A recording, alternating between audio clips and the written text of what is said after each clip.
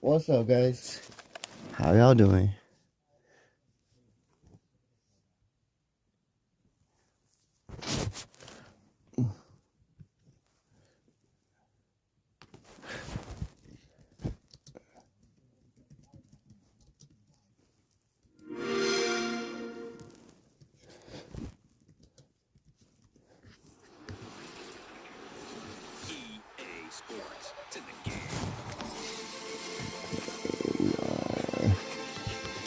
We're going to learn about some civil rights today. Hello, everyone, and welcome to this Federalist Society virtual event.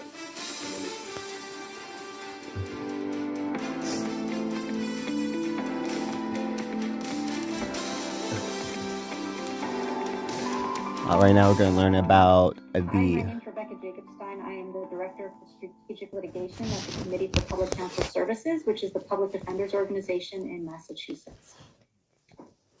Hi, I'm Daniel Marks. I'm an attorney at Fick & Marks, a litigation firm specializing in criminal defense and civil rights work in Boston, Massachusetts. And my name is Luke Ryan. I am also in private practice at a law firm in Northampton, Massachusetts called Sasson, Turnbull, Ryan, and Hoos. Like Dan and Rebecca, I primarily practice as a criminal defense attorney.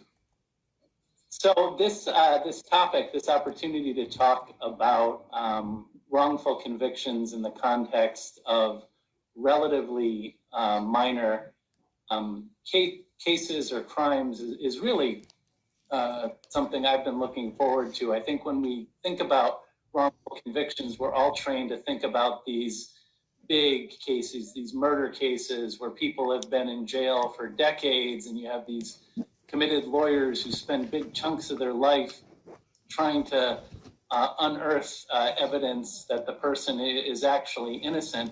And as important as those cases are, I think the vast majority of wrongful convictions happen at lower levels where the stakes aren't so high and the lawyering isn't so great, both on the prosecution and on the defense, and where the police work is a little sloppy, and where the volume of the system can kind of overwhelm people and put them in these positions where it almost becomes logical to cut their losses and admit often doing things that they didn't do, or be found guilty after trials where their rights were not protected in ways that we all hope they would be, because again, the stakes weren't anywhere near what they were in a murder case or a big arson case.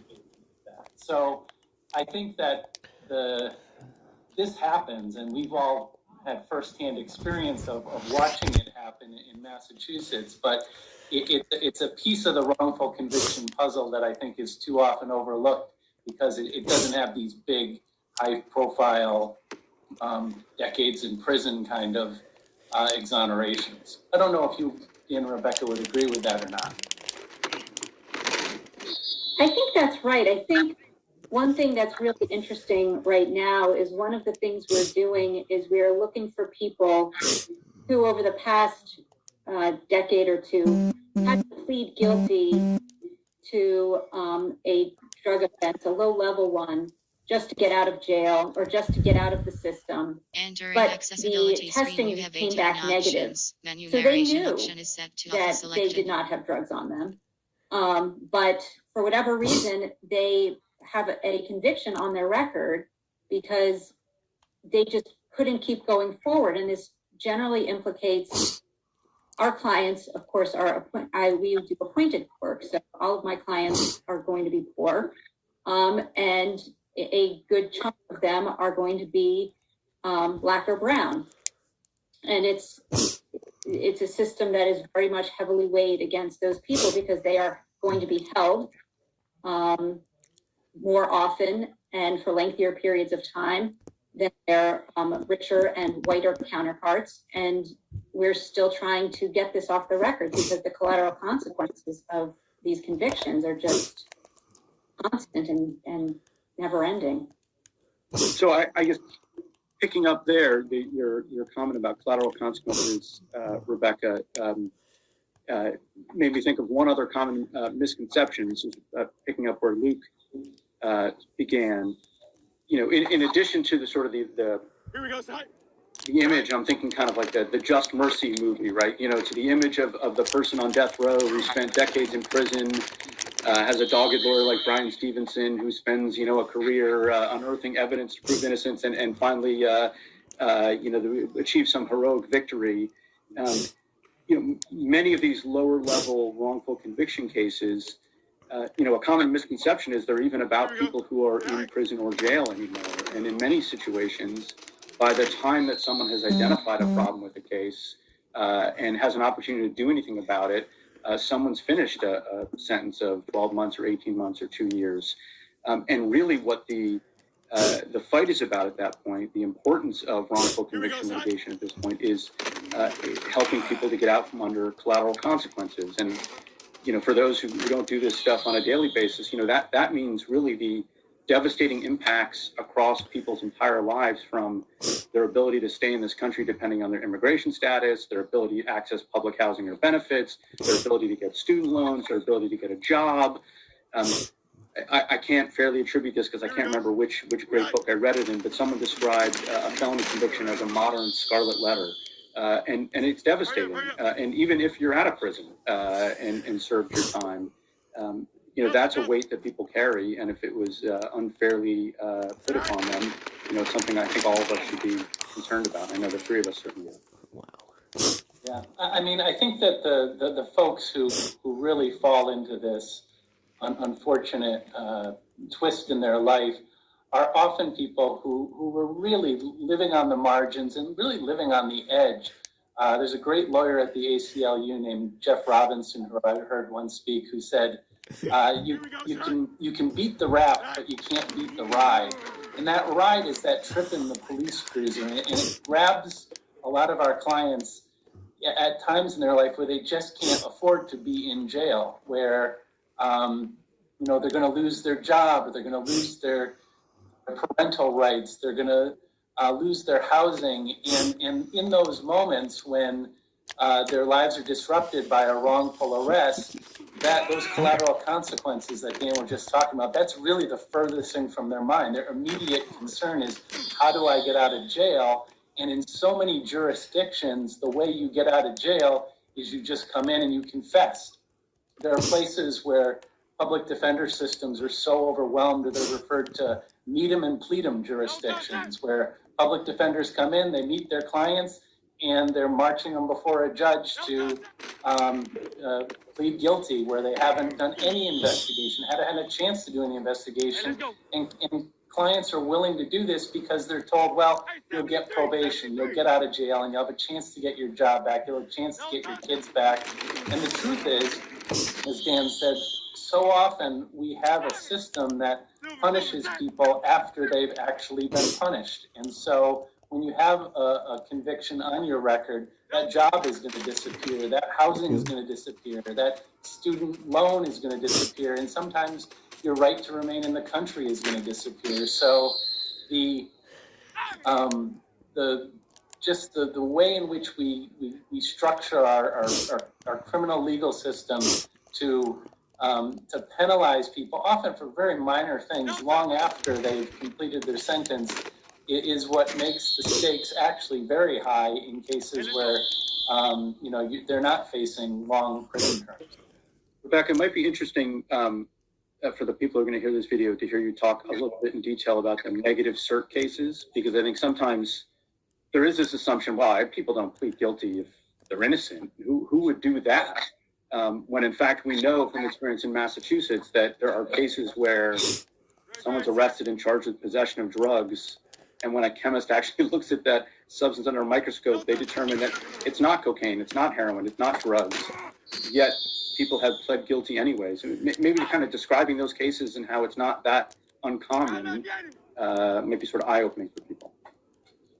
Right, so in Massachusetts, there is a delay between when they take the substance from you and when it gets to the laboratory and when you get the results back. And in that time period, before you know what the results are, you have court hearings. And sometimes at those court hearings, a lot of times at those court hearings, there is an offer on the table saying this can go away if you admit to these being drugs, or admit that we have enough information to prove you guilty, or you even have to plead guilty to having drugs. And your options are get out of jail today, or stop having to take days off of work or having to find childcare once every 4 to 6 weeks and keep coming back to court to fight this, or you can just have it go away. And they will make you probably do about a year of probation, maybe 2. They'll make you pay money, but at least you can keep that job, you can get out of jail, you can keep your kids. So you plead, you admit that this is a drug when it's not. And then later on, the laboratory will send a certificate of analysis, and that will say no drugs here.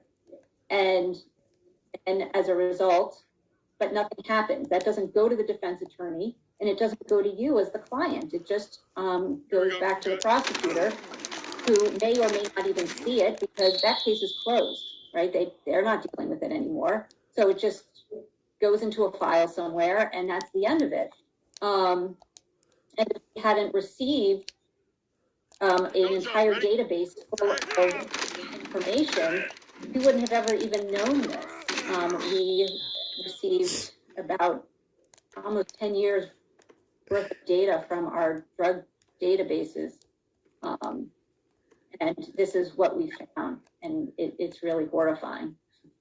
Yeah, so approximately 5 to 10 of all the substances that are taken off the street by law enforcement officers turn out to not be what the law enforcement officers think. They think everything they grab and charge people with drug crimes are in fact drugs. There's well-documented instances. You can have some fun Googling about cases where people were arrested for possession of methamphetamine and it turned out to be cotton candy or kitty litter. Those kinds of mistakes happen pretty frequently. And in a lot of cases, people will know, oh, this is actually cotton candy or this is kitty litter. But in other cases, you could have a situation where there's somebody who's walking down the street and a person comes up to them and says, hey, do you know where I can buy drugs? And just to get rid of the person, they'll direct them to an alley where they know that drug trafficking is going on, and it turns out the person who's making the request is a undercover cop, and the person who pointed down the alley gets arrested once the undercover goes and purchases something. That person who gets arrested really doesn't know whether or not it's baby powder or baby formula or cocaine, and counts on these chemists at these laboratories to do this work. So again, they're just put in a position where right out of the gate, they're in court having to make important decisions about whether or not they're going to try to, stay with the case and prove their innocence versus cutting their losses. And oftentimes people make in those moments what seem to be very logical choices to cut their losses when in fact they haven't actually committed a crime. Right, and that's one of the big problems from a legal perspective is the situations we're describing, which are very familiar, and situations where people make logical, rational choices, in terrible circumstances. There's sort of that reality on the ground, and then at the other end of the spectrum, there's sort of the Supreme Court's vision of the solemn ceremony of the guilty plea, and how it brings. With sincerity and accuracy and credibility, finality to a criminal case. And it marks this sort of critical moment where the defendant has come forward and confessed. When the reality is that that's not what happens, especially in these lower level, smaller cases where, people are under the kinds of pressures you guys are describing or are facing long prison sentences where there's charge bargaining involved and plea bargaining and aggressive overcharging. And so there's this sort of terrible gap between what the law thinks is happening when people plead guilty and the lived reality of people in those circumstances. And once you've done it, once you've pled guilty, as we all know, it's very hard to unwind that. And it's very hard to take that back, even if it wasn't true what you said you did. You were just saying that because it was a rational way to deal with a horrible situation you found yourself. Yeah, I mean, what Dan just said about overcharging is something that can't really be stressed enough. A lot of times, put aside the chemical composition, there are lots of cases that people will have where,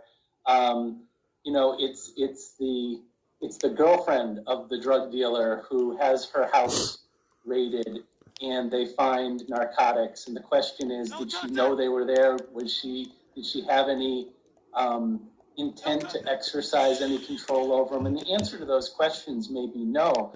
But in those moments, that young woman may be facing this choice of, all right, do you want to trust a jury of strangers to basically decide your fate, or do you want to accept probation for a couple of years, where if you know, okay, I'm not going to go to jail. If you don't, there are what are called mandatory minimums, where people are found guilty, and a judge has no discretion as to what sentence to impose. A judge must, in some cases, give somebody a 5-year prison sentence. So Rebecca or Dan or I might have these great arguments as to why, if a person is found guilty, the court should be merciful and should recognize they have no record, that they were really under duress because of a co-defendant who was pressuring them.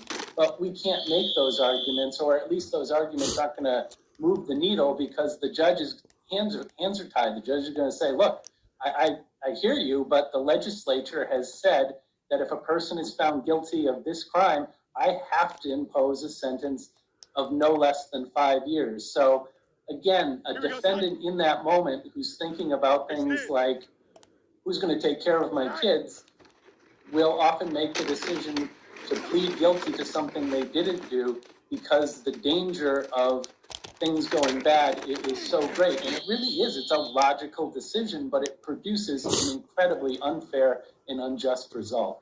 And I just add, there's a really sort of absurd aspect of theater to this whole thing, where the reason why the judge's hands are tied later, as Luke just described, is because the law generally says if a guilty plea was if a guilty plea was knowing and voluntary, then it's legitimate and you're stuck with it. And so under the rules that apply in federal court and in Massachusetts courts and in almost every state court, a judge will go through a very sort of ritualized, scripted conversation with the defendant to confirm that the plea is knowing and voluntary, that the person knows what it is they're pleading guilty to, understands the consequences, and that no one's pressuring them or forcing them or promising anything to them to do that. But of course, if you step back, the person who's made the rational decision to plead guilty to something that they didn't actually do knows that they have to go through this dance with the judge, knows they have to answer the question, yes, I understand what I'm doing. Yes, I'm doing this voluntarily. Yes, I'm doing it because I'm guilty, not because I don't want to lose my child, or not because I don't want to lose my job, or because I want to go home from jail today. They know they have to say those things. They have a conversation with their lawyer where their lawyer might explain, if you say to the judge, I'm only doing this because I'm being threatened, the judge will say, well, then I'm sorry, I can't accept your plea. And so there's this absurd exercise where the system is set up to elicit answers from people that it then throws back at them after the fact to say, sorry, when you came to court, you swore to tell the truth and you said you were doing this voluntarily, even though it's clear to everyone at the time they have to say that in order to make the rational decision or follow through with the rational decision that they're making at the time. So it's really, it's a terrible knot that tied people in. Dan and Luke and Rebecca, you've talked about the context of drug cases, but this is something that extends much beyond just drug cases too, doesn't it? It really does. I think that when Dan was talking about this, what it made me think of was all of the innocence cases where there are false confessions. And it's interesting because that's basically what a plea is. A plea is a false confession in a court of law. And, you know, the pressure that people are under is so strong that they will cede almost every time to make sure that they can get home or keep their job or keep their house or keep their children, you know, just keep their lives together. And, you know, I don't think it's really any different than the false confessions that the innocence programs find and document either, but it's just as harmful. It is, and if you think of something like an assault and battery case, where, say, for example, a young black man is accused of beating up a white man, and the truth of the matter is that the young black man was defending himself from a racist attack. That young black man, when he's faced with that choice of going to trial, particularly in jurisdictions where there just aren't that many people of color, in his mind is thinking, okay, I get to go tell my story to mostly white jurors who I know from my lived experience are scared of me, who don't trust me, and I have to rely on them to believe me, or I'm going to be found guilty and I'm going to go to jail for a long time. The safer, more logical way out of that jam is to just suck it up and say, yep, I did it. I was the one who was the first aggressor, and take the 2-year suspended sentence rather than run the risk of experiencing just part of the life of a young person of color where the stakes really just couldn't be more high. So it is by no means at all limited to drug cases. This is endemic. This is a part of the criminal legal system that puts people in these awful positions day in, day out in all kinds of cases across the country. It's clear the frustration you all are feeling, and you work with the system on a day-to-day basis. If you were given the opportunity to make changes in that system, what could we do? What could you do to make it better, to make it so that we didn't wind up with so many people who are actually innocent pleading guilty? We need better, stronger discovery rules. What discovery is what the police and the prosecutors and drug labs have to give you as evidence in your case. And for whatever reason, they get to decide what to give the defense attorney and the client. They should just have to give us everything, but they don't. And therefore, they can either purposefully or inadvertently hold something that makes or breaks the case and really proves what we're saying, right? You know, we have a big, I think, a big area in which there are guilty pleas where my clients are definitely not guilty, is when they are charged with generally disorderly conduct, resisting arrest, and assault and battery on a police officer. And we don't get oftentimes the complaints against the police officers. Those are withheld from us. Sometimes we don't get 911 calls, or where somebody says there's a police officer outside beating this guy up. You know, and if we were able to receive quickly the information that the government has, that would be really tremendously helpful. And I think that it would make a difference in some of these cases. But Brady requires that information to be given, doesn't it? And does that mean that these are inadvertent mistakes, or that there are intentional instances where information is being withheld? Dan's smiling, so I'm going to let you. Luke, you want to take that one? I think you have some experience with this. Yeah, the answer is both. Both. When you talk about Brady, that's Brady v. Maryland was a 1963 United States Supreme Court case, which basically said that we have this adversarial system, and the prosecutors who represent the people or the government in these adversarial cases against criminal defendants have to turn over to criminal defendants material that would make it harder for them to get the outcome that they want. So it's a decision which we all like, but it's really at odds with human nature. You're in this competitive game that you're telling one side, you've got to basically help the other side beat you. And human beings, I think, day in, day out, don't like that. They feel like they're doing important work, they're protecting public safety, and so they don't want to play by that rule because it could lead to results they don't like. And the thing that makes it so dangerous is when they don't play by that rule, almost nobody ever knows. It's like self-reporting, and it is something that it's the rare case where it comes to light that they haven't played by that rule. So that's the intentional ones where a prosecutor says, you know what, I really think this guy's guilty. I don't want to give this 911 call over. The witness makes it seem like he's innocent, so I'm going to pretend that I don't have this piece of evidence. And often a defense attorney and a defendant are none the wiser. There are also many, many cases where you have a overworked, overwhelmed prosecutor with 300 files on their desk, and they just don't know what's helpful to the defendants in these individual cases because they haven't had the bandwidth to look and see and understand, oh, this is what the defendant's defense might be. It's a misidentification case. So this witness statement about seeing somebody who was 6 inches taller and of a different race fleeing the scene, that actually is important, and they might want to use that. Those things don't get turned over, and it's not because the prosecutor is trying to win, it's because they just don't understand the context of the case, how important that evidence is. Yeah, I guess I'd add, as an answer to sort of both of your questions, Mark, both about Brady and about sort of a wish list from a criminal defense perspective, is the system really needs to do a much better job at holding both prosecutors and law enforcement generally accountable for misbehavior. And that includes Brady violations.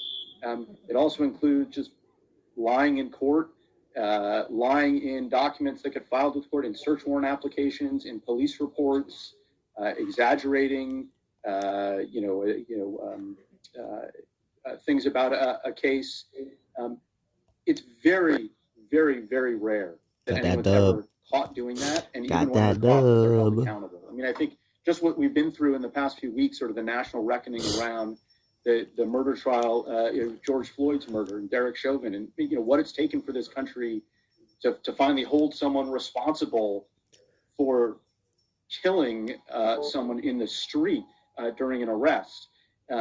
If it's that hard to hold someone accountable in that situation, we're light years away from holding people responsible for the everyday injustices of withholding Brady material or falsely testifying against someone about whether someone was resisting arrest or whether someone struck a cop during an arrest. When prosecutors engage in misconduct, they're almost never named in opinions, even when it leads to the reversal of convictions. There's no discipline for them or for police officers who are found to have testified falsely. Only now, I think the criminal defense bar is getting smarter and more organized around even collecting databases of this information so we can help ourselves track some of this stuff. But there's very little work done in the system to hold people accountable for that kind of misconduct. Facts. And it's a huge problem. From a process point of view, I've heard it suggested that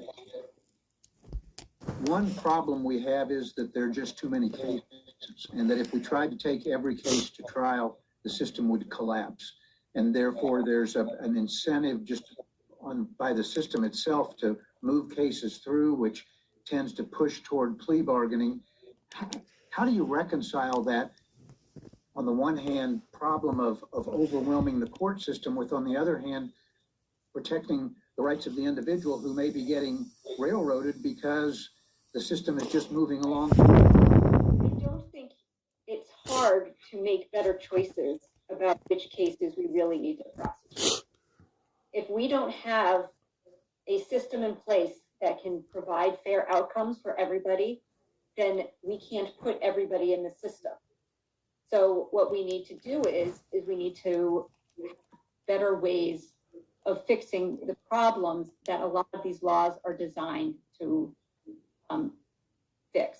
I can say that there's a study out of Harvard did a study of the Massachusetts court system.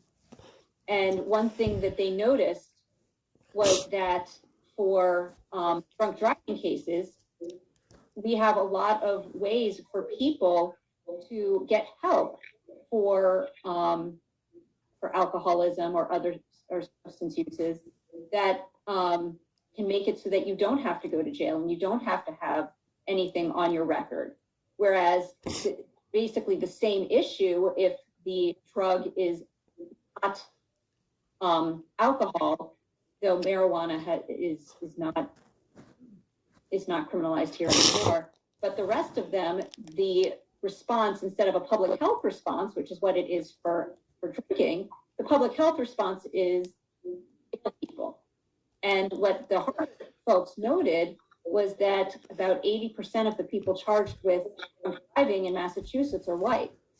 And that is definitely not the percentage of people charged with possession of narcotics in Massachusetts. So it's how you decide how you're going to treat what is essentially a public health problem is oftentimes dependent on the people you want to help and the people you want to jail. Yeah, it's remarkable to look back at what often gets referred to as our noble experiment with the prohibition of alcohol and in the early 20th century, and what a disaster that was on so many levels in terms of increasing violent crime, enriching bootleggers, creating this product it's the iron law of prohibition. Anytime you're going to outlaw a substance, the substance is going to get more potent and more deadly. It happened with alcohol. People stopped drinking beer and wine and they started drinking hard liquor and this bathtub gin. The exact same thing has happened over the last 50 years with respect to narcotics. The prohibition of drugs creates a huge problem with the system in terms of the amount of cases it brings in, and it provides no corresponding benefits. We've spent trillions of dollars to come to a place where drugs are cheaper, more potent, and more available than they've ever been. And so if you're looking for ways to shrink the system where as Rebecca said, you could have fair outcomes for the people who enter into it, that's one easy way to cut down on the volume that overwhelms all of us every day. From everybody who's involved in the system just gets overwhelmed by the numbers of people who are brought into these courthouses. You go to places like in Western Massachusetts, where I practice, Springfield District Court, and you just watch every day, pre-pandemic, the people go through the metal detectors, and it's impossible just not to think you're watching a war on the poor. You're watching a war on people of color, and it's unsustainable. If your goal is justice, you just can't, unless you were going to increase the amount of money you're going to put into the system tenfold. You're just not going to have the resources to handle these volume of cases with anything approaching rudimentary fairness. Our audience for this program is the public. And with that in mind, what message would you give to them? And people who are concerned about this problem and want to help improve the justice system, what can someone do to help make things better? I think that one thing you realize if you spend enough time in our courts is that if you didn't have to spend time in our courts, there would be more justice. And I really think that if you can help people where they're at before they get there and look at people like they're really people, because that's who I represent. I represent human beings with people who love them. And maybe they've done something wrong and maybe they haven't. But the reality is that the way this system treats them doesn't help anyone. No one feels like they got justice in the end. And to get true justice, you really need to make it a place where everyone has a chance and has a shot. And that's, I think, what I have taken from my almost 20 years in the criminal defense world. Look, it's a big question. It's a hard one to answer. I think one problem that we've had as a society over the past 40 to 50 years. I'm thinking roughly back to the late 60s, early 70s, the beginning of the drug war, the rise of mass incarceration, is that issues in the criminal justice system have largely been, for political reasons, a one-way ratchet. There's more things that are being criminalized all the time. Sentences are getting longer. The system is getting harsher. And there's a lot of vested interest in keeping it that way and maintaining those trends. And at least it's perceived to be a big political liability for anyone in public office to say, well, hold on a second. This doesn't make sense. This is not fair to people. This isn't justice. This is, this isn't sound public policy.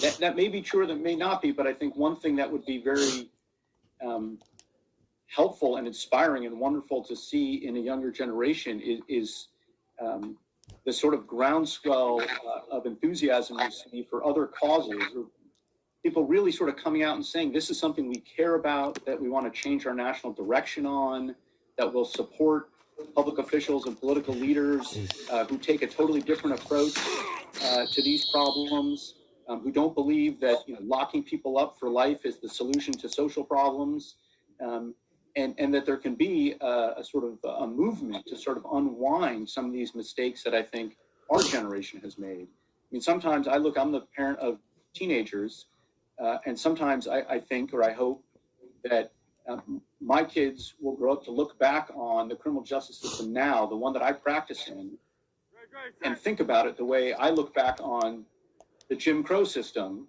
And it's almost unimaginable that anyone ever thought that was a legitimate way to run a society. That in a generation we'll be able to look back and say, who would have ever thought the United States should lead the world in incarceration? That we should have millions of people behind bars? That we should be creating a permanent underclass, stripping people of civil liberties by tagging them with felony convictions? In what world they want? I hope that the generation of high school students, maybe people watching this, will grow up and they'll look back at us and say, "You people were crazy. This was no way to run a justice system," because it can be totally different. It requires the political will to get there. Yeah, I mean, the degree to which we've normalized putting a human being in a cage is so sad, and is something that I think we just all have to reckon with. What Dan just said is true. We are the preeminent jailers in the world, and it is so far from our own conception of ourselves as the land of the free. We, on a per capita basis, are worse than China, we're worse than Russia, we're worse than Saudi Arabia. You name it, you think of these repressive places where people have no rights. There aren't as many people in those prisons. And I think that the more we can make that not normal and refuse to buy into the idea that that's okay, that the status quo is tolerable, the better chance we have. I think it also helps for us to think about our own lives. There's a civil libertarian in our part of the world who wrote a book called 3 Felonies a Day, which makes a pretty compelling case that we have so many laws that we're all breaking them all the time, whether we know them or not. And so this idea that jail is just reserved for those other bad people, it's really the place that the unlucky people go. We are all potentially subject to that treatment, and the more we can look to just reduce the size of this system in all of our lives, I think the better chance the people, as Rebecca said, who enter into it will have to get something approaching a just outcome. It's impressive the depth with which you've given these issues thought. I will say this, because this is such a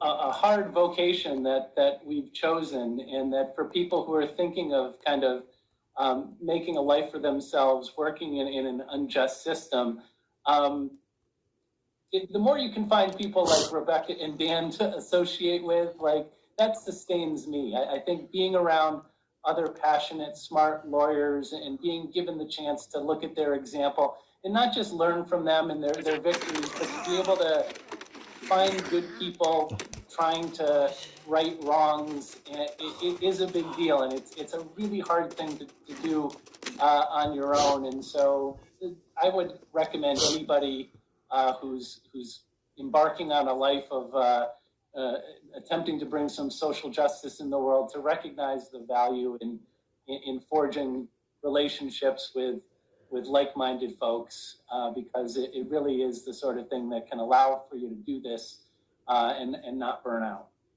Anything you want to add, Rebecca? No, Luke is the nicest person in the world. Yeah. Ditto. Go work for Luke. Yeah. One other thing I'd say is we've talked a lot over the past close to an hour about wrongful convictions in the sense of convictions of people who are innocent. And that's a hugely important subset of people who are wrongfully convicted. But there's a lot of people who are wrongfully convicted who, in an everyday sense, in a colloquial sense, are guilty, factually, what we call factually guilty, not legally guilty. So maybe they really did do what they're accused of. Luke had the statistics of 5 to 10% of drug samples that are collected in Massachusetts come back as not drugs. Well, that means 90 to 95% are. There are a lot of people who commit crimes, but many of those people get wrongfully convicted in the sense that they're not treated fairly, that the system doesn't follow the rules, that the Constitution isn't abided by. And those are different, but as serious problems as people who are innocent being convicted. And sometimes that's hard for people to understand. How can you represent someone who's done something wrong, who's guilty of committing a crime? And often I use, particularly with non-lawyers, the following analogies. Number one, as I say, you've never asked that question about a doctor. Someone comes into an emergency room, they might be an axe murderer, but if they're having a heart attack, the doctor in the emergency room is going to try to save them and work with the nurses and work with the staff and do everything they can. And then once they're out of the woods, then let the chips fall where they're going to. But there's a service that needs to be provided. There's a need in that moment, and it's someone's job to do that. And in some sense, that's our role in the criminal legal system. The other analogy I often use, again, because I'm a parent of teenagers, is I say, look, you get in trouble all the time. You get in fights with your siblings, you get in fights with friends at a school, and the issue comes before your parents or comes before a principal or something. And even if you're sort of in the wrong, even if you hit your sibling first, or even if you cheated on the test, don't you want someone there to help you and support you and to explain how you got in that situation, or to argue why you shouldn't be punished particularly harshly? Don't you want someone to advocate for you and to help work you through that process and try to help you come out okay on the other side? And that's really what I see our job is doing in making sure that people aren't wrongfully convicted in the sense of being treated unfairly or unjustly, even if they've made a bad decision or a bad choice or found themselves in an unfortunate situation. You have given us, Rebecca, Dan, Luke, a great deal of food for thought. Thank you very much. We appreciate the opportunity to share your insights with our audience, and thank you so very much. Thank you.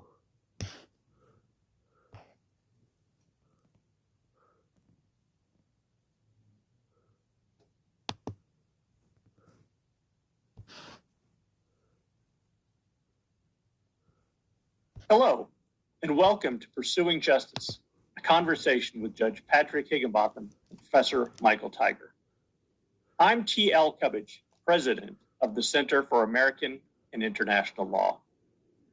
The Center, or CAIL, was founded in 1947 by Robert Story, shortly after he returned from being a senior American prosecutor of Nazi war criminals at Nuremberg.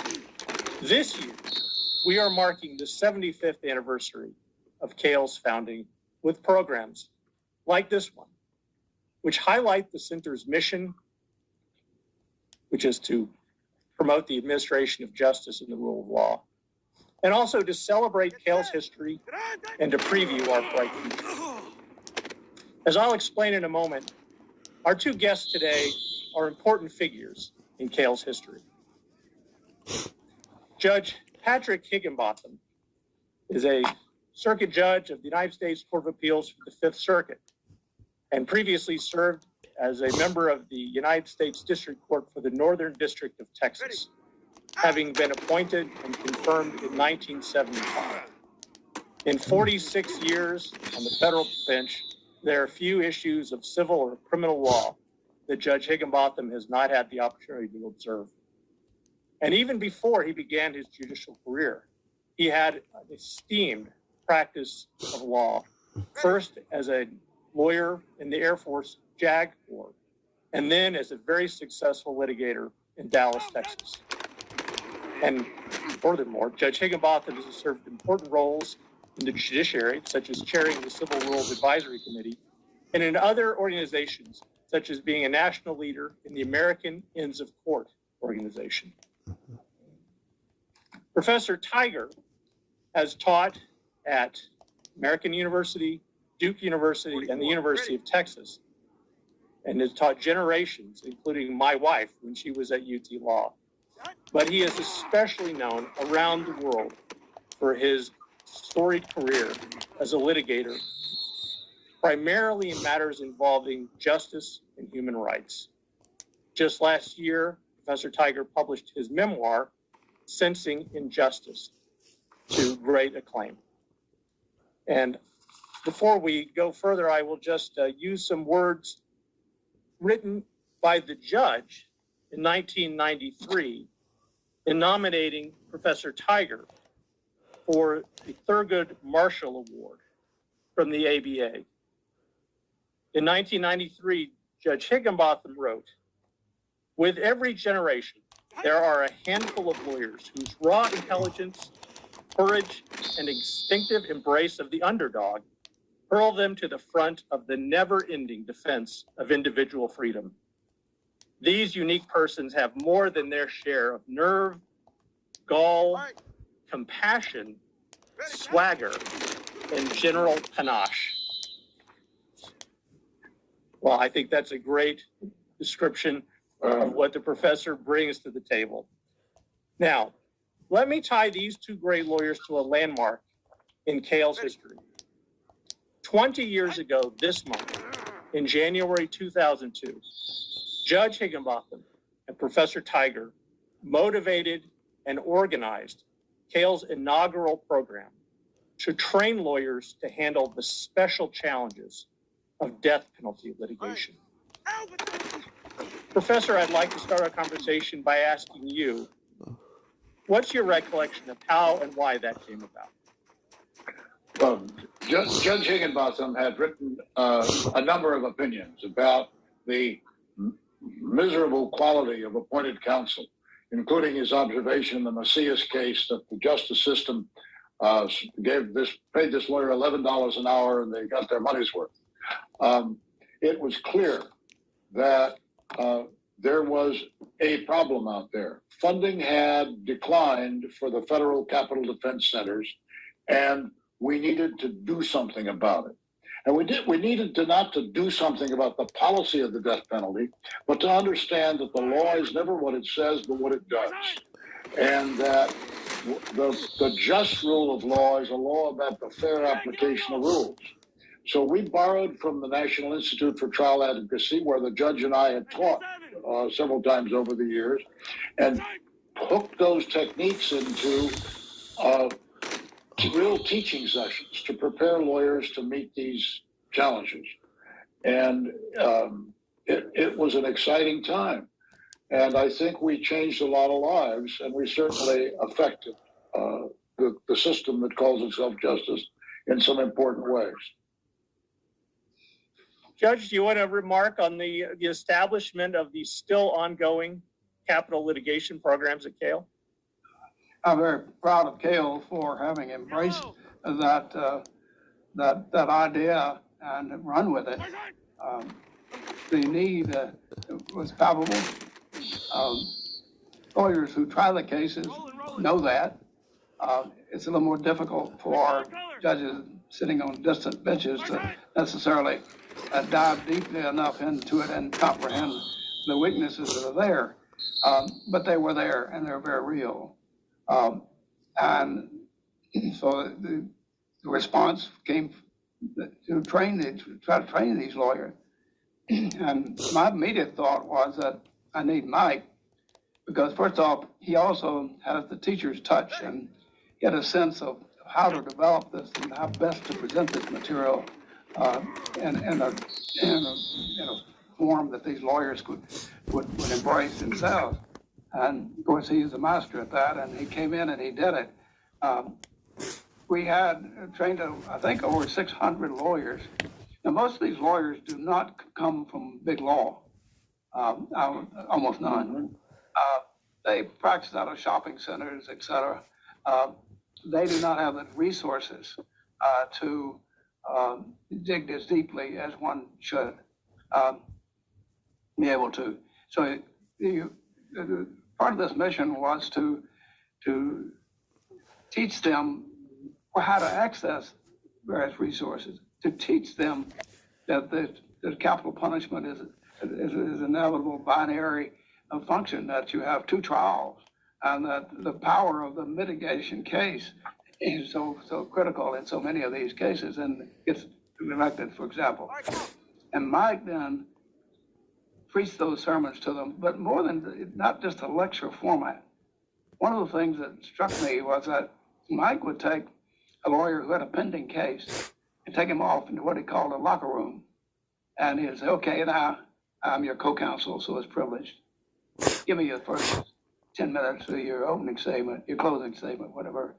And then as they got into the case, Mike would say, what about this? And what about that? Have you got these papers? This is where you can get these papers. Have you considered that? Yeah, I would go this, then do this, and et cetera, et cetera. And so the lawyers, of course, that's invaluable right on the money in the case itself. It's as close as we get Tiger to a second chair, almost first chair, handed to these people. And then they developed a set of materials which were not abstract discussions of the law, but very practical, usable, immediately usable motions that needed to be filed. They had a collection of those that we routinely would expect them to have access to. And then the ability to communicate with one another. We were all in this together, pick up the phone and talk to a colleague, seek assistance, et cetera, et cetera. So they left there after weeks of this. It was a multiple week program. It's different weeks, of course, but then all-day sessions. And finally, they graduated. And what I saw at these graduations were lawyers who really deeply appreciated that. More than one said to me that it makes me feel like the lawyer I always wanted to be, and I'm doing what I thought I would be able to do, and et cetera. And many of those, more than one of them, took their certificates and had tears in their eyes because it enabled them to do what they had a call for. So that's the story. Tiger did it. You get the ideas and throw them out there, and but he has the gift of being able to walk into the courtroom as a powerful advocate and to stand before a class and to teach them as well. So that is an uncommon skill.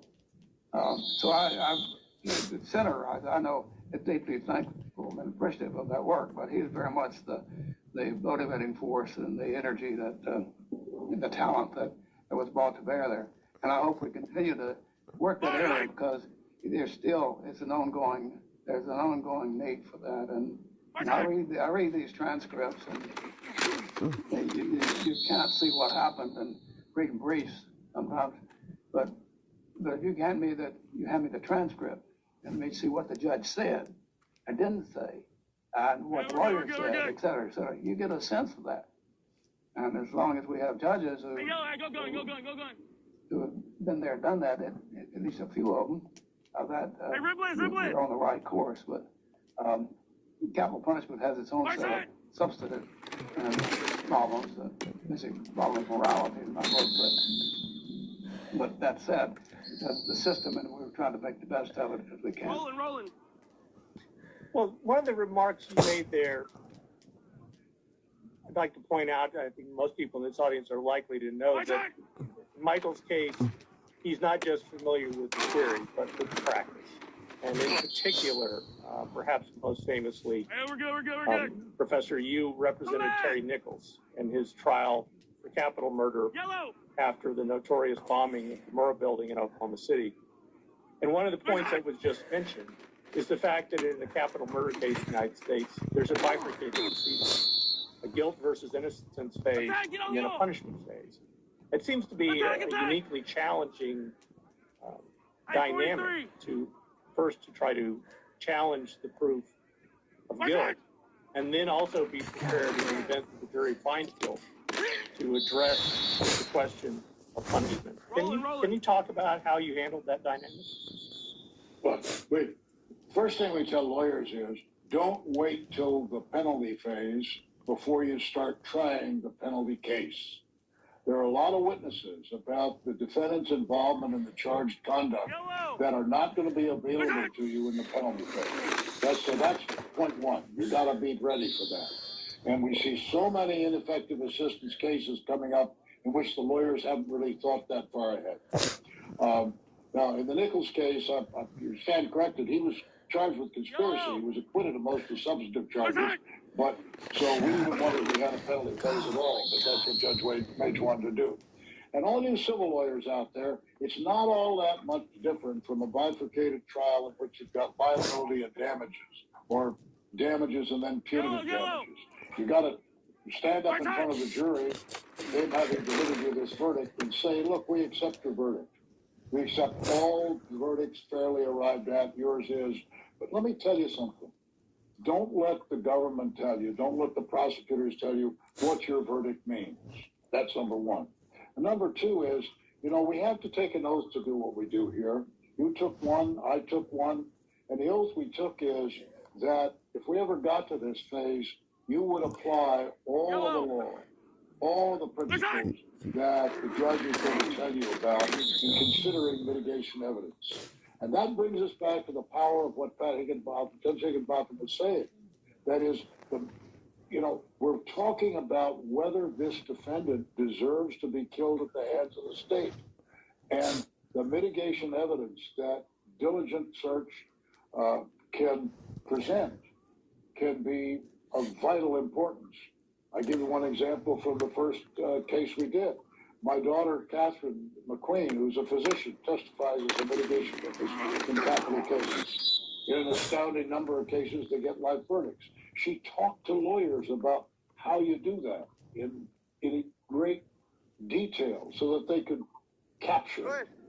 And it's true. Large lawyers haven't done about it. As one fellow said at the beginning, you're telling us things, that's not the way we do it in Collin County. I said, well, you get a lot of death verdicts in Collin County? He said, well, yeah, we do. I said, well, it's good you're here then, isn't it? Can I just add one thing? You are the center for, you've got international law in there. The interesting thing is that capital punishment has become a matter of international law, and it's under active consideration by the Inter-American Commission on Human Rights. In fact, they've issued decisions about that. So this has become a field of study that goes beyond what we might have thought it was 20, 30 years ago. Judge, one of the things I mentioned that I think comes through in your observations about the importance of the transcript is that you came to the bench with a great deal of courtroom experience as an advocate yourself. And that's partly as a result of your very young age being in the courtroom so often as a military lawyer. How did that experience shape your role and your approach to being a judge on the bench? Well,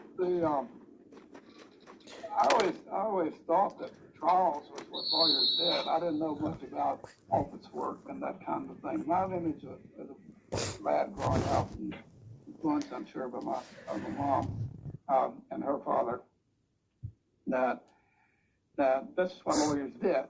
And so then it happened that as I came out of law school, I had several options that didn't work out because but what did happen was that I was offered an immediate appointment to the Air Force. They were after me to become a judge advocate, and I thought that I wanted to do that. I wanted to serve my country, and so I signed that on to that, and I didn't really fully appreciate that it's a difference. That's what I started doing. I had tried 5, not big trials, 3 or 4 day trials within about 3 months of getting there. And that's what I did for 3 years. Then when I came out, I went to a firm and I thought I was going to be so far behind, but it turned out I wasn't. I had really examined more witnesses, cross-examined more witnesses, and tried more cases than a number of the people, quote, trial partners, had in recent years in any event. And so it all worked out in that fashion. But it's in the trial of these cases that the justices ultimately serve. And Mike, one of his great victories is going into a general court-martial. And one that I jumps out at me is so silly, and he talked about it in the book, but I actually did because it's Michael Tiger who the general reaction to it is going to be, this is an outside agitator to come in here and tell us what to do, as they say down the thieves out. And to go into the courtroom, which has its own sense of propriety and rules and so forth, the tradition. And I have a kind of confidence in the structure of actually the way it works day to day. But here he came in to that setting to defend she was a female officer major, as I recall. And in the event that he achieved a not guilty, and that is difficult to do in the military system, not because of the rigidity of their outlook so much as it is that the care with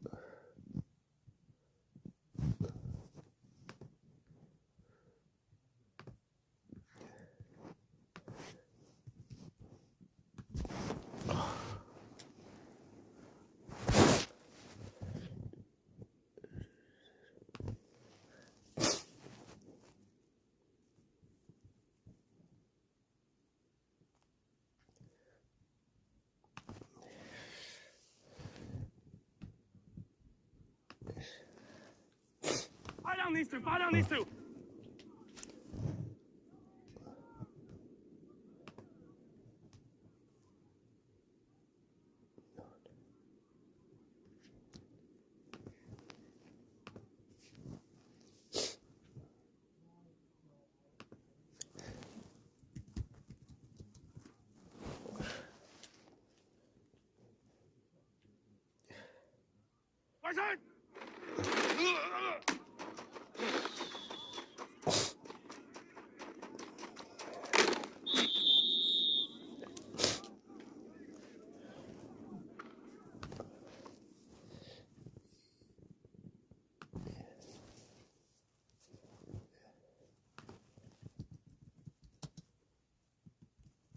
Ooh.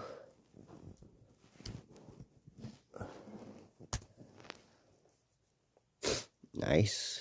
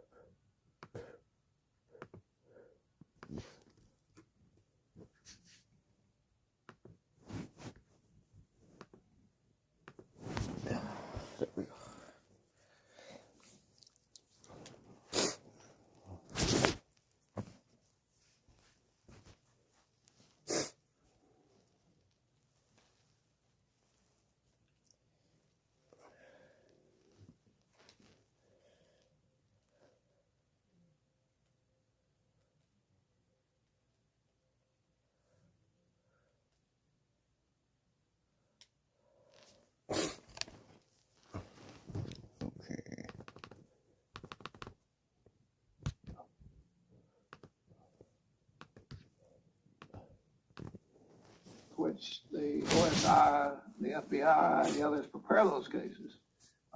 They just don't like to go to trial unless they have a lay down hand.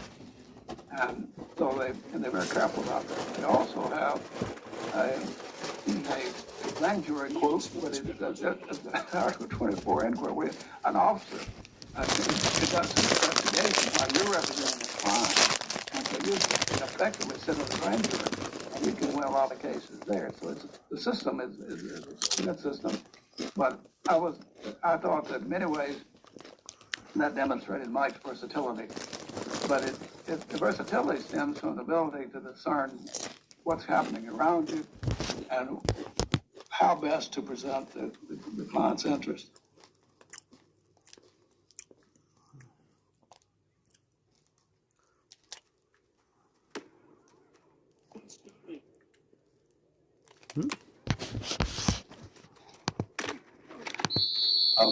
Well, I appreciate the encomium, but a general court martial, of course, all the members of the court outrank the defendant.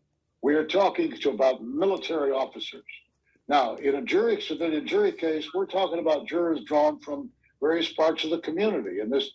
And in both sets of cases, you are talking to identifiable human beings. That's the reason for all you judges that we need voir dire, so that we can figure out to whom we're going to be speaking. But one of the themes of the defense there was that, all right, there were ill-motivated civilians that made charges against the major that I was representing. Gee, is there a parallel for that? How about Cicero, Marcus Tullius Cicero, defending General Murena against allegations made by ill-motivated civilians and talking to that jury about the nobility of military service versus these ill-motivated civilians. So the summation kind of wrote itself as you translate it into something that might reflect the views of the people that were going to decide. That's your CLE for the day. But that's what jumped out at me was that when you actually look at how the case was tried, that I didn't thought about chair laughing when I saw what Mike had done. Because it was brilliant. It would never occur to me to do that. But all of that, part of that comes from the need for broad-based education. Somebody reads a lot and is familiar with a lot of history, et cetera. That helps. Knowing life's experiences, and that translates the ability to talk to people and to know how to persuade. And you can multiply your life's experiences by doing a lot of reading. That helps. In addition to living it yourself. But it goes for judges, too. One of Judge Higginbotham's best articles is called "So Why Do They Call Them Trial Judges?" in which he arraigned his colleagues on the federal bench for not getting into court and mixing it up with the lawyers. Instead of receiving the papers in the chambers, turning them over to the clerks, and then, shoving results out underneath the door where the lawyers can get at them. But I don't know, Judge, my perception is that beginning as a federal district judge, your willingness to get on the bench and to talk to the lawyers, talk things through, was a basis for making informed decisions. And then that led up to the point where Judge Higginbotham trusted the jurors then, if the case went to trial, to get it right. Well, I came to the bench with a great confidence in juries. When I was in private practice, I defended some of the Fortune 500 companies in antitrust violations.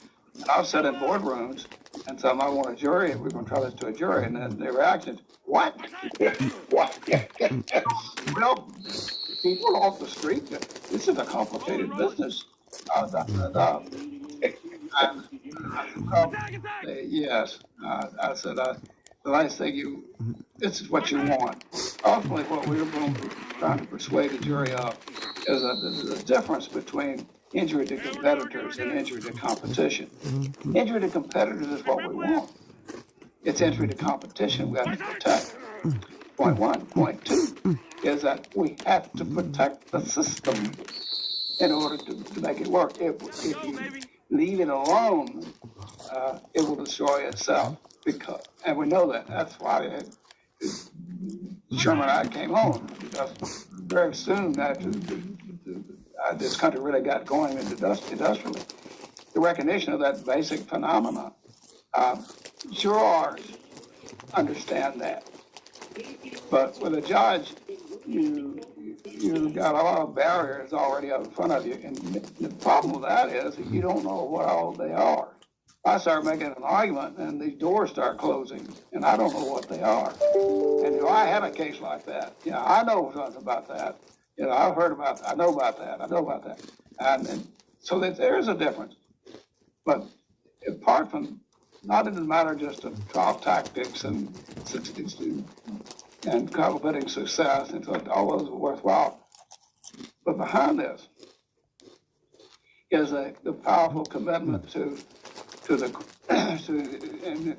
answer to who decides, is that it best be left with the people. And that our founders darn sure were fixed on that. Don't forget the powerful reaction that came back when we sent that Constitution out for ratification. They came back, whoa. Where's our jury? Where's our jury? You don't mess with our jury. We got a lot of other issues on this thing. That one, that's a starter. Madison saw that, and they quickly figured it. With the explanation, no small part is, well, it's a given. It's no, of course, but we'll see it. And they did. And that is a very powerful commitment. But the originalists out there that want to do and try to hear the teachings of that constitutional structure, you can't escape that incredible commitment to jury citizen participation. But yet we see a love affair with arbitration by the courts. It comes from the courts. And with those ADR, all those have it in place. But one thing that is just so basic. I reminded sometimes of the reality is one travels around Texas or any other state, and you go out into the rural counties and say, what's the center of that town and square? What's there? What's there is a courthouse. And that's the center of the activity in so many ways. These records are there, marriage records are there, divorce and so on and so forth. And that's where the trials are there. And that is a powerful lesson in work.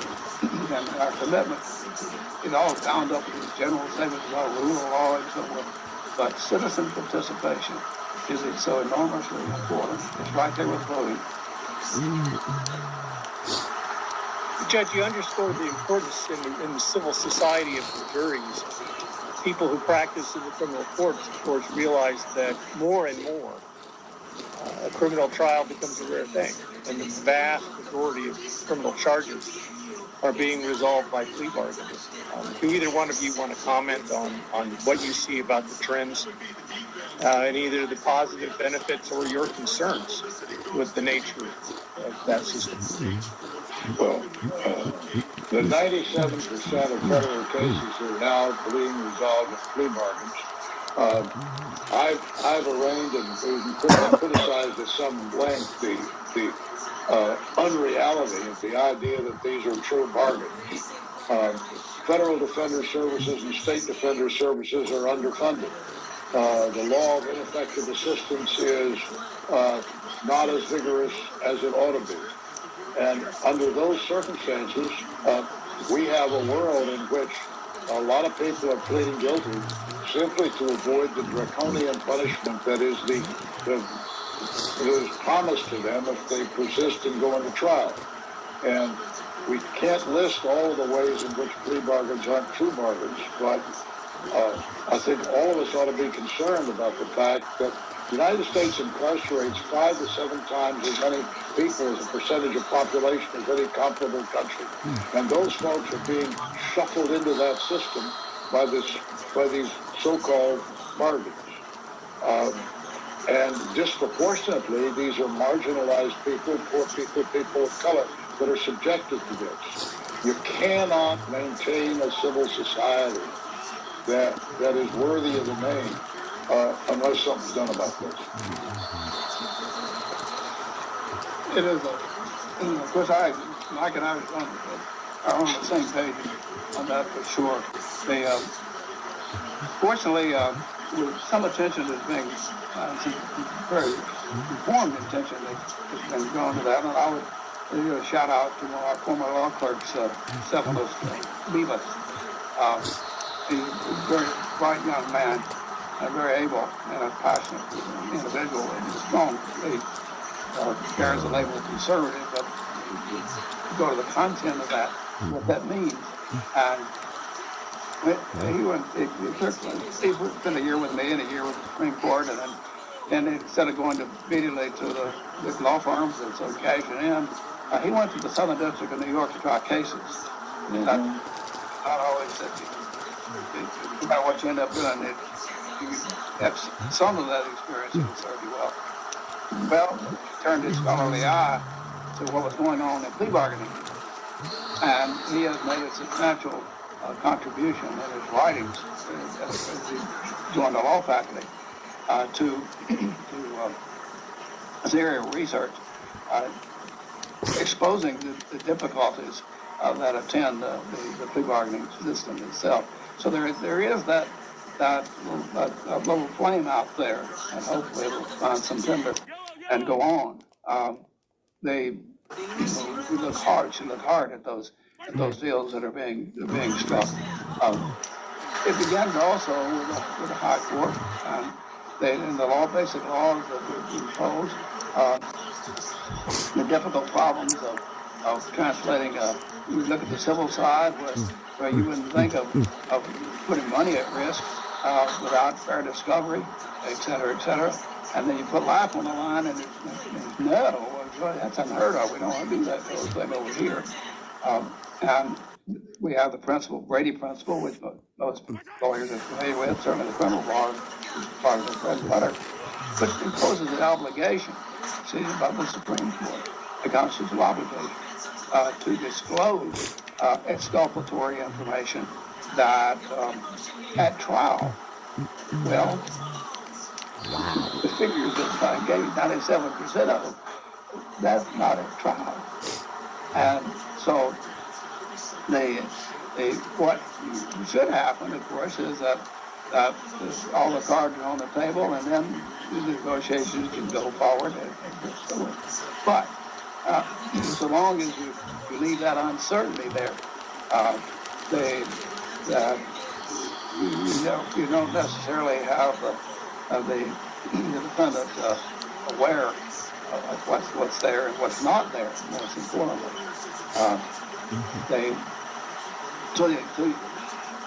Ultimately what we're saying is this is an issue. It is a phenomenon.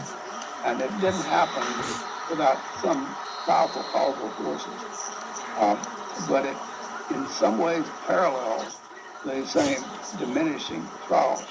It's sort of a reaction that's simply a more efficient, business-like way of doing this dirty work of trials of people and civil suits, disputes, etc. To that, Judge, I want to shout out to the late Irving Goldberg, because you mentioned that the prosecutors don't feel obliged to disclose exculpatory evidence during the bargain negotiation.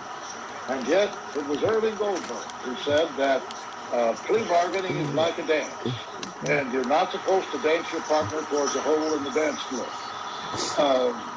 And if that were translated into law, then the idea that you have to make disclosure of exculpatory evidence could live again. And so I commend that to the members of the Fifth Circuit who may want to look back at Judge Goldberg's wisdom.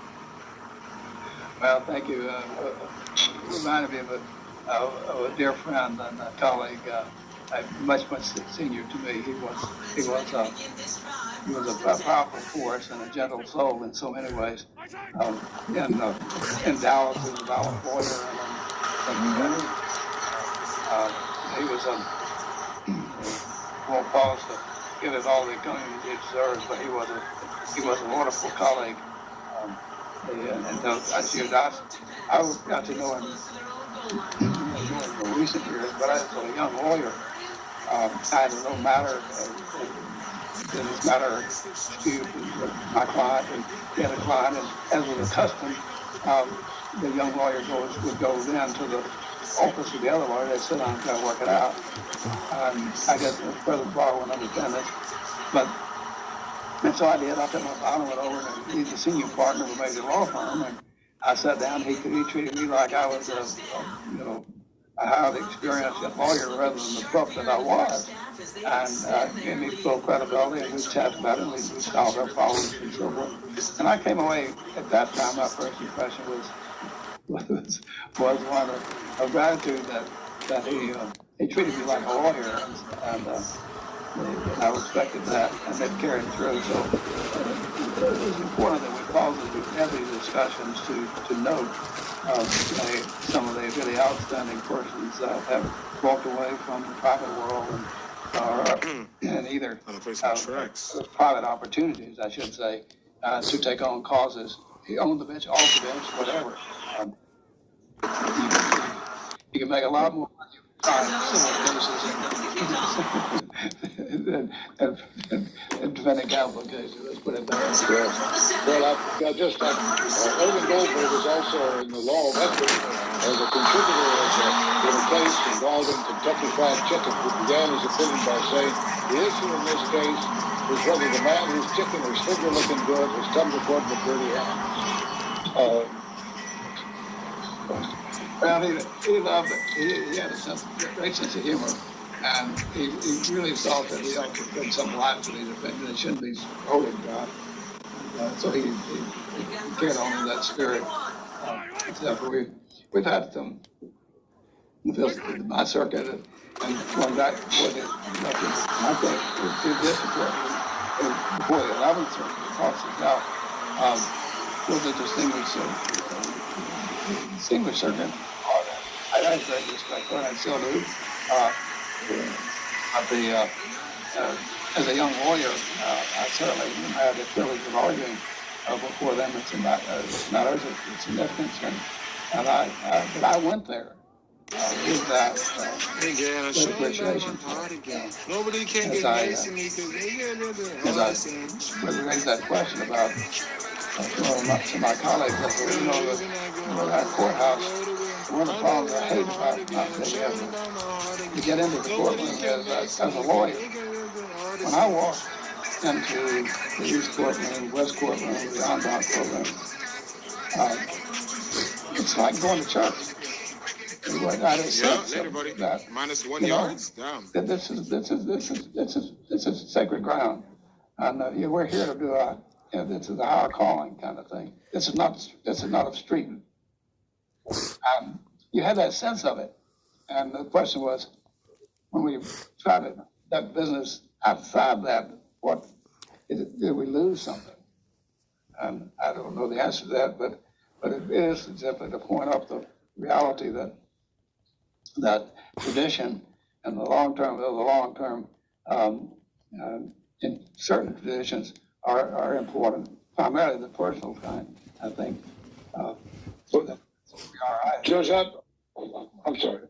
You mentioned that it was talking about the founding of Kylaw, and of course the founder had come back from Nuremberg.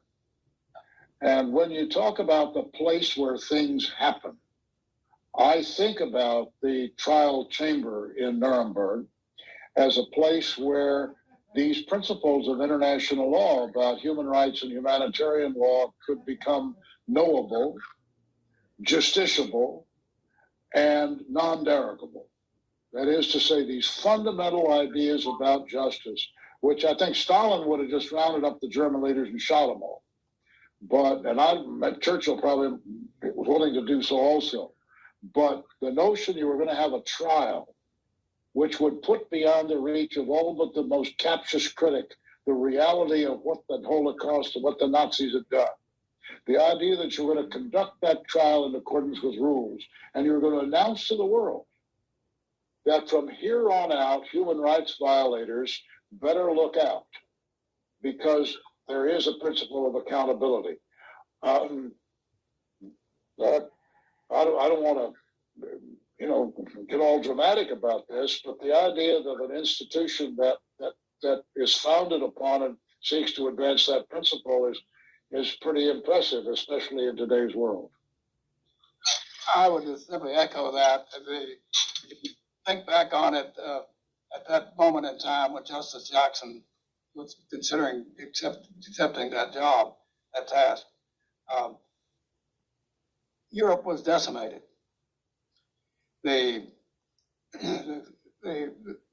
Unlike we were very, very conscious of the fact that following the first glory in WW1, that the League of Nations was defeated in the Senate, and we walked away.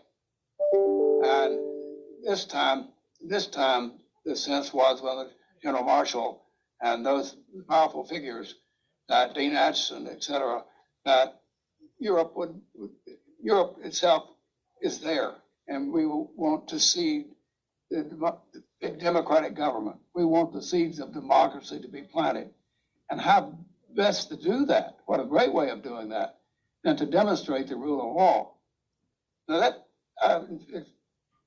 having said that, this was not without some risk for Justice Jackson personally in his career, his legacy as he would see it, etc. But he had been a very strong trial lawyer, powerful trial lawyer before he went to the bench. And so he had those skills. But one of the criticisms that was thrown in his face as he got there said, you advocate the rule of law. There is no law of war. And of course, one of the German principals was one of the most articulate defenders of a fascist system, and very smart, clever man. And it was a cross-examination of his of that man that was one of the critical points and junctures of that trial. But it's the fact of it. It's simply the fact of it that one, it did say that there is a law of war in this sense, and that is the atrocities, the Holocaust, those things. And he started and opened this trial with a display of the photographs of the bodies, and silence fell in that. So from the outset, then he was articulating, yes, there are limits, and even to the war itself. So I think that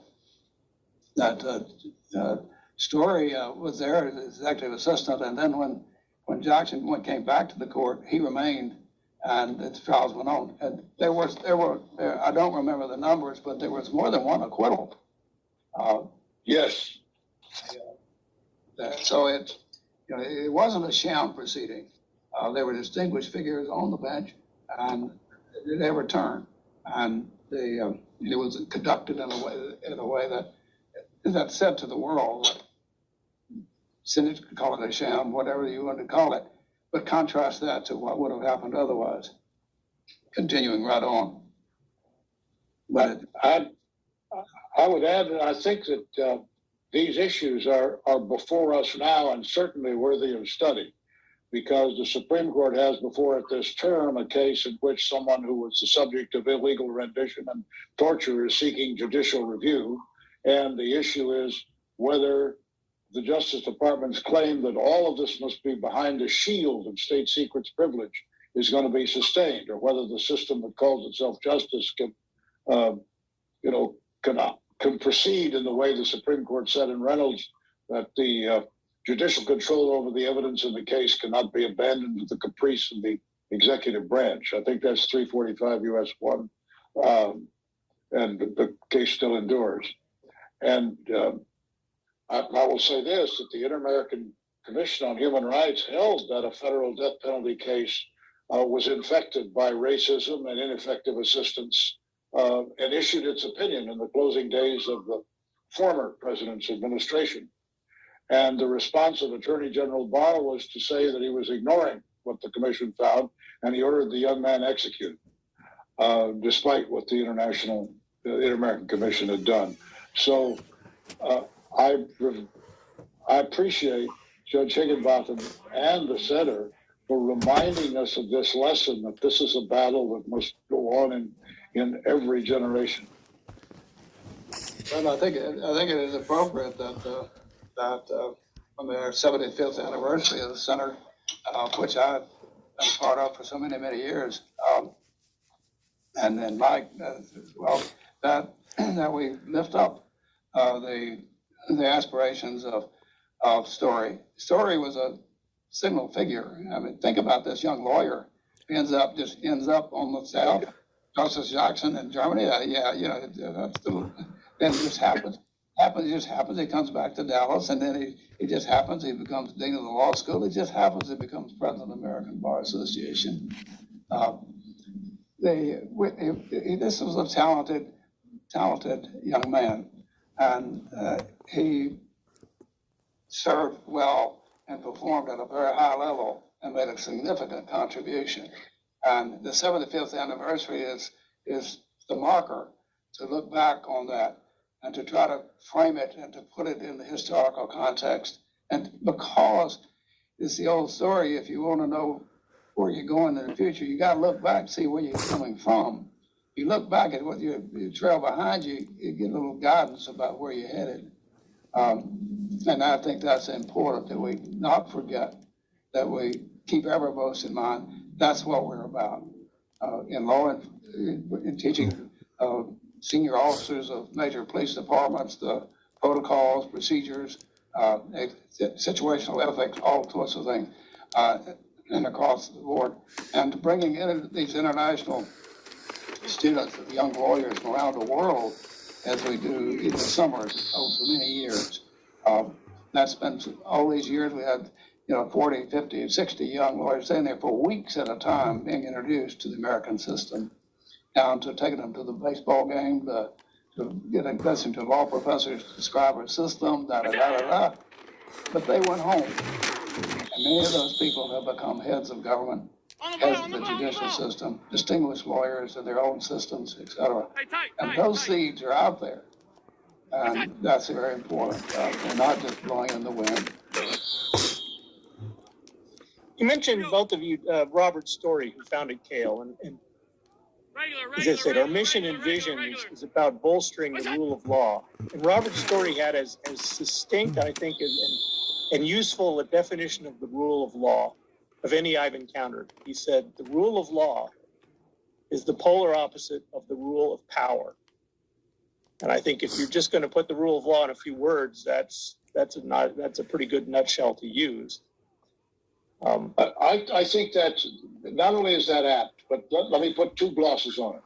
First of all, Justice Scalia was fond of saying the rule of law is the law of rules. Well, I think he got that wrong, because the just rule of law is a law about procedures that are transparent and open, that determine whether rules are going to be applied to somebody. That is another longer way of saying that it's about power, how you exercise power. And the second thing is that, and this has happened, and current events I think pointed up to it, is that there's so many people now, including people that wear judicial robes, who are anxious to see particular results reached, and they're therefore willing to overthrow our most cherished convictions as to how legitimate results, ought to be reached or must be reached. And we go back to 20 years ago and the capital punishment training and discussion we had. These lawyers were learning how to deconstruct the system by which these life-death decisions are made, to lay it open for examination so that they and the judge and the jurors can participate in it in a meaningful way. And the demonstrable impact on life verdicts shows that that's right. So, yes, what Mr. Story said is right. And what he also, the subtext for everybody listening is that, everybody can think about what they can do about injustice today. Well, one of the things you look around, this Europe today, and domestically as well, you see the powerful tendencies of the forces that seem to be built into the psyche of our people operating, the tendencies to move from a free society to a fascist society itself. One of my dear friends from high school days, who you were ahead of me in high school, my campaign manager when I ran for the student body office, and later my 5 years we worked closely together in litigation. He had come at the law firm Covers in Burling in Washington. Harvey Applebaum, brilliant student.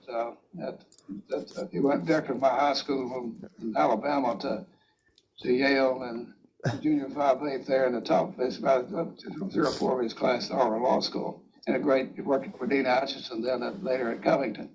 Wonderful man. His daughter Anne, I was watching her on television and reading her book. And her book stories of the move, the tendencies of democratic societies to move into authoritarian societies. I would challenge people to read Anne Applebaum. She's thoughtful. And one of our most brilliant commentators. She married a Polish figure at the head of the Polish government and wrote about the transitions there. But today she is also one of the great minds in international affairs, and with a keen eye toward triggers and the various tripwires that are there for governments who would hold themselves out as democratic, and that these are ever-present forces and now counter forces that push against it. And so that comes back to my point that we need people vigilant against it. And lawyers are awfully important to that. I always say that the lawyers are the oil that make the Madison's factions theory work. Lawyers ultimately are going to be the ones that resolve these problems or play a role in guiding people to do that. And the final comment about that is that they remind people that the lawyers are joined at the hip in one way. They're lawyers, but they play roles. Some of them are prosecutors, some of them are defense counsel, some of them are judges, but they're still lawyers. Those 9 justices are lawyers, and they're all the strengths and the weaknesses that lawyers have. But they're lawyers, and they're devoted. They join together by that commitment to a rule of law, and that rule of law is not empty. It shouldn't be, and that's what Kell is about, to try to keep that rule of law front and center and to ensure that it does have content. And it's appropriate that we look back to one of the founders who devoted a good bit of his life to that at not in considerable risk. So and I have to say this, the Mike Taggart of this world we need. He's doing, I'm not sure how we could handle it. but they play such a powerful role itself. I think about that. Let's go back to Oklahoma City. What was it, like 138 people killed? 167 people dead. And hundreds of millions of dollars. All kinds of beautiful new courthouse, devastated. Children, women, children killed. Yes. I can't think of a heinous crime. And then, but yet, um, we have a system, and as Mike so always puts his finger on it, that rule of law. It asks the questions about power and the rules that we will turn to bear on that. And I think that great credit to the judges of in that Almero building. And I came away with it greatly impressed. I got a phone call and they asked about, they were seeking out someone to, we know what the stakes are here. And we want this man to have the very best counsel that he can give. And they said, you know a lot of trial lawyers, and they had several names. And I said, well, I'll give you 3 names. And they said, what? Tiger. He laughed and said, I got the picture. Can you persuade him? I thought, could I talk to a firehouse dog to get out of the truck? So I called Mike, and he and I made him call me back the next day and to wait. And no sooner than I gotten the words out of my mouth, he said, which one? And I told him, and he said, I'll never forget this. He said, got to get a severance. I said, wait a minute. Whoa. He was, and I know that was one of many, but that's one that is out there that the public knows about. And I don't think that a lot of people will fully appreciate the considerable demands upon Mike as really the leader of the band. He had a good guy with him too. His sidekick was a good man, and so that so we want to mention him as well. Mike always doesn't do that appropriately. So, but that. Well, I want to point out that defense capital case, you get 2 lawyers, and Ron Woods agreed to be co-counsel. And he illustrates what Judge was saying, because Ron had been a prosecutor in Harris County. He'd been United States Attorney for the Southern District of Texas. He had resisted the Thornburg memo and told his lawyers they had to obey the ethical rules. We had then been colleagues in representing Senator Hutchison. So he brought to the table a set of principles and skills derived from having been on the other side, as it were. And that proved invaluable in terms of making that connection to the jury. But it is amazing. It still is amazing to me to look back and see 167 dead people, sounds and pictures the jurors had already seen going to be played again, understanding that the world has no such joy to give as that which it takes away, and yet seeking and asking, and I think eventually getting close to a quiet place within which the process of judgment could take place. I think that trial is a continuing monument to what to the strength of the rule of law that put a lot of force and pressure upon our processes and procedures. And the response to it was, we want to protect those types of procedures, even for this type of crime. And the judges sought out what they thought would be the best way of doing that, was to ensure that there were highly competent counsel representing, in other words, that the process would work at its optimal level. And it did. I would have said that regardless of how that case came out, that his client prevailed in that sense. But regardless of that, however that had ultimately gone, looking at the reality of the offense itself, that was a real test and a pressure upon the system, and it passed it. And so I look at Oklahoma City as a success story. And I like to lift it up because to remind people of what we are and and how the rule of law is resilient. And those who dance away from it are not going to succeed in the long run, I would hope. But ever present, though, is the threat that a democratic society is going to have. That's been the history. And that there are those who do not want that, and we're really challenged to challenge that. That is a challenge that will never go away.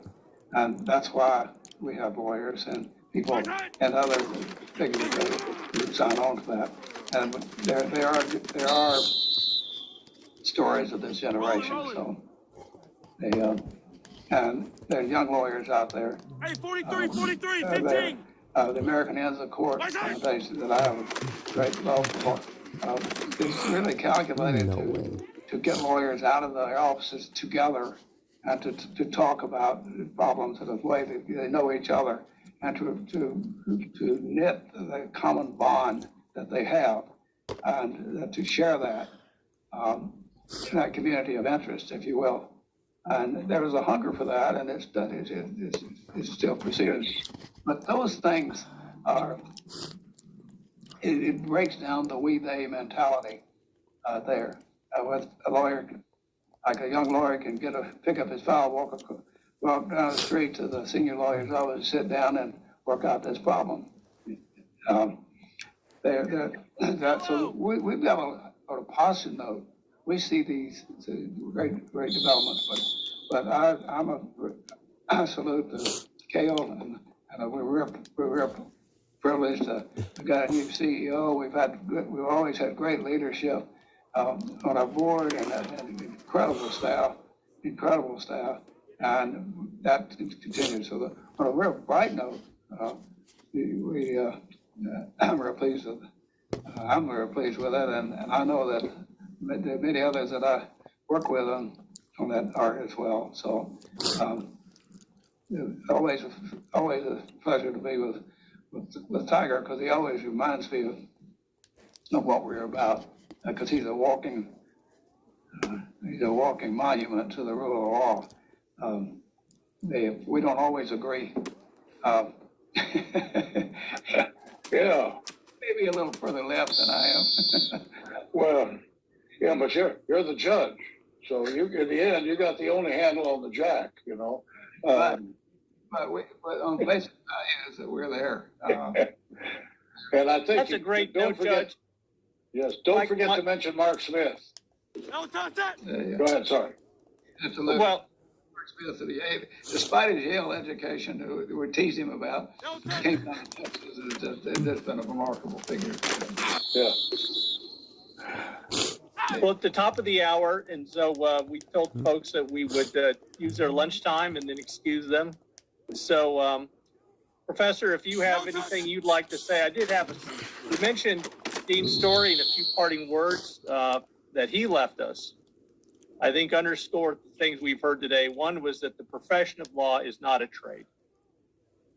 And I think many of your comments today underscore that. You talked about the courage to defend unpopular causes, and Professor, you certainly demonstrated that courage. And I think the final point that's worth remembering that Dean's story saw is the struggle for the rule of law is endless. As the judge said, the commitment must be renewed in every generation. So, any other parting words? No, I think that's it. Thank you very much for the opportunity to be part of this, and also for your thanks for the opportunity to work with you in the past. Let's hope it continues. I would say the same to all of you, and to my dear friend Mike. I continue to salute you, my friend. And to my former law clerk and distinguished lawyer, and now the leader of Gale, I'm very proud because I'm very confident in him. Thank you. Well, thank you to everyone who's joined us. Again, check this out. I'm going to show you how I afforded this car. Hey, we're good. Okay, you ready? All right, $118 for car insurance. That's how much I was paying, okay? I picked up the car a few months ago, and watch this, ready? $97 premium, $20 were my fees, $118. Now, I covered up my private information, guys, $39, $118. Check this out, ready? 500 for comprehensive, 500 for collision, 500 for comprehensive, 500 for collision. Okay, the same make and model, Hyundai Ioniq. Okay, guys, it's the same policy, $118 to $39. As you can see, I have full coverage. I have a premium policy. I love my coverage. Definition of an inappropriate. We are live on YouTube. Hello, folks. Welcome to Lawfare Live. I'm glad I was not in the middle of telling an inappropriate joke at that moment. It is February 14th. It is 4 o'clock in the afternoon. The sun is in my face and I can barely see anything, but I am here with Scott R. Anderson and Roger Karloff, and we will be joined later by other Lawfare stalwarts. We are talking about the week in litigation. We are talking about, we're going to start actually with something that is not litigation, that is dropping of litigation, and that is the Thursday afternoon massacre at the Justice Department, perpetrated by Emil Bovee, the acting Deputy Attorney General. Scott, get us started on this. What happened and what do we know? Well, we all know earlier this week, a letter was leaked from Emil Bovee, the acting Deputy Attorney General, directed to the acting U.S. Attorney for the Southern District of New York, Danielle Sassoon, directing her to dismiss the criminal case against New York Mayor Eric Adams. Adams, of course, had been indicted for a variety of charges related to bribery, wire fraud, conspiracy, a few other things, mostly relating to different interactions with foreign government and government officials and inappropriate relationships, favors, campaign contributions, things along those lines. But the letter essentially directed the acting U.S. Attorney, Danielle Sassoon, to dismiss the charges on the grounds that, A, the case had been somehow inappropriately compromised by a prior outgoing Biden-appointed U.S. attorney due to some public statements that individual made, and then also based on the assessment that Adams would be better situated as mayor if he were allowed to focus on fighting immigration, enforcing immigration laws, and fighting high crime, both of which the letter blamed on the outgoing Biden administration, and essentially did not contest the conclusions, the legal conclusions reached by the Southern District of New York regarding the fact that Adams had broken the law and met the standard for indictment and prosecution, but nonetheless directed dismissal so that Adams could better advance that policy goal and on the logic that the case had somehow been compromised. This was the case going into yesterday, and we were all waiting for a few days with bated breath to see what was going to happen. And then we got, I think it's fair to call it, a bombshell. The acting U.S. Attorney, Danielle Sassoon, chose to resign. Actually, initially wrote a response letter to the Attorney General, laying out multiple pages why she thought the request was inappropriate, most notably making some allegations against Bovee that he had met with Adams' attorneys at one point, where Adams' attorneys proposed an express quid pro quo of immigration enforcement for a dismissal of criminal charges, and that Bovee had actually directed one of her, the members of her office that had been taking notes, to not take notes and confiscated the notes he had taken about the exchange, which she found suspect, to say the least. She essentially declined and said she did not think she could, consistent with her legal obligations and duties and the nature of the law, participate in dismissing the case, and offered her resignation to the Attorney General and asked to meet with the Attorney General. I don't believe there's no reporting any such meeting took place. Instead, Bovee wrote another response, which leaked actually slightly before Sassoon's letter, saying, your resignation is accepted. He also then essentially laid out a fairly weak defense of his case and why he reinforced the original bases of his letter for dismissing the case that I, at least for one, found really remarkably unpersuasive. He then also said, I'm going to take this case away from the assistant United States attorneys that have been working on it, and give it to the public integrity section here in Maine Justice instead, so that they can file a dismissal. Evidently, when that happened, that kicked off. And then the assistant U.S. attorneys were going to be put under investigation by the Office of Professional Responsibility, by the Attorney General's office for purported weaponization, acting in a disloyal manner, refusing to enforce the law and pursue actions at the direction of the President and the Attorney General. This set out kind of two tracks that have proceeded in parallel fashion the last few days. First, we've seen a number of resignations come almost immediately out of the public integrity section, where a number of senior attorneys and then line attorneys resigned after repeatedly declining to file the dismissal as directed by Bove. We don't know exactly how this got resolved. There's a rumor that they were essentially put in a room and told one of you is going to dismiss this or you're all going to be fired. It does, as of reporting this afternoon, appear that somebody volunteered to file the dismissal. I have not checked the docket in the last half hour, 45 minutes, so I'm not sure who that was. I may have missed it, but presumably we are reportedly going to see the dismissal. At the same time, at least one of the AUSAs that had been on the case, lead attorney Hagen Scotton, chose to resign as well, and I think released a fairly scathing letter addressed both to Bove and frankly to people standing in and accepting and participating in this effort dismissal, calling it inappropriate and a violation of the role that prosecutors are supposed to play in our criminal system, advancing a political policy agenda in this way. A really dramatic set of events, to say the least, the sort of thing that, goes down as you think of the Saturday Night Massacre. This is a similar sort of event in scale. Who knows if it's going to have the same ramifications. You should switch to 1-800-CONTACTS because it's super easy, so cheap. I save shipping costs. I save doctor office visit fees. It was cheaper on 1-800-CONTACTS than actually going to the eye doctor. 1-800-CONTACTS always has my exact same brand in stock. And then they deliver it right to your door. But why would you not have your contacts delivered? It's the future. It's amazing. 1-800-CONTACTS gives us really fast shipping. And I don't think it ever takes 5 days. Not even. It's shipped to you super quick and easy. It's like a box with a cape.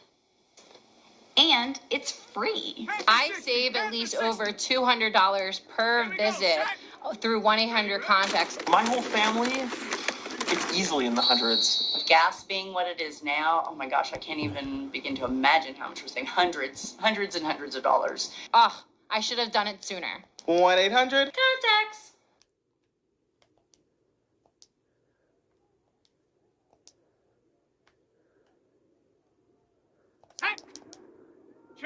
Brown Bear was a little grumpy that morning because, as far as habitats are concerned, natural resource insecurity is a global geopolitical challenge.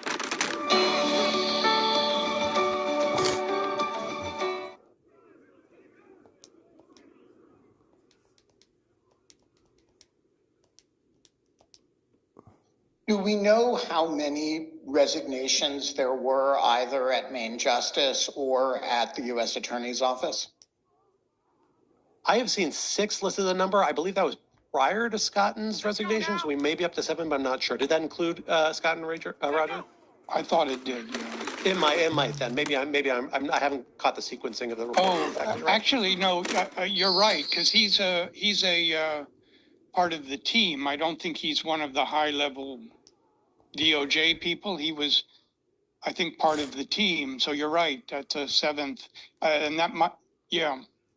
I don't know if that's a firing or he's separate. He's gone separate way. No, he resigned, and I'm not sure if there are other members of the trial team who also resigned. They were essentially put on administrative leave, and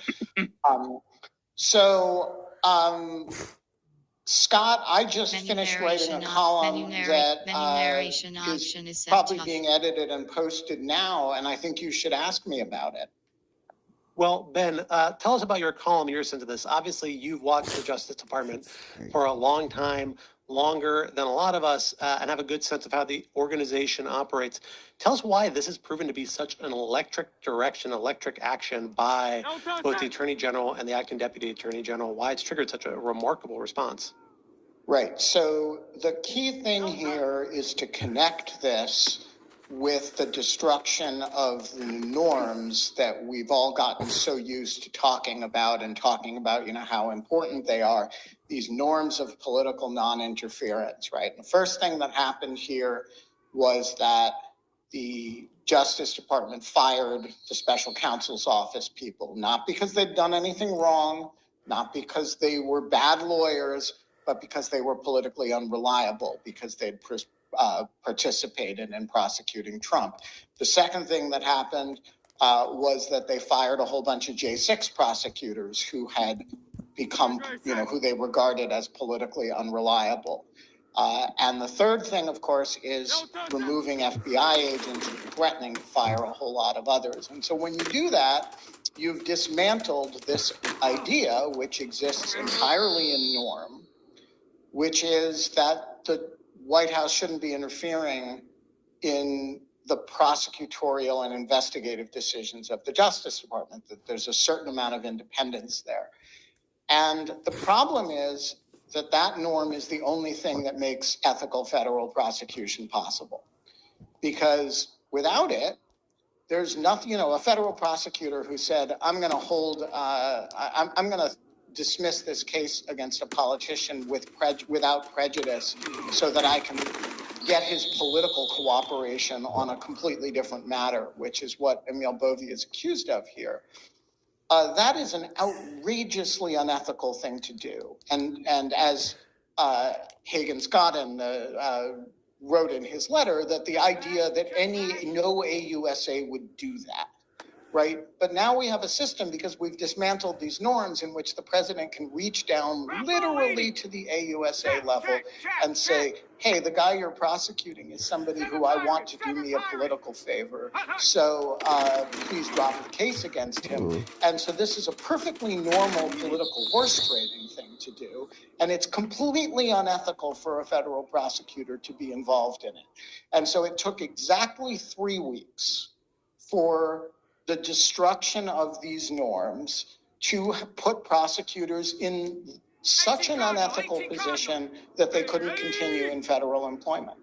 And, I think we have to ask the question, if you tear down this system, which is the only thing that makes it ethical to be a federal prosecutor, at least in politically sensitive matters,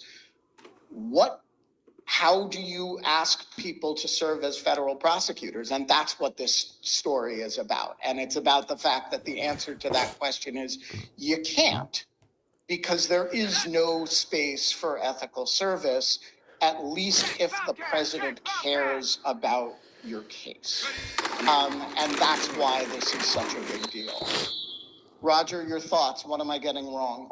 No, exactly. And just one addition, I go back to that quid pro quo concept that Scott mentioned. I mean, the whole thing was structured as a quid pro quo. Bovy likened it to a prisoner exchange with a foreign country. Right. It was coercive. The way it was structured was the Southern District would recommend it be dismissed without prejudice. He conceded. We don't think there's nothing dishonorable about how the prosecutors acted. We're not doing this for lack of evidence. What we plan to do allegedly is, after the election, we're gonna have the new U.S. attorney re-examine the facts and then decide. And so what it does is it puts this elected official in New York at the mercy of the federal DOJ, and which we know. I mean, that if he doesn't do what they want with respect to immigration, they can still lower the boom and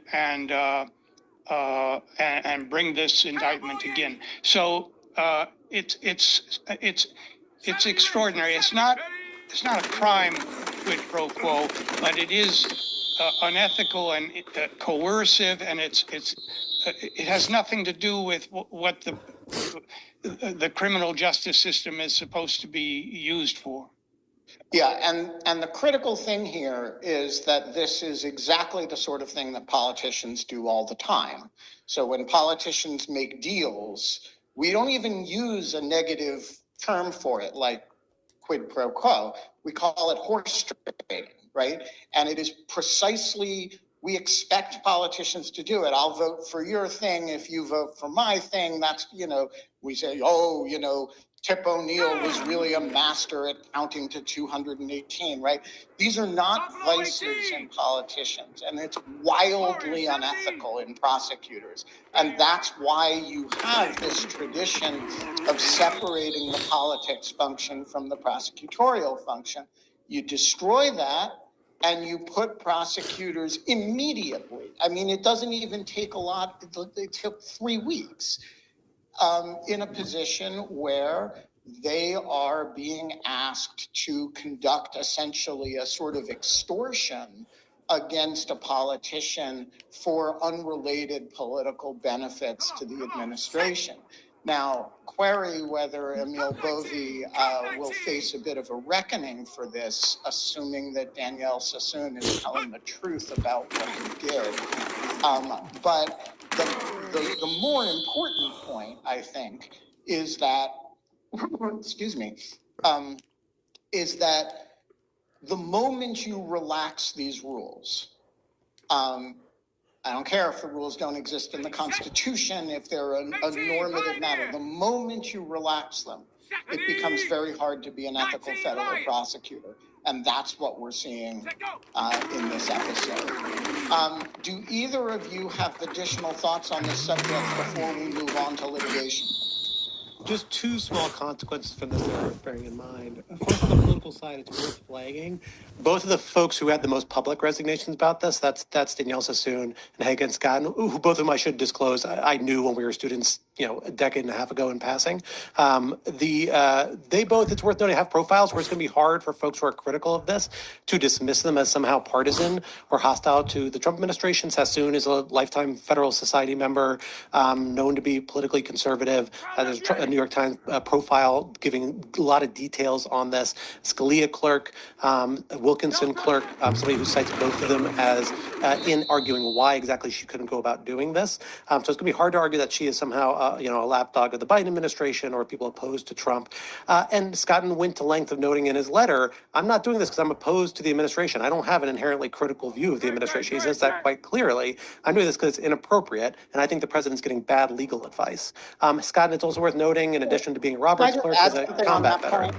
Yeah, please. No way. This is not a left-right issue. This is an ethical, unethical conduct issue. And Scott's point here is extremely important. It doesn't matter if you're a Scalia clerk or a Brennan or Douglas clerk. The request here is flatly at odds with the ethics of federal prosecutors. And all you have to do to see that is to crack the justice manual or the sort of ethical rules that govern federal prosecutors. You're not allowed to do this sort of thing. And the other consequence I flag out of this is that the motion for dismissal has to be accepted by the judge under Rule 48 of the Rules of Criminal Procedure.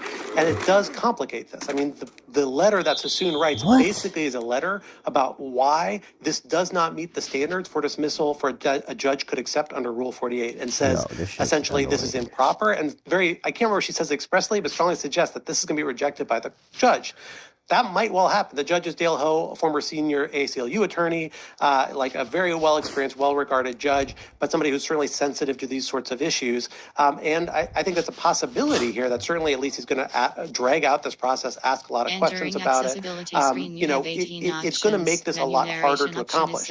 Now, what happened in the end, I don't know. I'm not a New York criminal law attorney. I've seen some people talk about, well, in a handful of other cases where something remotely like this has happened, and there aren't many. Basically, the prosecutors have waited out the clock and just refused to prosecute, and then what do you do? So the remedies are a big question here, but it might not amount to an easy dismissal at this point. And that's going to be something that's going to drag the story out and could put a lot more egg on the face of Beauvais and others in the Trump administration Justice Department.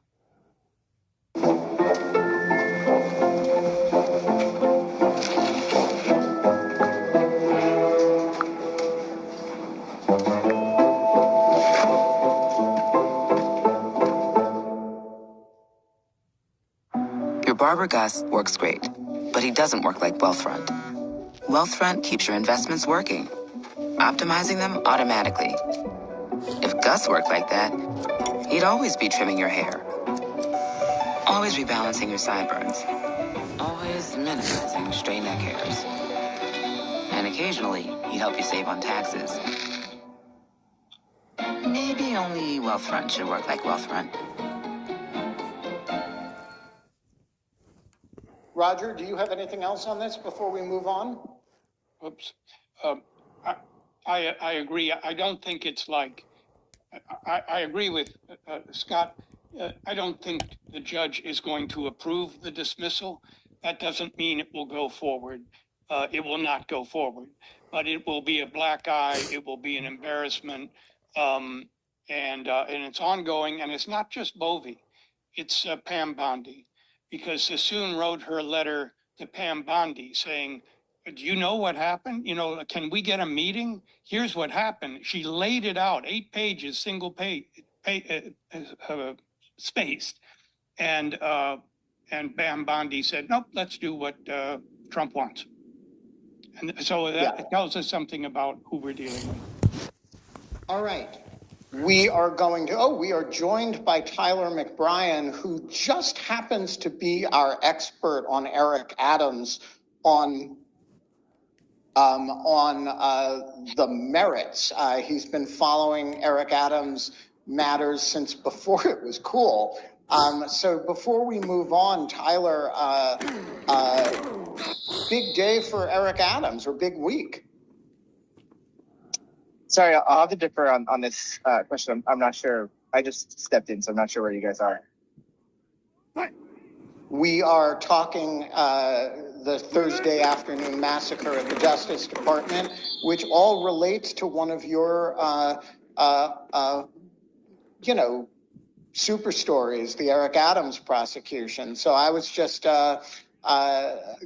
wanted to get your thoughts on, it's a bad day for the Justice Department, but it's a great day for Eric Adams. Again, I'll defer. I'm not exactly sure where you are in the conversation. All right, fair enough. Let's talk litigation, which was the original purpose of this conversation. Scott, get us started on the matter in which I am going to sort of recuse myself, which is the matter of the foreign aid litigation, which for those who don't know, I have family members who are directly involved, not in the litigation, but in the issue. And so I'm staying out of this one myself. Scott, what is the state of the litigation involving USAID? Absolutely. It's been a very eventful week, to say the very least. At the end of last week, it looked like we were on the verge of USAID being de facto, if not necessarily de jure, shut down. We knew the Secretary of State Marco Rubio had been made the acting administrator earlier in the week. We heard rumors that 9/10, 8/10, somewhere between everyone but between 300 and 600 of the staff members of USAID out of 10,000 original staffers before January 20th were going to be put on administrative leave. That measure was temporarily stayed on Friday by a TRO issued by Judge Nichols in a lawsuit advanced by a number of labor groups representing the students, representing employees of the State Department, of USAID and other entities, basically saying we're going to put a hold on personnel actions, at least, and particularly the transfer of people from overseas, something Judge Nichols was particularly worried about, for a week while we have hearings on this about a preliminary injunction. We heard some additional hearings later this week, earlier this week, where Judge Nichols, I think it's fair to say, and Roger, you were in this hearing, so I want to turn it over to you to elaborate a little bit on this, where it's fair to say I think he was a little skeptical, but nonetheless, we heard him, we had him extend his TRO essentially by a week after making a request for some additional information. So now we are waiting to see essentially what action comes out of Judge Nichols in the next week that he's bought himself to work out how he's going to approach the request for preliminary injunction in this case. Roger, talk to us about that hearing. Tell us what you heard and fill in a little of the details here that I'm skipping over. You're muted, Roger. Sorry. Yeah, the one in front of Judge Nichols does involve just employees, not recipients of funding. And so he was very skeptical, even though he ended up extending the TRO. This was a preliminary injunction hearing. He had already issued a TRO. So he extended the TRO up until February 21st. while he writes an opinion. But he was very skeptical because both you have to prove irreparable harm to get one of these injunctions before trial. Either a TRO or a preliminary injunction, it's the same thing. Because, and a related question is whether he really had jurisdiction to give the relief, because all of these government employees, usually if they have a dispute with their employer, they have to go through a administrative procedure, and it's a different administrative mechanism depending on, you know, exactly where you are in the federal structure. But there's a civil service grievance board, there's a MP, you know, there's all these different initials. I forget the different mechanisms, but he thought, look, even though we're now talking about 2,000 employees at least that have been put on administrative leave and that he forced back to their jobs, and there's probably going to be immediately at least 4,000. In theory, they could all go individually to this little mechanism and file their claim and get reimbursed for whatever travel expenses they lost and problems at home, monetary damages that they suffered as a result of losing their job. It would take years. It's not, you know, it's obviously not at all what the plaintiffs are the real relief, which is to save the whole agency and its whole mission. But he felt that the precedents don't give, it sounded like he was moving in the direction the government was arguing that he has no choice, he needs to use these other mechanisms. And I think this actually gets to a tension that we're going to see, not just in the USAID cases, but in a lot of these cases moving forward. The plaintiffs are trying to frame this as a really unprecedented action, a collective assault against an agency, right? In this case, they are saying, and they make very clear in their complaint and other filings, look, this isn't just a bunch of employment actions, although yes, that is the thing that most directly impacts the employees that we are representing as a kind of employee and labor organizations. This is about trying to break down an agency. And by the way, there's an agency that Congress has mandated, that Congress has expressly said, you have to consult with us before you take it apart in the most recent applicable appropriations bill. And that all of these measures amount to a much bigger thing than just a bunch of wrongful and unlawful personnel actions. The government is going to come back and say, no, this is just a bunch of potentially wrongful. They're not going to concede that, but they'll say these are just a bunch of personnel actions. These need to go through the administrative process for personnel actions. And the question is whether the court sees this as a forest or a bunch of trees, and exactly how procedure is going to come in. If they see it as an action that is very different of the type that those administrative procedures are designed to handle, and that is the test, the Thunder Basin test, that we're going to hear come up in another case about the Fork in the Road memo that was more or less resolved, at least for the moment, this week, then they're going to say, probably in a lot of these sorts of claims, personnel action, potentially contract claims as well, other claims, they're going to have to go through these administrative procedures. And there may be remedies at the end, particularly in the form of damages. This is particularly easy in damages cases. But people say it's just lost salary, it's just lost money. You can get that back at the end of the procedures, you know, with interest if need be, and with sort of things to make you whole.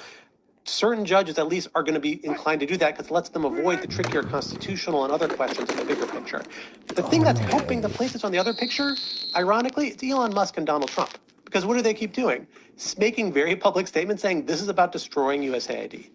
We've heard those toned down this week, and I don't think that's a coincidence. I think it's because lawyers have gone back to them and say, hey, this is probably going to hurt the case for doing this. But those statements are already out there, particularly in regard to USAID and certain other agencies on the table here.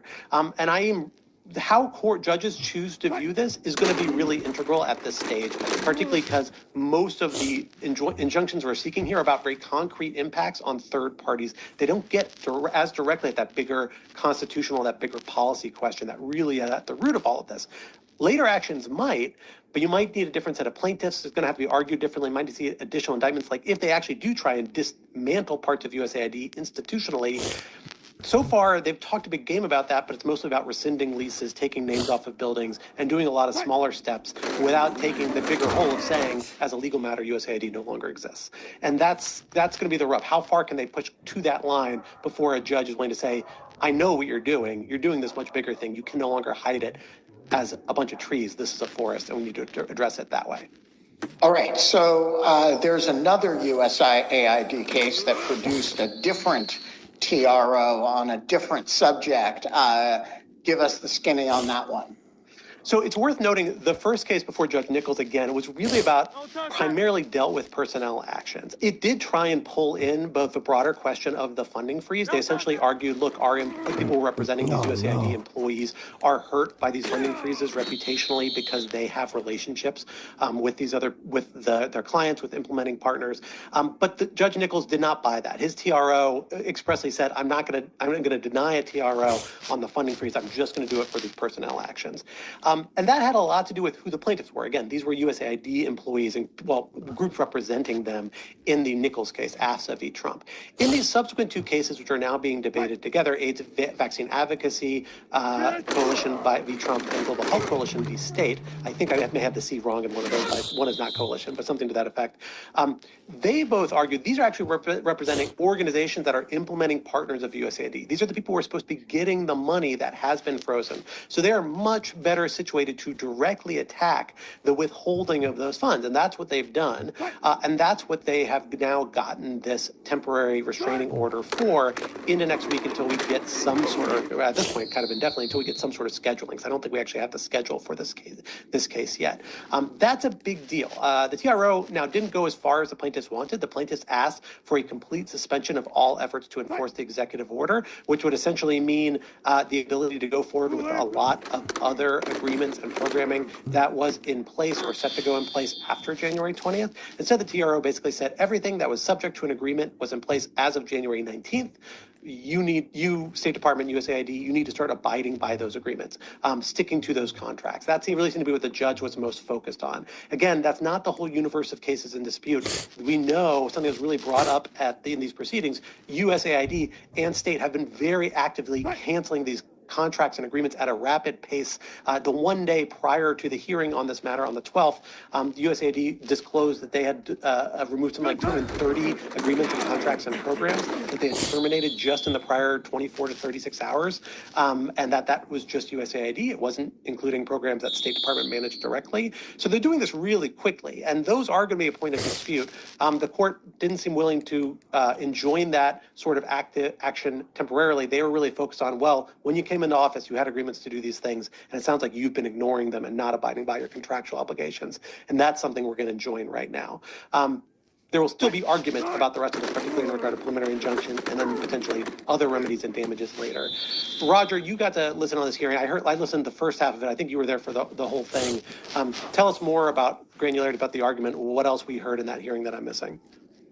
This is a new judge, a good judge, apparently it seemed, Amar Ali,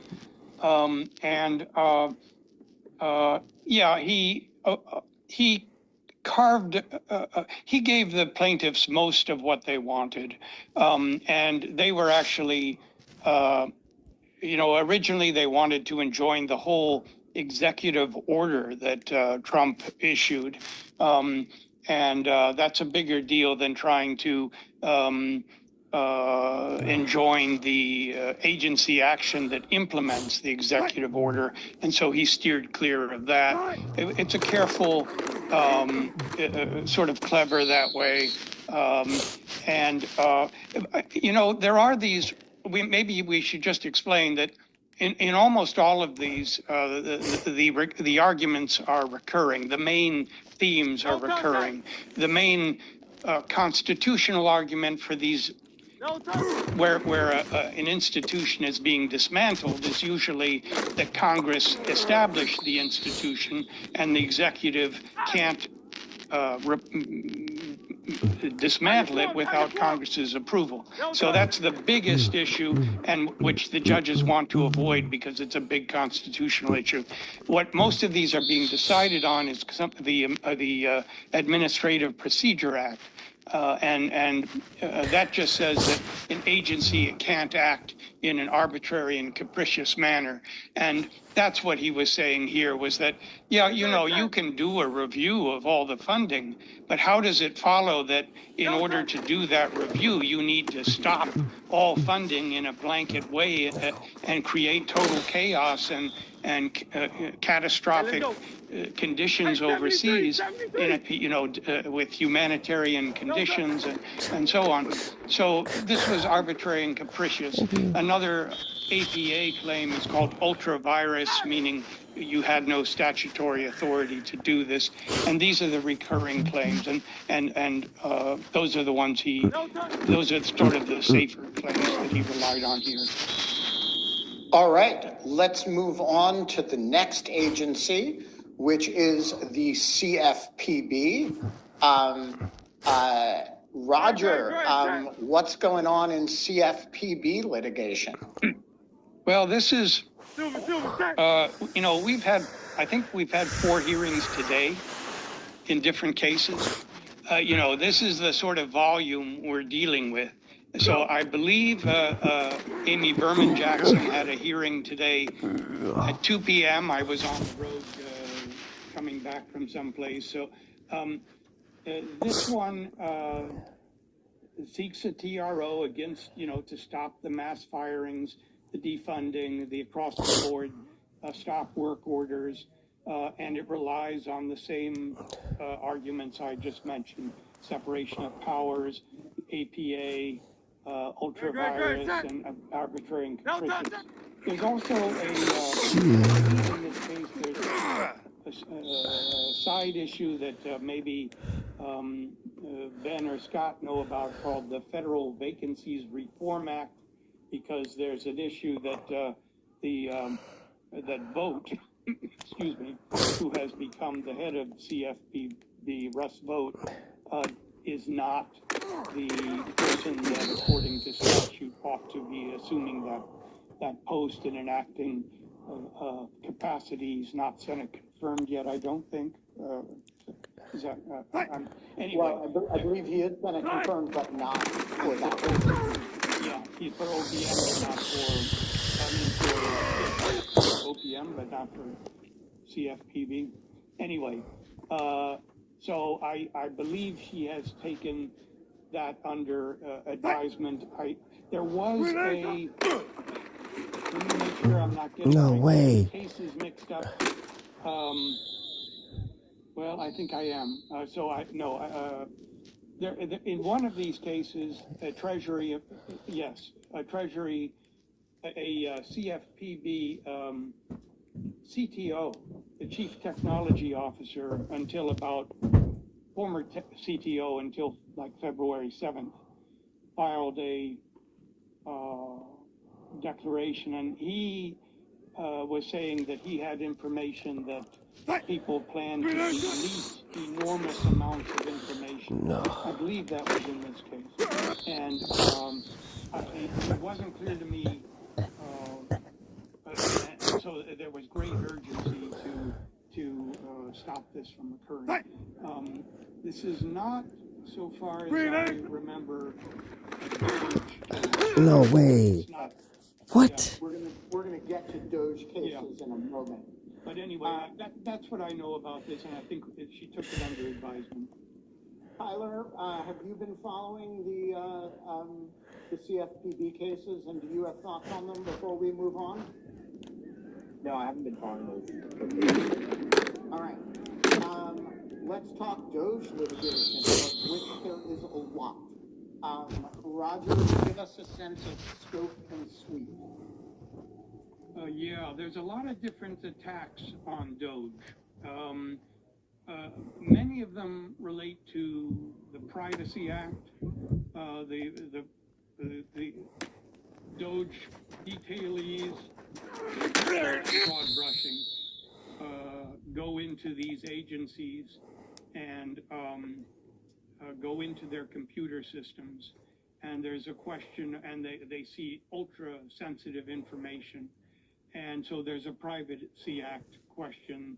Are they really permitted to see this? Obviously there's great suspicion about whether their mission is really to modernize and improve technology, which is what the first Doge executive order said. And so there is a challenge, a Privacy Act, and also the Administrative Procedure Act that is involved in challenge to Doge people inside Treasury. And then there's another one to Doge people inside the Department of Labor, Health and Human Services, and the Consumer Financial Protection Board. There's a couple challenging Treasury. One of those is in D.C. Before Judge Kolar-Catelli, and that one reached a consent order. I think that happened even before our last week. That preliminary hearing is coming up February 24th. There is a similar case in the Southern District of New York, Manhattan, and I think Anna is attending a hearing in that one right now, or was. Maybe she'll join us shortly. So I'll let that also is about Doge inside Treasury. A more expansive TRO was entered there. That was controversial.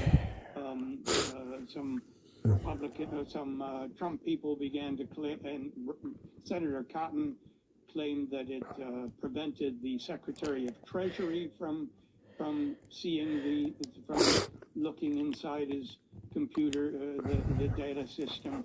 That was denied, but in any way, a subsequent clarification of the TRO said it doesn't do that, or he's free to look if he wants to. So those are the challenges that are furthest along. There's another one. There's a couple that challenge Musk's role in Doge, which is actually exceedingly murky. I mean, it's never, we assume he's the head of it, but he is not so far. I don't think there is any official. Check. Oh, sorry, on that point really quickly. Hi, Roger. I didn't know you had joined. I'm sorry. Yeah, well, no, I have something to add on that one point, which is that Tyler and I asked after the hearing that we were in today, we actually asked one of the lawyers for DOJ who was making representations during the hearing about who the administrator of Doge is, and he said, I don't know the answer to that question. So there you go. So that leads to a couple questions. One is an appointments clause issue that's been raised. Under the appointments clause, people that wield exceedingly important roles in government, you know, you might have to be a principal officer. You remember, in which case you have to be Senate approved. If you're an inferior officer, you need to be properly appointed pursuant to congressional authorization. You remember these issues came up with the special counsel. So there is a case that I think is before Tanya Chutkan that's being argued right now, I think, related to the appointments clause. And there's sort of a reverse side of that. You know, if he's not an officer, and if he's not an employee even, he seems to be what's called an advisor. And then there's a different statute that covers the Federal Advisory something Act. What is it? Federal Advisory Commissions Act, otherwise known. No way. And it requires enormous disclosure, which of course isn't taking place.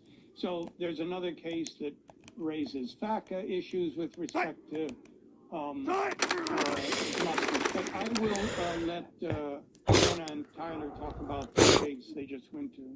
Yeah, so Tyler, give us an update on the hearing that you were just at, and Anna chime in as need be.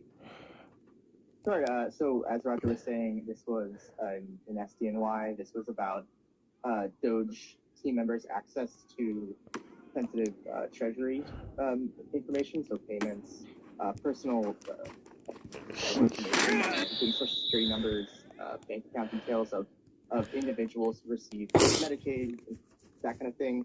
It was a suit brought by, I believe, about 20 state attorneys general, but was being argued by someone representing the state of New York. And there's a temporary restraining order in place to essentially return the Treasury system to the status quo 3 weeks ago, during which 3 weeks ago is when the Doge team came in and began essentially rooting around in the source code, gaining access to this information. The upshot of the hearing is that the judge is reserving judgment on the preliminary injunction, and what the plaintiffs are asking for is threefold. First, to restrain the Doge team from developing this automated process that is intended to flag certain payments that don't that contravene Trump's policy priorities. To assume that anyone who does have access only be Treasury employees and have proper training, have proper ethics training, disclosure, etc. And then also to direct that the laptops and the activity logs of the Doge team members, two of them that are... Oh, no way. And that third part has been granted because the TRO has been extended until the judge actually issues judgment or decides on it. I'll just say quickly, there's a lot of I think the weakest, maybe the most skeptical part of the plaintiff's case that the judge had was this sort of disconnect between the harm claimed and then the remedy sought. So the harm that was claimed is this disclosure of sensitive information and the risk of identity theft and that kind of thing. But she seemed to think that the relief they were seeking was actually related to the blocking of payments, not the access of data. But the plaintiff clarified that. And then I'll just say on the defense side, the vagueness of the entire Doge enterprise was not doing them any favors. The judge had so many questions about the employment. Oh, you fucking hoe. The objectives of the actual project, this engagement plan, and then also the reporting structures. And that was one of the most interesting things that came out of the hearing, I think, was that first the defense seemed to say that these two Doge team members were reporting to the chief of staff in the executive branch, but we think that he misspoke, and actually it's the chief of staff of the Treasury Department. I can let Anna clarify that, but I mean, the judge was just seemed really confused, and it was very vague. The words used was just to improve government efficiency and that kind of thing. So that was doing them no favors, as I said. But Anna, I know I left a lot of blanks for you to fill in if you want to add anything. Yeah, so I mean, look, on the reporting structure thing, Tyler's right. The judge did have questions about, what exactly is the reporting structure? Because it's been pretty vague. We don't have a lot of facts about exactly how they're operating. And even though these are clearly Doge-affiliated people, they've purportedly been hired, within Treasury itself. And so there's this kind of weird relationship where, it's within action that's done within the Treasury, within the agency itself, but there's this kind of strange interagency element where they have this very unclear relationship and reporting structure as it relates to Doge. And so when DOJ was asked about this, they at first said that Krauss and previously Marco Alez, who is now not within the Treasury Department because he resigned after the Wall Street Journal reported on his racist statements that he made on an account that was linked to him online. So they asked about... Anna, when you say racist statements, you don't mean that's not like a matter of opinion. The statements include things like, I was a racist before it was cool, right? Yeah, like he's literally saying that he is a racist. Like it's very, it's not subject to debate that they were racist, that some of them at least were racist statements in that he's literally calling himself a racist. Okay, just a second. I just didn't want you to be in the position, like, I want to make it clear that it's not your characterization of the matter. It's actually an objective characterization. Yeah, and it's also, I would say, even Jay Vance, when he was What? talking about this online, he at one point responded to someone who was discussing Marco Alez, and he said, racist internet trolls don't hurt me or my children, and the implication being that he himself is referring to Marco Alez as a racist internet troll. So it's again, yes, not my opinion, but just an objective description of his on this account that he was linked to by the Wall Street Journal. Anyway, so they asked about the reporting structure of these folks as it relates to Doge. As Tyler mentioned, at first DOJ says they report to the chief of staff, and as I heard it, and as other reporters heard it, he said within the EOP, meaning the Executive Office of the President. However, it seems like there was a little bit of backtracking on that later in the hearing. It seemed to be more that he was referring to the chief of staff within Treasury. Oh my God. Afterwards, we approached this official and asked for clarification along with a reporter from ABC, and it was the response that we got was that he was referring to chief of staff within Treasury, but I think that it was really not clear within the hearing. And then, of course, as I mentioned as well, we asked who the administrator of Doge is, and the response was, I don't know the answer to that question. So there was a lot of things that weren't clear about that, and that I think that, the judge had some real concerns about. I would just add one more thing that was really unclear was Thank you. defense wanted to make this this is not an unauthorized access of data because this was accessed by Treasury employees and it was kept within Treasury. But the defense couldn't say with confidence or any certainty what these two Doge employees did with the information. They're still conducting a forensic analysis of the activity log, and it's still unclear what that is. And then the second point I would bring up is that there were similar claims on the APA and the Privacy Act that Roger was speaking about, and there was also another one on the e-government Act that the plaintiffs claimed that there should have been a privacy assessment conducted for developing or securing new IT, government information technology. There's no denying that there was no assessment that took place, but the defense is claiming that this was not the development of new technology. This was rather using existing technology, that being the source code in this sandbox environment, which is even one step under testing. So they're claiming that it was not the development of new technology. Yeah, and on the point about the forensic audit, we already knew from some declarations in that was the filing dumbest case idea. that there was an ongoing forensic audit of what exactly Marco Alez did and what he had access to, because it was revealed in some of these declarations that he was accidentally or mistakenly given read-write access to some systems at one point. So DOJ informed the court that that is ongoing, but they did mention that, which is something new, I think, in addition to not being able to fully say what exactly has maybe been done with some information, they did say something to the effect of that they have found that there were emails that were sent outside of the Treasury. Is that right, Tyler? I know that you represented that things weren't sent outside of government, but they said that they did believe there were emails being sent outside of Treasury. All right, we are going to move on to the next subject, which I know almost nothing about. So Scott and Roger, litigation over the firing of protected persons. What do we know?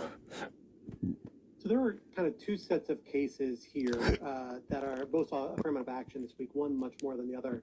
One Delger v. Vicent, they're both before district court in Washington, D.C. One Delger v. Vicent, this is a case on the firing of the counsel to confirm the exact misconduct between criminals and the public's office of investigation and executive branch and a second Scorch v. Hegseth, which is about the removal of a whole suite of inspectors general all around the executive branch that took place a few weeks ago.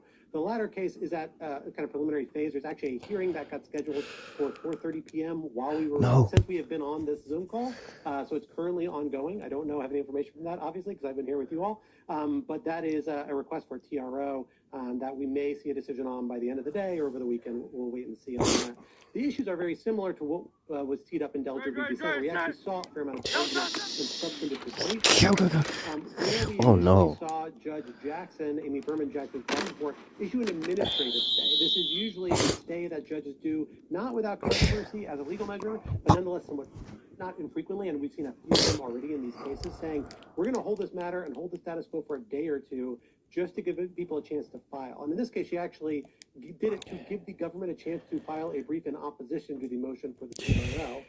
Instead, the government immediately appealed the administrative stay to the D.C. Circuit and said essentially this is an infringement on the president's right to power of appointment and removal. This in particular removal. This is like a violation for Article 2 powers. And the D.C. Circuit, in a panel including Judge Pan, Judge Childs, both Biden appointees, and Judge Katsas, who was a Trump appointee, slapped it down very quickly and said essentially, look, we're not really engaging in any substantive opinion except for Judge Katsas, who issued a concurrence. He said, on the merits, I can see why there'd be a difficult case. He says there's a few case law pointing to that the court is clamping down on the president's ability or Congress' ability to limit the president's removal of subordinate executive branch officials. But he says, but administrative stay for 2 days? No, we're just going to let this sit. We're not going to deal with this. After that slap, Judge Berman came back pretty quickly a day later and issued the TRO. And in doing so, basically rebutted a lot of Katz's argument, at least from her view. What she made a point of is that the Office of Special Counsel, unlike the CFPB, which is an issue in SALA law, one of the cases that was cited in there, unlike some of these other issues and agencies and officials we've seen an issue in recent cases, really does not have the sort of independent, substantial capacity that we expect and that have been a problem for courts when they see agencies that are outside and protected from removal by the president. The essential argument is, look, if this person is doing something that's exercising a lot of power on the executive branch's behalf, it has to be subject to removal. Congress can't restrict that. And that is an increasing view within the executive branch. And it butts up against Humphrey's executor, a longstanding decision that basically says, well, whether Congress can limit removal or not kind of hinges on the nature of the office, and specifically talks about multi-member commissions. I was a little different here. She makes the point basically that the Office of Special Counsel actually doesn't have that sort of independent authority like the CFPB or other bodies does. It basically is a body that does internal executive branch investigations, does have some investigatory authority of staff, some subpoena power, but essentially issues recommendations to different offices. And she points out that at several times Chief Justice Roberts, among others, have actually pointed the Office of Special Counsel in distinguishing the problematic agencies in the context of which restrictions on removal are a problem, saying this isn't like the Office of Special Counsel, rejecting it as a parallel, and saying like that is actually less of an issue here. These are much a bigger problem. So pointed that there's some daylight between a lot of these core precedents relied on and pointed to by Katsas in particular. She does both of those squarely and saying the OSC is just different. So she issued a TRO. Now we are setting up to have actually a full briefing on preliminary injunctions. The hearing on that is scheduled for February 26th. We're going to get briefing up until then. And then we're going to see a decision on a potentially much longer preliminary injunction as to whether that might more permanently reinstate Mr. Dellinger pending the resolution of that. Roger, do you have anything else to add on that particular front? Not too much. I just say that, and the case today being heard right now before Judge Anna Reyes, I think presents similar issues. I would say I thought the Katsas concurrence was more ominous. There's no need for him to do that at all. He should have just said, they usually say that we intimate no opinion on the merits. Instead, he goes out and practically says, if this is before me, I would reject it. And Katsas is an important, he was appointed by Trump. He's a smart guy. He was, and I would say that he is a better barometer of how the Supreme Court might rule than anyone else on the D.C. Circuit, maybe. And he was the one that decided that Fisher basically gave the ruling in the Fisher case that the Supreme Court later adopted 6-3. That's the case about obstruction of justice, narrowing the statute so that it couldn't be applied in most January 6th cases. But beyond that, leave it there. Yeah, the only thing I would add to that is, I suspect Katz is in the minority on the D.C. Circuit. I think there's a much better chance Jackson has a better read of the D.C. Circuit on this. But this is a sort of issue that's almost certain to go to the Supreme Court. We do know several justices have strong feelings on this at the Supreme Court. They've not been shy about it. This has been like a kind of like a pet conservative federal society sort of revolution of the court for like the last 30 or 40 years. It's central to the idea of unitary executive theory. The question is just how far does that go? Does it really mean go all the way to say Congress can never restrict any executive branch official of removal of power, in which case it could go all the way down to civil servants. Maybe you can't have merit protections like we've just said.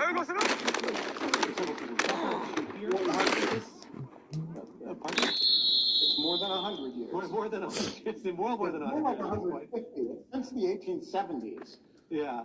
And so that is an issue that's going to squarely get teed up. I think these are the cases that are most likely to go directly to the Supreme Court because you are going to see a number of justices who really want to hear this. That's not necessarily true of all these other issues before they're ripe. But this sort of set of issues, one of these two cases, I suspect, is the one that's going to go there first. Yeah, so I agree with that, but I want to flesh out several layers of this point, right? So one is, can you fire like people who run independent agencies? And there are a lot of justices who've been spoiling for that fight for a long time. That's, overturning Humphrey's executor. Second question, can you fire people like the special counsel? Probably a very similar question, right? But a little bit less obvious, right? That one.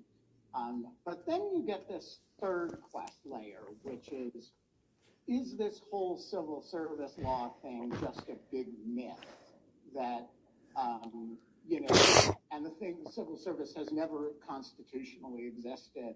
And I don't know that I believe there were 5 votes on the Supreme Court for that idea. That's a radical sort of return to Jacksonian democracy. And so, I'm just curious, which are the questions, Scott, that you think there are justices spoiling for? I think you are certainly going to see justice spoiling for the the multi-member commissions. Like that's central to this. We saw that's actually not in litigation currently. We saw the Trump Justice Department this week say essentially we're no longer going to defend the constitutionality of multi-member commissions. So that's like fundamental to the Humphrey's executor question, and it's been more of the bugaboo, I would say, in certain ways. So I think you're likely to see justices really want to take that up. I think you might have 4 justices want to take up most of, certainly these cases, special counsel and IGs. Regular day-to-day civil servants, I think, is a much harder issue. Maybe they're there, but really we only heard a couple of judges, like, Judge Owen, the circuit, Judge Owen.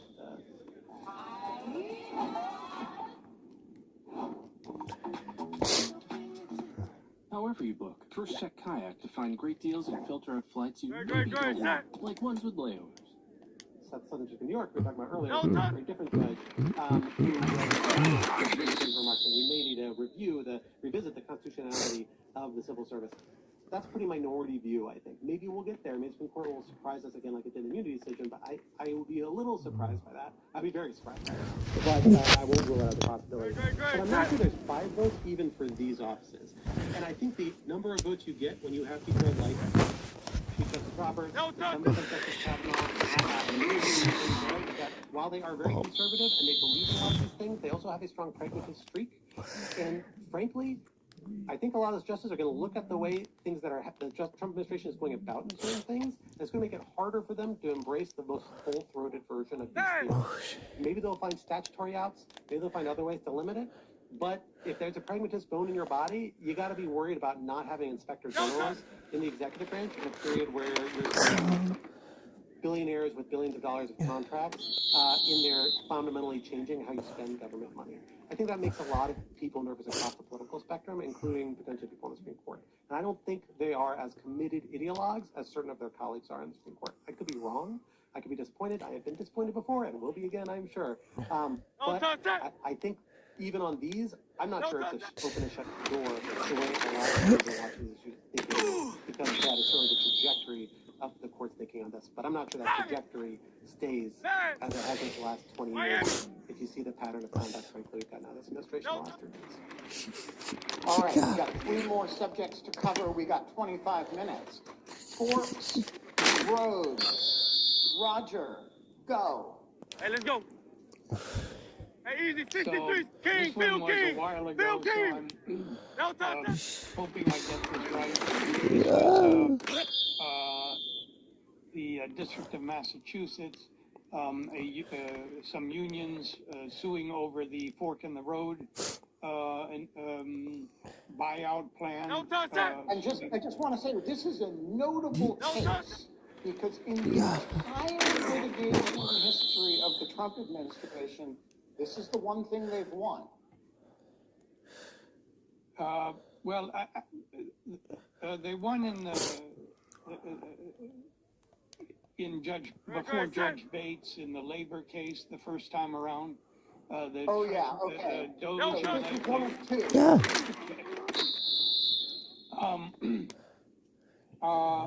Yeah, this was unions suing over the buyout initiative, and initially Judge 63. Did grant a TRO, but this week he dissolved the TRO and denied a preliminary injunction. And if I'm remembering correctly, it was those 2 things again. It was, it was standing, the union. You need to show more of a stake than just the same stake that we all have in seeing government collapse, particularized injury, and so the unions would either have to show that to themselves or to their members, and he thought they hadn't. But I think the bigger problem was, and the related problem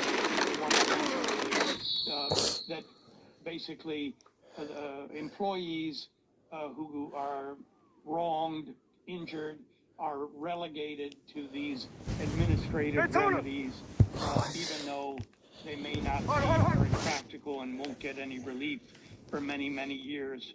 I think that was the basis for this ruling. Am I wrong? That's right, but I think it's worth maybe drawing one line on this case. It's really significant on the standing point, and the reason why it's not going to be replicated in other labor-driven cases, or which I think is less likely. With the fork in the road memo, we have to bear in mind the memo didn't actually do anything yet to anyone, to any individual employees, right? The complaint about it is that, well, you're making this offer that's confusing, making people stressed out, and may not be lawful. And can you even make an offer like this?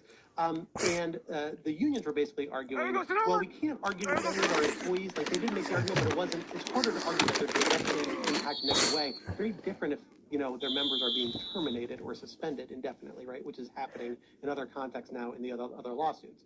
So instead they had to argue, we have to expend a lot more resources educating people, trying to help people figure out what the heck is going on. You're going to steer away our membership. It's going to hurt us organizationally in a lot of these ways. And that's what the judge found unpersuasive here. But those arguments aren't going to carry the same weight outside of this very unique context of the fork memo. I think when you're talking about union members actually being terminated and suffering adverse career penalties and consequences, standing is not going to be an issue. On the merits, on that procedural point, this is the forks and trees point I hit at the top of our debate. He is a trees guy. He said, this may be happening at a large scale, it will happen at a large scale, but there's a process to deal with all of these trees and this forest, that this may be an unlawful program. I'm not going to get at. That's an administrative process, and courts will take it after the administrative agency has its cut at it. Again, that is a lens that we may see recur in a lot of these cases that will be problematic for plaintiffs and beneficial for the government, the way the government's going to try and steer these. But who knows if they'll succeed? And this one all right. We have a federal funding freeze. Catch the ball. Roger. This is the one where the administration has, I think, objectively had the most trouble because they've run into court order compliance issues. On the other hand, they seem to convince the judge this week that their turning off FEMA money was not a problem under his order. What's going on with the Rhode Island case? Yes, and again, it's fuzzy to keep all of these straight. This is John J. McConnell in Rhode Island. I chose Wix for my business because of its massive scope for functionality and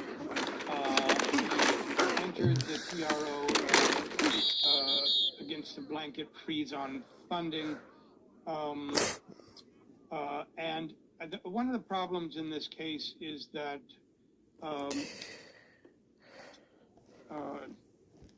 think this was initially an OPM memo, which was then retracted, and the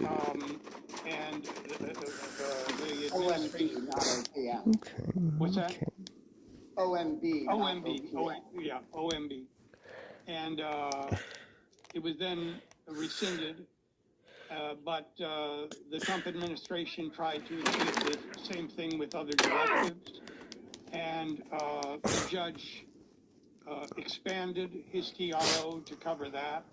And there was an issue about, well, did he have the right to extend, where these claims weren't even made in the complaint technically, and then there were issues about whether it could defund certain things with particularity, and the judge and particularly this expenditures to FEMA that were allegedly being abused by a gang at the Hotel Roosevelt in New York, a violent gang, immigrant gang, and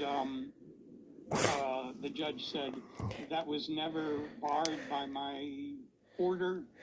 The order has always allowed you, if you have, if you're acting under a particular provision of a statute to withdraw funding, you can do it. Anyway, so this is another one that was instantly appealed to the First Circuit. I think, even though TROs aren't appealable, and I believe that's been dismissed. I'm sorry, I'm so fuzzy. No, that's all right. Are we? So there's one last issue on our agenda. And it is, again, one that's a little bit obscure to me, which is the research grant cap.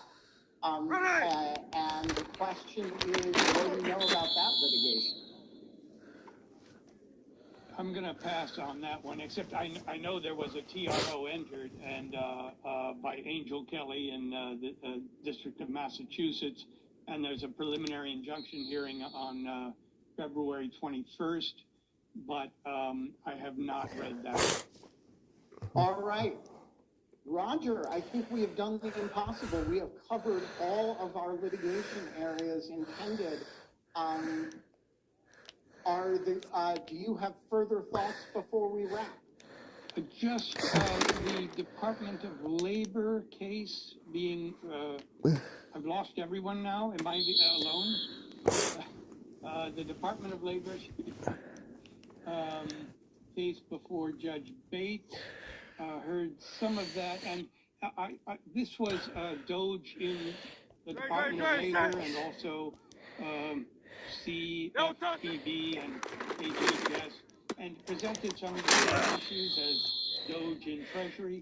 And the thing I thought was interesting was Bates was asking a question that I have been asking myself, which is, I think it's a good question.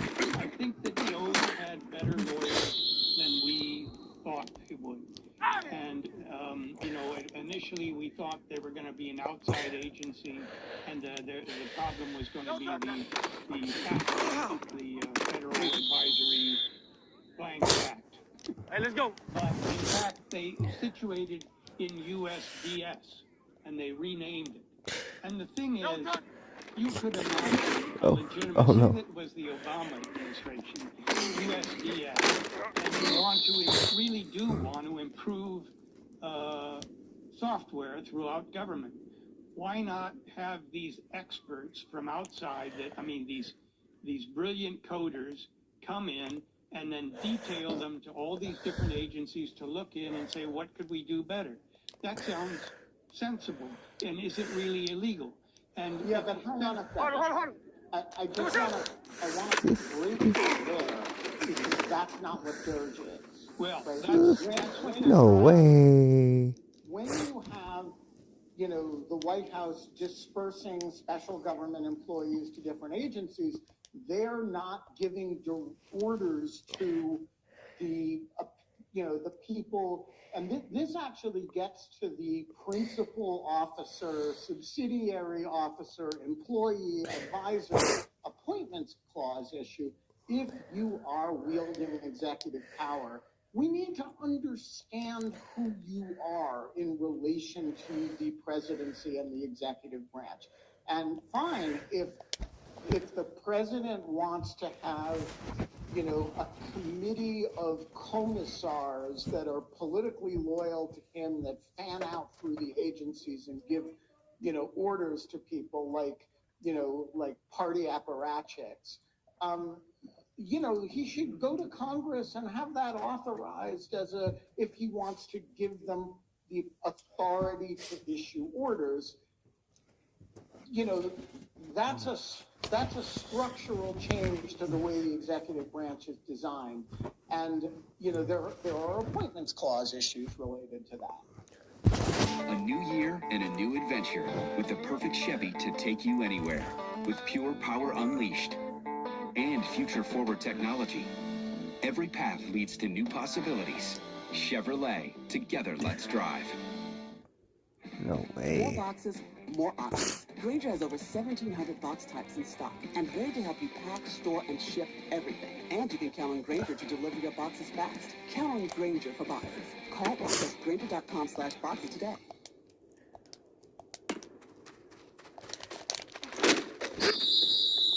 I'm facing the same guy. Well, this is what the judge was asking the plaintiffs to prove, is that there's something different. And the plaintiffs at that time were not having an easy time of it. And I think part of it is that we know so little about DOGE and Musk and what is going on, and it's not transparent. And of course, I think a problem with the appointments clause is that they're temporary, and that you need for to be a principal officer, you need to be a continuing employee, and these people are all temps despite the enormous power they wield. It's not clear the appointments clause will apply. They put them, I think it's a clever structure. It might not work, but I think it takes a lot of discovery in order to pierce it, and there isn't a lot of time to do that discovery. There's no discovery. It's just affidavits right now. And so I think it's hard. All right, I just noticed that we have two audience questions. We are going to take them before we wrap. Josh Knight, you have a question.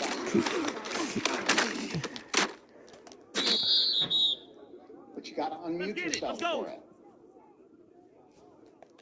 Yellow. All right, while Josh is figuring that out, Mark, you have a question for which you have to unmute yourself. Yeah, thanks. Yeah. Rolling. I just watched J.D. Vance's speech at the Munich conference. Hey, 57. I believe, or I'm asking you if you guys have seen it.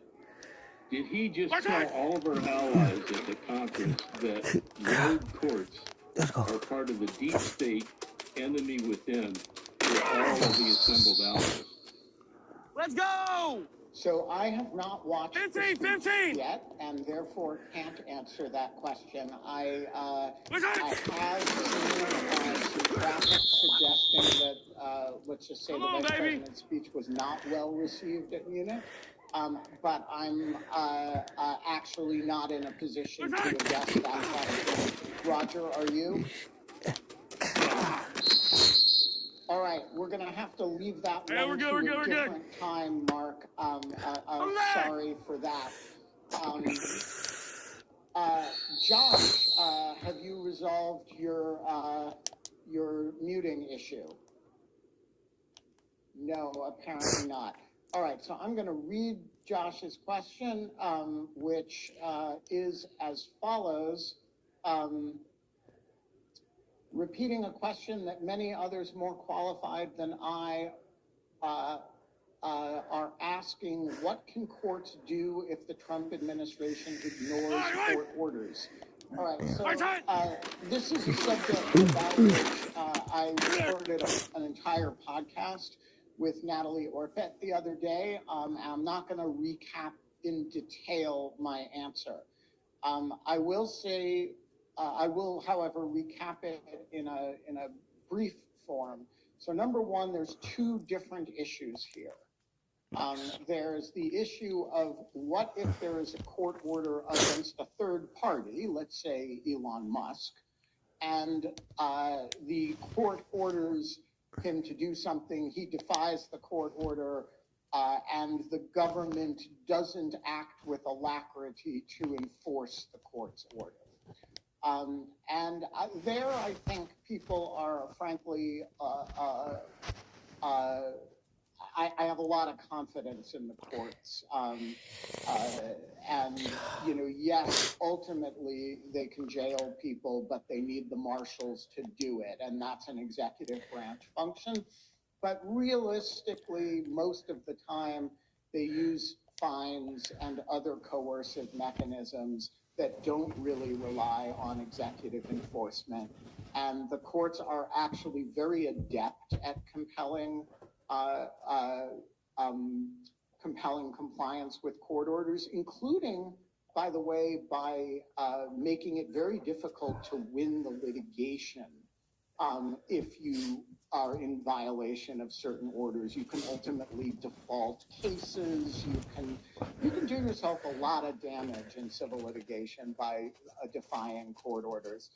So I think the answer to that question is yes, there is a do we count on the executive for enforcement at the end of the road issue. On the other hand, the courts don't underestimate an angry district judge as a force of nature. So the second question and the harder question is, what if... Make licensure your New Year's resolution. Save 15% on PPI's proven exam prep and move your career forward in 2025. Start at ppi2pass.com. You should switch to 1-800-CONTACTS because it's super easy, so cheap. I saved shipping costs, I saved doctor office visit fees. It was cheaper on 1-800-CONTACTS than actually going to the eye doctor. 1-800-CONTACTS always has my exact same brand in stock. And then they deliver it right to your door. Or why would you not have your contacts delivered? It's the future. It's amazing. 1-800-CONTACTS gives us really fast shipping, and I don't think it ever takes 5 days. Not even. It's shipped to you super quick and easy. It's like a box with a cape. And it's free. I save at least over $200 per visit. 1-800-CONTACTS. It's easily in the hundreds. Gas being what it is now, oh my gosh, I can't even begin to imagine how much we're saving. Hundreds and hundreds of dollars. Oh, I should have done it sooner.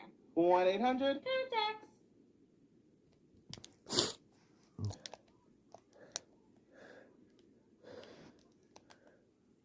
The order is directed at Donald Trump himself. And there, or at the executive branch itself. And there the courts are in a weaker situation. Frankly, the same rules apply, but, you know, you're forcing the president to do something is a tricky business. So I will say only that this situation would arise presumably only after an appeal that went all the way to the Supreme Court.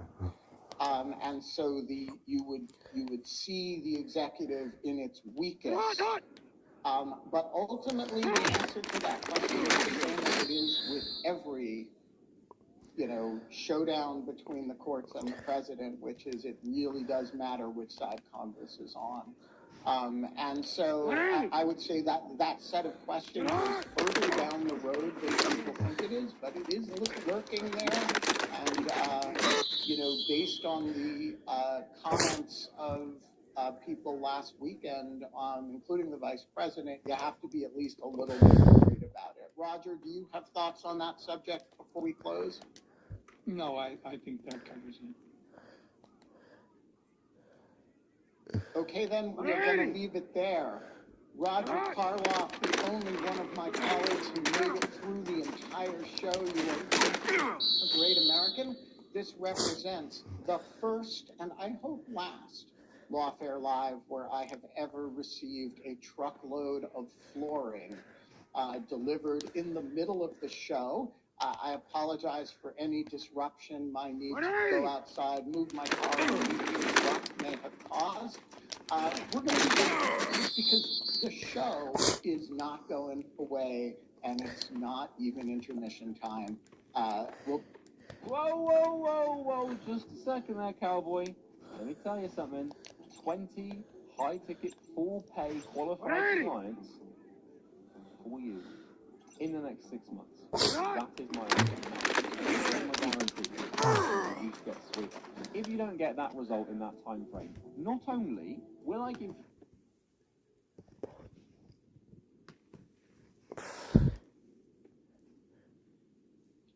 Hey everybody, welcome to Lawfare Live. It is Friday, February 7th. It is 5 o'clock p.m. and the time matters because the subject that we are talking about moves so fast that if you are watching this 2 hours from now or 4 hours from now, or if you're listening to it on the podcast Sunday or Monday, whenever we run it on the podcast feed, things may have changed. So this is an update on the various national security related litigations arising out of Trump executive orders as of 5 p.m. on Friday.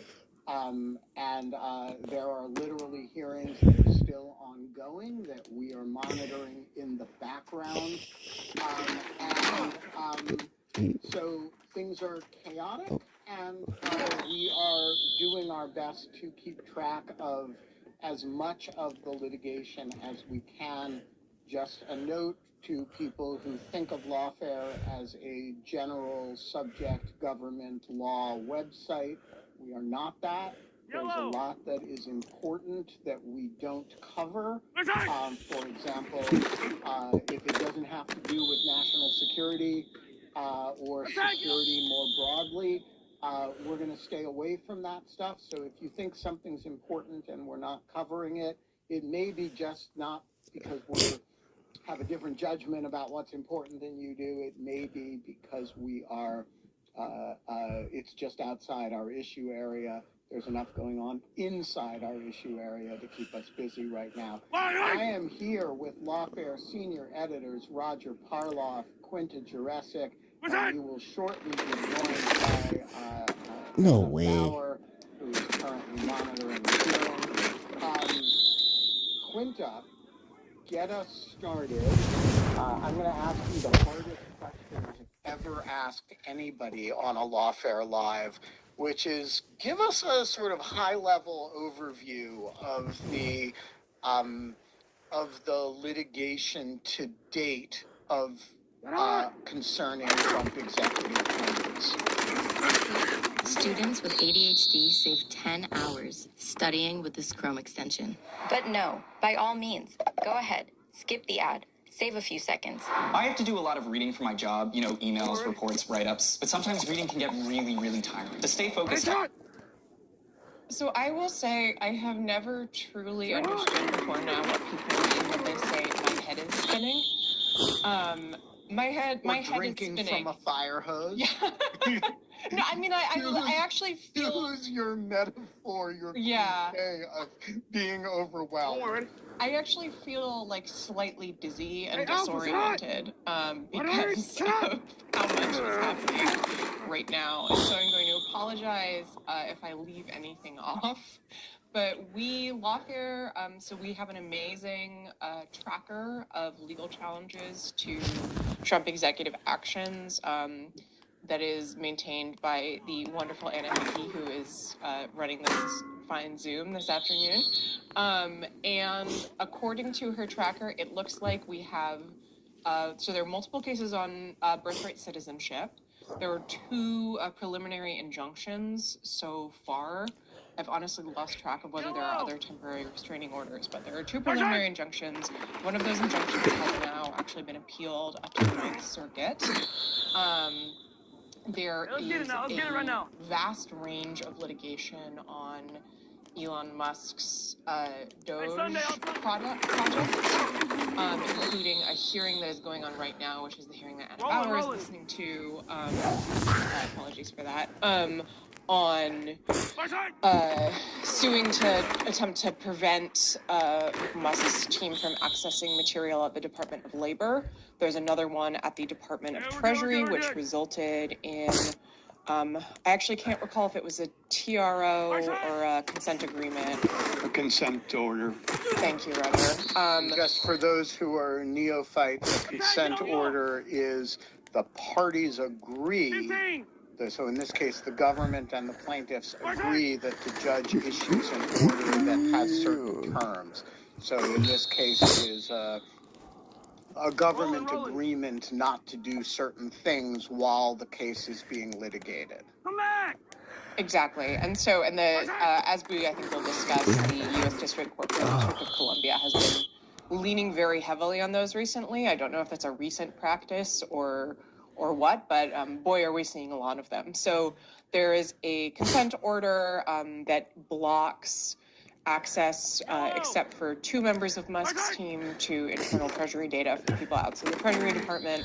One of those members resigned yesterday because of racist tweets. When I say racist tweets, I'm not projecting onto that. He literally tweeted, I was a racist before it was cool. He now apparently may be coming back. I don't know if that has to do with the consent order, but that order barred those individuals from changing the code in the system as opposed to just removing it, which is still deeply concerning, but so that's one. There's litigation relating to Trump's efforts to sort of bring the FBI to heel, which Roger has been following very closely. There is litigation over the use or the sort of building of an unsecured OPM email server to email every federal employee and apparently employees and judges in the judicial branch as well. There's nothing on that yet, but there is a temporary restraining order blocking the Musk-backed deferred resignation program of ambiguous legality from going forward at the very least until Monday.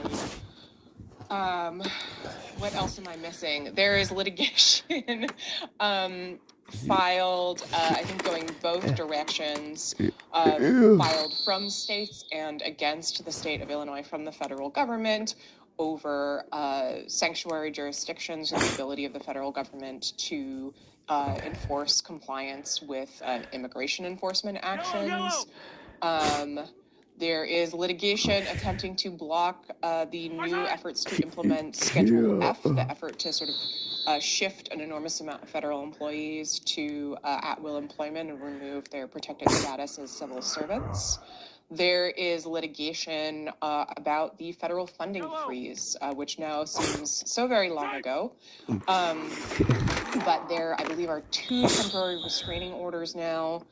One in a case in D.C. brought by a group of nonprofits, one in Massachusetts brought by the states, Rhode Island. I can't keep track. It's New England. It's all the same. in those, the DC, or excuse me, the case brought by the states, there was actually just a filing raising questions about whether or not the federal government is complying with the terms of the order, given that a lot of the funding that was nominally, the taps were turned back on, organizations apparently have actually not received that funding, so I think that there's a question there. Let's see, what else? There is litigation on the new expedited removal policy that has to do with the administration's practice of sort of doing exactly what it says, putting people who are undocumented or don't have U.S. status in the country through a sort of speedy process to remove them from the country. There is multiple cases against the ban on transgender people in the military. And what else? Of course, there was another suit that there's a hearing just finished in a case filed just yesterday over the effort to basically destroy USAID.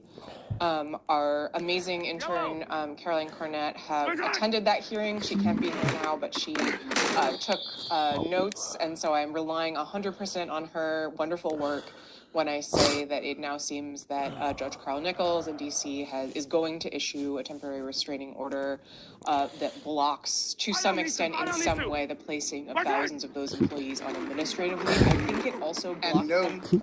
Carl Nichols, as Roger can describe in excruciating detail, is one of the most Trump-friendly judges on the district bench, arguably one of two on the district bench in Washington. So if he were to actually enter that TRO, I think that would be a pretty striking development. Oh, man. No, not at all. I believe that Judge Nichols' order also will affect the USAID employees who were going to be called back into the United States from their positions overseas. He hasn't decided that part. Okay, thank you, Roger. We'll see. And I'm sure that I'm missing things. But he's blocking the 2,000 that were going to be put on administrative leave tonight. And this is only the slice that we're following specifically on lawfare that's in our kind of democracy security. I was going to hold this question for later, but actually describe in the highest altitude terms what we're not talking about here that is also going on. So the group of cases, again, I'm going to leave things out, and if I left something out that you all have been following, I apologize. This really is dizzying. The block of cases that I've been following that I haven't mentioned so far has to do with a number of Trump's orders related to protections and access to medical care for transgender people. So there was an order that was requiring I'm not sure whether it was only for transgender women or all transgender people, but the cases are only on behalf of transgender women, but people who are incarcerated, moving transgender women from women's facilities into male facilities. There were a number of lawsuits filed essentially saying that this would potentially put these people's life at risk. I believe there is at least one, maybe two of those cases that transfers have been halted. There was also a lawsuit that was filed recently against the executive order limiting access to federal funding for hospitals that provide gender-affirming care for individuals who are, I think, under 19 or 18. So that's another sort of realm. I actually realized as I was talking, there's another case that I forgot that we should also mention that has on behalf of a number of scientists who are suing the administration over the removal of massive amounts of scientific data from government websites. And again, I'm sure that I'm leaving things out. Right, so this is a really good, it's just a useful case study in line drawing as the editorial hierarchy in lawfare. We cover security issues. Generally speaking, trans healthcare not going to be in that. Generally speaking, scientific data issues not going to be in that, but there are big exceptions. So, trans people serving in the military, those litigations are solidly within our area. Erasing data that involves, for example, bird flu and oh my God, that's solidly within our area.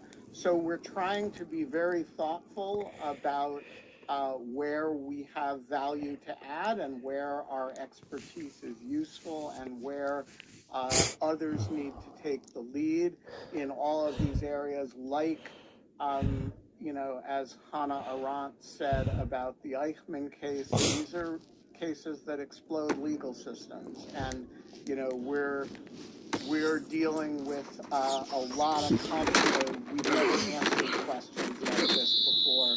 And so we're doing it as we go. All right, so Roger, I'm going to start with, because we don't have Anna Bauer here, I'm going to start with cases that I know you've been following, that I know our viewership, listenership is attentive to. What's going on with this FBI rebellion and Emil Bovey's efforts to fire every FBI agent who ever said the words January 6th? You're muted.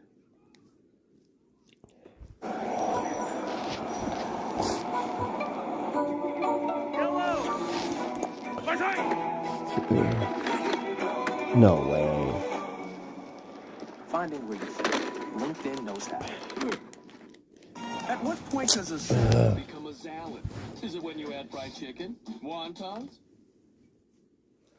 Sorry about that. There's a couple lawsuits in D.C. that have been consolidated, and they both stem from the situation that began, I think it actually began the week of January 27th, which was when Emil Bovey began to ask the FBI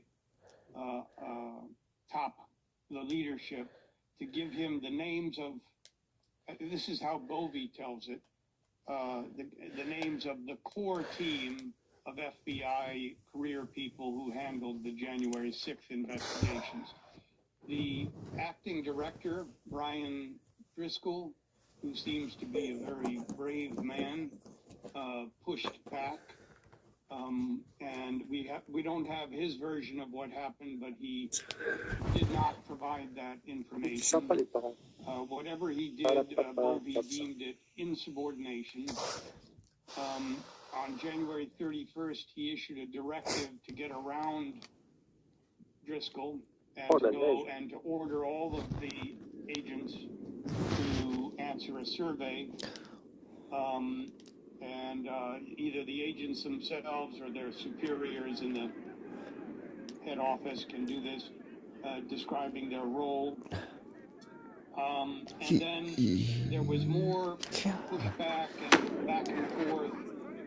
The deputy Driscoll managed legitimate for them to inquire, but he turned over the results, but not with the names, but with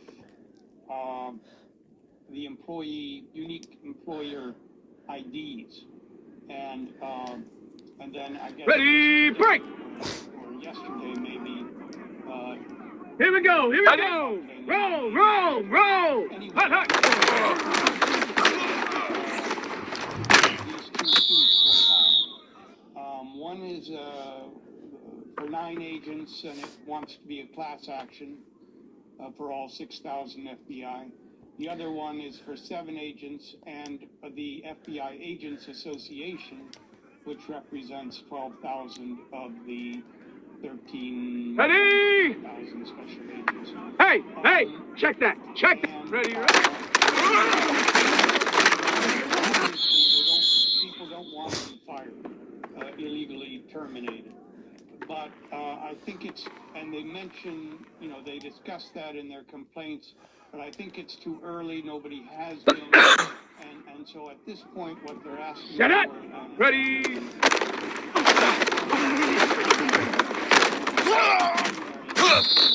trying to prevent this information from being publicly, their names from being publicly Ready? There's a lot of the released January 6th people. Ready?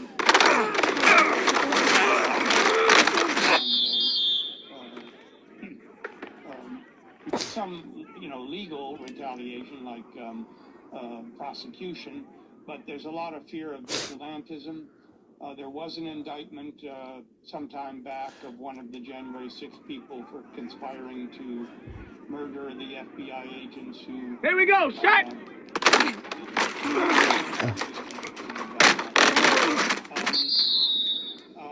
And you remember also after the Mar-a-Lago, there was an attack, Trump was attacking the FBI agents as Gestapo, and somebody attacked the Cincinnati headquarters. Come on!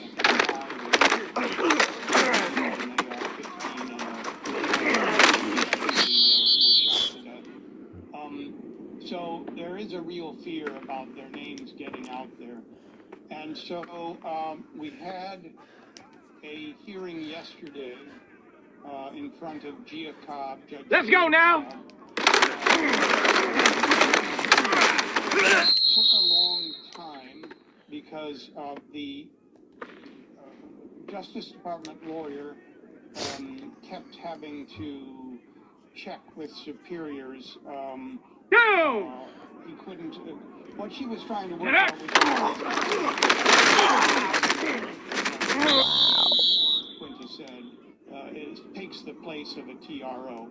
You want to brief fully the issues before a preliminary injunction, and so a TRO is usually an emergency thing before you can do all the briefing. And then what's arisen now is that these things are going so fast, people are even coming up with emergency things. So one is called an administrative stay. The other is to twist the arms of the people to agree to a consent decree.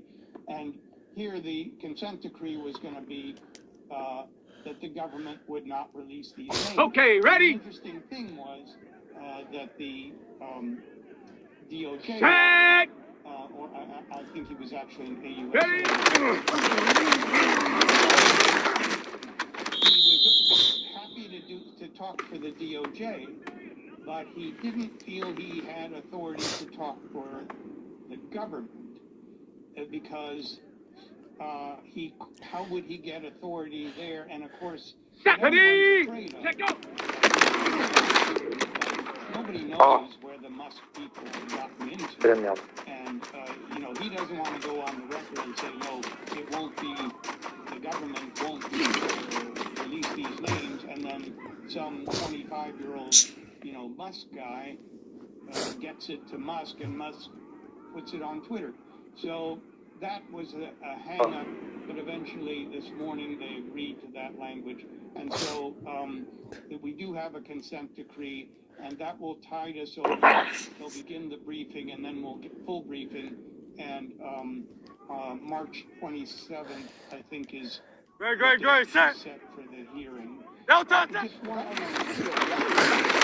It is. That is a. That's that's a genuine slow thing. Yeah.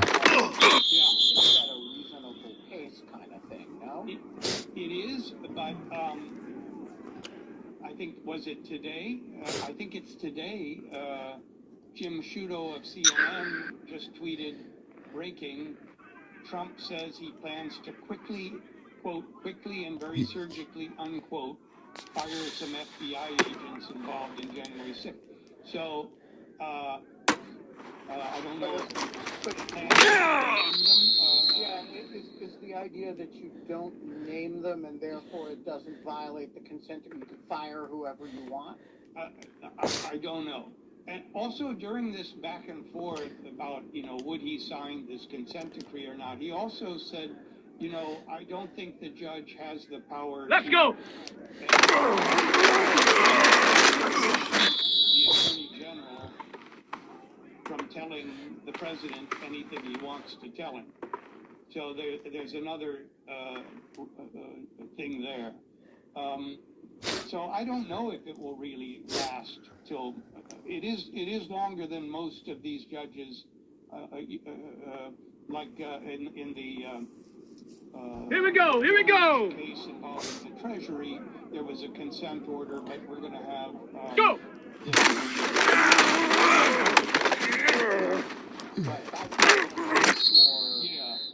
Moving at the pace of the Trump administration.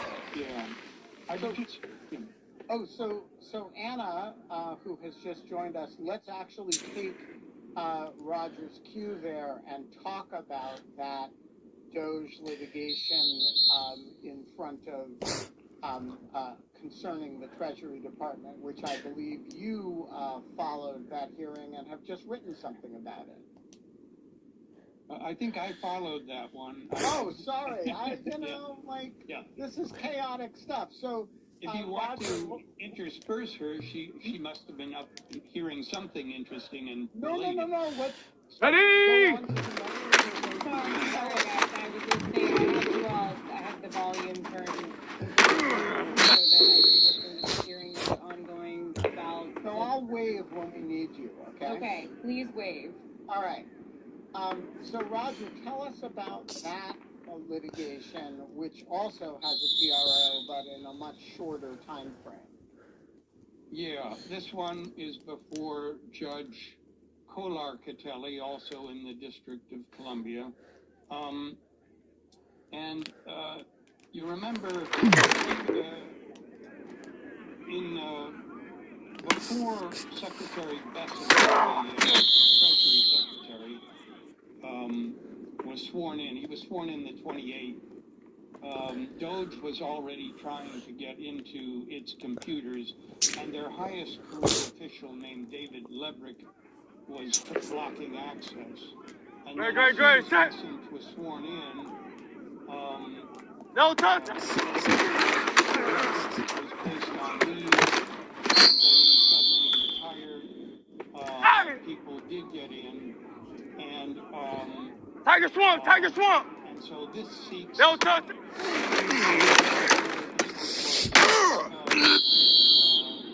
injunction, TRO, and preliminary injunction to stop these guys from leaking any information. Stop them from having access to this information. It's a privacy No act, touch. allegedly. Oh no. They also raise First Amendment and Fifth Amendment issues.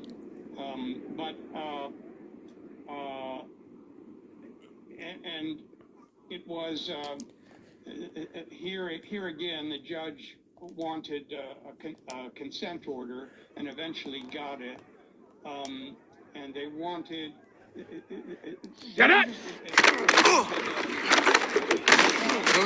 There were two employees, Doge employees in Treasury.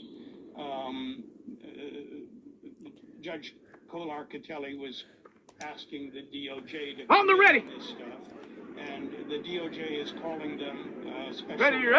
employees. The lawyer, raised, although he didn't really aggressively push it, that we don't really know how long they've been special government employees.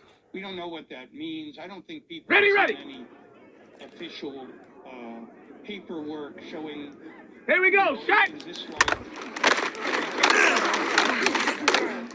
declassifying a document? The president just thinks it, that, okay, they are special government employees and they become special government. But anyway, these people, it developed that only these two, Marco Elez and Krauss, have access, at least according to the lawyer, the DOJ lawyer. And Elez is really the coder. Krauss seems to be his supervisor. They claimed that Elon Musk does not have access to this No stuff. touch it! And so they worked out a No consent touch decree. No way. A consent order. It was like a standstill. These two people can stay in there, but allegedly nothing will leave Treasury. And the White House is considered outside of Treasury, and the White House would include the Doge people because they're set up under. No touch. And so that's that. We also got some detail about the sorts of records that we're talking about. They were, there are social security numbers, there are employment identification numbers, physical and electronic addresses, payees, people's banking institutions, their account numbers, their routing numbers. Come on, set! Oh, no way. Their private financial situations. There's credit card numbers, because it's both payments and receipts. So it's about 5 trillion in receipts and 6 trillion in payments that go out. Anyway, that's where we were there. The other interesting thing to me was the DOJ lawyer, and I don't want to get him into trouble, but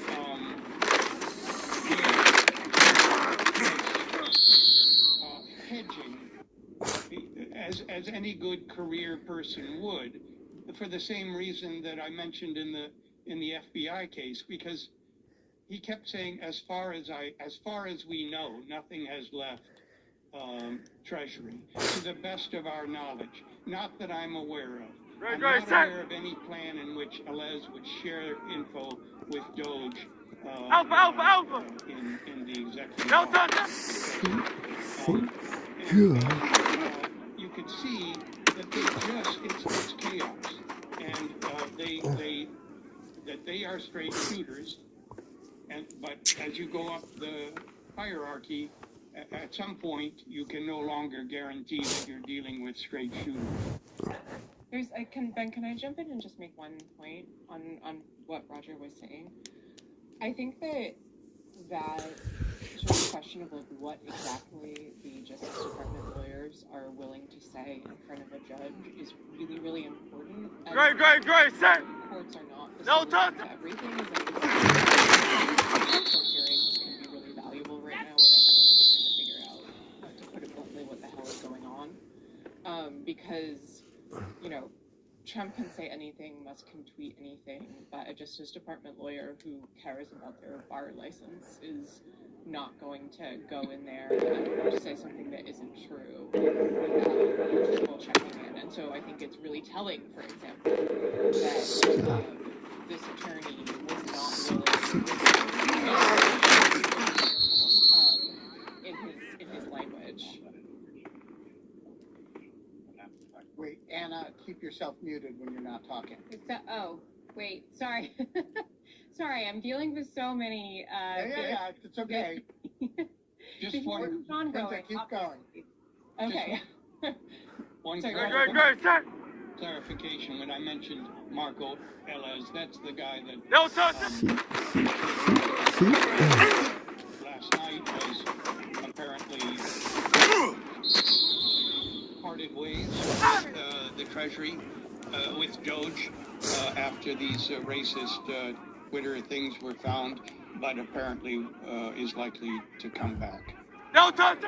All right.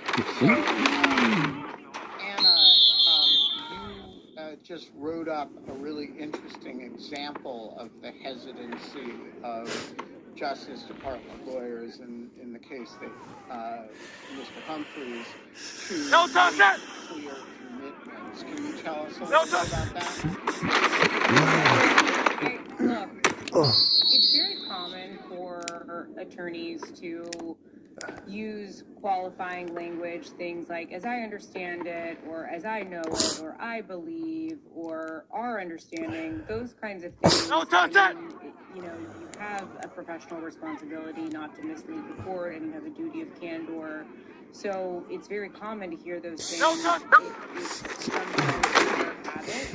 But here, I would say it was very noticeable that he over and over again was stressing to the court that he was representing things as he knew them, based on hours of trying to ascertain the facts.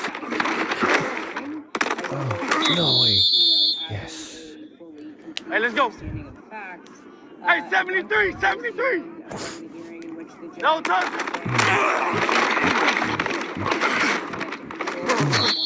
As a master student, you can. And there were a few times when he was honestly quite, and you know, Roger and Quinta, if you listened to this hearing, I'd be curious for your thoughts. But a few times outright answer some of these questions about the factual circumstances of the case, things like what has been done in the past with these records, as opposed to what is being done now. And in the piece, one of the things that I talk about that I also noticed during the hearing is that repeatedly, when asked, you know, what are the active permissions that the Doge affiliates have, he used the present tense as opposed to saying there has not been any, you know, read and write access. It was always there is read access. And look, I don't know, you know, he's a lawyer. He's being careful. He might have incomplete facts, so I'm certainly not suggesting. None of us here is criticizing Mr. Humphrey. Yes. A career Justice Department lawyer and and is obliged to zealously represent the interests of his client and is appearing to do so in an ethical and careful fashion. It is notable, as Anna says, and as Roger points out, that in doing that, he cannot make clear representations about what is and isn't going on. And I think that's the kind of thing that Judge Color-Vitelli is likely to, I mean, this is a very experienced judge and a very careful judge, and she is likely to have made a point of getting him clearly on the record to the extent that she can. Yeah, and I mean, look, every lawyer has been in a situation where you don't have time. Let's go now. Last minute, I think there was less than 24 hours notice. You know, you're working with a limited amount of time to try to figure out the facts. Ready, set. You also, to some extent, might be working with people who don't like fully know the facts. And so, to be clear, the point here isn't about the advocate. It is about making the point that in terms of what we know from what was represented at the hearing is, you know, that there were these claims that were being made about present tense access, but not so much about what is happening. You know, maybe the Justice Department itself is not fully apprised of all the underlying factual circumstances. All right, so Anna, tell us about the hearing that you have one ear on while you're talking to us. What hearing is that? Who's the judge, and what are they talking about? Well, to be honest, Ben, it's a bit of a mess. It is before Judge Bates. It is another Doge suit, this time against the Department of Labor, or Doge-related suit, I should say. Not Doge is not the one, obviously, bringing the suit, but it's by some federal employee unions.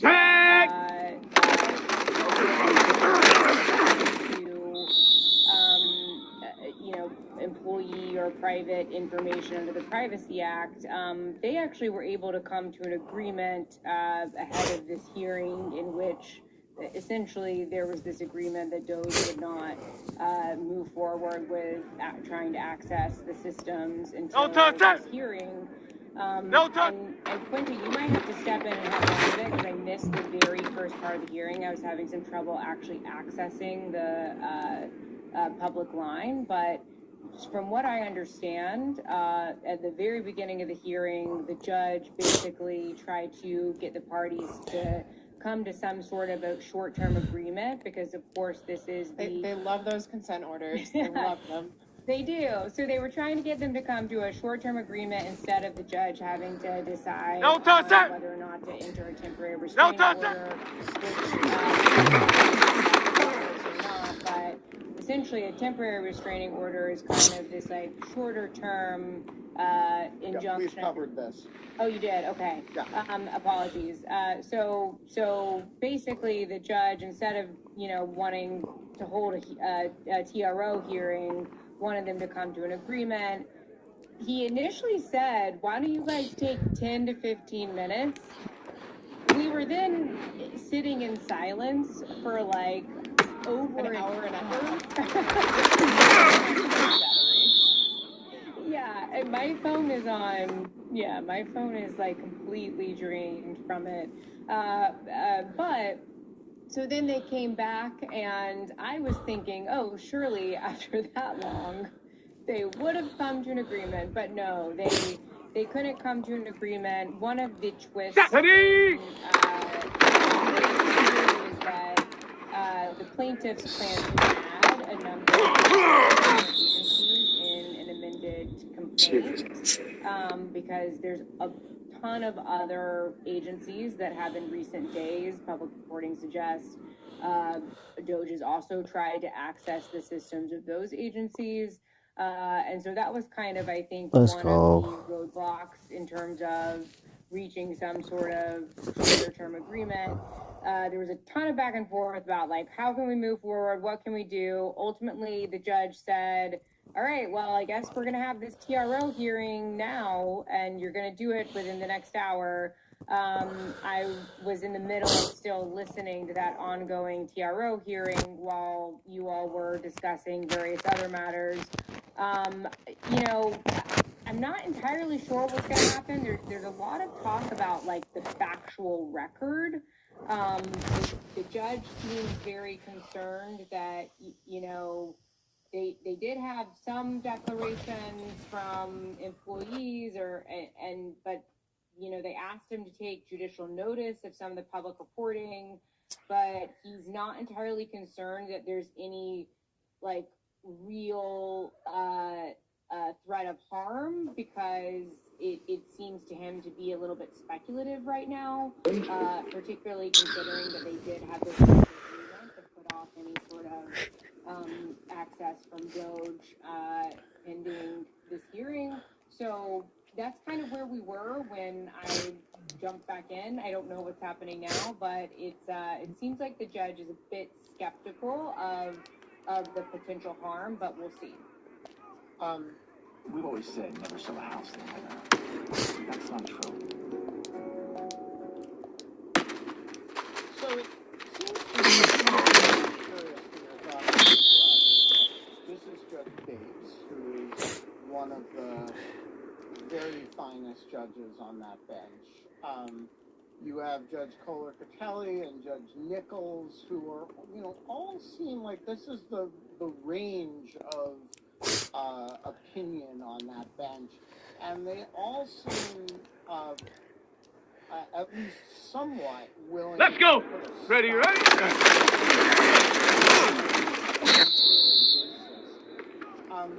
That does not seem like the kind of noise you would want from the bench if you were the Trump administration.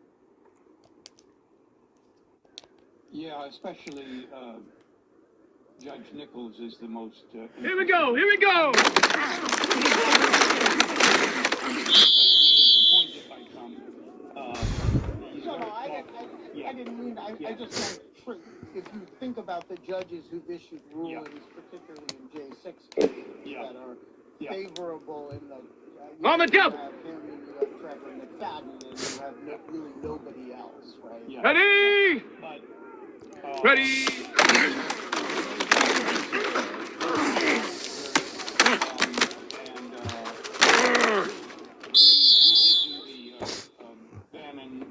case. Bannon was convicted.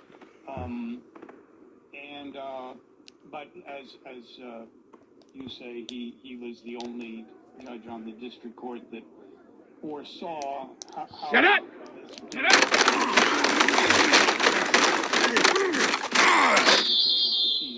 statute in Fisher.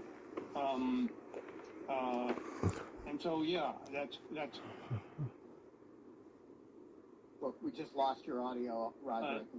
That's an important one. Although we don't know exactly what he's going to do, and he characterized it apparently as narrow. But if it saves the jobs of 2,000 people, I wouldn't call it so narrow. So this ready, is ready? Yeah. Case that is asking for, and we have not yet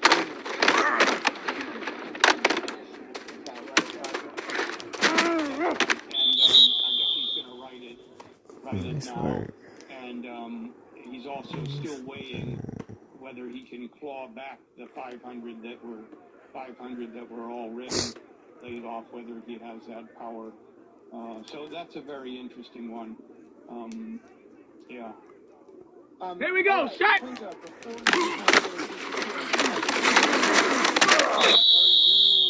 you looking for over the next few days as you try to make sense of the whirlwind? I don't even know, to be completely honest. I mean, I will be very interested in what the government's response is to the motion that I mentioned earlier. That was come on, shit!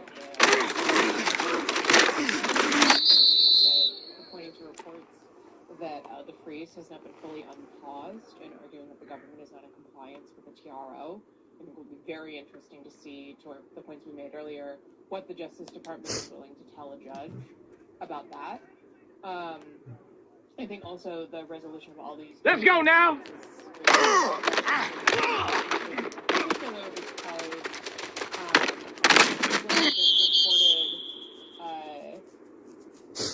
That two former Supreme Court clerks and one soon-to-be Supreme Court clerk have joined the DOGE effort, including a number of people. So I do wonder how that will affect, let's say, DOGE's willingness to take legal risks. Yeah, I mean, just to be clear, any sign of high-quality lawyer involvement today would be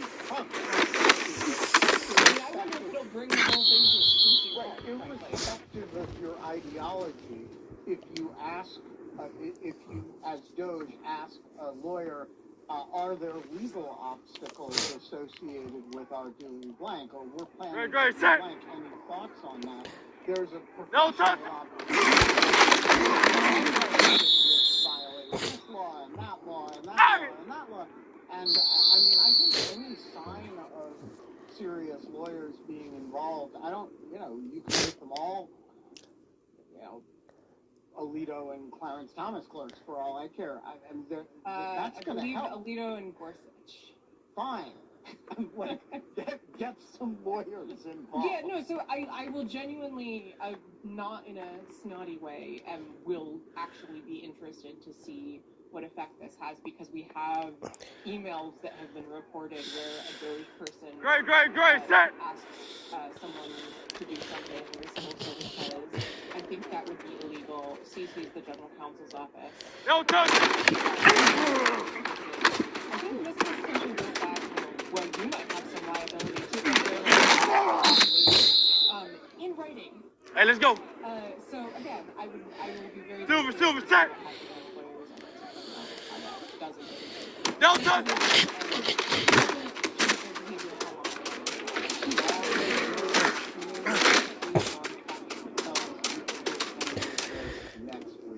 All right, Anna Bauer, Quinta, you are turning into a puff of smoke.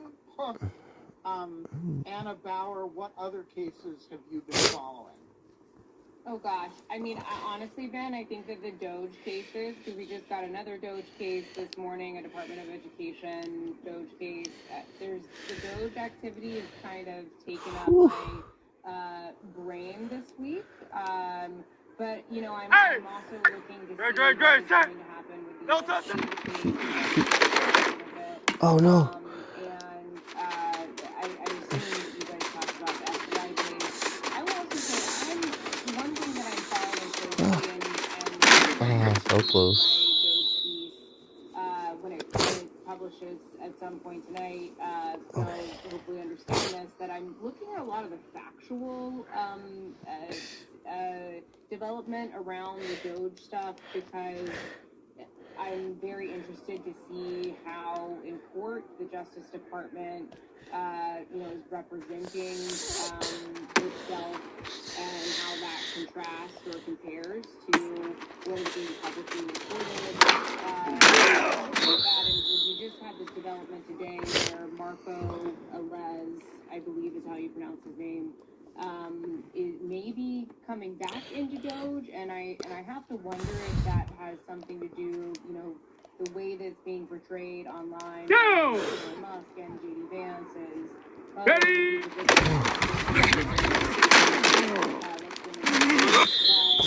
I think that, this is complete speculation, but I will just note that, the judge's order in this case prohibits basically anyone else who's affiliated with Doge from being hired as a special government employee to work in the Treasury. And as far as I could tell, based on what they were saying in the hearing the other day, it's basically Marco Alez who is the one who has the actual kind of, system knowledge, whereas Tom Crouch, who's the other person who's allowed to continue. Go!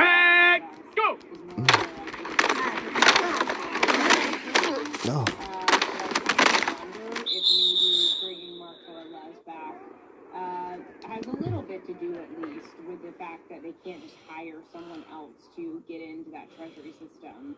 It's basically Alez or no one. TaxAct doesn't care which tax filing software you've used in the past. Let's get them over with. All right, so Roger, are there other cases that you've been... Stephanie! Hot, hot! Trying to keep track of them, but like Quinta said, my head is sort of swimming. I think the big thing that keeps recurring, these cases have a lot of similarities. Let's go! And, ready? What?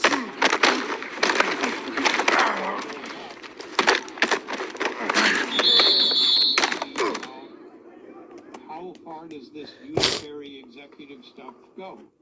And there's a good article, Steve Zonick has a good Substack today, or yesterday, I don't know which. Okay, break! All of the indications from... Here we go!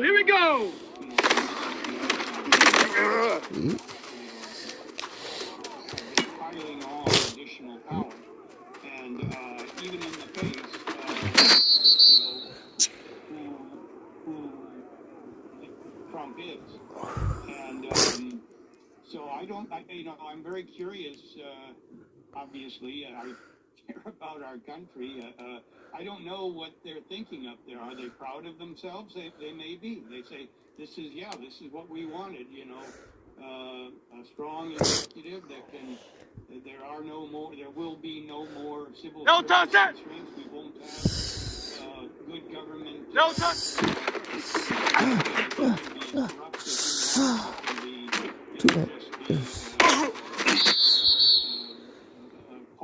Hey, let's go! And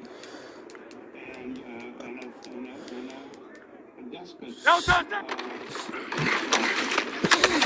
Oh no.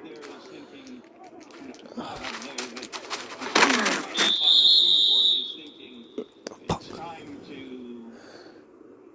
rein back. We're in trouble. All right, so there is one other case that has resulted in a TRO, and that's one that was actually last week, but is which is the birthright citizenship case. Where are we with that? Do either of you have a sense of that case? There are two preliminary injunctions now. Ready?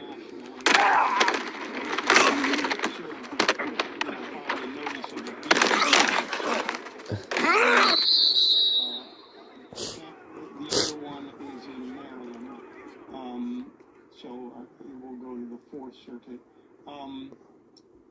And obviously those courts found it to be an easy question, but I haven't pored over that law. Have you? No, touch it! Yeah, I mean, look, I so I No, do touch! know that Oh no. case. I'm trying to pull up some of the quotes from that, but I'm not able to get it up enough quickly enough. But Judge Conor, who is I think that's how you pronounce it, hopefully, who is a Reagan appointee, you know, from what I hear from people who talk about him, he's a pretty, you know, fair but very tough. Great, set! He's a kind of straight shooter, and he. No, touch it!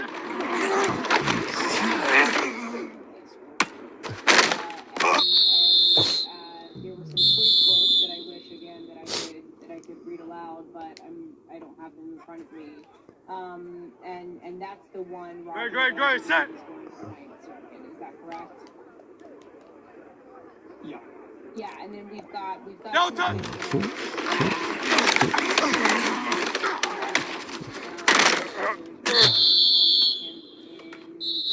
I know that John Hawkinson is going to correct me on this. I think it's New Hampshire, but I might be wrong. Yeah, so, but I think this identifies Great, set! Crowd up, Yeti! a lot of excuses that you have. I mean, No, touch!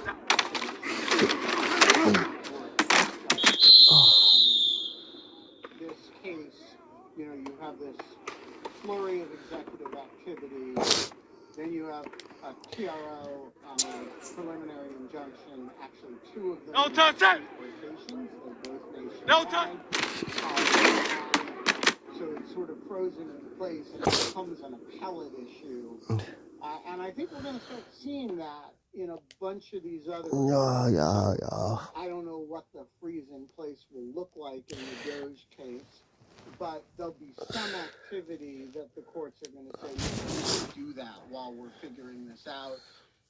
Get a preliminary injunction then, and then that will go up. And so you'll have a set of Oh, might be in the top hundo. Injunctions that will raise all the major questions that we're going to see. And I think that's how this thing is going to operate critically to slow down, because the speed is the worst, has the worst implications, in my opinion, for good policy, for good outcomes, for understanding what the heck we're doing. There's DIY, and there's doing it yourself. It's the difference between being creative and being a creator. Between a homemade recipe and a household name. Between a daydream and a dream job. It's your business, your hard work. You do it yourself. Create your website on Wix. Yeah, can I mention actually a non-civil litigation thing that I'm kind of following right now as well, that is still, it's not in the full-blown prosecution phase, but there's been some back and forth over it, which is this kind of weird situation in which Elon Musk has, quote, referred individuals for investigation to the interim U.S. attorney in D.C. Ed Martin. There's been this like very bizarre back and forth between the two of them on Twitter. On Twitter, in which like Ed Martin will this, and again, this is the acting U.S. attorney for the District of Columbia, who will send a billionaire a letter from the Justice Department and it'll say sent only on X. And he will, send a screenshot of this letter to Elon Musk on X. Wow. And to be clear, that letter, I mean, one of them, I don't usually make ethical judgments, but one of them, like, strikes me as, I don't know what state he's barred in, but it actually says, I don't have the text of it in front of me, but it says if anyone's done anything illegal or simply unethical, we will pursue them to the ends of the earth. Now, am I getting that wrong? Yeah, if people are discovered to have broken the law, simply unethical, we will chase them to the end of the earth to hold them accountable. So this is from a federal prosecutor. Right, so a federal prosecutor has no authority to chase anybody to the end of the earth for simply acting unethically. And, you know, to announce in a public statement that your office is committed to doing something that you have simply no authority to do, I would be very surprised if Wow. the Office of Professional No way. did not Okay, take, okay. I would be, like, they should take that very seriously, and it's an announcement of intention to abuse your authority as a prosecutor. And so I look for somebody to file complaints about that, and I think those complaints, by the way, also with the potentially with the Inspector General, although normally lawyer conduct as lawyer is handled by OPR. So, but both. That's a very disturbing thing for a prosecutor to do. No way. You know, like, when's the last time you saw a U.S. attorney make a public communication about opening an inquiry or an investigation at the behest of, you know, a public figure and is giving the public these updates? It's just not how federal prosecutors tend to work. Like, at the investigative stage, it's very odd. It's really, you know, does not at all with what I understand to be the kind of ethical principles that guide federal prosecutors, and it really is all just very weird, and I'm keeping my eye on it because I do think that, you know, especially today with this letter, it overstepped a lot of ethical boundaries. Yeah, I mean, today's action was far more dramatic than anything he had done before, although his social media has been, I think the technical term is for quite a while. But, so look, we are going to leave it there. No touch! Civil litigation and Roger Parloff, 73, Quinton Jurassic, thank you all. I have a feeling we're going to do this. No touch! Trials and tribulations every week, and this is let's go. The other side of, you know, trial left Yeti. Trial left Yeti. We'll be back, folks. No touch.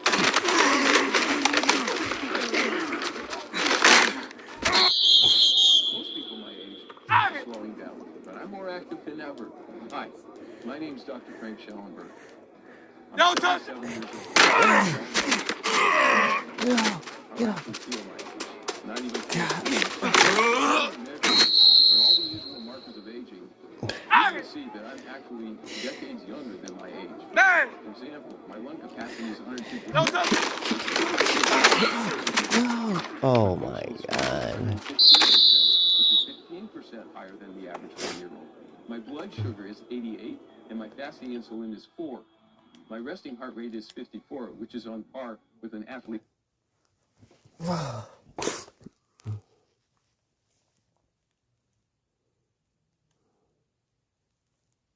Hey there, Lawfare listeners. Editor-in-Chief Benjamin Wittes here with a quick favor to ask. We want to hear from you to make Lawfare as insightful and engaging as possible. Whether you read our in-depth national security law and policy analysis, listen to our podcasts, watch our live streams, whether you're an occasional reader or a true superfan, your feedback is essential to helping us improve. We've put together a short audience survey, and while we know you're busy, we'd really appreciate it if you could take just a few minutes to fill it out. You'll find it at lawfaremedia.org/survey and in the show notes of this episode. Your input helps us understand what's working, what's not working, what you want more of, what you want less of, and how we can better serve you.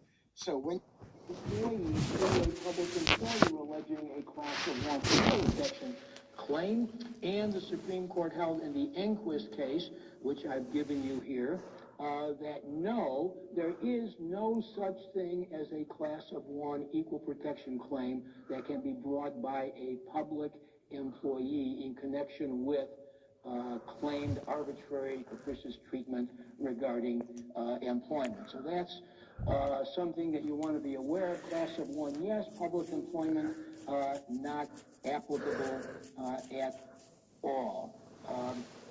There is also a line of cases dealing with rights of access. The leading case there is the Harbury case that I've given you here, and that is a case which deals with both backward-looking right of access cases where claims, for example, of cover-ups are made, and that prevented the plaintiff from filing a lawsuit in a timely fashion, or forward-looking right of access claims, and those typically arise in the prison setting.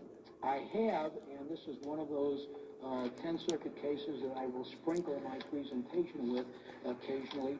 There is a right of access case that the 10th Circuit handed down. It's a backward-looking right of access case. The site is, it's Lynch, L-Y-N-C-H. Lynch case,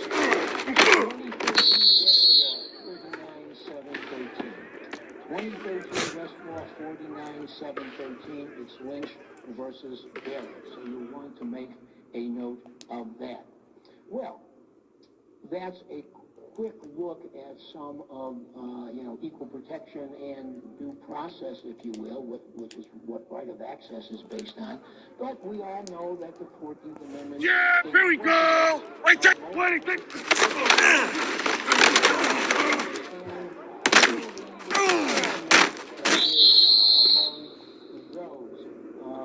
Those of you with experience remember the pre-Garcetti days, the days with respect to public employee free speech issues. Yeah, here we go! What is it?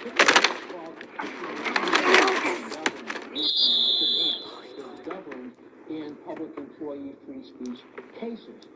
In those cases, when a public employee at that time under Pickering, if a public employee was disciplined because of what he or she said, the question became, is the First Amendment relevant? Here we go. And that depends on the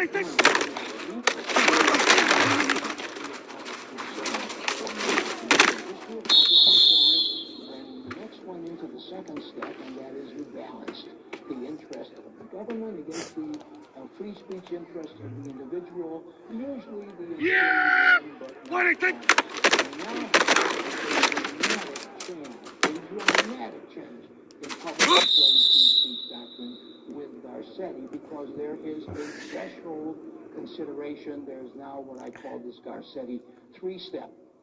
The first question is, regardless of whether the speech is a matter of public concern or private concern, even if it's a matter of public concern, whistleblowing, for example, even if an employee reports to his or her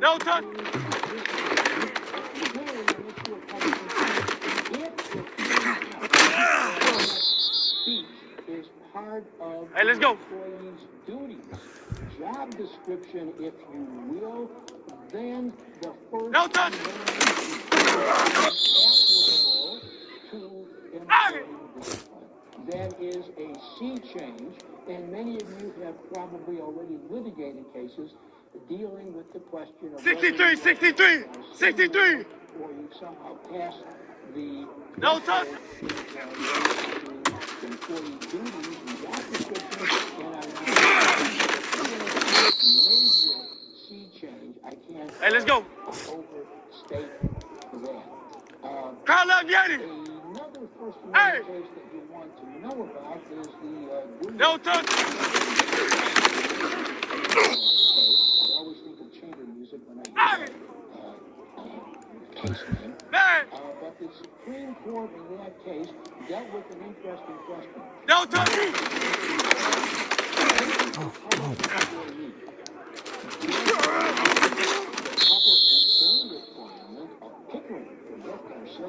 Pickering by bringing a claim under the petition clause, petition for redress of grievances, even if the grievance is primarily a matter of private concern and run around Pickering. The Supreme Court. Yeah, here we go. What is it?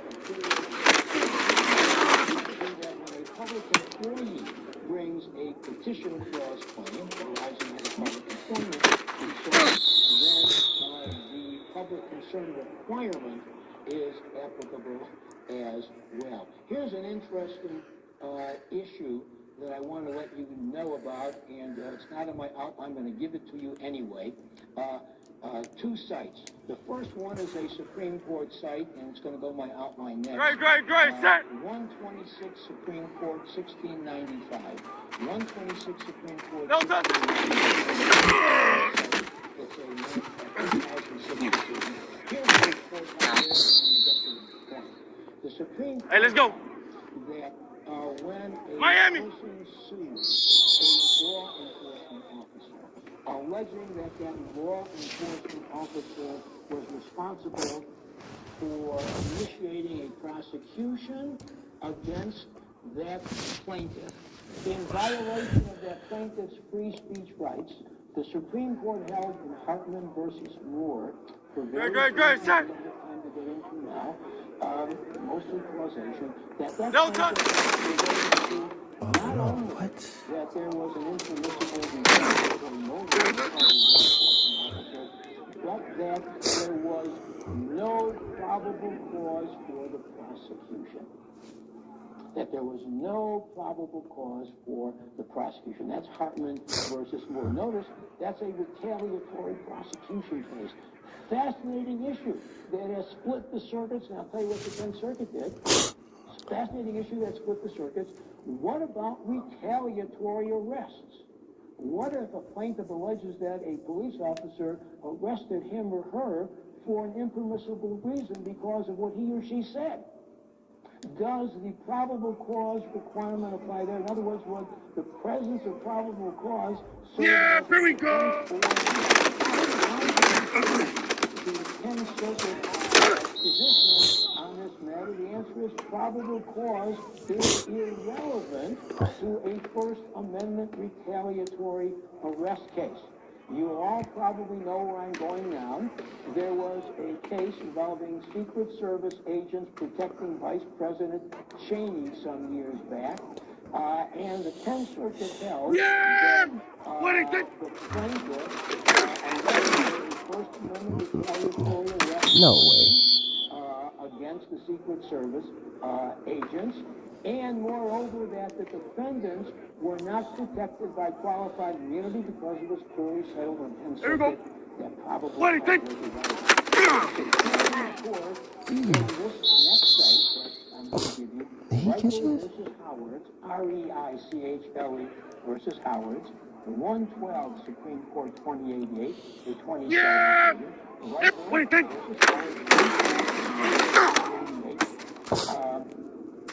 2012, the Supreme Court held that this decision on the merits with respect to whether probable cause was a defense to a retaliatory arrest claim. They said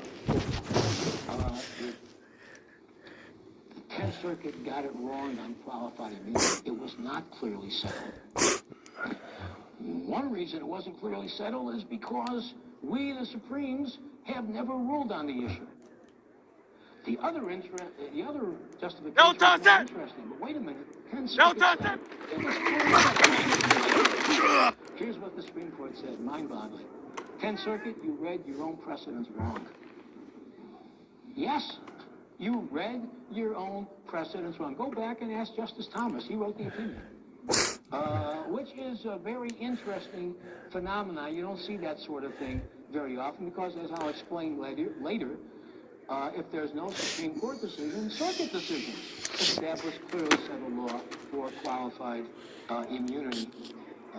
Oh, you kidding me?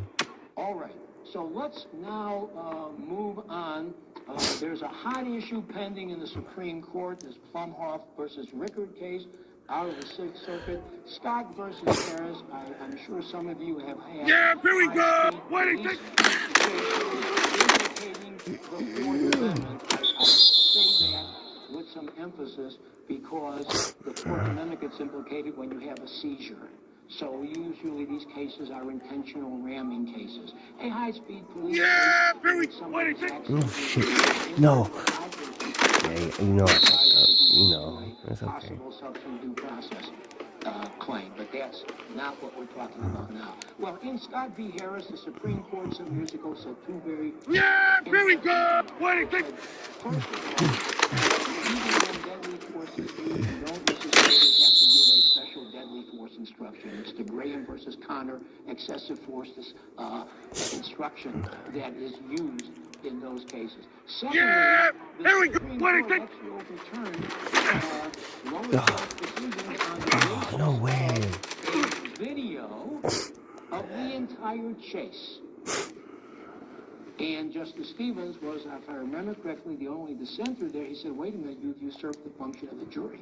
There are genuine issues of material fact in the the long and short of it is, and take a look at Plumhoff, is the claim in Plumhoff by the petitioners was that the Sixth Circuit misunderstood Scott v. Harris, both in connection with the approach to deadly force used there, and because there was a video of the entire chase, and the Sixth Circuit did not give sufficient attention to the video in terms of making its decision in favor of the plaintiff. All right, so, and you can check that one out in some depth in my blog. It's not only orthopedic rights that I talked about that are governed by Section 1983. Stuff from law school. I still teach constitutional law. Remember the Dormant Commerce Clause? You probably repressed it. Anyway, in certain circumstances, Dormant Commerce Clause claims are actionable under 1983. No touch that! That means 1983 can sometimes be used. No touch! Damages and or injunctive relief and attorneys' fees. Here is a hot topic. Hey, easy, 63, bad! Hotter. The Second Amendment. All right? Well, this Hell's case. Hell. No touch!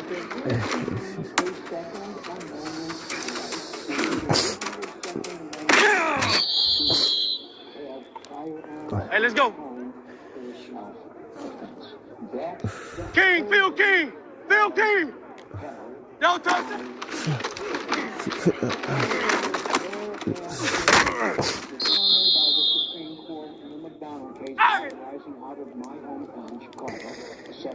Crowd left Yeti! Don't touch it!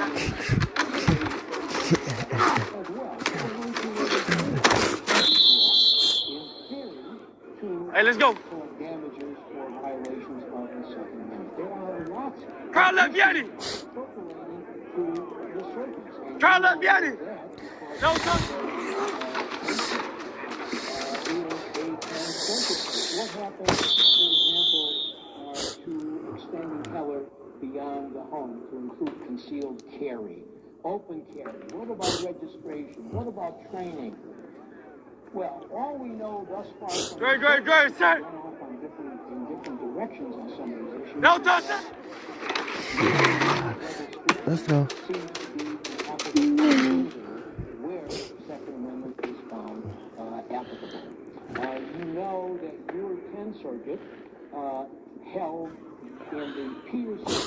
Martinez case. I'll give you the site. 2013 Westlaw 646413. Great, set. 2013 No touch.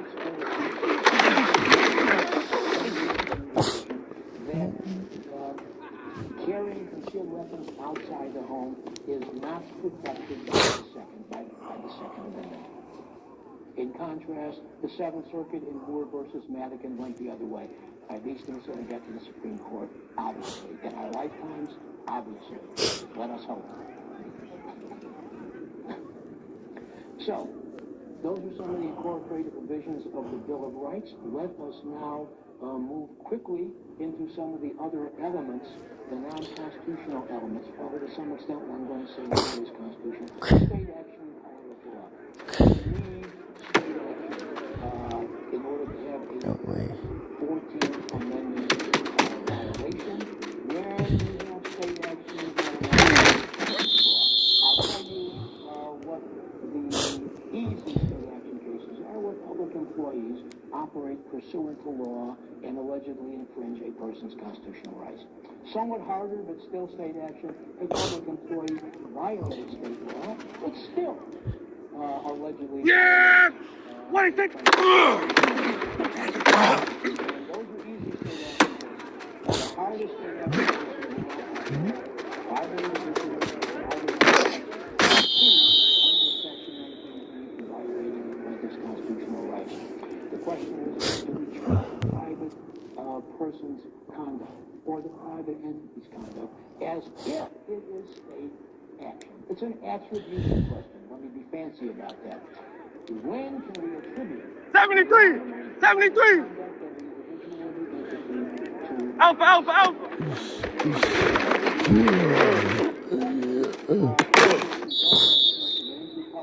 What?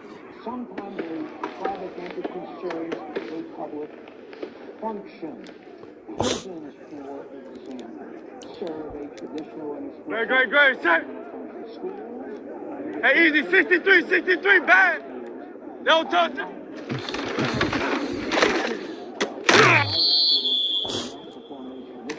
And exclusive government function. Symbiotic relationship, they don't arise very often in these cases. No touch it. No touch it.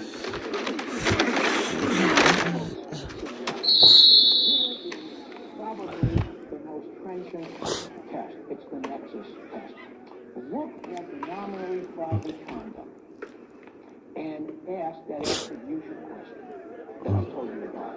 Did the government No way. Did the government direct that private conduct occur? Then you got state action. Did the government encourage that private conduct?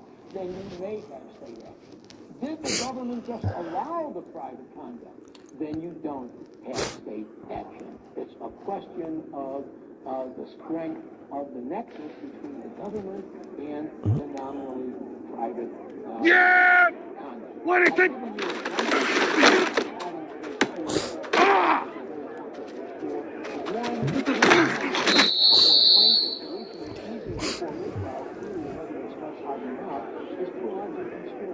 Between a private person or entity and a government official. For the conspiracy, the Supreme Court held that you've got an allegation of state action against the private entity as well. But conspiracy, I think after Iqbal, you better have the plaintiff better have a little bit more going for himself or herself than just their allegation of a conspiracy.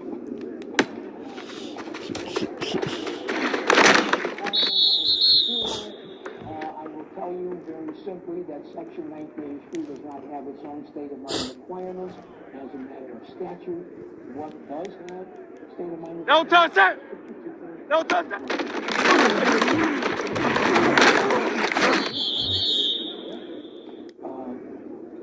Equal protection requires purposeful discrimination. No such thing as a negligent or even grossly negligent equal protection violation. Great, set. No touch.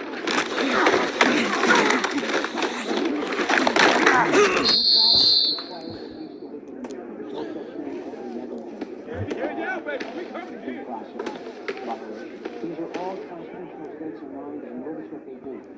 higher the state of mind, the more difficult it is for plaintiffs to overcome. So that, for example, in cases involving high-speed police... Great! No time! What does the Supreme Court say is the state of mind required? The purpose to do harm. Constant shocking, i.e. the purpose to do harm. Now, how often is a plaintiff going to be able to prove that a police officer had the purpose to do harm in one of these high... Great, set!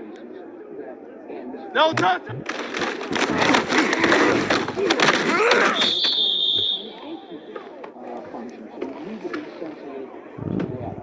For those of you who are relatively new, and maybe for those of you that have been around for a while, this is another very important point, causation and fact. How many of you know what the Mount Healthy... No touch it! No touch it! You all know it. You might be shy because most of you are backbenchers. You know, in my class, I walk over to the backbenchers and I ask them questions, but I wouldn't dare do that. No touch it! No touch it!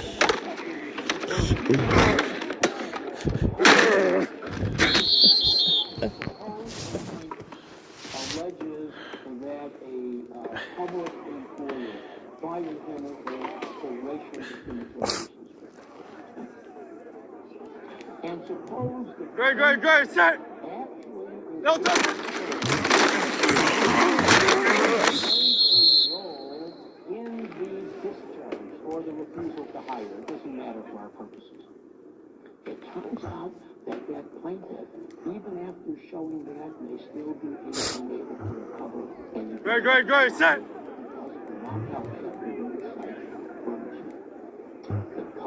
No touch!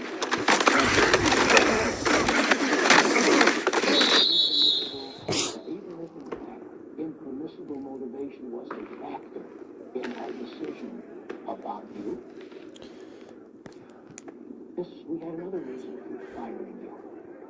You were incompetent. You were Great, set! No touch it! Reason for firing you. If the burden shift now.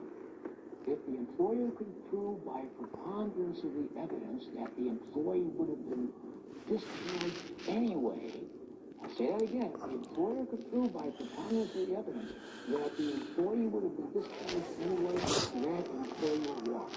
No touch it! Tiger Swamp! That's the non-healthy program. No touch it! My client is sued for, say, racial discrimination, could be a sex discrimination case, could be a First Amendment case. My governmental body... No touch it! No touch it! Oh my God. Does Mount Healthy kick in there? Answer, I'm sorry it doesn't, because it's not a mixed motive case. The motives have to be relevant to the decision to fire. However, you're not lost altogether, because from and after the time you discover that plaintiff, that employee is not entitled to the job in the first place. Here we go. Wait, think. That I've given you here in the outline after proximate cause, another subject that many of us have repressed from law school. Remember that Paul's graph and wagon mound and all that good stuff? Well, I was a torts teacher. I actually loved teaching in inverse proportion to the way my students reacted to it.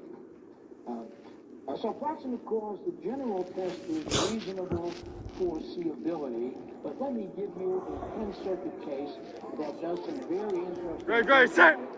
Take the site down. It's Martinez versus Carson. No touch it!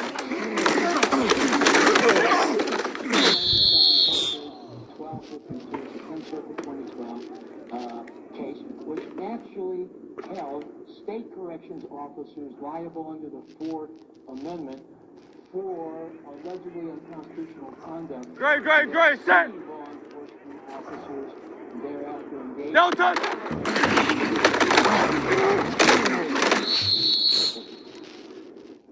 Hey, let's go. The jury could find that the defendants knew or should have known that their illegal seizure and transfer. Hey, 73, 73. No touch.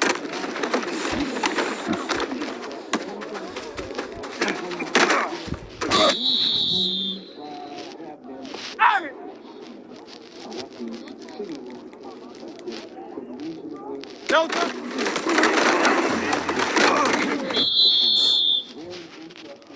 Hey, let's go. I'm going to skip over the bottom of page 4 with laws actions. I'll ask my usual question and probably get the usual answer. Has anybody here ever had a 1983 laws action? Anybody here currently?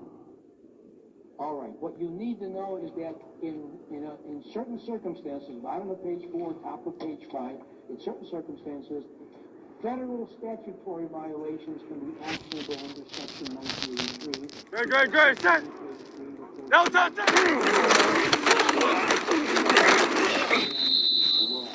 I've given you the cases in which the Supreme Court very narrowly circumscribed the scope of Section 1983. No touch it. I want to talk very briefly about a very different... No touch! Preemption at item 3, but it's really better termed preclusion. No touch it! Is it possible that when Congress enacts certain federal statutes... No touch!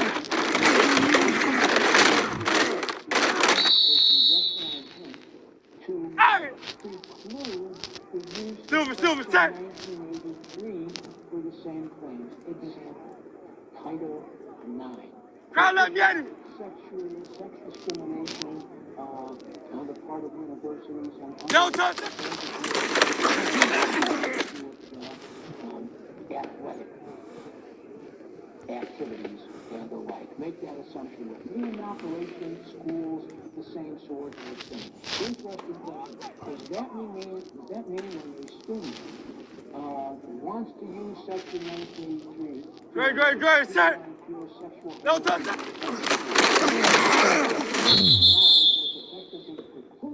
Use of Section 1983 and only Title 9 can be used. Interesting question. Supreme Court held in the Barnstable case that no, Title 9 and Section 1983 are so very different in scope that Congress could not have intended that Title 9 exclude for such sex discrimination claims. What was before the court a few months ago in Madigan versus Levin was a parallel question. The Seventh Circuit alone recently ruled in this case that the fact that the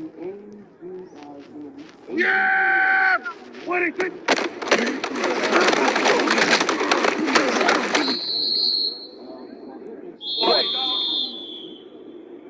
Age discrimination in employment does not preclude the use by plaintiffs in 1983 cases of equal protection to allege age discrimination. The Seventh Circuit is the only circuit that has so held. So the Supreme Court granted cert and found out that the plaintiff in this case was not even covered by the ADEA and dismissed the case as improvidently granted. Very embarrassing for both sides as the court began to grill. You can listen. Any of you know about oye.org? Do you know you can get, our law school runs it, all of the oral arguments in the Supreme Court are available from 1955 on. All of them, including stuff that's done on a week-to-week basis. Mind-blowing, an incredible tool for those of you interested in oral advocacy and certainly in the law school setting. All right, so the Seventh Circuit is an outlier in this regard. We have to say a few words about Heck v. Humphrey, quickly into substantive due process, and then get into immunities.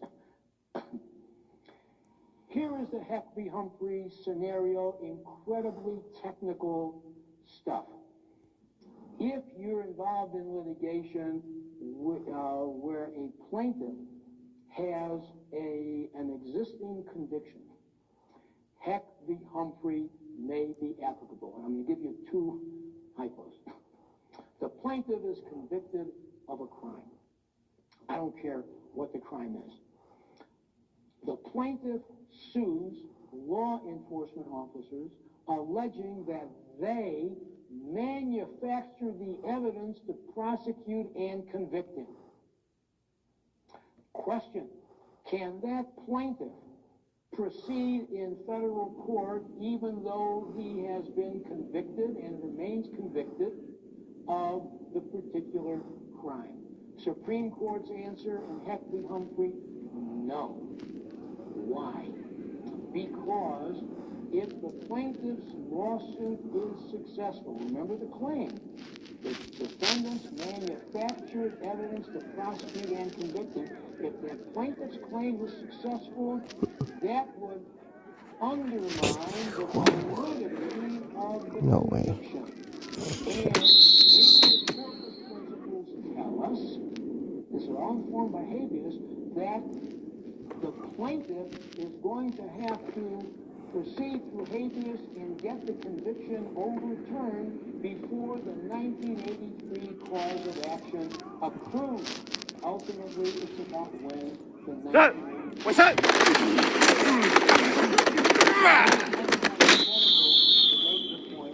I hope even clearer. Because it's a messy, complicated area. Maybe more trouble than it's been worth, I'm not sure, for everybody. The plaintiff has been convicted of a crime. Or it can be arson, it can be burglary, I don't care what it is. And now the plaintiff alleges that the plaintiff is excessive force. Denied! What's that?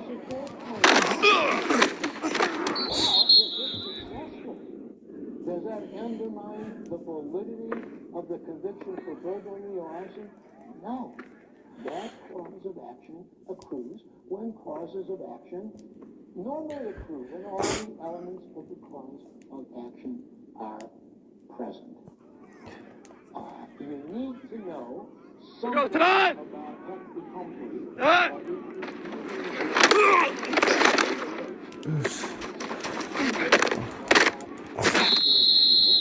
the conviction is still standing. And I'm going to give you a couple of 10th Circuit cases that talk about Heck v. Humphrey in the 1983 session. Lights on that!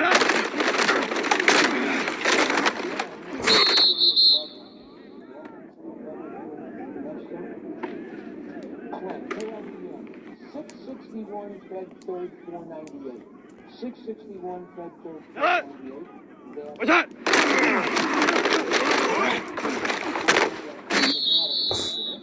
And McCarty versus Gilchrist, MCCARTY, 646 Fed 3rd 1281. 646 Fed 3rd 1281. We're going tonight! Turbo set!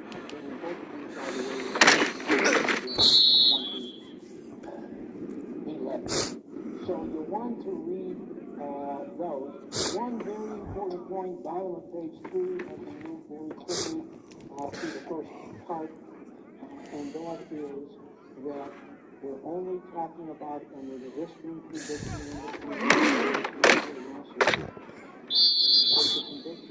if a criminal prosecution is anticipated, if a conviction is anticipated, it doesn't matter. The court may stay the 1983 claim in order to wait to see what happens. But Heck v. Humphrey technically is not applicable in that setting. Let's now move quickly Great, set! into substantive... No touch!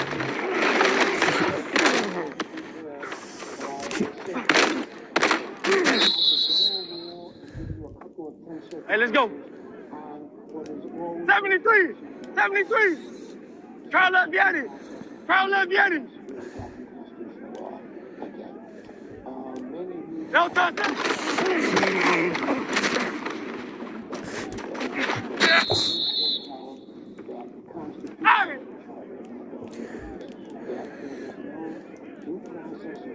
No touch!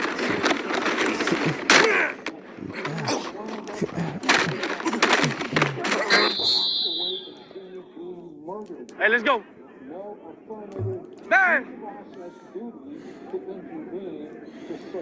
No touch!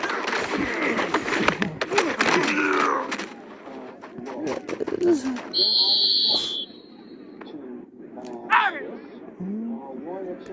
63, 63, 63! No touch!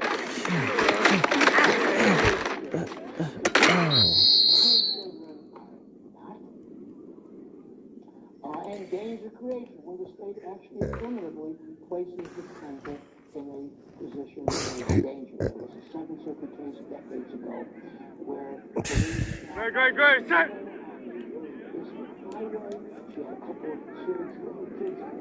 No touch!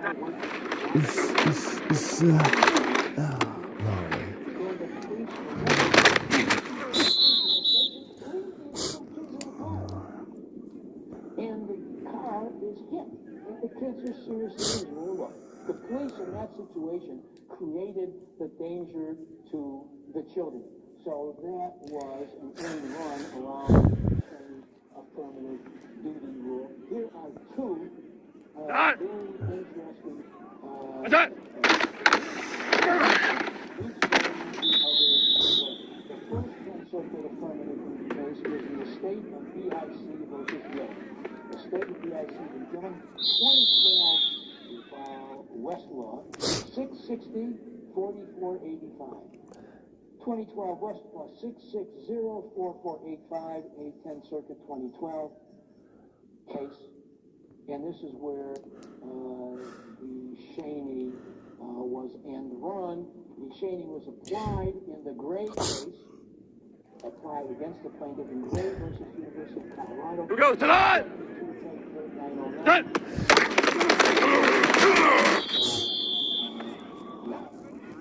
So you want to pay attention to that and what the 10th Circuit has said. What can I say about Section 1983 malicious prosecution that hasn't already been said? It's a messy area indeed. Here's what we know. That there is no such thing as a Section 1983 substantive... Turbo set!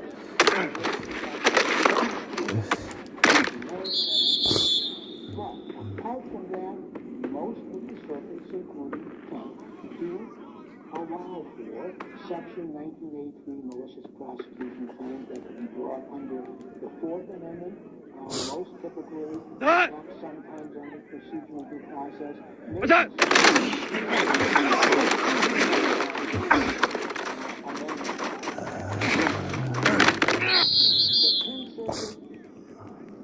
Appears to require the absence of probable cause for a 1983 malicious prosecution claim, even if it's not a Fourth Amendment. What's that?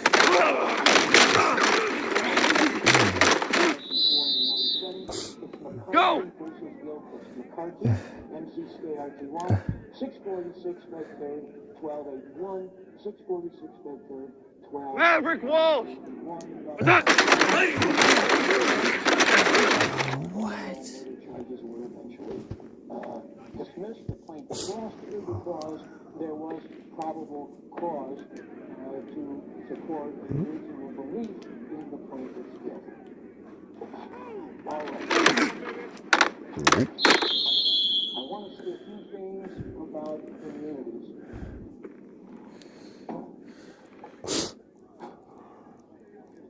And divide the immunities into two kinds.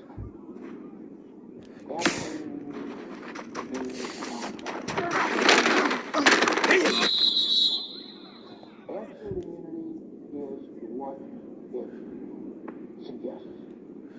A defendant who is absolutely immune gets out from under, usually No touch that! with a motion for summary judgment, occasionally with a motion to dismiss or a motion for judgment on the pleadings. No touch! There are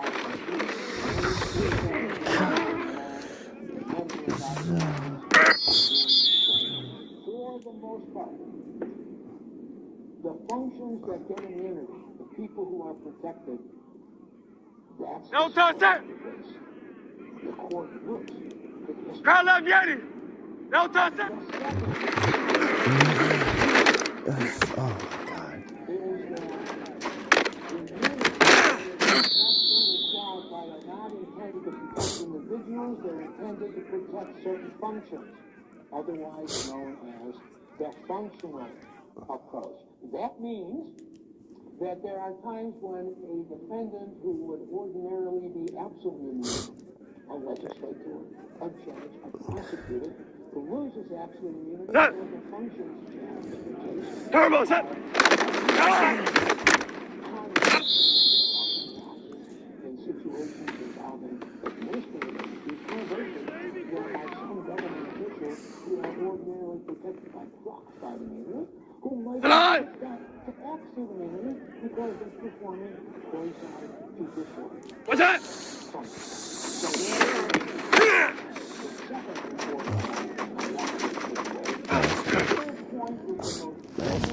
Nice work. Whether you're talking about absolute immunity or qualified immunity, the concern in these cases is with protecting individual independent governmental decision making. The concern is with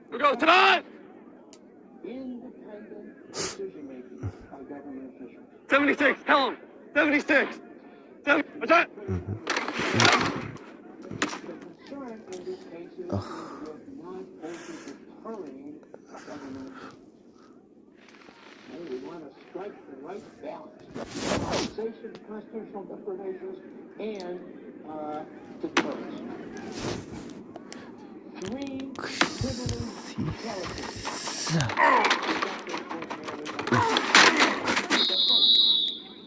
State and local legislators. There's Kenny and there's Bowling v. Scott Harris. I'm on page 9. There's Lake Country Estates. As Justice Kennedy said ages ago in in 19 No touch!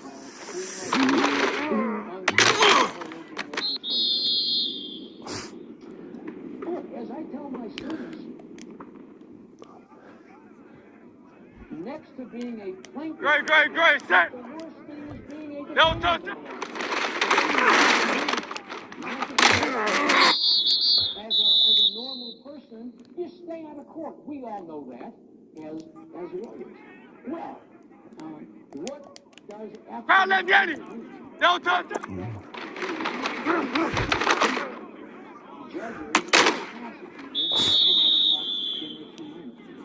Hey, let's go! Not only are we concerned when we apply absolute immunity, no touch!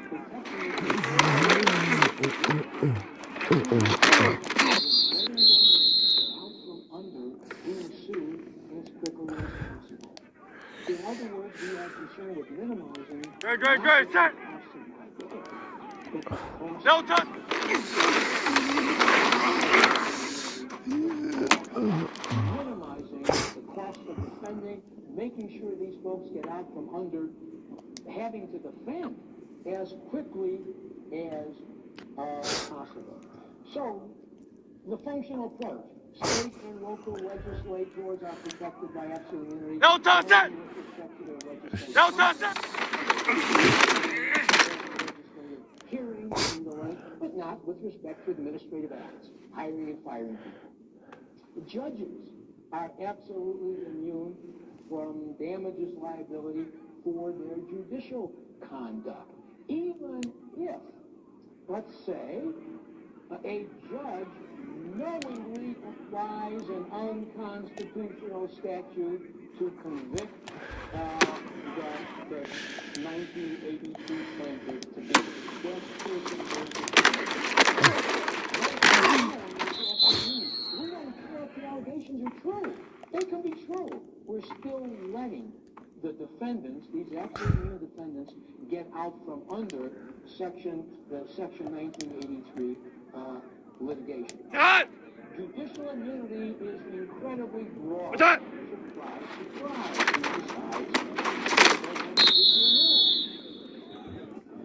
It is so broad, I always have to tell the story about Morelos versus Waco, where a judge was tipped off by a lawyer who was late for a court appearance. They didn't have a very good relationship, obviously, to begin with. So the judge tells his bailiff, get so-and-so to me. To the court. Get him to me and do whatever you need to do. Well, the bailiff took this literally and allegedly used excessive force against the so he sued the judge for damages under Section 1983. Pretty clearly successfully sued the bailiff. But what about the judge? Supreme Court said, well, wait a minute. The question of whether we have a judicial... No touch it! No touch it!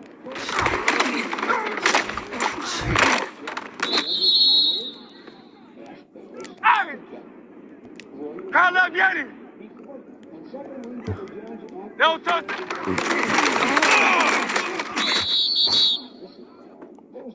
Hey, let's go! How about jurisdiction? Well, there was pretty clearly jurisdiction. Hey! Case that was there, and there's Man! pressure on jurisdiction as well. No touch it!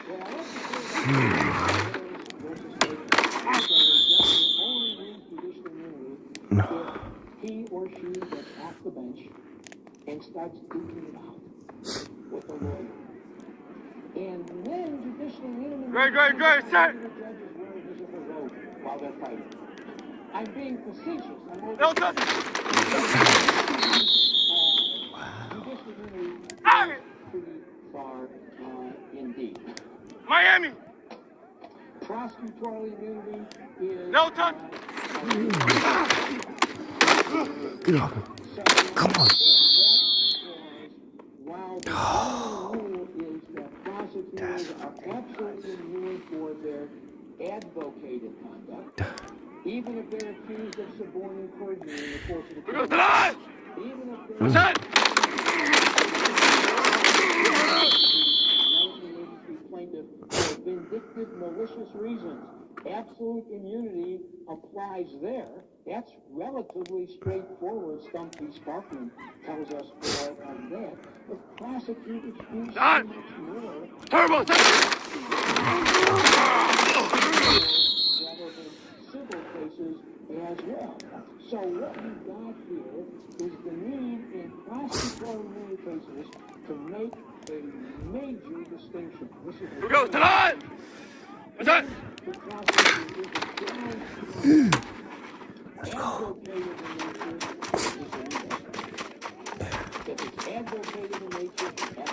Let's go. Qualified immunity because investigation is what police officers do, and police officers are protected by qualified immunity. What a mess. I'll tell you why it's a mess, among other things. Among other reasons. It's a mess because... Great, set! No touch it!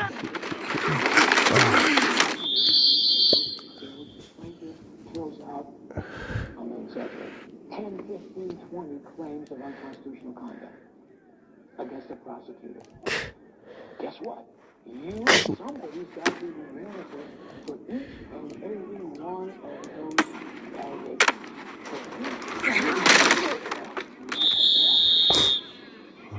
Is it advocated or is it investigated?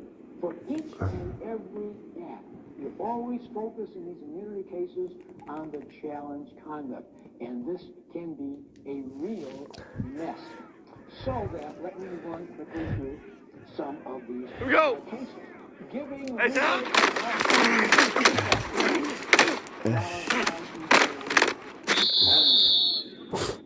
a claim that a prosecutor manufactured evidence in order to create probable cause. Notice the investigative pins there? To create probable cause. But to prosecute later. That's only...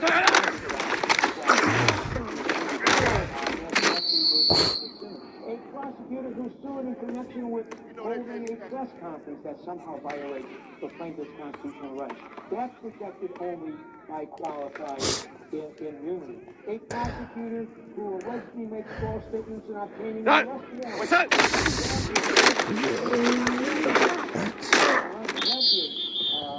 Qualified immunity only. Notice these are considered to be investigative functions, if you will, or at least. What's that? Oh, no way.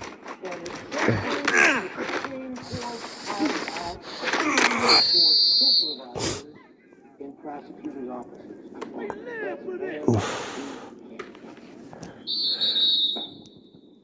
Suppose a prosecutor is sued for failing to properly train his or her subordinates in connection with, well, okay, it can be the use of informants, the proper use of informants, it can be Brady violations, I don't care what it is. Now, in the course of the litigation in the criminal proceeding itself, the prosecutors, the subordinates, you know, they are absolutely immune in connection with Let's go. failing to train is not advocative in nature. What did this, under the functional approach, supervisory prosecutors should be qualified in the Supreme Court held, interesting, only on the basis of policy, and it admitted that it was not following its Great, sir. It said absolute immunity there as well. No touch.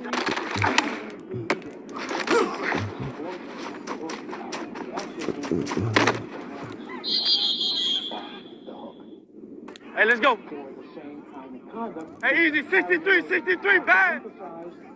The limitations in that case, we're not talking about... No touch. We're not talking about those kinds of supervisory decisions. King, Phil King. Crowd left Yeti. Only about decisions involving... No touch.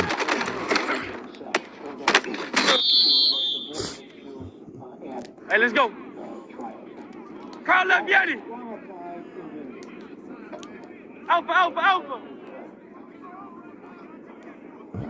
I talked to No touch. Aggravating disqualified immunity is not you. It is even more aggravating for them. And it's aggravating to them both at the district court level and at the Court of Appeals level. They don't like this, as we will see. Yeti. The Supreme Court has No touch. No touch.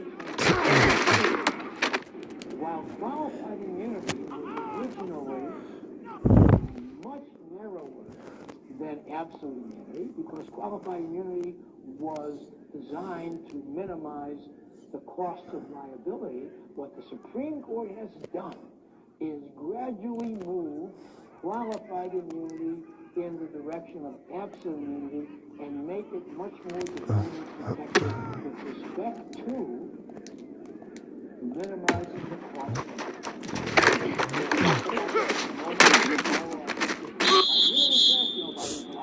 appeals. These are all factors that support my observation.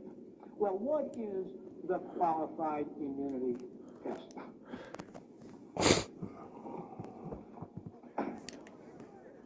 I will set it out. Go tonight.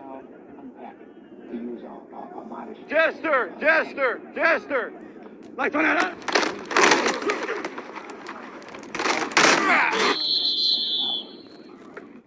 Could the reasonably have believed at the time of his or her conduct, and in light of then existing law, that the conduct was constitutional?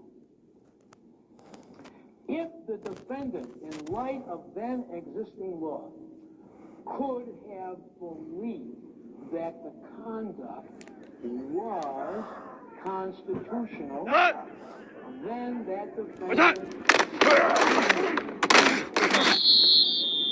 even if it turns out that the conduct is unconstitutional. Let me be specific for those of you who are relatively new to this area, because it can get messy. Today is December the 6th. 12! December the 6th, 2013. Set! Let's assume a lawsuit filed today. And it's alleging a particular constitutional violation. I don't care what it is. It deals with conduct that occurred on December 6th. What's that?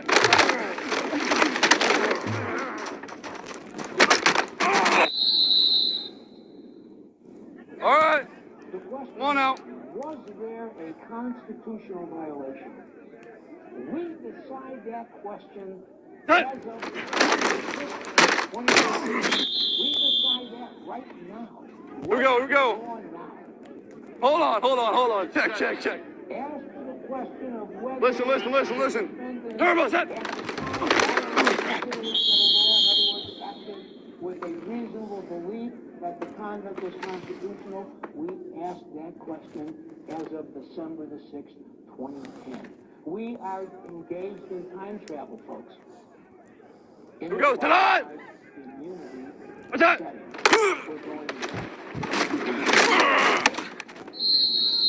Going back and forth. Which means that litigants and judges may have to decide the constitutional merits, both now and what was going on 3 years ago. If it was clearly settled 3 years ago that what the defendant did violated the law, Merlin! the defendant loses unqualified immunity. If it was What's that? clearly reasonably have believed, in light of that existing law, that the conduct was constitutional. You get that? These two temporal inquiries. We always decide the constitutional merits now, using current law. We always decide qualified. No touch it! Looking to the past. Now. No touch it!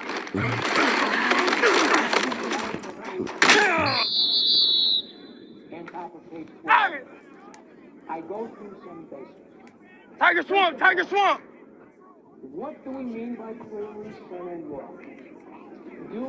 What does a defendant want to say is clearly settled law? Your Honor, we need a case on all fours. If there's no case on all fours, then of course our claim did not violate clearly settled law as of December 6th, 2010. The plaintiff says, wait a minute. We don't need a case on all fours. Work. Nobody else can make it. You make it. Let's go. Come on now. Let's go. Let's do this. Good job, fella. Good job. Early and Wait, like it's the last one. You know what we would say. Let's go. Get it on right now. Let's go. Let's get it up, baby. Let's do it. Is case law as of December 6, 2010 that could have given the defendant fair notice that the conduct was unconstitutional. If the precedent as of December 6, 2010 did not give the defendant fair notice that the conduct was unconstitutional, then the defendant walks. Anderson v. Creighton says you need to have some precedence, you need to have some parallel to, in your fact pattern, to what facts were in existing precedent. Do you need a case on all fours? Do you need a case at all? Answer, you don't need a case. A police officer, here's an outrageous example, a police officer walks up to a citizen and just shoots him for no reason whatever. As some court or another said, you don't need a case at all to demonstrate that that violates clearly settled Fourth Amendment law. Eighth Amendment, you treat a prisoner outrageously in terms of inflicting punishment, no food, no water, attached to a stake in a prison yard for days. You don't need an Eighth Amendment case to demonstrate that that violates clearly settled law. I've given you some cases. It was only a whole day. I don't want to engage in hyperbole, Steve. Thanks for correcting me. But that was still an easy case. Would you agree? Thank you. Okay. I've given you some cases involving the Fourth Amendment, allegedly search warrant, rivals, talk dealing with summary reversal in a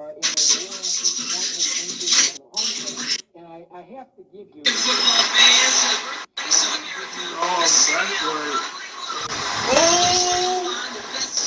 Case also dealing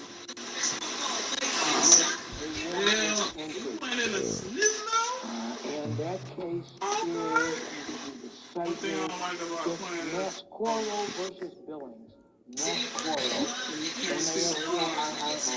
656 Bedford 1198, 656 Bedford 1198, a 2011 10th Circuit case, in which case the 10th Circuit held that the defendants were not protected by qualified immunity. This gives you the sense of this. No reasonable officer would have thought pursuit of a minor for a mere misdemeanor traffic constituted the sort of evidence would be permitting entry into a home without a warrant. So you want to take a look at that. That's what we're doing.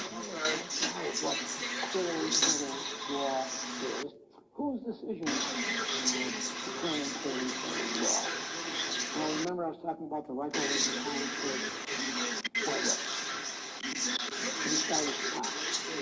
Is there a Supreme Court decision as of December the 6th, 2020 that provides some guidance on this? If the answer is no, there is none, then you look to the answer. Is there a 10th Circuit decision that provides some guidance on this constitutional question? If the answer to that is no, then you might look at whether there is a consensus, a prevailing consensus in the other circuits on that kind of issue. So even if the 10th Circuit has been silent, the other circuits have pretty much agreed. If there is no consensus or no 10th Circuit case law that is relevant, can you look to district court opinions? Well, it's very clear that district court opinions do not establish, make clearly settled law. They don't do it.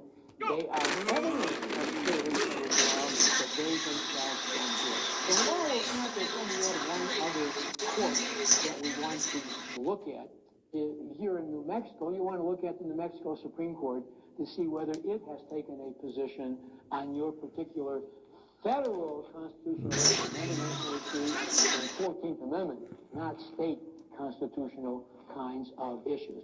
So those are the courts that establish clearly settled law. And if you have any judicial decision of any real relevance, then the defendant will. The defendant is protected by qualified immunity. A couple of more things. I'm hoping I can go to 10 after because we began 10 minutes. Again, no problem. Thank you. I got permission from the boss. Let's go now. In real world terms, this is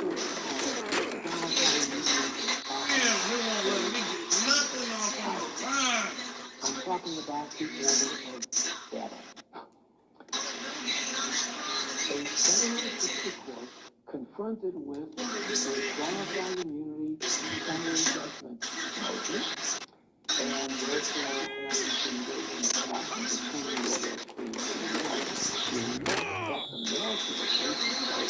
oh my Lord, this one is taking us forever to even reach this.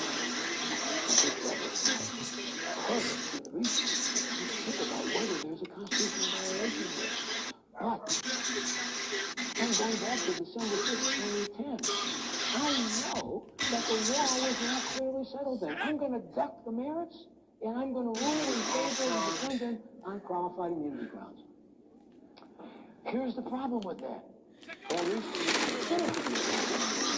if district courts continue to do that, then we're not going to have constitutional law developed.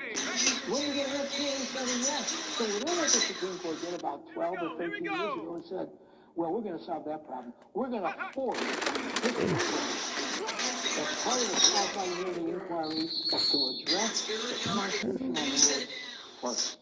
And then and only then will they be permitted to deal with qualified immunity. And almost immediately thereafter, the district courts and the circuits began to squawk about it. Say, wait a minute. Sometimes, if we address the constitutional merits, they are so fact-specific that they are fairly relevant for guidance otherwise. In other situations, the merits were so very high, we don't need to get to them at all. Why should we waste additional resources when it's clear the defendants should be protected by qualified immunity? So after 10, 12 years ago in the Saucier case and others saying, you have to address the Supreme Court backed up and said, we're going to, but we're not going to make you do it. That's true. It's clear that you address the merits first, the district court says, but the Supreme Court says to district courts and litigants, but if you think that it's not appropriate to do so, we'll let you get off the hook. We'll let you duck the merits. And in fact, what's ironic, an example of the Supreme Court doing just that, right, ducking the merits, is that Reichel versus Howard's case. The Supreme Court ducked the merits of this First Amendment retaliatory arrest case. So here the Supreme Court is doing with qualified immunity, doesn't address the merits. So that must have played a role as well. Justice is not the truth. You know what? We're ducking these tough issues fairly often ourselves. How can we force these lowly district courts and courts of appeals to do what we ourselves do not want to do? All right, moving right along as the cliche goes here. Another real qualified immunity as such never goes qualified immunity as such never goes to the jury. The judge always decides the fairly settled law question. Obviously, the judge even decides whether a reasonable defendant acted reasonably under the circumstances. What those circumstances are, that's for the jury where they are bringing into the criminal factor dispute. So the judge always instructs the jury to rule one way or the other, depending upon the facts that the jury has. So again, qualified immunity as such, and I realize that in contrary methods occasionally, qualified immunity as such never goes to the jury. That's Hunter versus Robert. Do not understand Now, the qualified immunity test, as I mentioned before, is objective in nature. And since it's objective, it gives a greater role to the jury than it had under the old qualified immunity test from several decades ago, before Howell versus Fitzgerald, which had a subjective element. So let's put that to the side. Next makes qualified immunity more sensitive. Moreover, in one case of the Supreme Court instructed, there should be little or no discrepancy in case qualified immunity is addressed. And it goes beyond that. If a defendant moves for summary judgment based on qualified immunity and the district court denies it, the defendant who is lost can take an interlocutory appeal to the circuit. And that will,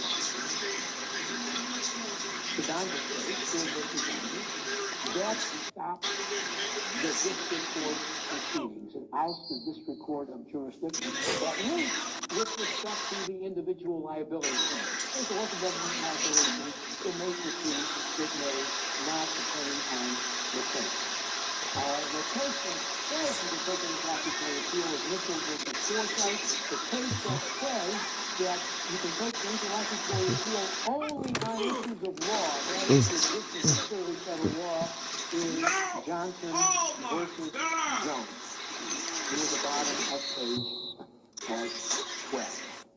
There are a couple of other things you want to look at. The Ortiz case at the bottom of page 12 and the Camrita case at the top of page 13. Let me give you an Ortiz case from the 10th Circuit, and then we're going to move on into private party immunities, and then finally local government liability. Take a look at, just write down this case.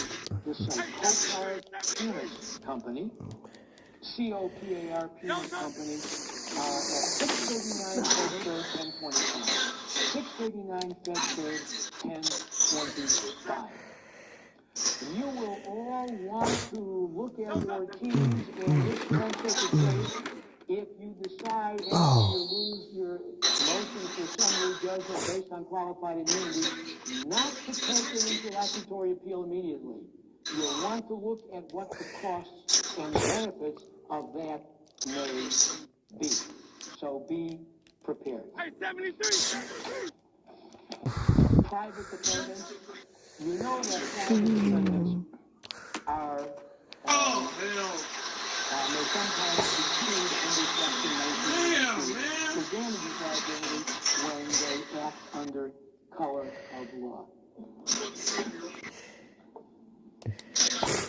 Until last year, the general rule based on Richardson, bottom of page 14, take a look at the outline.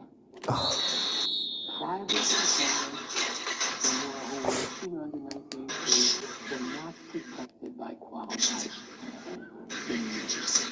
They were not protected by qualified immunity. They were dealt with prisoners. And the court's reasoning correctly by Justice Breyer is that there are market forces that encourage compliance with the Constitution. And therefore, we don't need qualified protection. So I see that for those of you who are private defendants who may occasionally be called upon to work for state and local governments,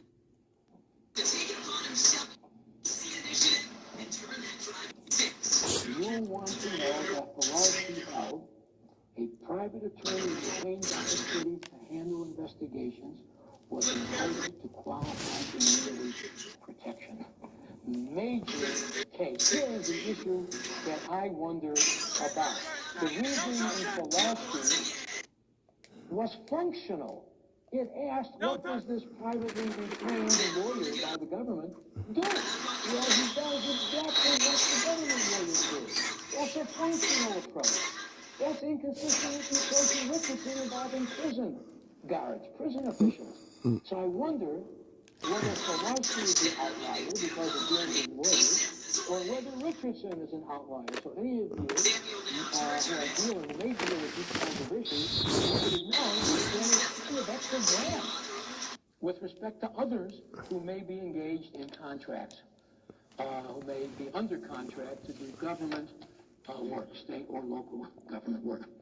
All right, I have 10 minutes, and we'll do local government liability, obviously, fairly quickly, but I'm going to hit on the high points. I'm assuming, but I'll say it anyway, I'm sure everybody knows that local government can be sued under Section 1982. But only for compensatory damages. They cannot be sued for punitive damages. And all this is not.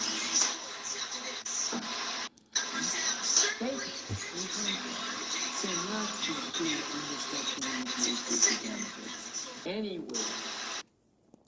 It's not an 11th Amendment issue. It is a person issue. Because the 11th Amendment doesn't apply in state court. but it's a personal. So local government, yes. States, no. What kinds of local government bodies? All kinds. General purpose, special purpose. What are the elements of the 1983 Local Government Liability Cause of Action? Well, they include everything I said before about constitutional violations, causation, and the like, that there are additional elements. A very important takeaway principle. No respondeat The court, for decades, and this court especially, is sensitive about respondeat superior liability. It's done all kinds of things doctrinally to make the space between local government liability and respondeat superior as wide as possible. So respondeat superior liability doesn't work. What do you need? The plaintiff has to allege and prove an official policy or custom. In other words, the local government must have an official policy or custom that, when implemented by a Star Wars, right? There's a force field there that I can't get past. I just saw that in Hunger Games last week, as a matter of fact. The local government, when it has an official policy or custom, which can implement by an official organization, brings about a constitutional violation, may be liable. Or compensatory damage. No qualified use of the local government. So, what's an official policy or custom? Yeah, let's break this down analytically into two approaches. And we'll do all this in 5 minutes. We can do it. One, these scenarios when we're going to suffer. All local government promulgates a regulation. You get the idea. That's an official policy. That really is official. Sometimes the local government doesn't have an official policy, but in effect does something regularly. That's the custom. That custom, if it's unconstitutional when implemented, changing the boundaries for local government liability as well. So the first scenario, the local government itself acts. The second scenario is more complicated. How many of you know what policymaker liability is? Wonderful. Believe it or not, when certain high-ranking officials violate a plaintiff's constitutional right, that constitutional violation may be attributed to the local government itself, where that high-ranking official is what we call a policymaker. What is a policymaker? Well, I'll tell you what a policymaker is not. A policymaker is not necessarily a person who effectively exercises policy-making authority. That's not a policymaker necessarily. A policymaker makes policy at a general level. How do we know for a policymaker? New Mexico law is going to be relevant. You look at the high-ranking official, and you ask, under New Mexico state law, local government liability law, is this high-ranking official a policy maker? Well, who is obviously a policy maker? A city council. That's clear. But sometimes you can have a school superintendent who is delegated responsibility, policy-making authority by a school board to make policy. You've got a great idea. Sometimes not. Here is what you need to know. This gets complicated. It's almost analogous to what happened with prosecutorial immunity. You have to focus on the specific challenge conduct and ask, with respect to that conduct, is this high-ranking official a policymaker? There are sheriffs who may be policymakers with respect to jails, but not with respect to law enforcement.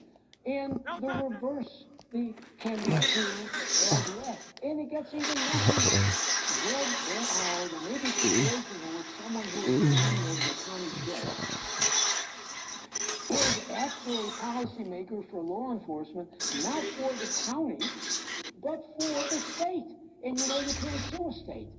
That's the McMillian case in my outline. Okay? So, policymakers, when if a policymaker acts unconstitutionally, and if the state local government will suit the policymaker, that's duty to the federal government and not the local government. There's one other scenario which is really related to the two scenarios. It's the most complicated of all. It's the area in which plaintiffs have the most trouble, in which it is very messy for you to defend, but usually you'll win if you can make it through. Local government can follow from that. Okay, that's how I get my exercise. The local government can be held liable for their failure to train government officials in connection with the citizens with whom the government officials come into contact. Let's go. City of Canton is the leading case there. What's the standard of culpability for failure to train liability? It has traditionally been considered to be deliberate indifference.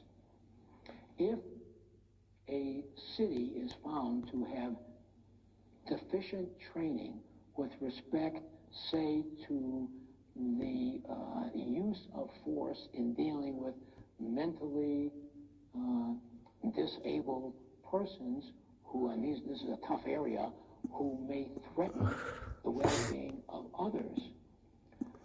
In these failure to train cases, you have to establish first, this is what the plaintiff's got to do. What's adequate training? The next question is this training challenged here inadequate? And then if it's inadequate, did the inadequacy of the training cause the plaintiff's constitutional deprivation? Without going into details, these are all in the materials. I'm going to wrap up right now. The Supreme Court, in a couple of recent cases, especially the Connick case that came out of New Orleans prosecutor's office. Here's what this Supreme Court is basically saying. In order for a local government to be liable for failure to train, the constitutional violation that has resulted must be, get this now, this is the operative language, must be the plainly obvious consequence of the deliberate indifference. It must be the plainly obvious consequence of the local government's deliberate indifference. Notice what plainly obvious consequence sounds like? To me, it sounds like proximate cause. To me, it seems to ratchet up the level of culpability without making tighter the causal link that is required. So, with that inadequate discussion of local government liability, inadequate, but hopefully adequate with respect to the other subjects, I thank you. As you can tell, I really enjoy being here and seeing my friends, all of you now, and I'm going to hang around outside. I don't want to take away from Joel's presentation, but before I go back to my hotel and try to make my flight back to Chicago, I'll hang around for a few minutes. Ready, ready. Down. Ready.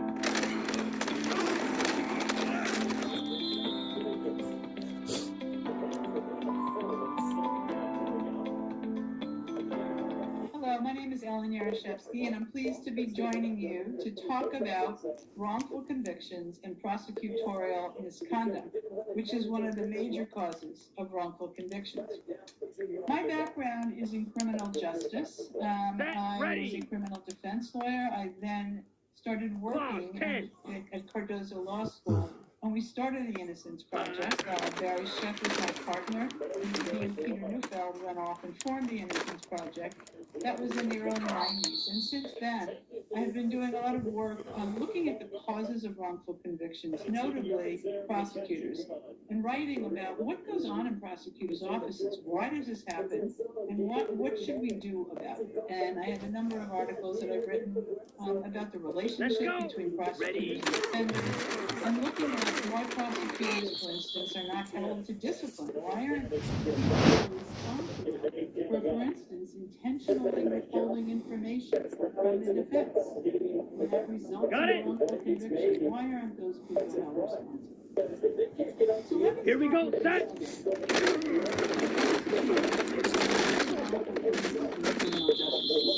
the judge, but the prosecutor. And that is because the prosecutor, as the arm of the people, they represent On the ready? us. They have the power to decide who to charge. Ready, ready, hut, hut. What information they should turn over to the defense, what recommendations they're going to make in terms of, for instance, will they offer a plea bargain to someone to plead guilty instead of going to trial.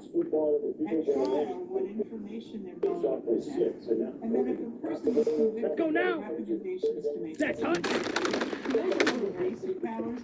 Beyond that, of course, is the question of when someone presents evidence after they've been convicted that they might be innocent, what's that prosecutor's responsibility? So overall, they have all of those powers, right?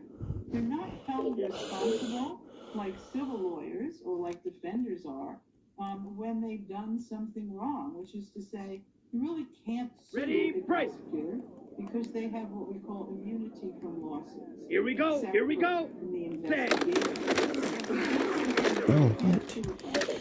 So it's up to them, and it's up to them to exercise this vast discretion they have wisely. We call them ministers of justice, and that is because they're responsible not only to the victim, to the community, to the defendant, to uphold the defendant's constitutional rights, but they're responsible for the entire justice system. Ready? Where the defense lawyer has an obligation to represent their client zealously.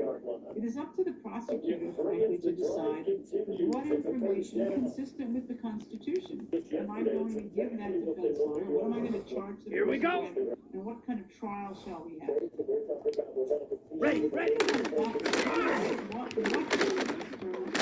Process where people get wrongly convicted. Why do they get wrongly convicted?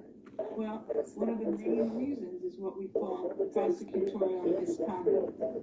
The word misconduct really is somewhat of a misnomer, because when you think of misconduct, you're thinking of something done intentionally.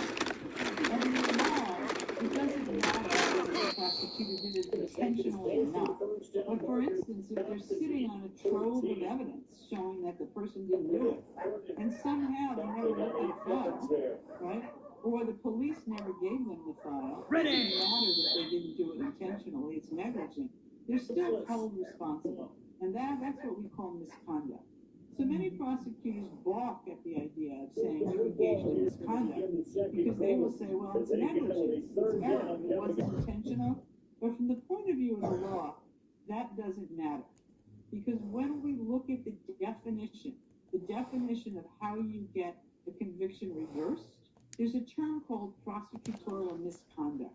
And what that means in the law is either the police or both prosecution wrong, for instance, failed to turn over evidence of innocence, or the prosecutor did. And as I said, it doesn't matter whether that was done intentionally or not. So there is that broad definition of prosecutorial misconduct that I'm going to use that includes negligence and includes error. Why that a prosecutor is charged with prosecutorial misconduct? The most common reason that prosecutors are charged with misconduct is for failing to turn over information to the defense. And that information we often call Brady information, after a case in the United States Supreme Court in 1962 called Brady versus Miller. And that case said that the prosecution, there's a due process, which is part part of the Constitution. It's a due process obligation to turn over favorable evidence to the defense so that they can prepare for trial. Think about it this way.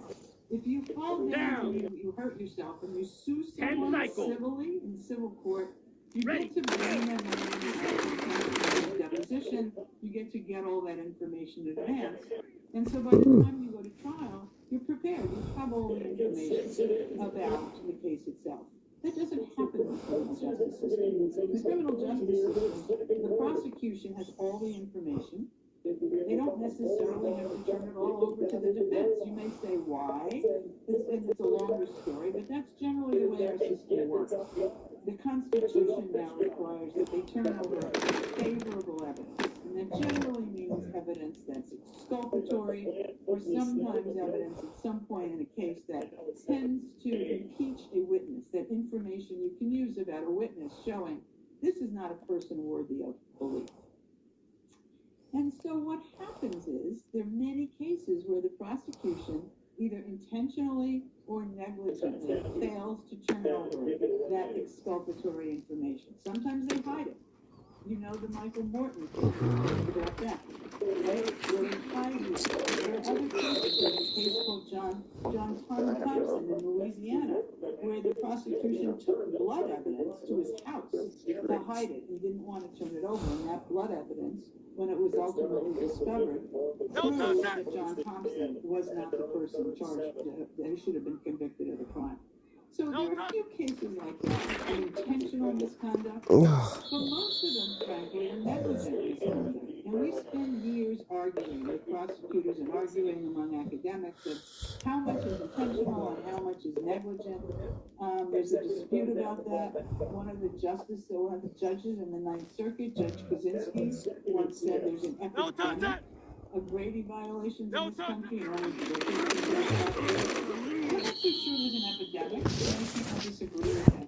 You might say it's episodic, but in any case, there's lots of it. There's a lot of it, and it's responsible for many of the cases of wrongful convictions where the prosecution just didn't turn over the evidence. They hid the evidence. You might say, why did they do that? Well, the most obvious reason is people want to win. Even though the prosecution's a minister of justice, when they hide things intentionally from the defense, obviously there are political concerns and they do it to win. But in most cases, prosecutors do it negligently, maybe because they're overwhelmed and they don't really look through their files. Well, one of the other things that happens is what we call tunnel vision. Oh, he missed it? They look at a piece of evidence. Let's say Mrs. Jones was at the scene and she didn't see the person for a very long period of time. The prosecutor looks at that and says, oh, I talked to Mrs. Jones, and Mrs. Jones, really, she didn't have any vision at all. Her eyesight was terrible. So I don't even think this is personal. And by the way, there's a lot of other people who actually think the defendant is the one who did it. So the prosecution convinces themselves that they have the right person, and they look at every other piece of evidence from that perspective. If we have the right person, we know that the defendant is guilty. And so we call that tunnel vision, because they're looking at everything from the perspective of the guilt of the defendant. Not, what if they turned over Mrs. Jones's statement? Would that be favorable to the defendant? There are many cases like that of tunnel vision where the prosecution doesn't turn over the information. But in any case, there's lots and lots of many cases of prosecutorial misconduct.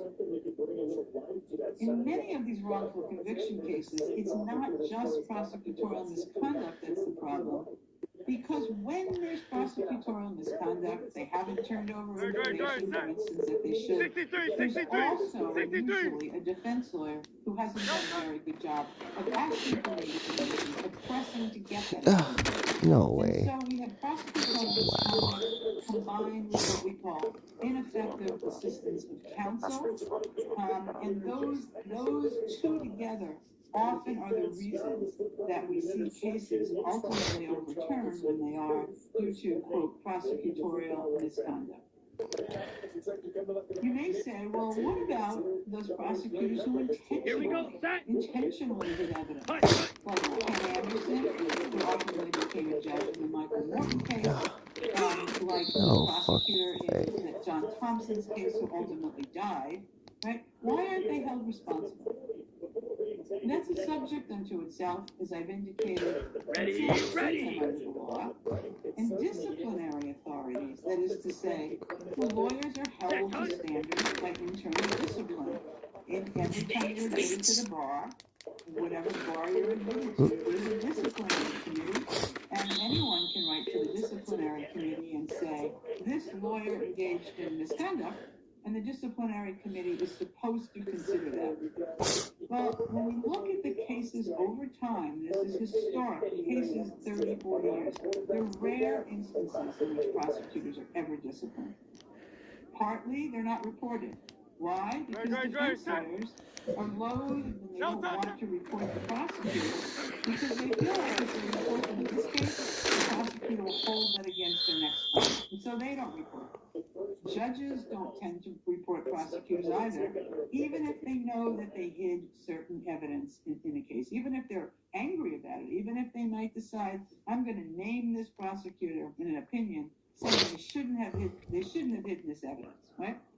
The disciplinary authorities don't do it either, often because they think, well, the prosecutor's office themselves are responsible for the discipline of the people who work there. We're not going to second guess what they do. Or because there are very few people on disciplinary committees who have prosecution backgrounds and they really don't understand the criminal justice system. In any case, over time, we've seen very few people, other than perhaps the Duke lacrosse case, which you may know about. There's a lawyer named Michael. He was disbarred. But generally speaking, there's very few consequences for prosecutors. And so then you might say, well, there are few consequences. Why not find evidence if you're a prosecutor who just looks at your job, not as a minister of justice or wanting to win? Some people say, well, let's just look at the bad apples within prosecutors' offices. And there are some bad apples. The chief prosecutor tries to weed them out. But oftentimes, it's not just a bad apple problem. It's a systemic problem, which is to say, if you're in a prosecutor's office and the culture of your office says you hold on to that evidence until you're absolutely required to turn it over, you don't have to turn it over 1 minute earlier because we're sure we have the right guy, we want to get that case completed. If you're in that kind of an office, the culture is going to lead to more error and more misconduct when you fail to turn over information. That's a short overview of how this works within prosecutors' offices and why prosecutorial misconduct, police misconduct, is one of the main causes of error. You might say, well, what can we do about it? Well, one thing that we can do about it is change the system of providing information to the defense. It's called discovery. What information should a prosecutor be required to turn over to the defense? Here we go. Jurisdictions are moving towards something we call open file discovery. What that means is when the prosecution engages in their due diligence and they get all the information from the police, from the medical examiner, from all the forensics, they gather all the information. What they must do is they must turn all of that information over to the defense. That's called open file discovery. There are versions of it where prosecutors turn over more information or less information. But in jurisdictions that we looked at, where there is open file discovery, it works very well. What does that mean? Well, when a defense lawyer now has the information, they can go to their client and they can say to the client, look, here's the information in the case that they have against you, and this is why the plea bargaining that they're offering to you may be something you want to think about, because if we go to trial, we're likely to lose. If the defense lawyer doesn't have that information, the client is skeptical of the prosecution, the lawyer is skeptical of the prosecution, and they may take the kinds of risks they should not, and there's mistrust as a result of not having information. I mean, imagine, go back to your accident. Wow. Imagine you're in an accident, and now you sue the other side, and there's no exchange of information, right? You're not going to trust that the system is going to be fair if you don't know the information the other side has. And that's true here as well. So in jurisdictions with open file, we think, there's not many studies on it, but we think there will be less prosecutorial misconduct. One, because the prosecutors tend to get more information from their police forces, and they turn them over. And there's also quicker resolution of cases because now both sides know what is going on. So that's one. Second one, there's something called checklists. Ready, set! Not everybody can keep track of all the information. When you are running around handling many cases, you might slip up. And so it's useful to have a checklist. The checklist would say, here's the information I have, here's what I turned over, and it would be by category. And so in places where there are what are called Brady checklists, there's more likelihood that the information will be disclosed. Another route that's being used recently is a prosecutor's order to produce by a judge, a judicial order on Brady. And that's being used in a few jurisdictions, but it is important that it's been used by Judge Sullivan. And that Brady order forces people to pay attention to what they turned over, what they need to turn over, because a violation of that order can result in contempt. No prosecutor wants to be held in contempt. They will take that very seriously. Another suggestion is for the prosecution to always get the records of the police officer who will testify. That is to say, background records of whether or not any complaints have ever been filed against that police officer. And that those records talk about how they should be turned over and what parts of them should be turned over, but that many of those records should also be made available to the defense. This is quite controversial. It's a subject of ongoing litigation in various jurisdictions, but at least in the prosecution should know, are they dealing with a police officer who has a long history of making false statements? Is that the officer they're dealing with, or is this an above-board officer? Within prosecutors' offices, there are many things that can be done. First of all, when there's a reversal, when there's been a wrongful conviction, it would be very important for that prosecutor's office to sit down, not just with the lawyer who was responsible for the wrongful conviction, who maybe didn't turn over the information, but to sit down and examine why did this happen. Let's get to the root cause of the problem. And once we get to the root cause of the problem, we should constantly be retraining our prosecutors and defense lawyers in our offices. And one of the things to use is the information that one gathers from these wrongful convictions. And if you go back and you retrain people, then hopefully that will work so that in the future, prosecutors will not make mistakes. Now, at the end of the day, what matters the most, as I said, is setting up a culture. You are the head prosecutor, usually elected. 85% of our prosecutors in this country are elected. If you are the head prosecutor, setting up an expectation that your prosecutors actually are there to do justice. They're not there just to convict.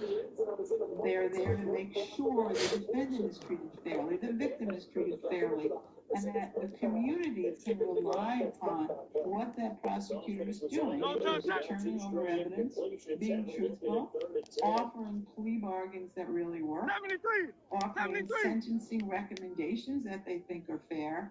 And if you set up a culture like that, there's a greater likelihood that there will be fewer wrongful convictions. We are now seeing numbers of prosecutors around the country called progressive prosecutors or reform prosecutors who are being elected. And they're being elected on platforms of changing the criminal justice system, of reducing the criminal justice footprint, as we say, which is to say, in this era of mass incarceration of 2.2 million people in prison, mostly black and brown people, and disproportionately so. What can we do to reduce the number of people that we send to prison? And what they're looking at now are different charging decisions, not charging low-level crimes, not charging certain things as crimes, finding alternative programs, drug courts, mental health courts, dealing with the underlying problem of the criminal case, which which is why they find themselves in the criminal justice system in the first place. Changing police, changing the ways in which prosecutors deal with the police force, like getting records, not necessarily relying upon the word of every police officer.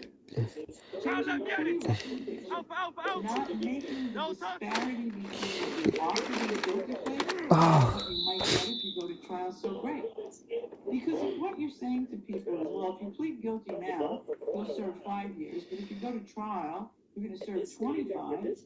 Many people are totally willing to take the plea bargain just so that they don't take the risk of that 25-year sentence, even if they say they're not guilty, and even if they know, and we later learn they're not.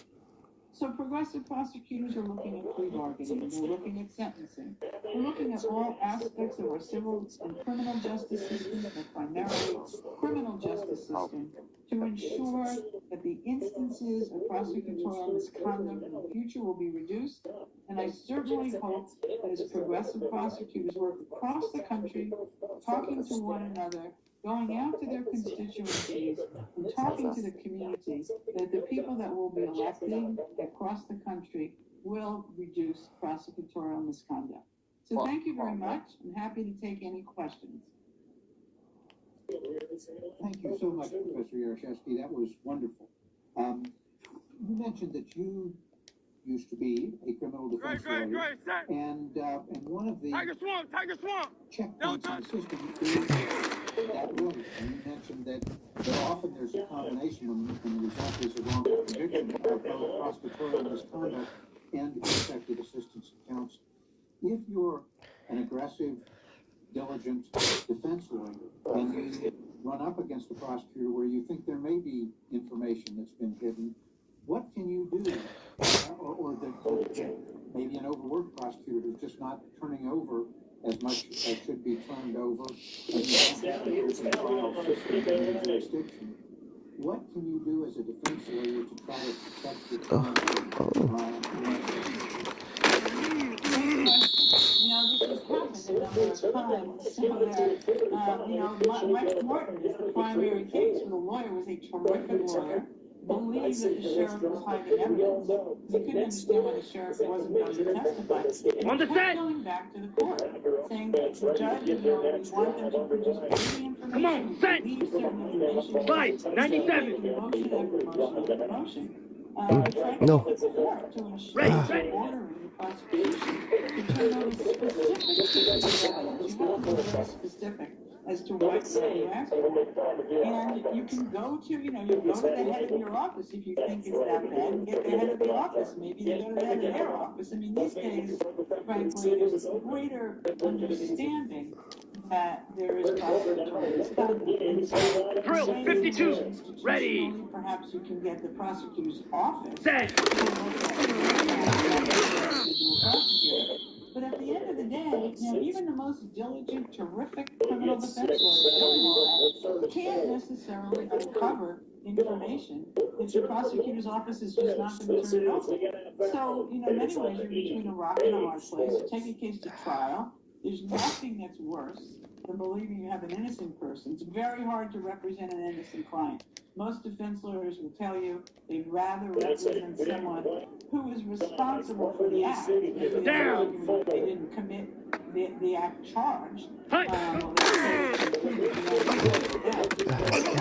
It's so difficult, particularly when the other side isn't turning over information. So all you can do is keep at it. Keep asking the court, keep asking the prosecution, and make a good record. Professor, we like to think about criminal justice system as particularly good. Okay, break. Compared to many others in the world. And it's set up, as you said, as an adversarial system. Set, ready. The prosecution, the jury, of fact, and justice will occur. But you also pointed out that it's not really a fair fight, that the prosecutor is perhaps the most powerful person in that whole process. Let's go! wants to believe in a system that works and that is fair. What do you have to say? We have to go back to the drawing board. You know, there are many people who no longer call this a criminal justice system. They call it a criminal legal system. Okay, ready? Because it's a legal system and justice is elusive. We have a long way to go. Here we go, set. When you look at other countries in the civil system, I'll tell you the prosecution is also the defense lawyer has a more limited role. They're just supposed to put forward evidence and present evidence to the prosecution. And at the end of the day, in most civil law countries, and they vary a bit, but you know, it's ultimately up to the judge in many places and the prosecutor. So defense lawyer has a very limited role. As a structure, I think the adversarial system works best for cases that will go to trial, for people who are innocent. I don't think it works all that well when you have a person who admits that they've done a particular act. I'd rather see a system whereby the person who's responsible for that act gets some treatment. If it's usually a mental health problem, it's drug problems, there usually are underlying causes why people get into trouble in the criminal legal system. Hey, 73, and 73! To be in a system where the person gets treated. A lot of what goes on is they don't have these draconian sentences we have here. People who are even convicted of murder, they go to prison and they get treatment. They figure out what's wrong with this person. How can we help them? There's nothing about our system that shows that we are helping people. We're warehousing people in prisons, often private prisons, that people do that for profit. And, you know, when a person comes out of prison, they have absolutely nothing. They have very few skills, they have little training, they have no financial resources, they have nowhere to go. We're not showing our people in our system. So, you know, many people learn it's a broken system. And while the adversarial system is a nice model, if we want that to work, we really have to go back to the drawing board. Ready. We have to change mandatory minimum sentencing. We have to change sentencing structure. Ready. It's pretty shocking and it's overwhelming. The idea that most of the people serving time in prison are black and brown people, particularly in drug cases, where the data show that as many white people consume serious drugs as people of color, but it's Ready up. people of color who are serving time in prison. So overall, let's go now. long ways to go.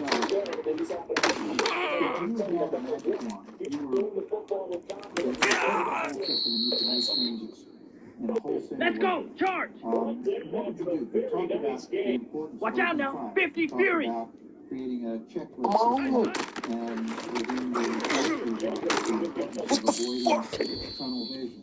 I know some prosecutors' offices have established what are called conviction integrity units to try to create a more systematic way to look at things that can go wrong and try to. Here we go. If you had a chance to just rework the criminal justice system yourself, where would you start?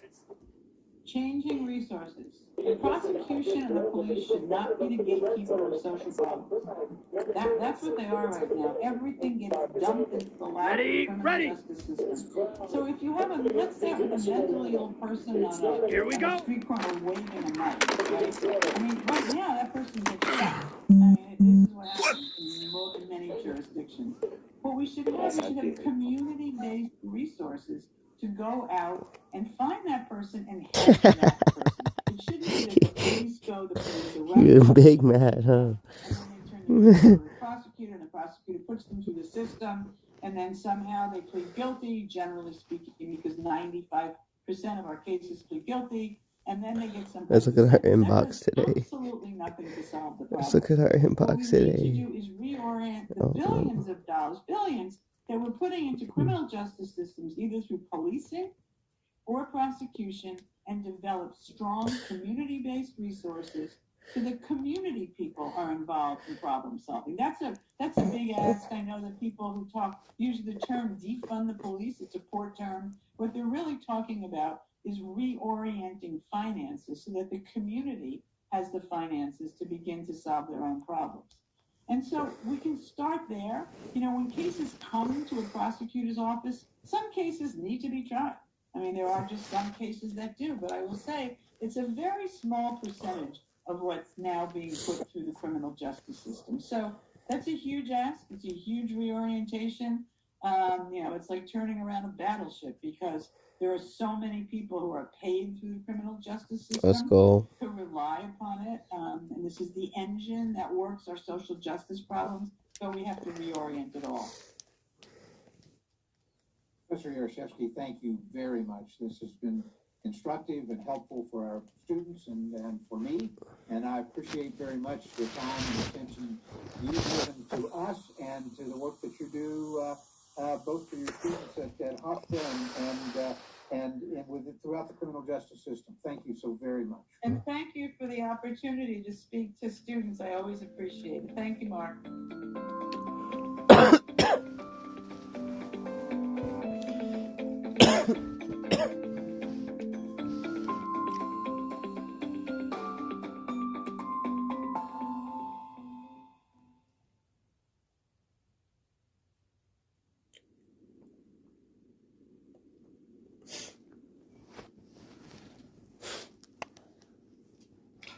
Hello. This is Attorney Mike Gravelin coming to you from Chicago as usual.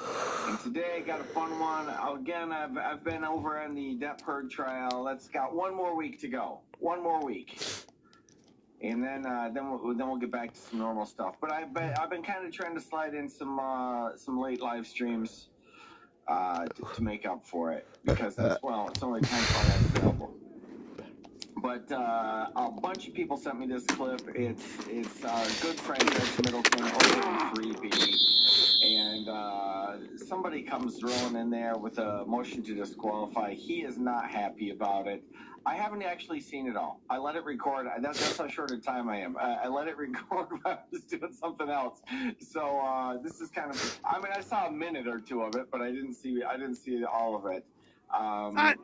So this is kind of my first reaction for what that's worth of this situation. I do have a general sense that a guy who files a motion to disqualify the judge doesn't like it. I know that much.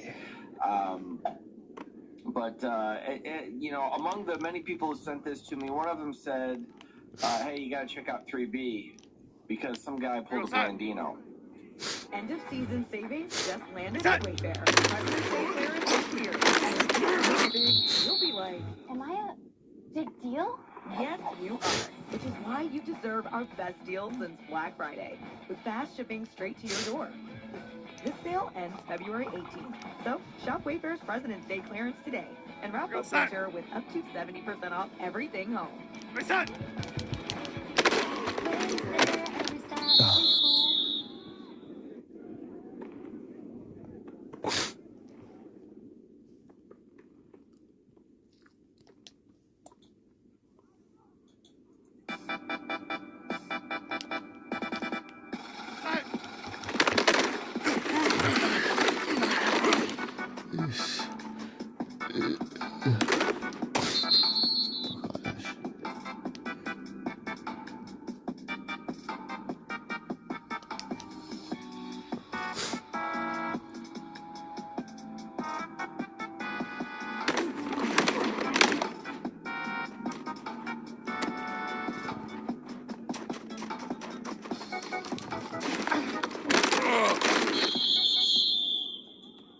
Okay, I couldn't help myself. I missed the old Kim Blandino dance. Thank you, Denise. That's awesome. I'm enjoying that all over again. I've dusted that one off for a month or so. It's quality. It really is. I'll give one more shout out to Kate for that because I just went and shamelessly swiped it off his channel in the middle of the Kim Blandino hysteria. All right, so let's get this party started. Let me get this in here. There we go. Defendant's request and the plaintiffs and the defendant to waive the right to have jury trial, so I've blocked out the entire day. Here we go, sign.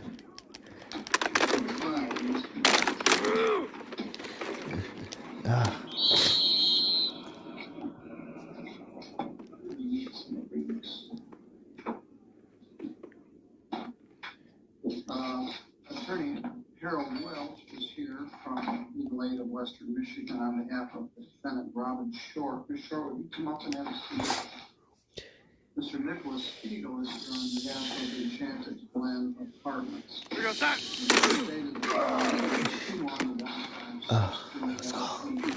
I love the Enchanted Glen. You know it's anything but enchanted. And I didn't even realize it come out. So I was wondering if it was pro se, but it sounds like there are attorneys on both sides of this. So it looks like the defense attorney brought this motion. We had a very annoying squeaky fan back there in the ventilation system. Driving me nuts. And the custodial maintenance staff fixed it. So I'm very happy today. It's first time. No, contact! At any rate, the matter is set for trial today. 2 days ago, defendant's motion eliminated. And then yesterday, sometime in the afternoon, I received the defendant's motion to disqualify the trial judge and brief in support, and plaintiff's response to defendant's motion to disqualify the trial judge. So we have to certainly address that matter first. I'll give a little background. I'm not on the roll, but I'll give background as to what happened or what transpired. This matter has been set for trial today for some time, and it was set for trial once before, and maybe a couple of times before, but at least once before, and it was adjourned because of conflicts with attorney's trial schedules. We learned yesterday that there had been a fire at Enchanted Glen Apartments. I think someone called down from the prosecutor's office and said, did you know there was a fire there yesterday? Your Honor? Yes? Could I interrupt briefly? I'm concerned about possible witnesses being in the courtroom while we're addressing things. Certainly, that's probably appropriate. Everybody who's here as a witness, I'll let the manager stay, but everybody else in the defendant can say, would you please wait out in the hallway? All right, this comes up a lot, and we got a lot of questions on it during the Duckburg trial. So you want to exclude witnesses. What you do is called a motion to exclude witnesses. So the purpose for that is you don't want witnesses listening to other witnesses' testimony and changing their testimony as it goes. This motion is brought a skosh early, to my way of thinking, although the judge granted it and said fine. It's not even like a discrimination. But, the judge was just sort of giving some background right there. I guess, arguably, you don't want the witnesses to hear that. So that's all that happened. Thank you, Your Honor. I figured we'd get to that at some point, but I didn't know if we could took this. But there's no harm. Other than we got to sit on a different part. We had heard that there was a fire. Here we go. They called my secretary and she said, did you hear there was a fire? I said, no. So we looked to see if they were moving. So the magistrate, Mark Trowbridge, who works for me, was on the phone with Chief Mark Brinkert from the Colon Police Department. And he asked Chief Brinkert, was there a fire at Enchanted Glen? And someone said the whole place burned down. And I said, well, it didn't all burn down. There's a number of separate buildings there. So anyway, he asked Chief Brinkert, was there a fire? And Morning, White. I want to know how Judge Milton's familiar with the Enchanted Glen. Good morning. He said yes.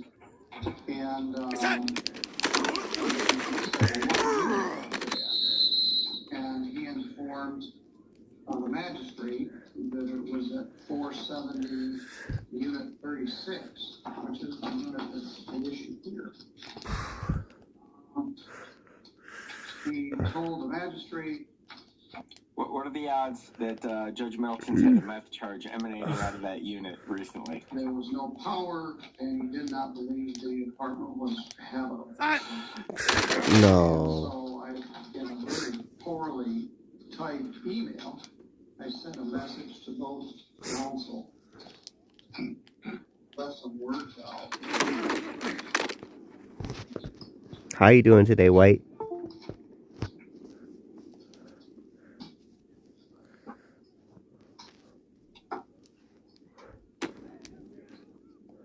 They started at 10:24.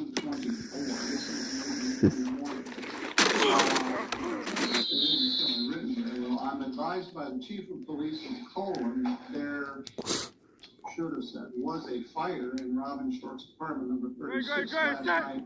And I sent that to Mr. Spiegel and to Mr. Welch. He's so good. I mean, he's in this small town where no one's watching. Well, except for everybody on Law Talk with Mike. But the rest of the world doesn't care what's going on in St. Joseph County. And he is like so on top of it. He documents all this stuff. He's transparent on the bench. He discloses all the communication. And all it was overhearing something that anybody in town would have heard. Then, sometime later today, we got Mr. Welch's motion to disqualify. So, Mr. Welch, after putting premises from my perspective on the record, to speak further to your motion. Yes, thank you, and we wish to underline in no way, shape, or form are we indicating the court intentionally did anything improper. Our concern is with, of course, the appearance of impropriety, and this is an unusual situation since Your Honor is the trier of fact. If this was a jury trial, perhaps those conversations would have been possible spectrum of disqualification. So, you know, as I viewed the canon in preparing my motion and considering what happened, my conclusion was that the rules are not to get us as close to the line as possible. In other words, what the rule is to keep it far from society or ex parte conversations. You know, that's where we're at. The conversation happened. We don't think Your Honor purposely tried to investigate the case, but in this complicated situation, Your Honor is the trier of fact. Well, why is it relevant? Why is it relevant? As Mr. Spiegel said, I sent it out as a, we still need to have this lengthy hearing in light of the fact there was a fire there. Yeah. Why is it relevant that I know there was a fire there? Okay, well, it's I read in the newspaper. it's written on you had knowledge of somebody giving you not only the fact that there was a fire, but description of the severity of the fire. And therefore, you know, we need to have an impartial trier of fact who doesn't have the specter of possible why is the fact that there was a fire there relevant to their effort to terminate the test? I can't believe an attorney brought this motion. I really can't believe an attorney brought this motion in a small town where you only have a few judges. Wow. Don't touch it! That is not a good basis. I'm respectful about it. I will give him that. But it is simply not a sufficient basis for this motion. And an obvious delay tactic to the point of bordering on sanctions kind of stuff. Well, they intend to bring that into court in evidence, is my understanding. Now, they haven't alleged that is a ground for termination, but it is part of their case. And the whole thing shaking his head no. I didn't know that they intend to do that. Okay, well, from what he said in his response to the motion, the thing is, Your Honor, we have to avoid the appearance of impropriety. Your Honor is not a public citizen. There's no appearance of impropriety. Ooh. If I had one of my associates come to me and suggest this, I would say, we're not doing that. I'm not putting my signature on that awful idea. About cases here we go. Court, as prior fact, you know, it's just wise to avoid the appearance, okay? To not get close to the line and say, yeah, you've got information about it. Yeah, that's a good question, Pat. Do you think you'll get a fairer judge? I don't know all of St. Joseph County, but my top suspect is that you get Judge Stutzman, who's a fine guy, but not nearly as nice as Judge Middleton. But okay. That's the case, but you're still going to be the trier of fact. That's not. No touch that! No touch.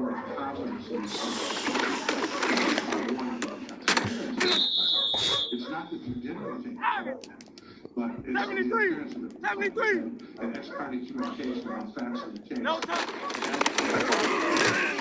Communication about facts of the case outside of the presence. It does strain the definition. That's a really sophisticated question, by the way. Thanks for asking it. But really, what you're worried about in an expert primarily is that you're speaking to one of the parties outside of the presence of another party.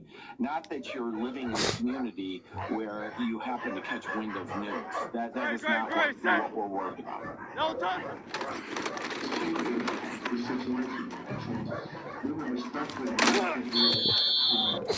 you disqualify yourself. And now I want to address one thing. Counsel on the other side mentioned I didn't test. Well, affidavits are for people who have personal knowledge. I don't have personal knowledge, so there is no affidavit apparent needed for this motion.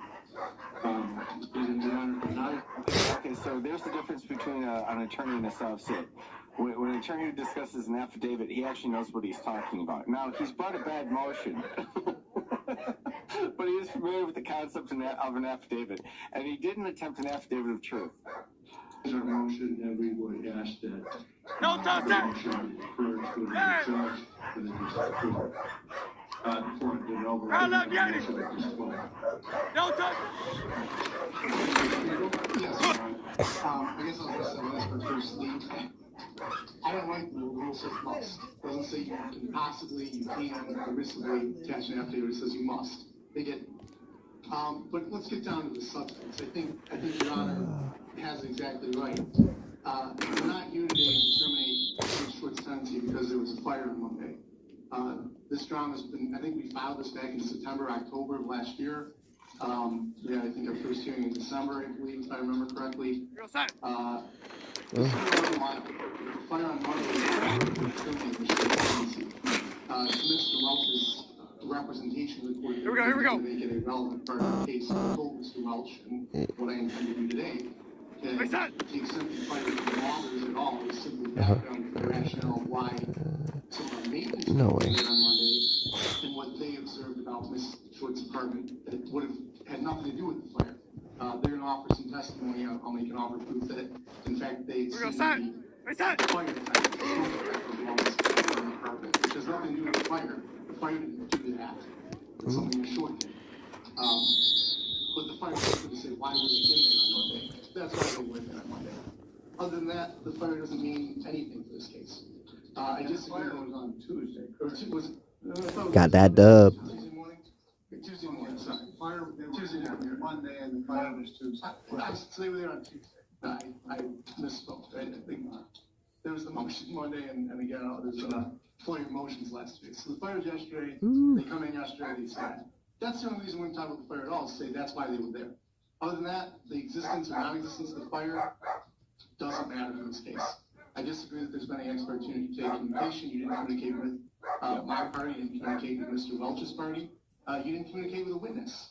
As far as I understand, no one's calling the chief of police for Cologne down here to testify about anything today.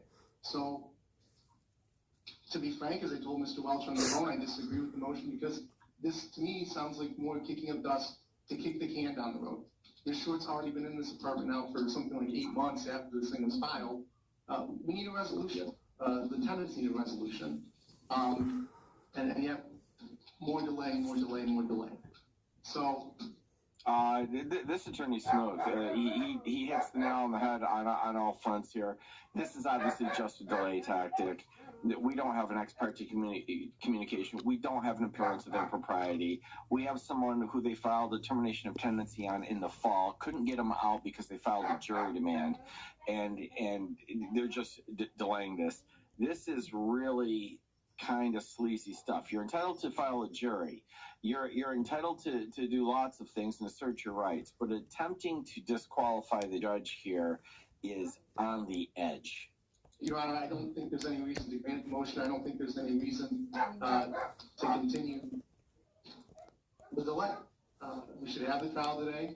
If Mr. Welch wants the motion referred, I guess, to somebody else, I think we can take the findings back. If we have to come back another day because another judge feels differently, I suppose we can do that, but I disagree that we should have to reset now the trial yet again, recalling that there was an original conflict, I think, back in March, which was one of our witnesses, to be fair, over something that's a red herring. I mean, like, nothing that you heard that there was a fire matters today's trial. If I offer that as some type of evidence that she needs to be evicted, I expect Mr. Welch will say objection relevance. Mr. Spiegel told us that was not why she was going to be evicted, and you would sustain such an objection. That's it.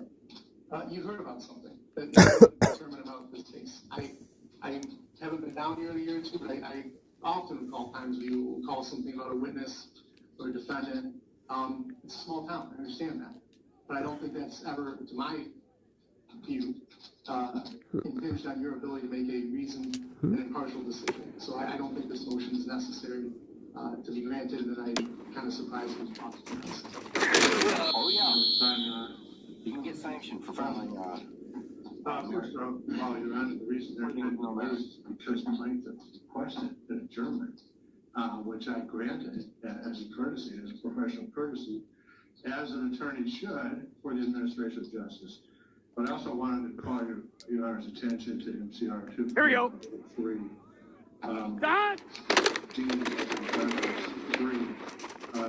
In the single judge court, chief judge, which I understand Your Honor is the chief judge, on the request of a party, the challenge judge shall refer the motion to the state court administrator for assignment to another judge who shall decide the motion. Here we go. So if you are trying to deny the motion for disqualification, we will refer this to the state court administrator for assignment to another judge. I don't think I have a choice in that point yet.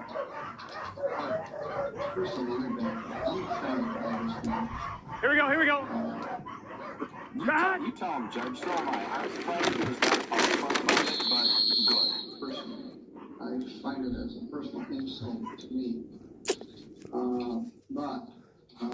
Wow. Denying the motion. A, I don't think any communication was improper, and I set out the circumstances of what happened. B, it was relevant to me as to whether we're going to have an all-day or two-day trial on this matter on an apartment that apparently has burned, and I don't know to what extent. Dub City.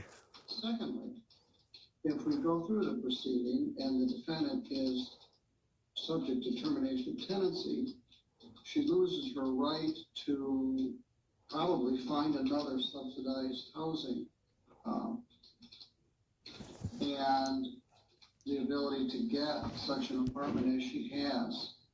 So if the apartment burned and the defendant decided we didn't need to go through this hearing, she wouldn't end up with a termination of tenancy on her record, reason for leaving last residence, the apartment burned. Translation, you are a crappy attorney, and you're not even helping your client. But in a very, very nice Judge Middleton sort of way. So relevant to her. I'm also concerned that this case has been very delayed. His company. A boss wouldn't.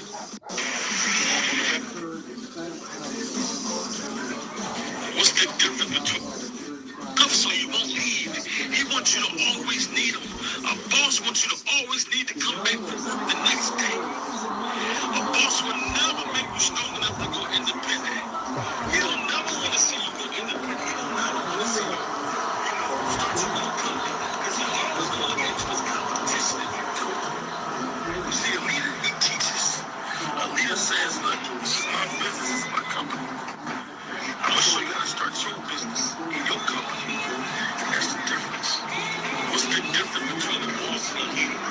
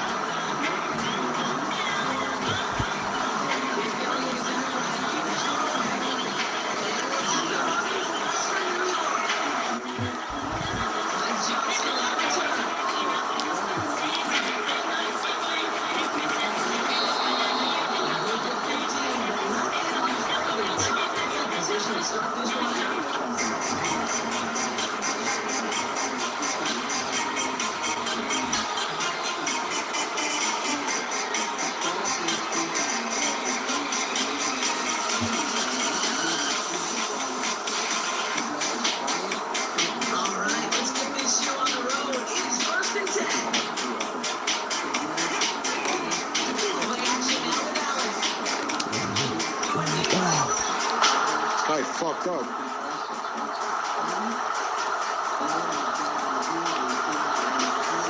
The man blitz everything inside? I'm like, are you crazy? Whoop.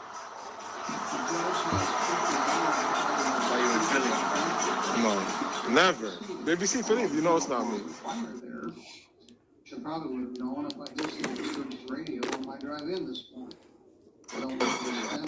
No. The judge has been consulted or employed as an attorney in the matter in controversy. No. The judge was a partner of a party. No. The judge knows that he or she is individually fiduciary. No. So it's under, I guess, appearance of employment and personal knowledge of disputed evidentiary facts.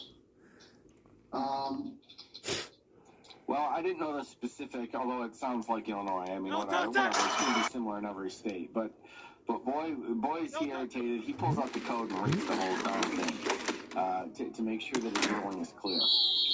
I talked to Chief Brinker and said, well, I was out there when there was a great big party at Robin Short's house, and I had children there, and I've had no such conversation. Probably no such thing took place. But the fact that I heard secondhand that there was a fire in the defendant's apartment from Chief Brinker, I do not. Because, as Mr. Spiegel says, it's not relevant to all the allegations of violation of the lease. Yes, this is absolutely right. It's a termination of tenancy because they haven't been paying rent. And they haven't been paying rent long before last fall when the inspection was filed. The fact that they coincidentally had a fire in the complex last Tuesday is absolutely irrelevant to the case before you. Absolutely.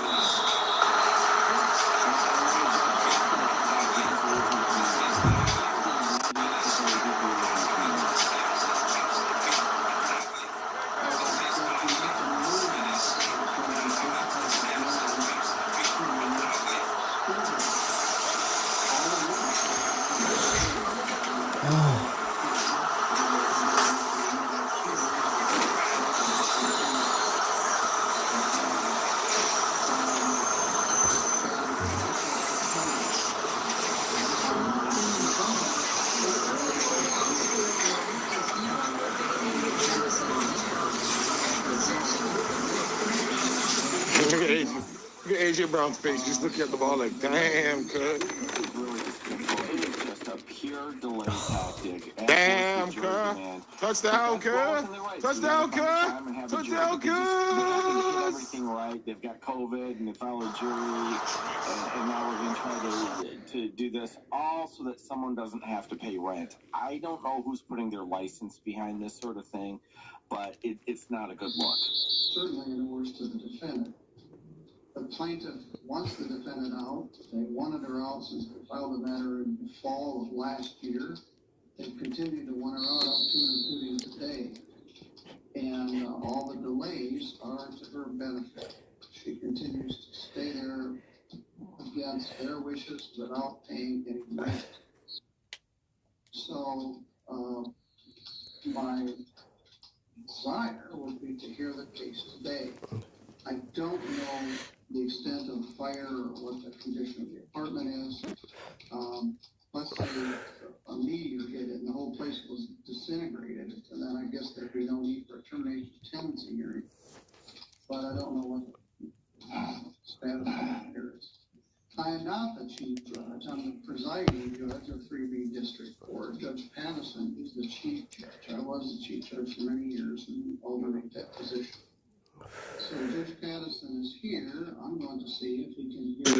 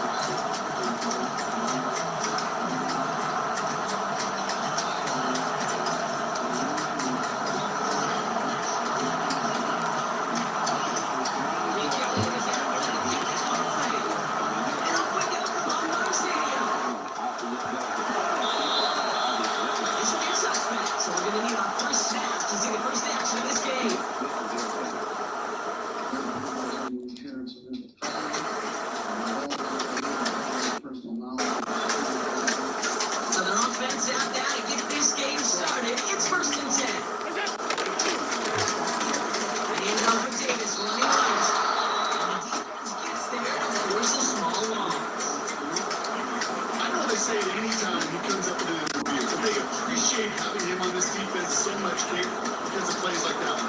Those are great instincts. It takes instincts and nuts to come up and run support. Not many players can make that stop. Is Reed Blankenship making a stop? It's a 5-yard gain, and that brings up 37. That's a good one right there. Keep the offense on schedule. You can average that type of yard per carry. That's going to be more than all right if letting him lead the show. Allen on 3rd down. Team down.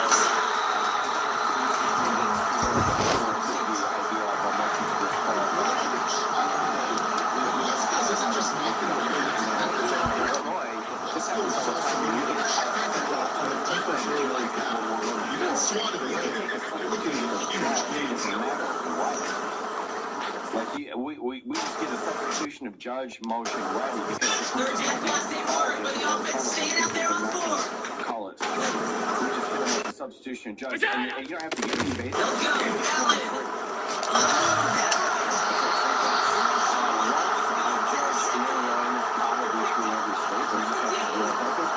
So the first one of the game is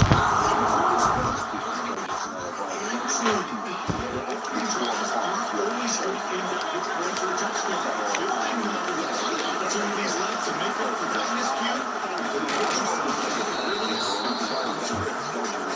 this is down to 28 with the defense on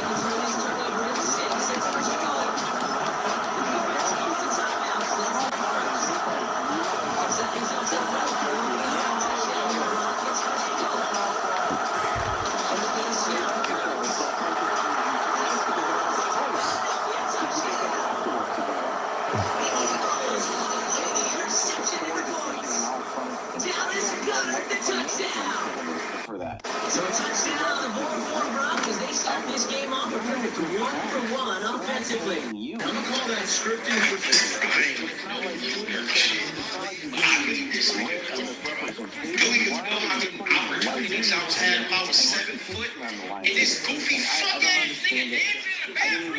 I don't know the attorney. It was a guy. Aside from the fact that this motion had no basis, it otherwise seems really sharp, which makes it even worse. He sort of softened it. I like this presentation to the judge. Aside from the fact that the motion was not aside from that, defense obviously aware of him as they line up. Dude, I apologize. lose him now, they get it right back to him. Conversion.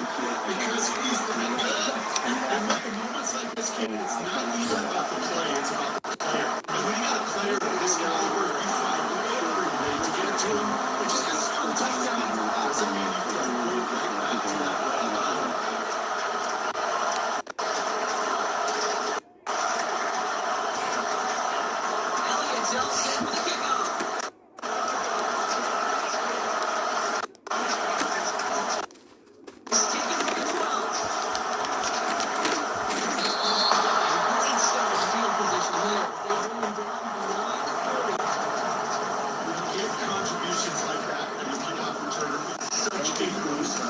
Thank you all for being here. It's about showing no fear. Appreciate And playing hard. A determined run back, setting your offense up in great field positions.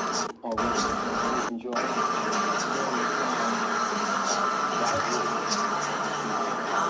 Excellent field position for the Bills. They set up first and 10. And it's always my pleasure to speak to you folks. What I am going to speak about today are the 5 or 6.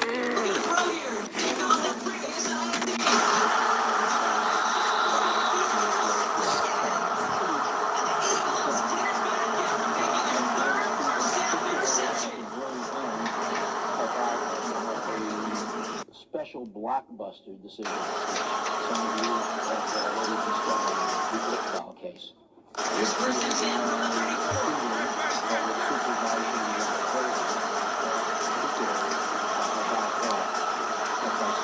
Gonna be in a motion. First and 10. Here's service.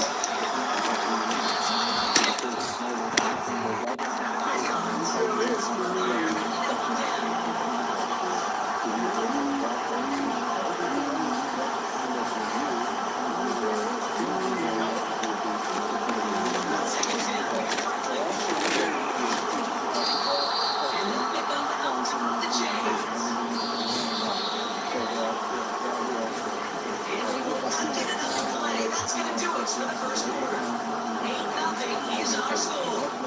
We'll return to Hard Stadium in just a moment. Possible.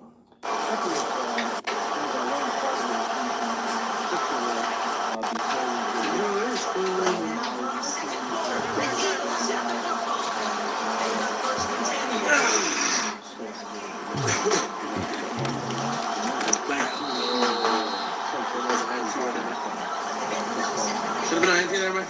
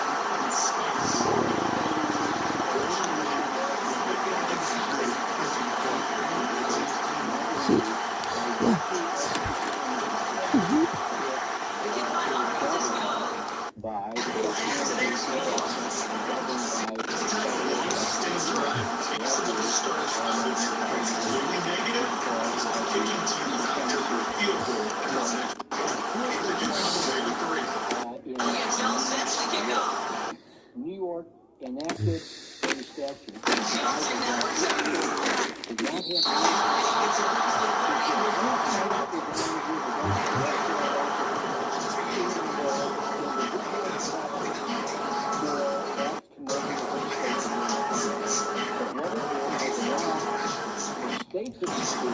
Under first down from the 31. the New York Court of Claims for those claims. And this statute covers state law claims against correctional officers. Trying to shake off the interception. Look at the throw.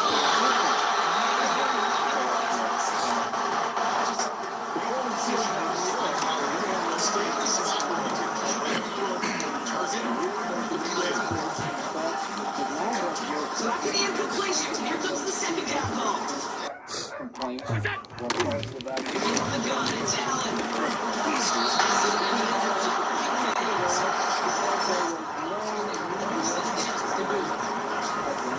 I would say it's got the Jimmies and the Joes, but it has less emphasis in the yield. That's a well-run completion and that is the first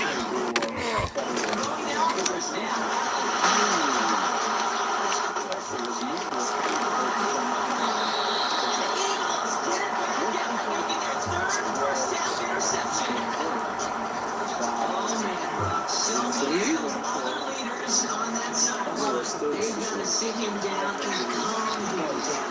3 consecutive drives now. He's throwing interceptions. And this team's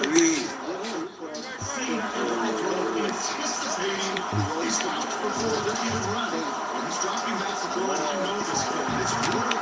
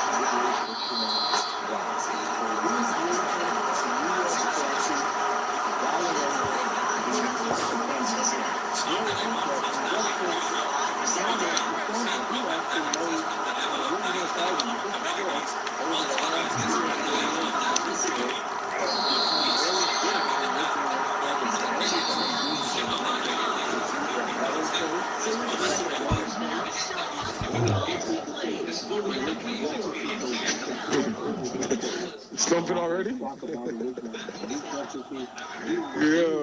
you just woke up and slumping again, huh? Way back when I was now, Yo. the son was joined by Robert, Scalia, and Alito. And they argued that state courts have to structure their own court system. And as long as they do this in a mutual,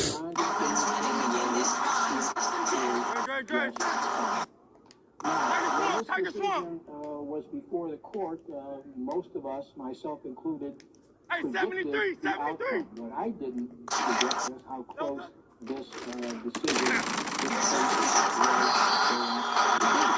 The Supreme Court placed on him page 3 of my note that I put out in the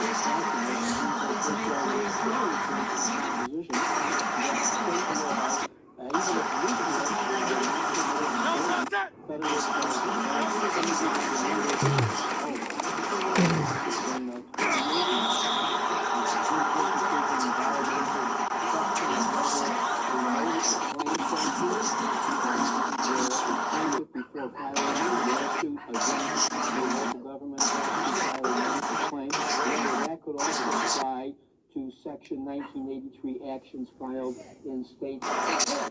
And the court's answer there was, no, it could not, because that burdened the 1983 cause of action. It seems to me that this decision here in the Hayward case follows very nicely from that Howard versus let me ask you a question. The next topic. New Mexico. Does New Mexico have any statutes that limit its jurisdiction in 1983 applicable to states like New York and complete in the New Mexico courts or right?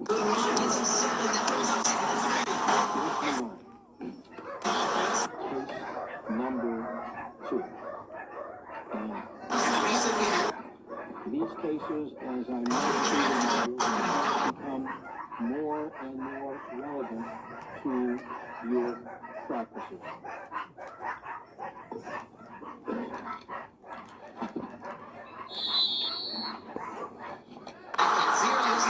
We're talking about the Fitzgerald versus Barnstable School Committee. But before you can understand what that case is all about, I've got to walk us quickly through a different but related area, just to be sure there is no language section provides a cause of action for damage against state and local government officials when they deprive a plaintiff of rights, privileges, or immunities secured by the Constitution. We all know that. And laws. There is a law category of claims which cover violations of certain federal statutes by state and local officials. For short, those laws claims. You don't hear very much about it. And I'm curious, has anybody here ever been involved in the 1983 laws? Usually Social Security.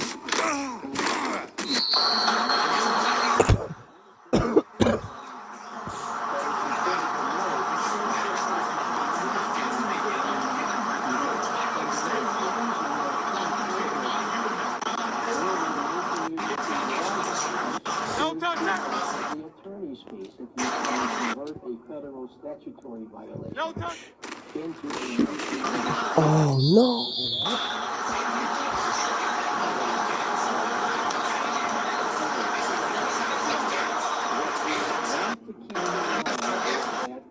even though the law's language in the face of Section 1983 is very broad, court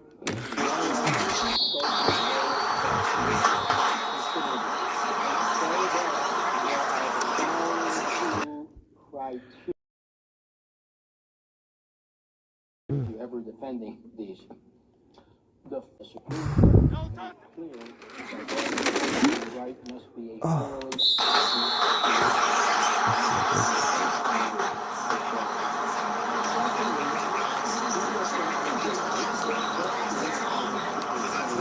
statute is did Congress intend that to be enforceable by 1983 anyway, or through 1983?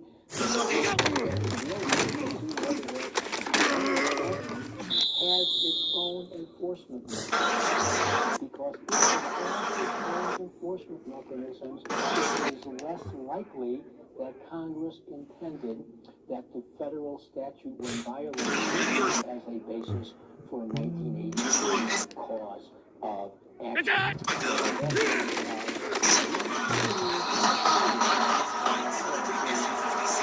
Very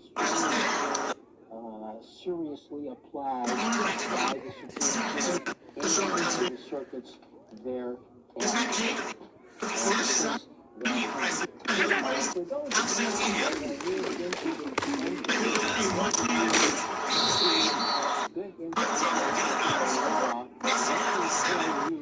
are Section 1983 laws cases circulating out there in which certain treaty violations, get this now, are actionable under Section 1983. There's a split in the circuits about some of these issues, and after I finish the presentation, I will give you those cases. Let's go. All right, now keep in mind, as we get into the Fitzgerald case, what I've been talking about. I have been talking about 1983 causes of action that might be available for the violation of particular federal statutes. All right?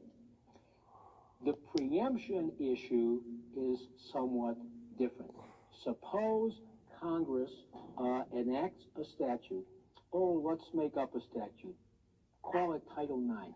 That prohibits sex discrimination in any entities, public and private, that engage in sex discrimination.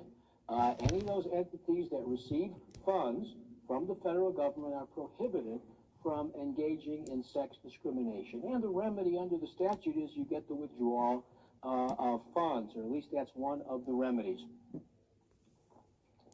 Here is the interesting question, and it's one that doesn't arise very often.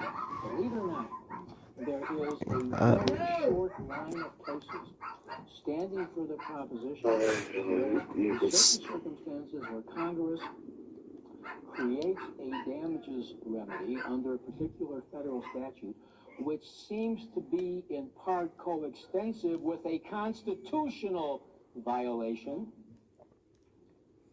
then the argument can be made that that federal statute has preempted the use of 1983 for the constitutional claim. So let's now go back to Title IX. That clearly deals with sex discrimination. Sex discrimination is a species of equal protection.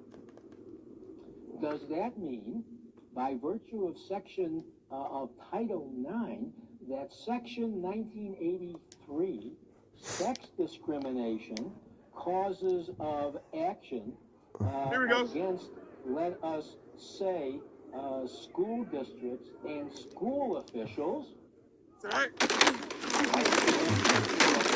no longer available? All right.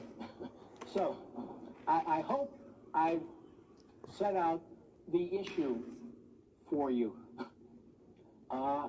When does a federal statute that seems to overlap with constitutional provisions sometimes preempt for those constitutional violations, and here in particular, sex discrimination? Here is what the Supreme Court did in the Fitzgerald case, which was a Title IX case, and I'm at page 5 of my outline. This was a unanimous decision. And Mark, and I'm going to give you a few of those as we proceed. As to whether Title IX indeed did preempt Section 1983 sex discrimination claims. In this particular case, the plaintiffs claim that the school committee and its superintendent inadequately responded to their allegations of sexual harassment of their daughter by an older student. Here we go. Plaintiffs are sued under both Title IX and Section 1983. Supreme Court reversed, which had held you can't use 1983 for an equal protection sex discrimination claim. Instead, only Title IX was available, which preempted the equal protection claim under 1983. Now, keep in mind that the issue in these preemption cases, just as is the case in so-called laws actions, is what Congress says. we do in fact intend that a federal statute be used as a basis for a 1983 claim, that's fine. If Congress were to say that a federal statute violation may not be used, that's fine too. If Congress were to say, when it had said when it enacted Title IX, we mean to preempt 1983 equal protection, that would have been fine. If it had said when it enacted Title IX, we do not intend to preempt, that would have been fine. I call this the Simon and Garfunkel problem. It's the Simon and Garfunkel. It's when Congress hasn't said what its intent is, that's when the court begins to have some problems. In this case, in any event, the court had no problem with Title IX and preemption. As I said, it was an unanimous decision by Justice Alito. There was no congressional attempt to preempt. Title IX has this comprehensive remedial scheme, and moreover, the coverage of Title IX and the Equal Protection Clause 63, 63, 63, no touch. Very different. This was consistent with Title IX's concept and history, and in fact, the modeling of Title IX on Title VII. One might have thought that perhaps Title VII preempts 1983 equal protection claims of some sort. The circuits, for the most part, have said no, and Title IX was modeled, and that's correct. Title IX was modeled on Title VII, and no preemption there as well. So, a relatively easy case. And let me just for a moment put on my professorial hat and point out the conceptual connection between this kind of preemption and the kind of preemption that is much more prominent out there in the real world, and that is federal statute, such as one regulating warnings on cigarette packages, preempt state laws, questions about medicine, medical technology, and the like. That's where the really hot issues of federal preemption are, but this is my example. Preemption of 1983 causes of action by federal statute, possibly. That's a small facet of the overall preemption issue. All right. Now we're moving into some hotter areas. Qualified immunity order of battle. For this, I want to provide, with your permission, and maybe even without it, a little No touch it! Particularly for those no of you touch. who are relatively this will be useful. Qualified immunity, like absolute immunity, silver, ready? Individuals. No touch it! The function of qualified immunity is primarily that of promoting independent decision-making, not chilling independent decision-making by state and local government officials. Qualified immunity used to be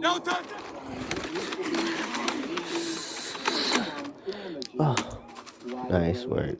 With respect, well, immunity and damages liability. That's what I wanted to say. It has been converted, as many of you know, into something closer to absolute immunity. Not just an immunity from damages liability, but don't jump, ready? Sued in the first place, which smacks of absolute immunity, about which more later. Examples of how that has been done is the conversion of what used to be a two-part subjective and objective qualified immunity test into a one-part objective qualified immunity test. It is objective. I'm going to set out my formulation of qualified immunity in a moment, but it is now objective, and as you know, the Supreme Court has instructed district courts to deal with qualified immunity as quickly as feasible under the circumstances. So that's one way in which the Supreme Court, through qualified immunity, has been concerned with the adverse impact of litigation on qualifiedly immune defendants and individual and independent decision making. But as many of you know, it goes even beyond that, because in many situations where a defendant, say, moves to dismiss based on qualified immunity, or more typically moves for summary judgment based on qualified immunity and loses, interlocutory appeal is another way of trying to get this immunity issue resolved before trial.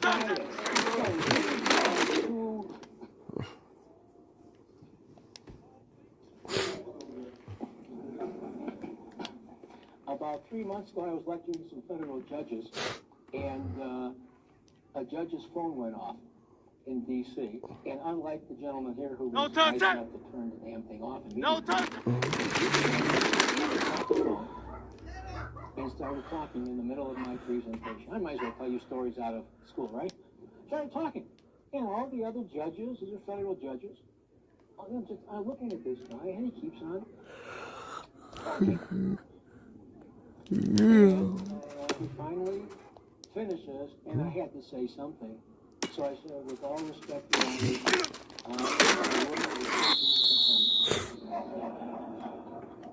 I said it ever so nicely, with a smile on my face. So, to get back to qualified, we're friends. To get back to qualified, put it on vibrate. To get back to qualified immunity, the Supreme Court has, in large measure, converted qualified immunity into the functional equivalent of absolute immunity. Now, what is the qualified immunity standard? I would formulate it this way. Could a reasonable defendant, under then existing constitutional law, have believed that his or her conduct was constitutional? I'll say that again. Could a reasonable defendant, under then existing constitutional law, have believed that his or her conduct was constitutional? Yes, and then let's go. Over for the plaintiff. The defendant has won unqualified immunity grounds. However, if we look at the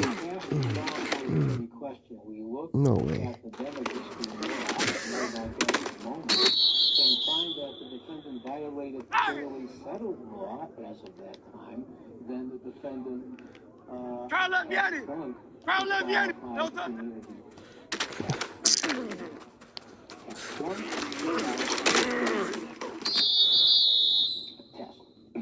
Hey, let's go. Man! I want to emphasize something that most of you know, but perhaps some of you who are new don't. Let me give you an example. This is December the 11th.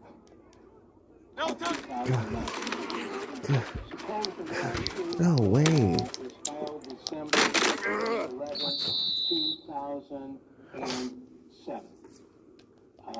For conduct that, well, let's say the conduct occurred on December the 11th, 2007. And the lawsuit is filed. Okay? Here we go. The judge on December the 11th, 2009 asks whether the defendant violated the plaintiff's constitutional rights, that judge is applying the constitutional law of December 11, 2009 right now. You're always applying current constitutional law.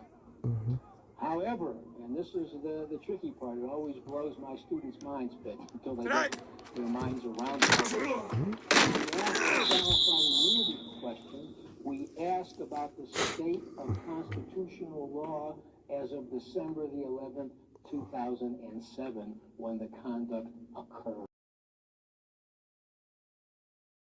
discrepancy there. Qualified immunity looks backwards. Even though you're asking about constitutional law, you're asking about constitutional law as of the time the conduct occurred. In a way, it's analogous. I taught courts years ago. When you ask a negligence question, you're always asking about whether the defendant was negligent as of the time of the conduct. That's what about. Here we go, son. A little primer on qualified immunity as we move into the order of battle. You probably know that a all fours is not required in order for a defendant to be found to have violated clearly settled law. The case law as of the time of the conduct, December the 11th, 2007, in my little hypo, must have put the defendant on fair notice at that time that the conduct was unconstitutional. Are some constitutional rights more settled than others? When it comes to invidious racial discrimination, for example,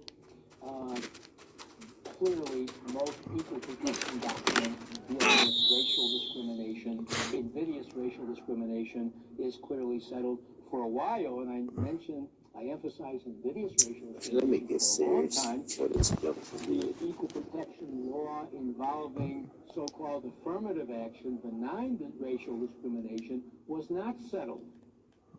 Now it is. We know it's strict scrutiny after the Supreme Court's decisions of the last few years. And finally, who's not so finally, there's more to say about whose decisions determine clearly settled law, which, as I've emphasized, is at the core of inquiry.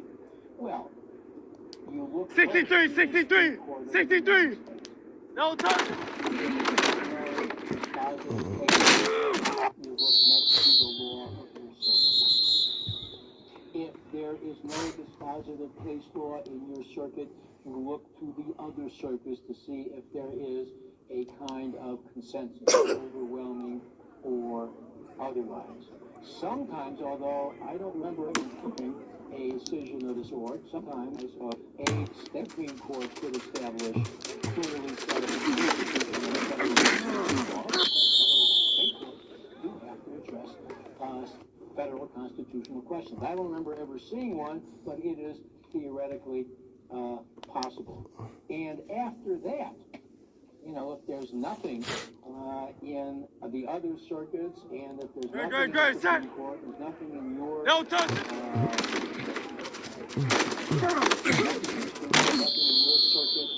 nothing in the state courts, then the defendant is probably in pretty good shape at that point.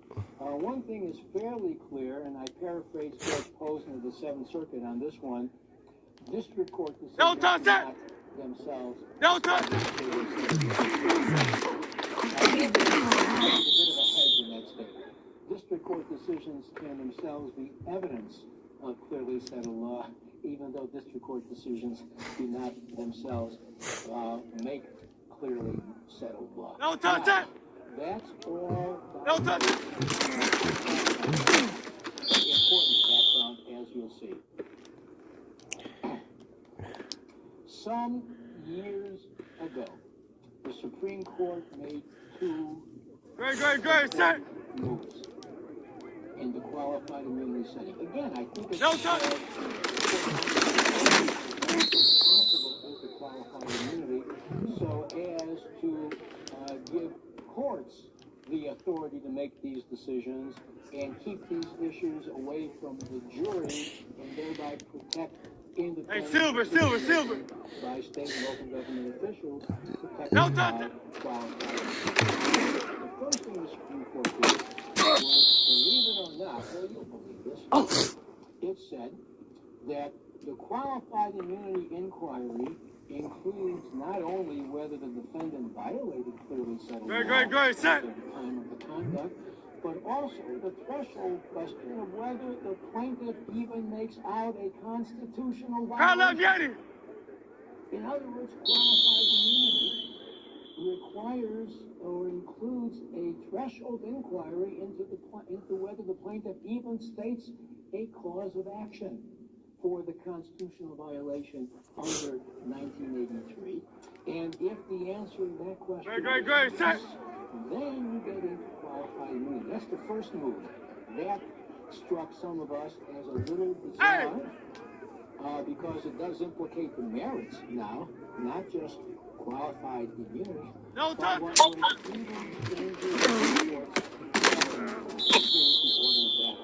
Starting about 10 or 15 years ago, the court said, not only is the inquiry, the threshold inquiry, whether the plaintiff makes out a constitutional claim, as part of immunity, not only is that the threshold inquiry, but district courts must do that first. District courts must do that first. In other words, motion to dismiss is filed. The qualified immunity motion for summary judgment is filed. The parties are going to be fighting about two things in this order. First, is there even a constitutional violation alleged? Second, and if the answer to that question is yes, there is one alleged, then we get into the issue of whether the defendant violated. Now, notice. Yes, God, you have a question? Because I want. Well, if you're asking me a kind of pleading question, we're going to get to that later. But there's nothing unique about that inquiry in connection with qualified immunity over here. Okay, but we'll talk a little bit about Iqbal in a bit, and if you can make sense out of it, I'm all ears. So, why did the court 10 years ago begin to say that these two parts of qualified immunity the law must both be addressed and in that order? Well, because keep in mind the scenario in many 1983 cases of a district court constitutional question on the merits is complicated. We don't have to get into it because the law was not clearly set. And if the law was not clearly on qualified immunity, end of case. It's over, right? The defendant has won. And what the court, and actually a fair number of commentators were worried about, is the following. Well, if that's the case, if courts can avoid the constitutional merits by relying on qualified immunity, that is going to retard the development of constitutional law. No, touch it! That's the argument. For this mandatory order of battle. What's the argument against the mandatory order of battle? Well, there are a bunch. I've given you a whole bunch of factors which we'll go through in a moment. But here is the problem. Think way back to that part of your constitutional law course that you've all repressed. The Article 3 part. Think this. If a court is required to decide the constitutional merits first, and only then get into qualified immunity, and then the court says, well, yes, there was a constitutional violation alleged. We made some constitutional law here, but now the defendant has passed qualified immunity because at the time there was no clearly settled law. Folks, that sounds an awful lot like an advisory opinion that you didn't need for the decision. And federal courts are not supposed to hand down advisory opinions. It goes all the way back to the founding. When George Washington asked the Supreme Court for legal advice about contemplated conduct, the Supreme Court said, George, thanks, no thanks. We can't do this for you. We don't do advisory opinions. Well, something interesting happened with the qualified immunity order of battle stuff. Remember, it was mandatory to do it in this sequence. Justice Scalia began to wonder about the wisdom of this thing. And he was joined by Justice Breyer, to coin a phrase, strange bedfellows. And more in some of these 1983 qualified immunity decisions, these and some other justices were joining in the fray. What happened in Pearson v. Callahan? The Supreme Court said in this unanimous decision, here we go. How about that? Another unanimous decision by Justice Alito that it's no longer mandatory, it's recommended. There are advantages to the mandatory, just recommended. And at page 8 of my outline, it's actually more a narrative, as I said, than it is an outline. Here are the factors. Well, I've already given you one factor. Sometimes, thank you. In a 1983 case, the Dubs. merits are really difficult to resolve. And that means that there's no clearly settled law, and you can get rid of the case at that point. So Justice Alito lists that as one factor. And I like this point in the middle of page 8. Here is something, a bit of psychology there. It is item number 5. There's a risk of bad decision making because briefing on the constitutional merits was often inadequate, and also because where there was obviously no clearly established law accompanied by a difficult constitutional issue on the merits, a judge might not devote enough attention to the merits, as would be the case in other circumstances. How interesting is that?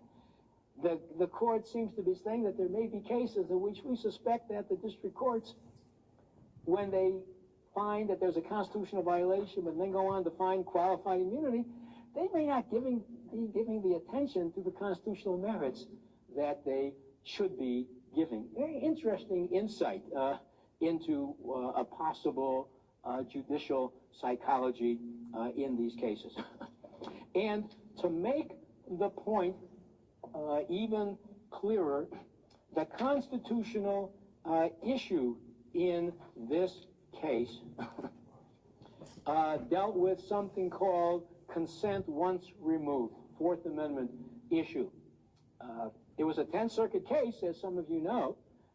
It involved an alleged violation of the Fourth Amendment and consent once removed.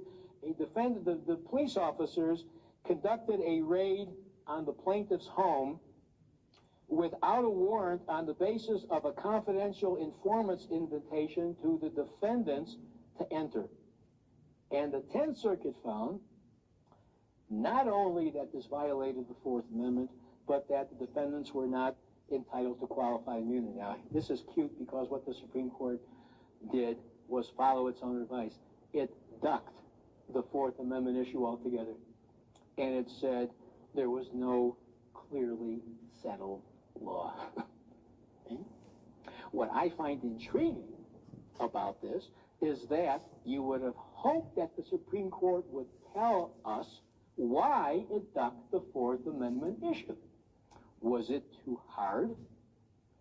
Or was it too fact-bound? I don't think so. They may have ducked it because the justices were perhaps split down the middle, to the extent you can be split down the middle with 9 justices, split down the middle of this, and they just wanted to avoid this issue, which they might get to eventually. So that has significant implications, it seems to me, for all of you. You can, if you've got a case in which constitutional issue is hard, or you don't need to resolve it because you say to the district court, there's no clearly settled law here. It's obvious there's no clearly settled law. rule for us, Your Honor, then you're going to be able perhaps to avoid the constitutional merits and still win for your individual defendant. I emphasize the individual defendant because keep in mind that if you're representing a governmental, local government defendant, we're not talking about qualified immunity. None of this stuff applies. You're going to get to the constitutional merits, at least if the plaintiff overcomes the official policy or custom requirement. Pearson, sensible decision. You know, to me, it's another example of the way in which the Supreme Court has been playing around with the qualified immunity area to make it, and this you will appreciate, more defendant protective, and make it converted into more of the equivalent of absolute immunity. That's what the court is doing. But this experiment didn't work. Okay? So the court withdrew from that. All right. From qualified immunity, may we now get into any questions about that, by the way? I guess it's self-explanatory. Let's now get into absolute immunity, and we are right on time. A primer, quick one, on absolute immunity. Nothing on the face of Section 1983, nothing in its legislative history says anything about individual immunities. Just talks about every person who subjects blah, blah, blah may be liable in damages. However, way back when, even before Monroe v. Pape, in a Supreme Court decision authored by Justice Frankfurter dealing with the absolute immunity from damages liability of state legislators, the Supreme Court has interpreted Section 1983 and its immunities doctrines against the common law immunity background, okay, as of 1871, when Section 1983 was enacted.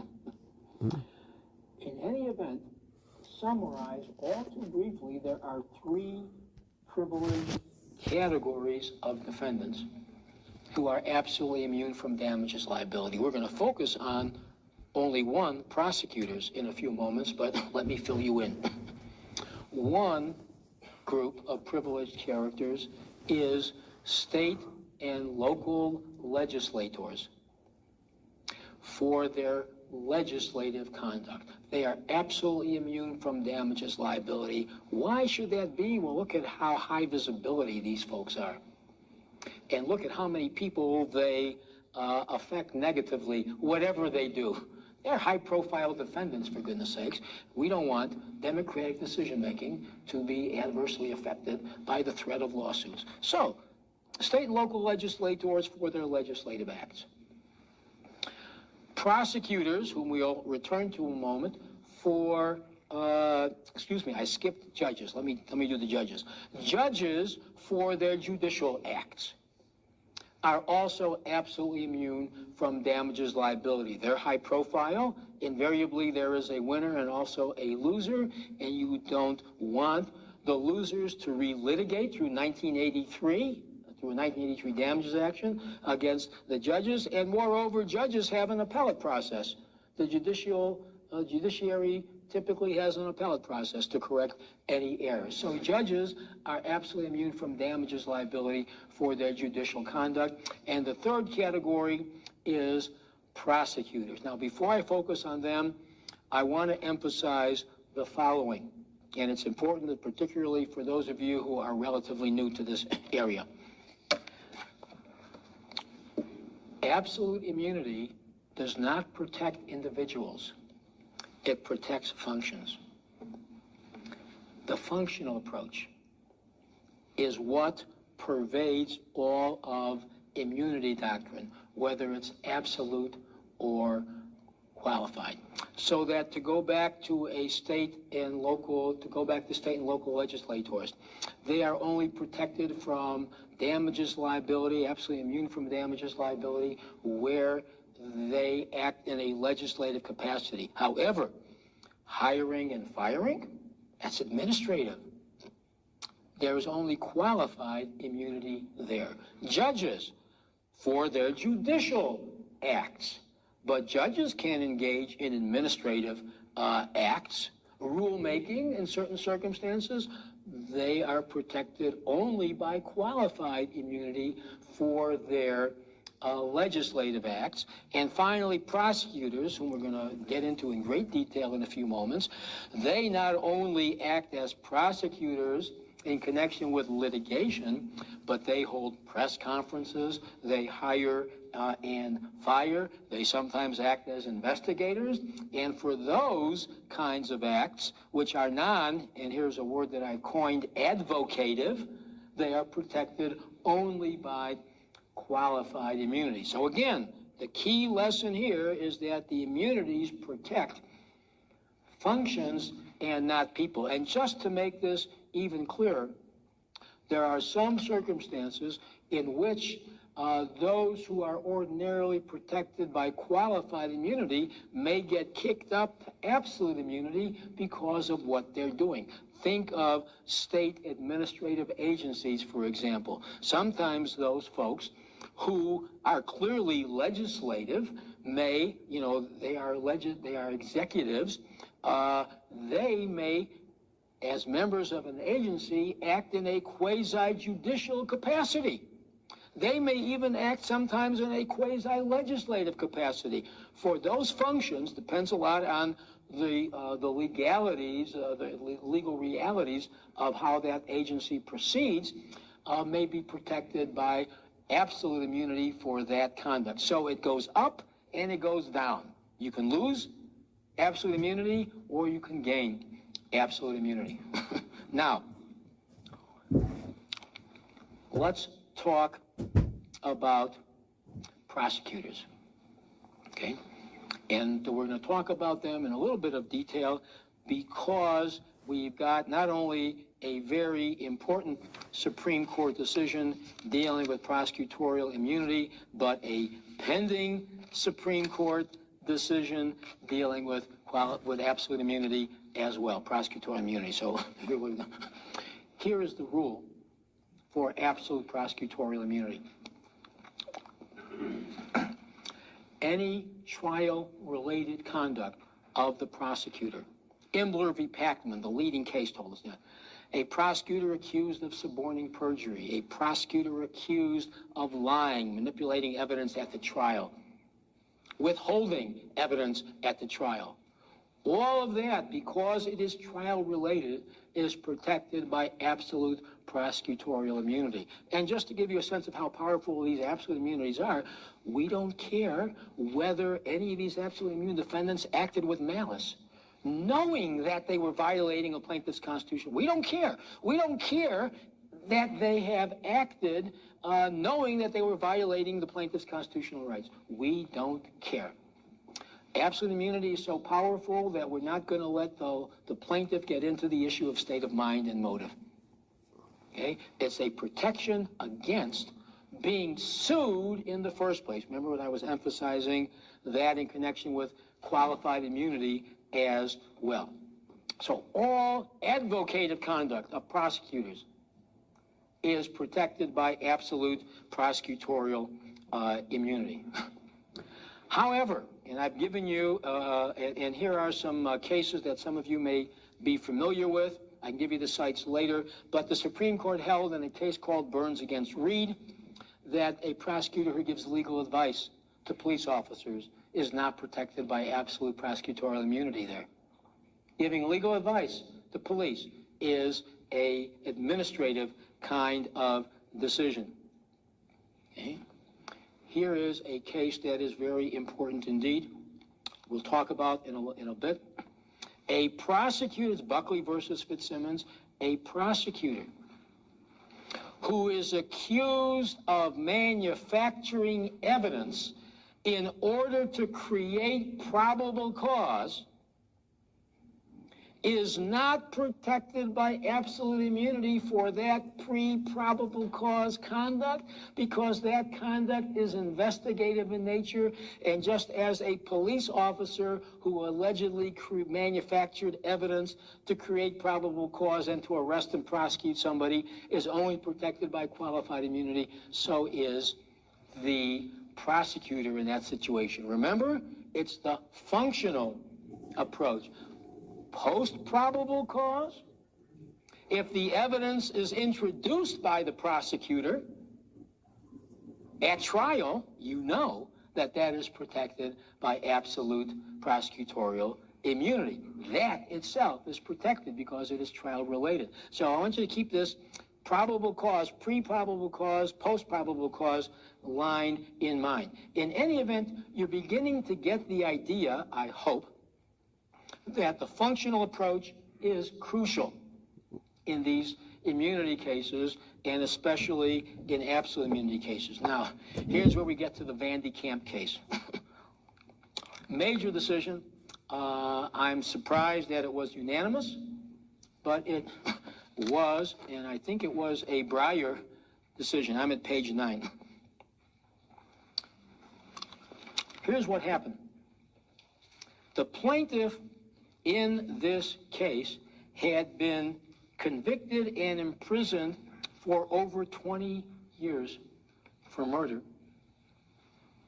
It turned out that a jailhouse informant had testified falsely at his murder trial regarding the plaintiff's supposed confession to the murder, and he lied about his never having, the informant lied about his never having received benefits in exchange for his testimony against the plaintiff.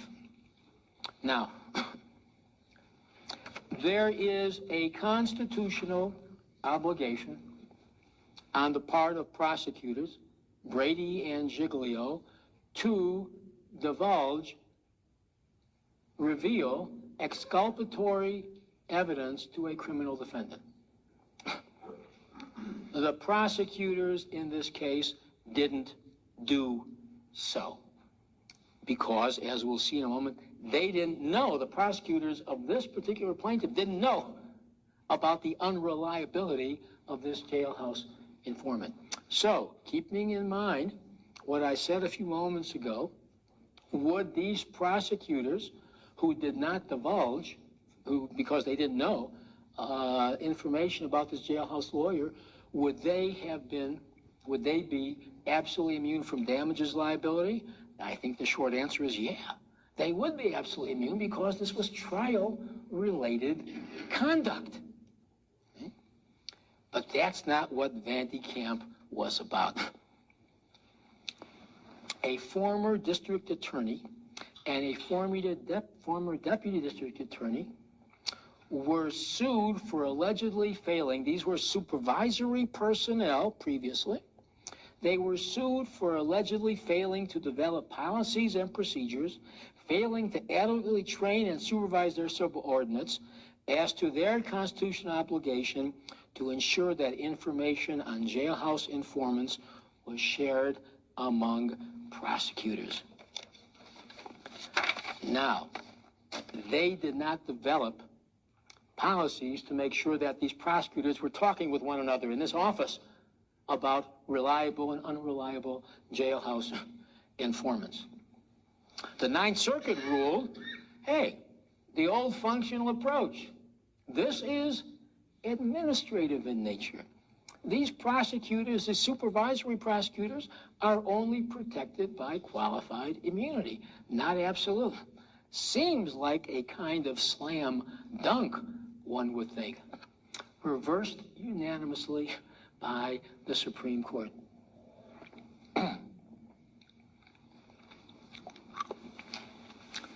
Justice Breyer for the court said, we have to agree. This is administrative in nature, and ordinarily, therefore, only qualified immunity would kick in. However, this kind of administrative obligation, this kind of administrative conduct was unique because it was directly and intimately connected to the conduct of a particular trial.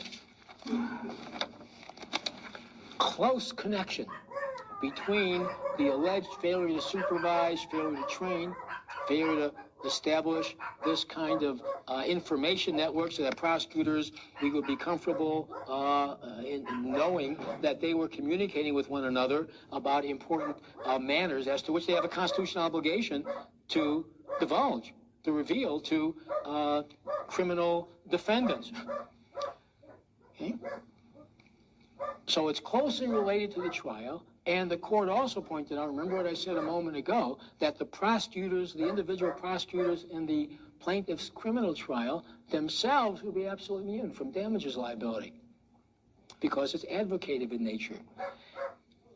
And that was, as the Supreme Court said, anomalous. And the court went on, I'm at page 11, I've listed various points of the parts of the argument there.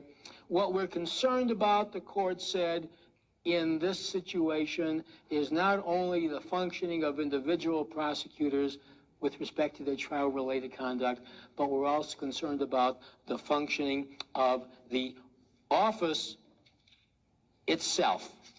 We're concerned about the functioning of the office itself in connection with the trial. However, and Breyer made sure to insert this, there would still be qualified immunity only if the claims against the supervisory prosecutors related to workplace hiring, payroll administration, the maintenance of physical facilities and the like. So Breyer was doing his best to limit the scope of this, to some of us at least, somewhat surprising decision. And one other factor that the court threw out, keep in mind, this is a very interesting decision for lots of reasons. One is that the court didn't even ask about the common law immunity background in 1871. This is all policy that the court gave us in the Van de Kamp case. And the court finally pointed out that these information systems, these communication systems, all involve the use of legal expertise by the supervisory prosecutors. So, what does Van de Kamp represent? Well, that depends upon how broadly or narrowly it is read. Clearly, it's a blurring of the line, previously clear, between advocative and investigative/administrative functions. Let me rephrase that. It is a blurring of the line between advocative and administrative functions. And we haven't really seen that before in the absolute immunity or even the qualified immunity setting. The court has emphasized time and again, what's the function going on involved in this case. All right. Another prosecutorial immunity case. And this one, I want to make full disclosure about. I provided some modest assistance to the defendants in their brief in the Supreme Court. Very modest indeed. And my name's on the brief. This case, the Potawatomi County versus McGee case, at page 13, follows from our discussion of prosecutorial immunity.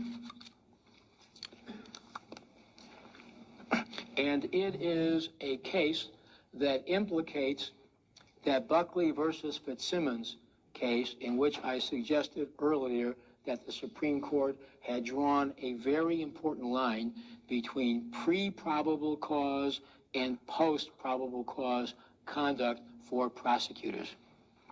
Here's what happened. You had a couple of plaintiffs here who, it turns out,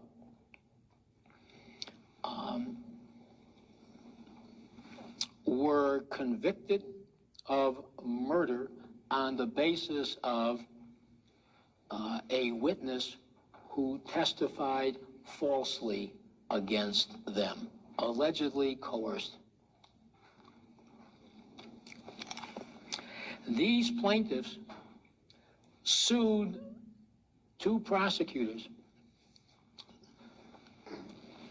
alleging that the prosecutors had obtained, manufactured, coerced, and fabricated this evidence against the plaintiffs, here's the key now, before the filing of the information against them.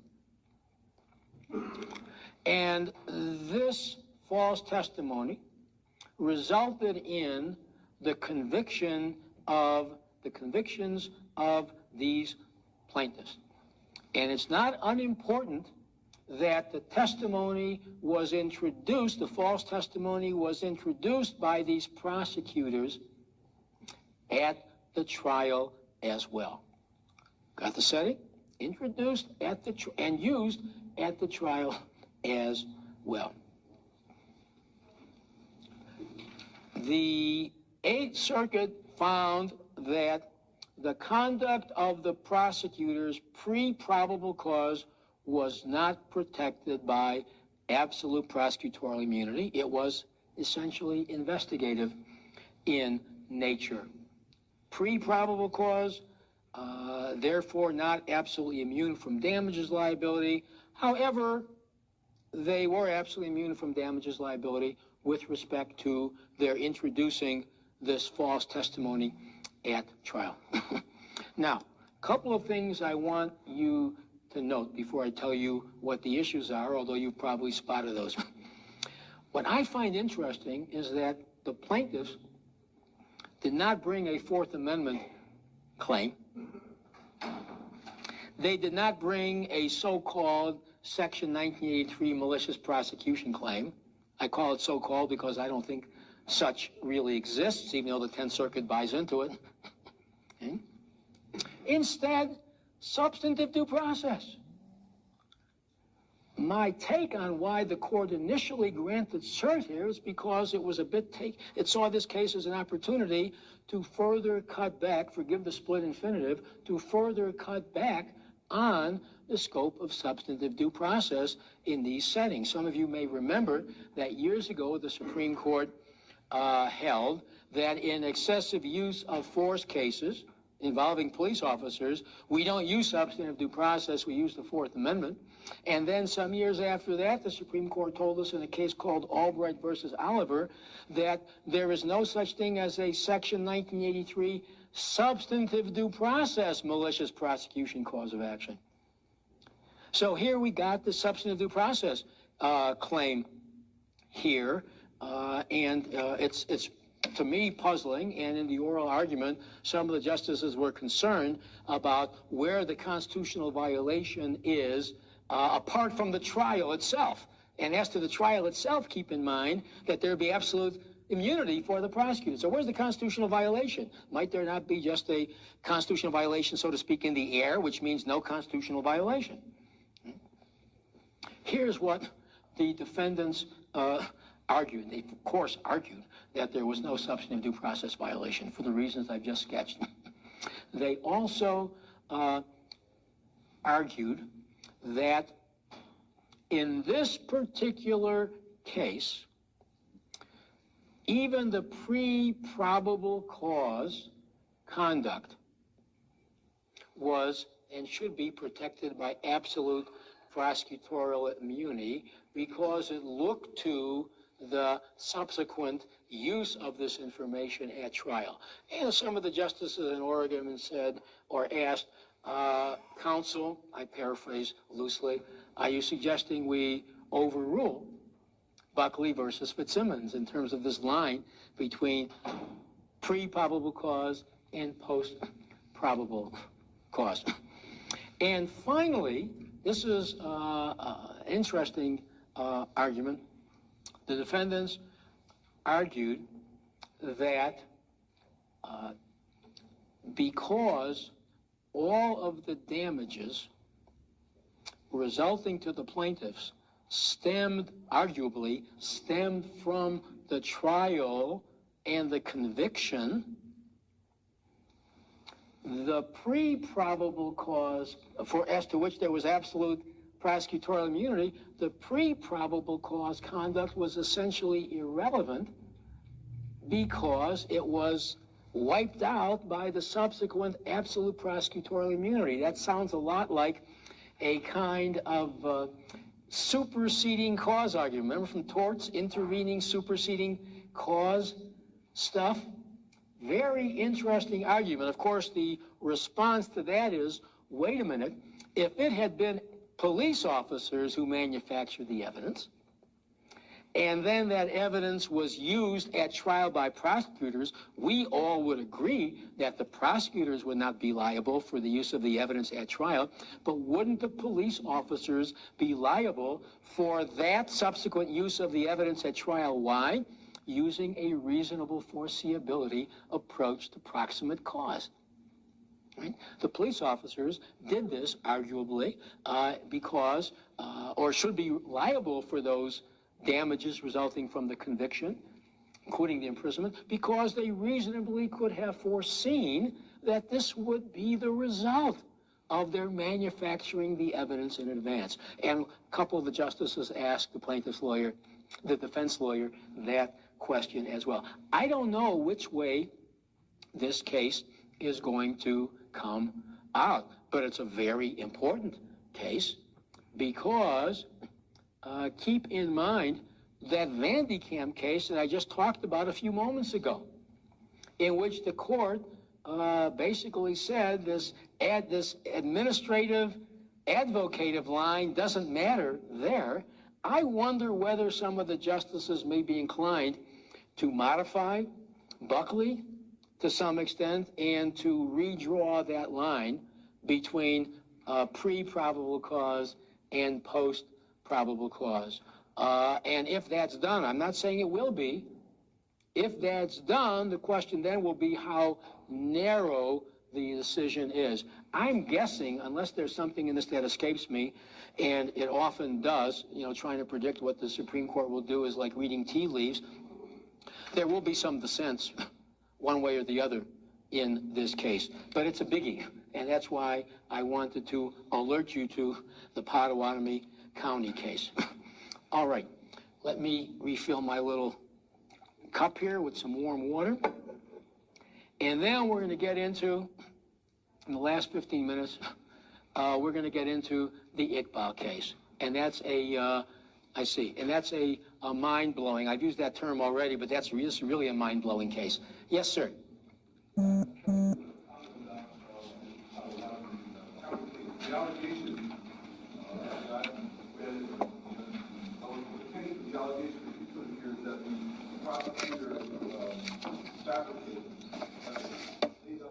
Mm-hmm.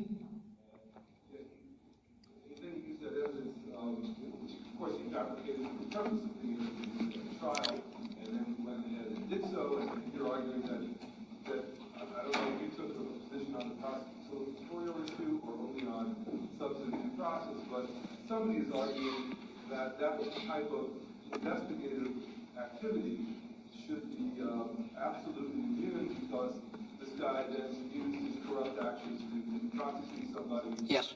in a wrongful conviction. And I'm wondering how it would be any different. The allegations in this case, they don't seem very different than if a prosecutor conspires with the police to A, fabricate a phony search warrant, B, plant evidence in the house, and C, get an indictment, and D, then use that evidence for false conviction. It's all the same thing. Well, I think though the issue raised by your variation is an issue that's raised in the Pottawatomie County case. Why would you want to make a prosecutor give them immunity for that? Well, are you asking me? Why would you ask me? Pardon me? Well, yes, but if you take a look at my blog, another ad, you will see that when I describe the Pottawatomie County case, I specifically abstain from suggesting how the case should come up. Are you asking me how the case should come out? I'm asking you why you want to make that argument. I guess it's the same thing. Oh, why you would want to ask for absolute immunity for obviously corrupt pre-indictment activity. Well, you make it so personal. And you shouldn't make it so personal, right? Some of these arguments in the case are very interesting arguments indeed, and I know a little bit about the subject, but don't hold me to this as a moral matter.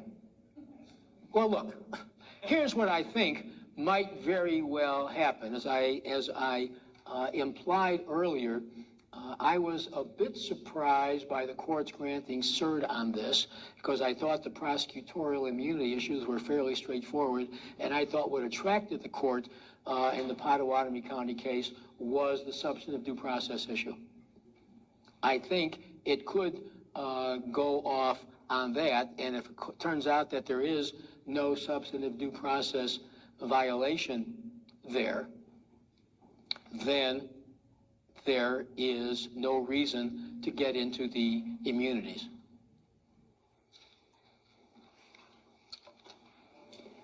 Follow-up question? I'm all ears. No, I mean, it's a very different kind of issue. It's a very different kind of issue. I say I did make a modest contribution to the brief. I didn't write the whole thing, but it's a very interesting case indeed. We'll see what happens. Yes, sir. It just strikes me that Potawatomi, I mean, that is kind of a logical extension of Vanderkamp, because Vanderkamp, you have that gray area where it's not really, you can't relate to a particular trial, but here it almost seems to suggest that if the policy of not sharing it, you do something affirmative that may corrupt the trials, you'd have absolute immunity for that. It was directed at individual cases. Yeah.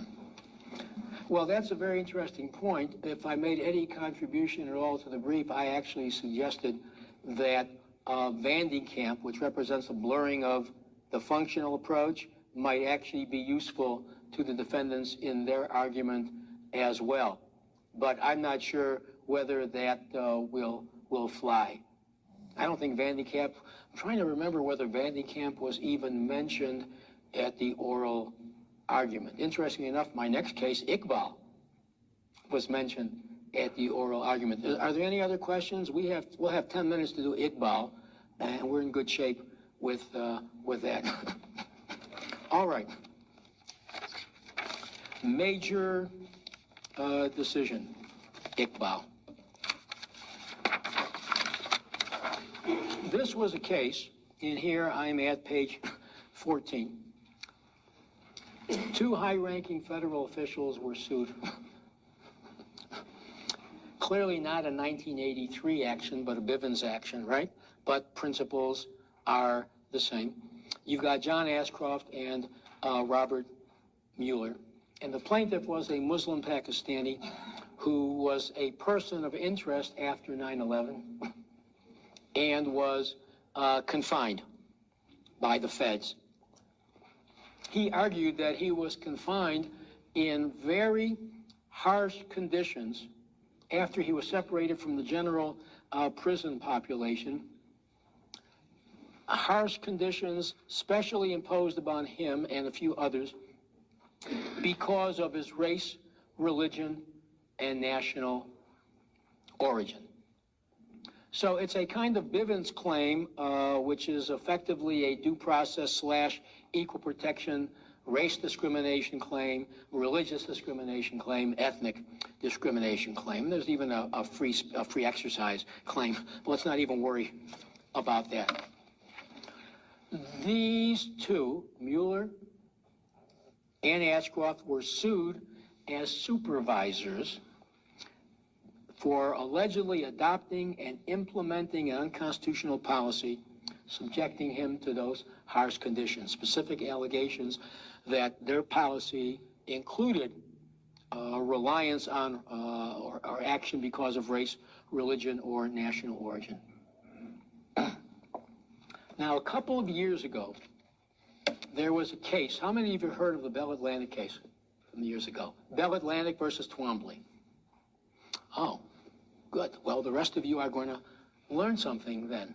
A couple of years ago, in a federal antitrust case, the Supreme Court, in an opinion by Justice Souter, which he must have been kicking himself about in Iqbal, said the following: the old pleading rule we have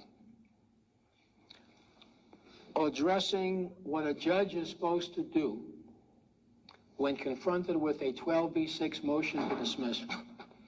The old pleading rule in an old-time case called Conley versus Gibson is the following. The district court, in deciding whether to grant the motion to dismiss, must interpret the pleadings in favor of the plaintiff, the non-moving party, where any facts can be imagined to support the cause of action. Where any facts, can be imagined, inferred from the pleadings, any conceivable facts can be inferred from the pleadings to support the plaintiff's cause of action. The Supreme Court in Bell Atlantic versus Twombly said, keep in mind now, this cuts across all pleading lines. The Supreme Court said the standard is no longer Conley v. Gibson, conceivable interpretation, conceivable facts. It is now, and if you take nothing else from this, take this from the presentation, the new standard is one of plausibility. This was a Sherman antitrust action. The standard is now plausibility. And you look at all the pleadings in the complaint, you still take the pleadings as true, but any inferences from those pleadings, any factual inferences, are subject to a test of plausibility. And in that case, I'm far from knowledgeable about antitrust, but there was apparently some parallel conduct alleged between two co-conspirators, two co-violators of the Sherman Act, and the court said, in this opinion by Souter, there was not enough there to plausibly make out a conspiracy. Question. Bell Atlantic is a Sherman Antitrust Act. Does it apply across the board? No real indication that it didn't, but all of my civil procedure colleagues were scrambling to analyze this. And some argued, if they got out quickly enough in print, that it should be limited to antitrust. Well, now comes the Iqbal case. And the Iqbal case did two very important things. Now, my notes, my narrative sets these things out in some detail. Let me tell you what they said. First of all, against a very unhappy and lengthy dissent by Justice Souter, who had written Bell Atlantic, Justice Kennedy for the court said, even if we take the plaintiff's allegations against Mueller and Ashcroft as true, the inferences from those allegations that they deliberately implemented a policy knowing of or deliberately implemented a policy because of the race, religion, and ethnic origin of the plaintiff and others in his situation, that was not plausible. And therefore, it did not survive the Bell Atlantic plausibility standard. There's something else that's important for you to understand. This case arose in the context of qualified immunity. Ashcroft and Mueller were arguing qualified immunity. And the court emphasized, and here is, I've got an article coming out on this, but the court emphasized the factor of over-deterrence. It actually talked about over-deterrence in a pleading context, which is very interesting indeed. And it said, what we want to do is protect constitutional tort defendants. Here I said it's Bivens, but it would apply as well. Kennedy made clear to 1983 defendants protected by absolute immunity, we want to protect them from having to respond to lawsuits that are frivolous and not plausible. Right? So the plaintiff's allegations with respect to their inferences of this knowing policy were not plausible, and the 12b6 motion was granted, but the plaintiff, this was remanded to the Second Circuit, which had ruled the other way, by the way, remanded to the Second Circuit for the plaintiff's leave to amend. Now let me finish this up because we're running out of time. I've got to get this other important point out. Notice I said supervisory liability because the plaintiff didn't allege that these two, Ashcroft and Mueller, personally and hands-on subjected the Iqbal to these harsh conditions. They were supervisors. And here is something that Souter just couldn't get over. One factor in his decision to retire, I'm sure. Couldn't get over this. A lot of things he couldn't get over, but this is one of them. He accused the majority of changing the law of supervisory liability for constitutional torts unilaterally without any briefing and argument. And guess what? He's right. They did. Here is how they changed it. The prior law of supervisory liability was fairly straightforward in most of the circuits. It was based upon the leading Supreme Court failure to train case, this is in my materials, City of Canton, which said that local governments can be held liable for their failures to train where they are deliberately indifferent to the constitutional rights of citizens with whom their employees come in conduct. The key there is deliberately indifferent. Here was the rule in virtually all of the circuits until Iqbal got involved.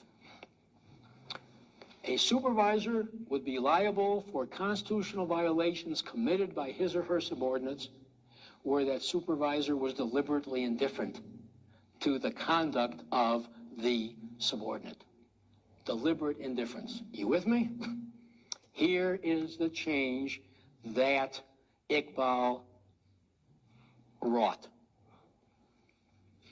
A supervisor after Iqbal is not liable for the constitutional violations, I'm going to get away from this mic, for the constitutional violations of subordinates unless that supervisor has the very same constitutionally required state of mind as the subordinate. I'll be specific. That seems abstract. This is the equivalent, what Ashcroft and Mueller were sued for, is the functional equivalent of equal protection violation. Equal protection requires purposeful discrimination.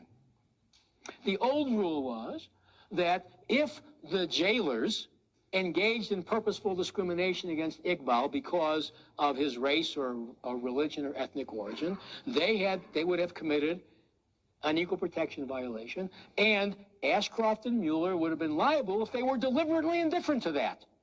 They were aware of the risk and all that sort of thing. Not anymore. Now you begin to see how this fits into the pleading. Ashcroft and Mueller, the pleadings were inadequate as against them because the pleadings did not adequately set out allegations as to their purposeful discrimination, their purposeful state of mind. Okay? They have to have the same, major change.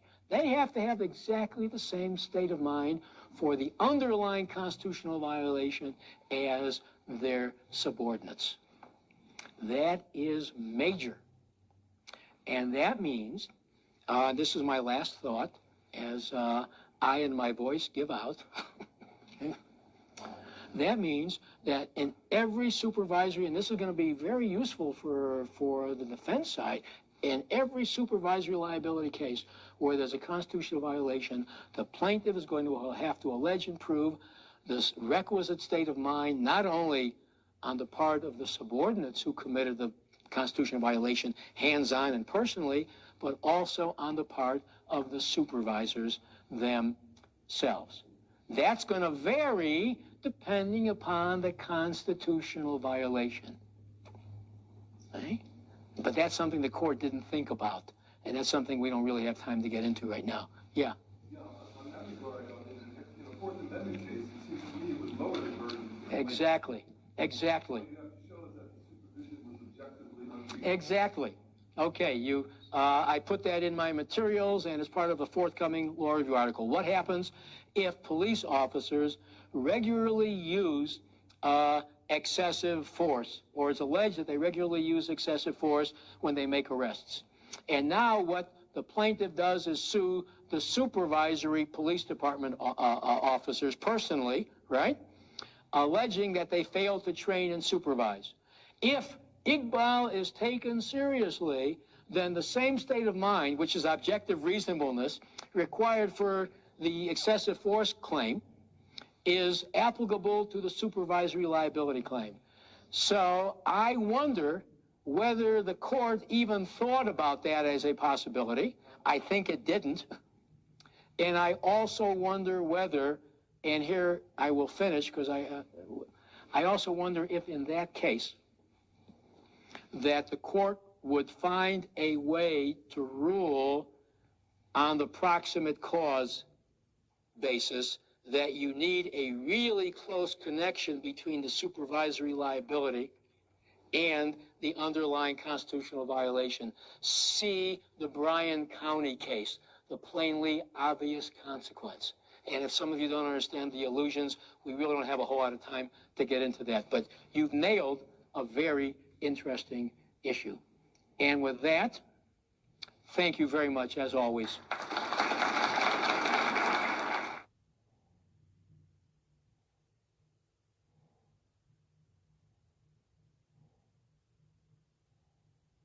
I am Bob Rawson, honored to be the interim dean of the Case Western Reserve School of Law, and in that capacity to welcome everybody to this. It's a great privilege to welcome you to this year's Frank J. Battisti Memorial Lecture.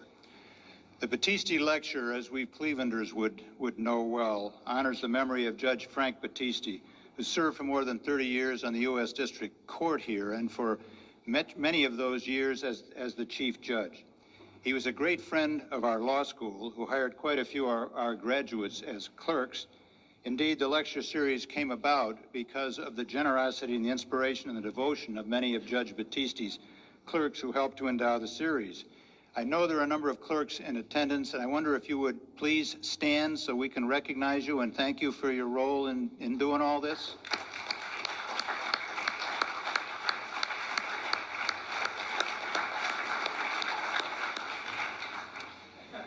We have had an extraordinary array of distinguished lecturers who have delivered the Battisti Lecture, some from the law and others from fields in which Judge Battisti had an abiding interest.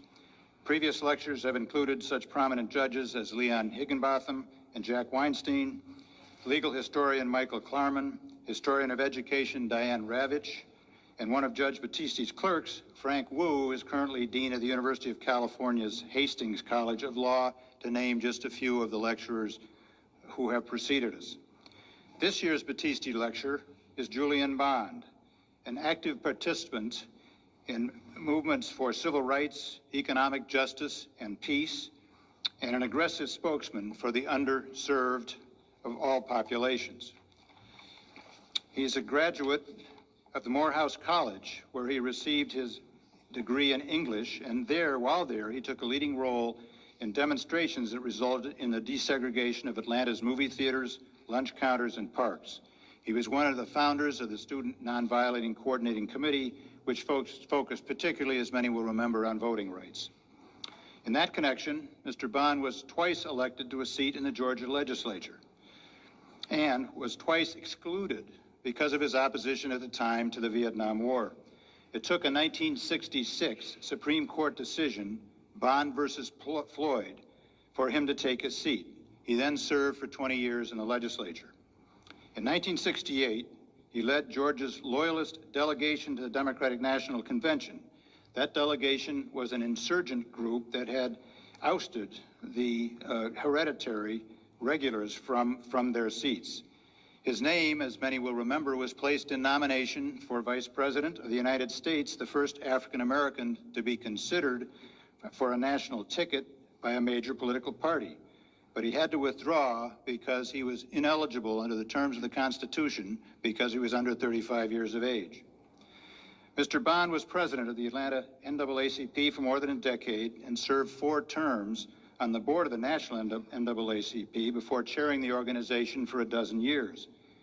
He has taught at the University of Pennsylvania, Drexel University, Harvard University, and Williams College, and now teaches at the University of Virginia. He holds honorary degrees from 20 colleges and universities. At the conclusion of Mr. Bond's remarks, we'll have an opportunity for questions. Because this program is being webcast and recorded for future access on the internet, we ask you, if you have a question, to come to the microphones up front so you can be recorded. Your question can be recorded. At the conclusion of the entire program, we invite everybody to join us for a reception in the area just outside the auditorium. Without further ado, it's now my great pleasure to present a wonderful man, been to Cleveland once or twice before, which will probably explain to you for good reasons, who will speak on the subject of undercolor of the law, Julian Bond.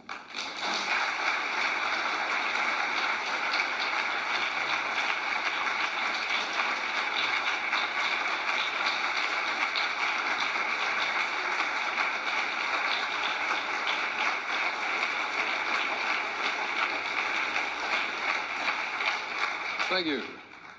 Thank you a great deal for that very kind introduction. Thank you, ladies and gentlemen, for your warm, warm welcome. It is a great, great pleasure for me to be in Cleveland once again. I've been here many, many times. In fact, I was surprised to see as I walked in, I've been in this room before. 2 years ago when the Rock and Roll Hall of Fame was having a celebration of Sam Cooke, as they are this weekend, having one Fats Domino and Dave Bartholomew. One of the programs was in this room, and I remember either being in the audience here or on the stage here, and I'm glad to be back. I also like Cleveland because it's many, many attractions. Most personally for me, the Rock and Roll Hall of Fame, and I have relatives here who most of you will meet sooner or later if you don't, whether you want to or not. Some of you know the Boyd family in the funeral home business. Those are relatives of mine. And they're, you know they're the last people to put you down. So you may meet them. For a non-lawyer like me, it's always an honor to appear before law students, before lawyers, and others in the legal field, as long as it's not in a courtroom. My first appearance before a judge was in a courtroom when I was 20 years old.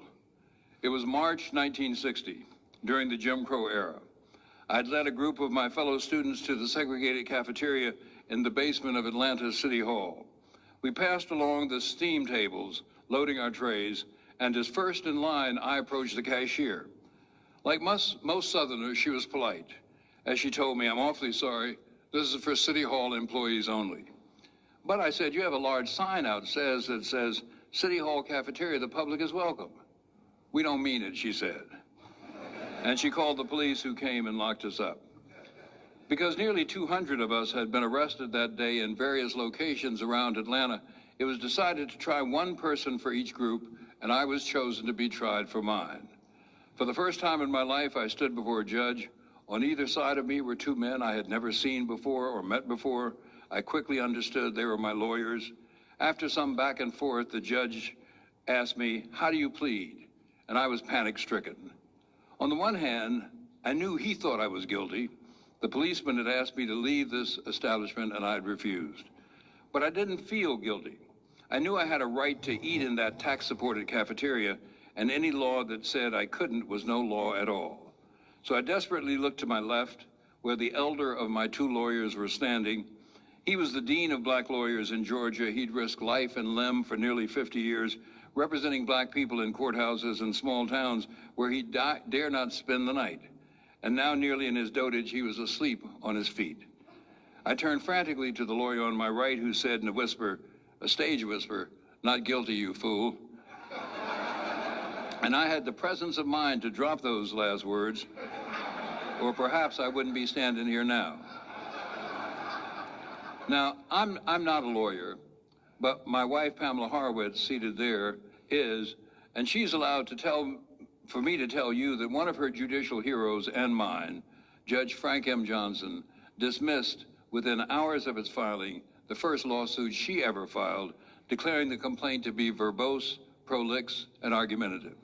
The dismissal was without prejudice, allowing her to refile and eventually to win the case, the first of many she would argue before Judge Johnson. Johnson, as you may know, was a profile in judicial courage. He was a Republican from the free state of Winston, a northern Alabama county that voted to secede from Alabama when Alabama seceded from the Union. He spent 24 years as a federal district judge in Montgomery.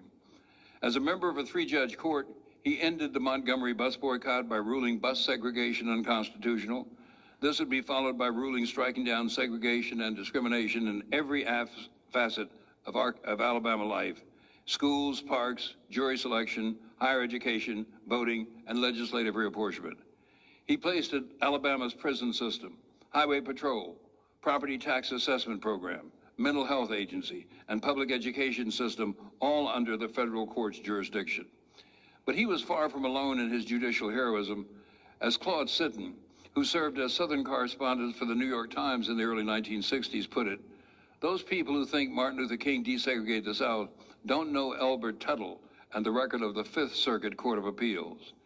The Fifth Circuit, to which Johnson would eventually be elevated, then encompassed 6 states of the old Confederacy, including Chief Tuttle's and my own Georgia. After the landmark Brown decision struck down schools segregation, and with it the doctrine of separate but equal, Mississippi Senator James O. Eastland told a cheering audience in Senatobia, on May 17, 1954, the Constitution of the United States was destroyed because the Supreme Court disregarded the law and decided that integration are right. You are not required, Senator Eastland said, to obey any court which passes out such a ruling. In fact, you're obligated to defy it. It was in this atmosphere that the Fifth Circuit would be called upon to turn Brown's promise into reality and to expand it beyond the schoolhouse.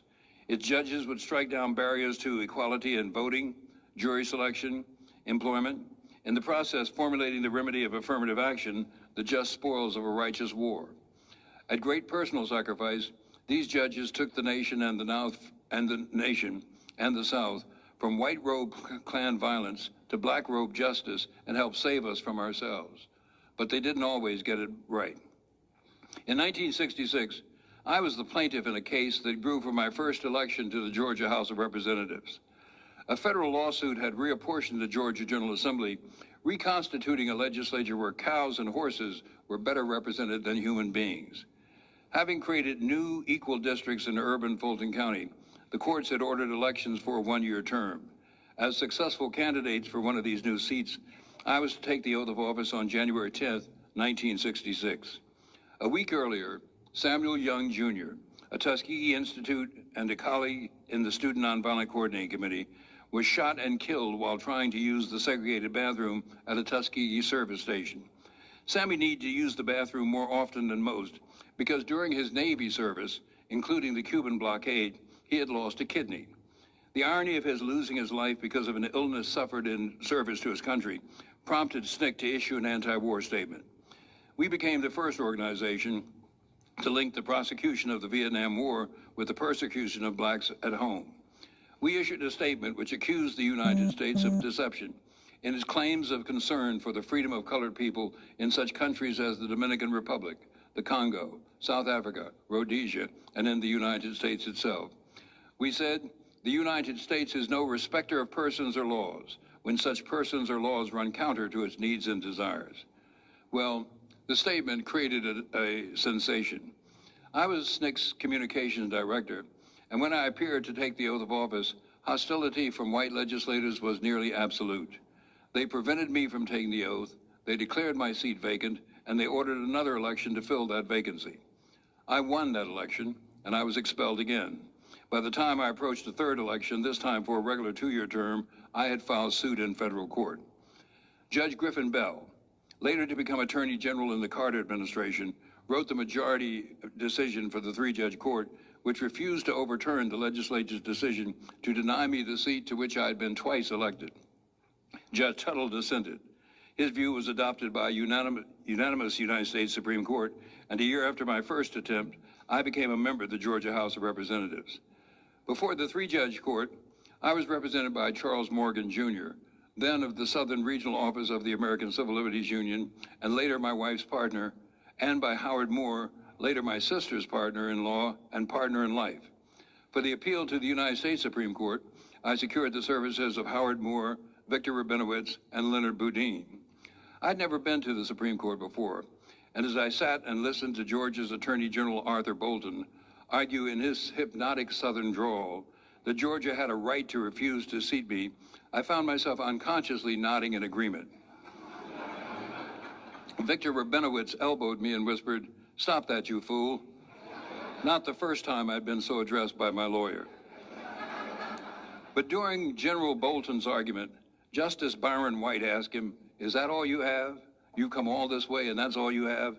I elbowed Rabinowitz. I said, "We're winning, aren't we?" And indeed we were, and indeed we did. Chief Justice Earl Warren's unanimous opinion in Bond v. Floyd was more than a victory for the First Amendment, is a reaffirmation of my constituents' right to free choice in casting their votes. Unfortunately, the right to vote and to have your vote honestly counted is still not secure. Since the 1965 Voting Rights Act made black Southerners voters and made the Republican Party the white people's party, the grand old party has had a grand old time using scheme after scheme and election after election to keep black voters from the polls. Blacks were 24% of the delegates at the 2008 Democratic Convention in Denver. In St. Paul, blacks were 1.5% of the Republican delegates, the lowest total in 40 years. 90% of blacks voted Democrat in last week's elections. That's why voter suppression aimed at black voters plagues every election.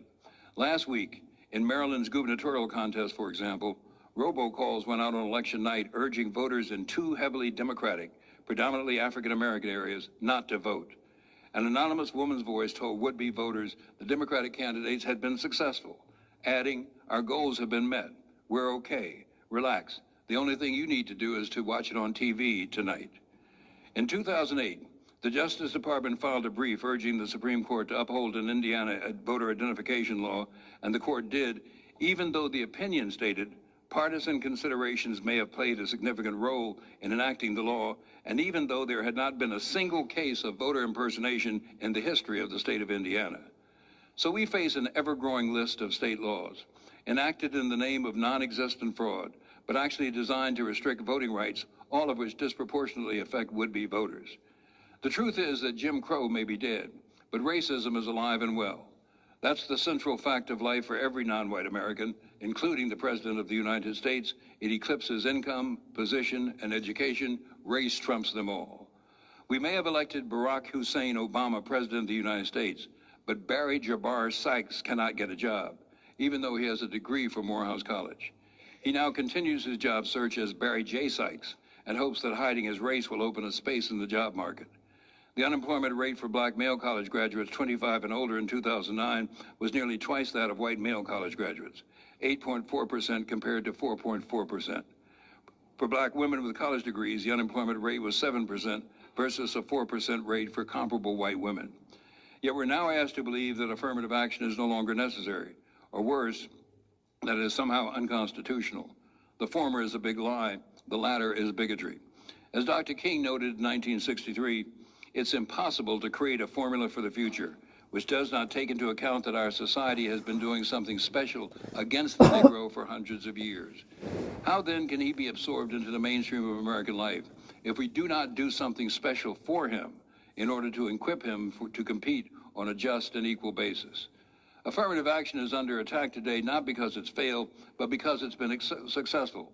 It helped create the sizable middle class that constitutes 1/3 of all black Americans today. Without it, both white collars and blue collars around black necks would shrink with a huge depressive effect on black income, employment, home ownership, and education. Whether race is a burden or a benefit is all the same to the race-neutral theorists. That is what they mean when they speak of being colorblind. They are colorblind, all right, blind to the consequences of being the wrong color in America today. Some argue that affirmative action carries a stigma which attaches to all blacks, as if we never suffered any stigma in the years before the words affirmative action were ever uttered. Why isn't this same argument made about the millions of whites who got into college as a legacy because dad was an alumnus, or got a good job because dad was president of the company, or president of the United States? You never see these people walking around with their heads held low, moaning that everybody in the executive washroom is whispering about how they got their job. Nobody suggests that white women, affirmative action's biggest beneficiaries, are suffering any crisis of confidence. Since the nation was founded, all our elite professions have been the special preserve of white men, and they remain so today. I seriously doubt if a single one of these men is suffering low self-esteem because he knows, everybody knows, his race and his gender helped him win his position. In 2003, the Supreme Court, for the first time, held that student body diversity is a compelling state interest that can justify the use of race in university admissions. The court gave legal sanction to what we knew to be morally, socially, and educationally correct. In dissent, Justice Clarence Thomas, affirmative action's poster child, opined that every time the government makes race relevant to the provisions of burdens or benefits, it demeans us all. He began his dissent in the Michigan case by invoking Frederick Douglass for the proposition that black people do not need the government's interference and want to be alone. Justice Thomas ought to recall that Frederick Douglass also said this: if the American people could build a schoolhouse in every valley, a church on every hilltop, and supply them with a teacher and preacher respectively, and welcome the descendants of former slaves to all the moral and intellectual benefits of the one and the other, without money and without price, such a sacrifice would not compensate their children for the terrible wrong done their fathers and mothers by their enslavement and enforced degradation. I believe Frederick Douglass would approve of the descendants of slaves taking their rightful place at the University of Michigan and elsewhere. Affirmative action represents racial redress and restitution. Let's not forget that winning in the Michigan cases was considered losing in the Bakke case when it was decided more than 30 years ago. What really happened in the Michigan case is that we avoided disaster. Disaster was averted again in a case last year involving a test for promotions in the New Haven, Connecticut Fire Department. The United States Supreme Court, in a 5-4 decision, set a new standard for Title VII enforcement and then did not give New Haven a chance to meet it. This will ensure the department's senior ranks remain disproportionately white. This, as Justice Ginsburg noted in dissent, in a profession in which the legacy of racial discrimination cast an especially long shadow, and in a specific department which has increased its minority representation only through litigation-induced efforts. By undermining a standard the court itself created almost 30 years ago, the 5-member majority needlessly muddled employment discrimination law and most assuredly weakened its enforcement. These 5 justices continue to refuse to recognize the difference between race as a restriction and race as a remedy. The case, called Ricky versus DiStefano, illustrates the most pernicious myth about affirmative action, that is, black beneficiaries are taking jobs and school placements away from more deserving others. The truth is, there are not enough black people in America to pose such a threat, except to those seeking justification for their own failures. Look at it this way. It's the 4th quarter of a football game between the black team and the white team. The white team is ahead 140-3. The white team owns the ball, the uniforms, the field, the goalpost, and the referees. They had 2 minutes left to play. All of a sudden, the white quarterback, who feels guilty about things that happened before he entered the game, turns to the black team and says, "Say, fellas, can't we just play fair?" But here, playing fair is a farce. It means freezing the status quo in place, permanently fixing inequality as part of the American scene. It is part of a concerted effort to dismantle the legacy of the movement for civil rights. The right wing, now ascendant in American politics, aimed to repeal not only the Civil Rights Act of 1964, but all the progressive achievements of our lifetimes. The new health care bill, Social Security, Medicare, Medicaid, the right to join labor unions, the Department of Education, the Environmental Protection Agency, the minimum wage, and unemployment insurance. In a questionnaire for a Tea Party group, Steve Stivers, who defeated incumbent Mary Jo Kilroy in District 18 here in Ohio, said, "You could eliminate the Departments of Agriculture, Education, Interior, Housing, and Urban Development, transportation, energy, and others to return to a constitutionally pure government. The notion that the Constitution does not authorize many things that the federal government does today was incorporated into the Republicans' Pledge to America, more accurately, a plague on America, which requires Congress to show the constitutional basis for any new legislation. We can't know with certainty, of course, the outcome of any cases which will come before the Supreme Court, but we know the unanimity of cases such as Brown v. Board of Education and my own Bond v. Floyd is largely a thing of the past. Critical cases today are more likely to be 5-4, reflecting the ideological and partisan divide that separates not only the court, but the nation itself. During the Reagan years, one of the true believers working in the White House wrote memos containing racist and sexist jokes. But his approach to the law was no joke. It has been written that he marshaled a crusader zeal in his efforts to roll back the civil rights gains of the 1960s and the 1970s, everything from voting rights to women's rights. Today, of course, that crusader is John Roberts, and he is the Chief Judge of the United States Supreme Court, where he continues his crusade against what he has called this sordid business, this divvying us up by race. The Roberts Court, in a cruel irony, observed the 50th anniversary of the Little Rock school crisis by gutting Brown v. Board, the historic case that gave birth to Little Rock and was supposed to end school segregation. Black and Hispanic school children today are more separate from white children than when Martin Luther King was killed, the result of a systemic neglect of civil rights policy for decades, including fair housing laws. School resegregation also means the average Black and Latino student is now in a school where 60% of their classmates are poor. We also know the Roberts Court has given a new meaning to the term judicial activism, as illustrated in January of this year in Citizens United, the 5-4 decision that removed restrictions on election spending by corporations just in time for the midterms. As the 90-page dissent pointed out, the court was ruling on a question not presented by the parties, so they changed the case to give themselves an opportunity to change the law. Justice Stevens concluded his dissent by saying, "While American democracy is imperfect, few outside the majority of this court could have thought its flaws included a dearth of corporate money in politics." Lawyers, as Charles Hamilton Houston used to say, can be social engineers or parasites on society. Houston, who devised the litigation strategy of the NAACP against state-sanctioned segregation and who taught Thurgood Marshall how to practice law, said a lawyer has 5 obligations: to be prepared to anticipate, guide, and interpret group achievement, to be the mouthpiece of the weak and the sentinel guarding against wrong, to ensure that the course of change is orderly with a minimum of human loss and suffering, to use the law as an instrument available to the minority, to achieve its place in the community and the nation, and to engage in a carefully planned program of arousing and strengthening the local will to struggle. The NAACP retained Houston as special counsel in 1934. He was one of a small group of Black lawyers who came of age during the New Deal years.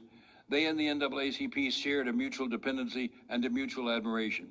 As the president of the National Bar Association observed in 1939, we're cognizant of the fact that lawyers constituting the National Bar Association are essential to the success of the NAACP. We're also cognizant of the fact that the NAACP is essential to the success of these lawyers. Although Houston and Marshall, his protege and successor, are synonymous with the NAACP's litigation success, the organization pursued an innovative litigation strategy from its inception in 1909. An early board chairman had been president of the American Bar Association. All but one member of its earliest legal committee were white, recruited from the upper rungs of the New York City Bar. But it would be Houston's vision that would not only lead the NAACP to its greatest legal victories, but would also have a deep and lasting impact on how we think today about public interest law. A lawyer's job, a judge's job, doing justice is often a struggle. As Frederick Douglass wisely warned, power concedes nothing without a demand. It never has, it never will. And doing justice often means taking power from those who have it and giving it to those who do not. Nowhere is public trust more important than in the justice system, and nowhere, perhaps, is it more difficult to attain. Trust in public and private institutions has been on the decline in this country for decades, and courts are not immune. Nor are courts immune from the problems of the larger society in which they function: wealth-based disparities, political favoritism, unfair treatment of racial and ethnic minorities. Last Tuesday, all 3 Iowa Supreme Court justices who voted in favor of same-sex marriage were removed from the bench in retention elections, pilloried on television ads and ignoring traditional values and the will of the voters. I agree with former Supreme Court Justice Sandra Day O'Connor that judges should be appointed and not elected. Justice O'Connor supported just such an initiative in Nevada last week, for which she was blasted by conservatives. It lost by a convincing 58 to 42%. Minority rights should never be subjected to majority opinion. All freedom movements, whether on behalf of blacks, gays, Latinos, women, are never-ending fights between right and wrong, often waged in the courts. American slavery was a human horror of staggering dimensions, a true crime against humanity. The profits it produced endowed great fortunes and enriched generations, and its dreadful legacy still embraces us all today. As the late historian John Hope Franklin wrote, all whites benefited from American slavery. All blacks had no rights they could claim as their own. All whites, including the vast majority who owned no slaves, were not only encouraged but authorized to exercise dominion over all slaves, thereby adding to the system of control. Even poor whites, Dr. Franklin wrote, benefited from the legal advantage they enjoyed over all blacks, as well as from the psychological advantage of having a group beneath them. Most living Americans, he said, do have a connection with slavery. They've inherited the preferential advantage if they're white and the loathsome disadvantage if they're black, and these positions are virtually as alive today as they were in the 19th century. 246 years of slavery were followed by 100 years of state-sanctioned white supremacy, reinforced by 100 years of discrimination and segregation. Thus, it has only been a short 45 years or so that all black Americans have exercised the full rights of citizens. Only 45 years since legal segregation was ended nationwide. Only 45 years since the right to register and vote was universally guaranteed, and only 45 years since the protections of the law and Constitution were officially extended to everyone. The country seemed proud, and rightly so, that in 2008, a candidate campaigning in cities where he could not have stayed in a hotel 40 years earlier won his nation's highest office. Less than 2 years later, the newly elected senator for Kentucky suggested the law allowing Obama to stay and eat wherever he wanted was wrongly enacted. Such is the complex rhythm of our nation's racial dance. Recently, I visited Berea College in Kentucky, opened by abolitionists as an integrated school in 1855. It was closed by the Civil War, but opened again in 1866 with 187 students, 96 blacks and 91 whites. It dared provide a rare commodity in the former slave states, an education that was open to all, to blacks, to white, to women and men. One of those early students was my grandfather, born a slave, who at age 15, barely able to read and write, hitched his tuition, a steer, to a rope and walked 100 miles across Kentucky to enter Berea. He belonged to a transcendent generation of black Americans, born in slavery, freed by the Civil War, determined to make their way as free women and men. From Berea, he studied for the ministry, married, had 6 children, one of them my father, Horace Mann Bond. My father graduated from Pennsylvania's Lincoln University and received a doctorate in education from the University of Chicago. For him, too, education was a means to a larger end, the uplift of his people and the salvation of his race. He was asked to contribute to the NAACP's brief in Board v. Board of Education. He pursued this task with the optimism expressed by his father many years before. When my grandfather graduated from Berea, the college asked him to deliver the commencement address. He said then, "The pessimist from his corner looks out on the world of wickedness and sin, and blinded by all that is good or hopeful in the progress of the human race, bewails the present state of affairs and predicts woeful things for the future. In every cloud he beholds a destructive storm, in every flash of lightning an omen of evil, and in every shadow that falls across his path a lurking foe. He forgets that the clouds also bring life and hope, that the lightning purifies the atmosphere, that shadow and darkness prepare for sunshine and growth, and that hardships and adversity nerve the race as the individual for greater efforts and grander victories." Greater efforts, grander victories, that was the promise made by the generation born in slavery more than a century and a half ago. That was the promise made by the generation that brought democracy to America's darkest corners 4 decades ago. And that is the promise we must all seek to honor today. Thank you.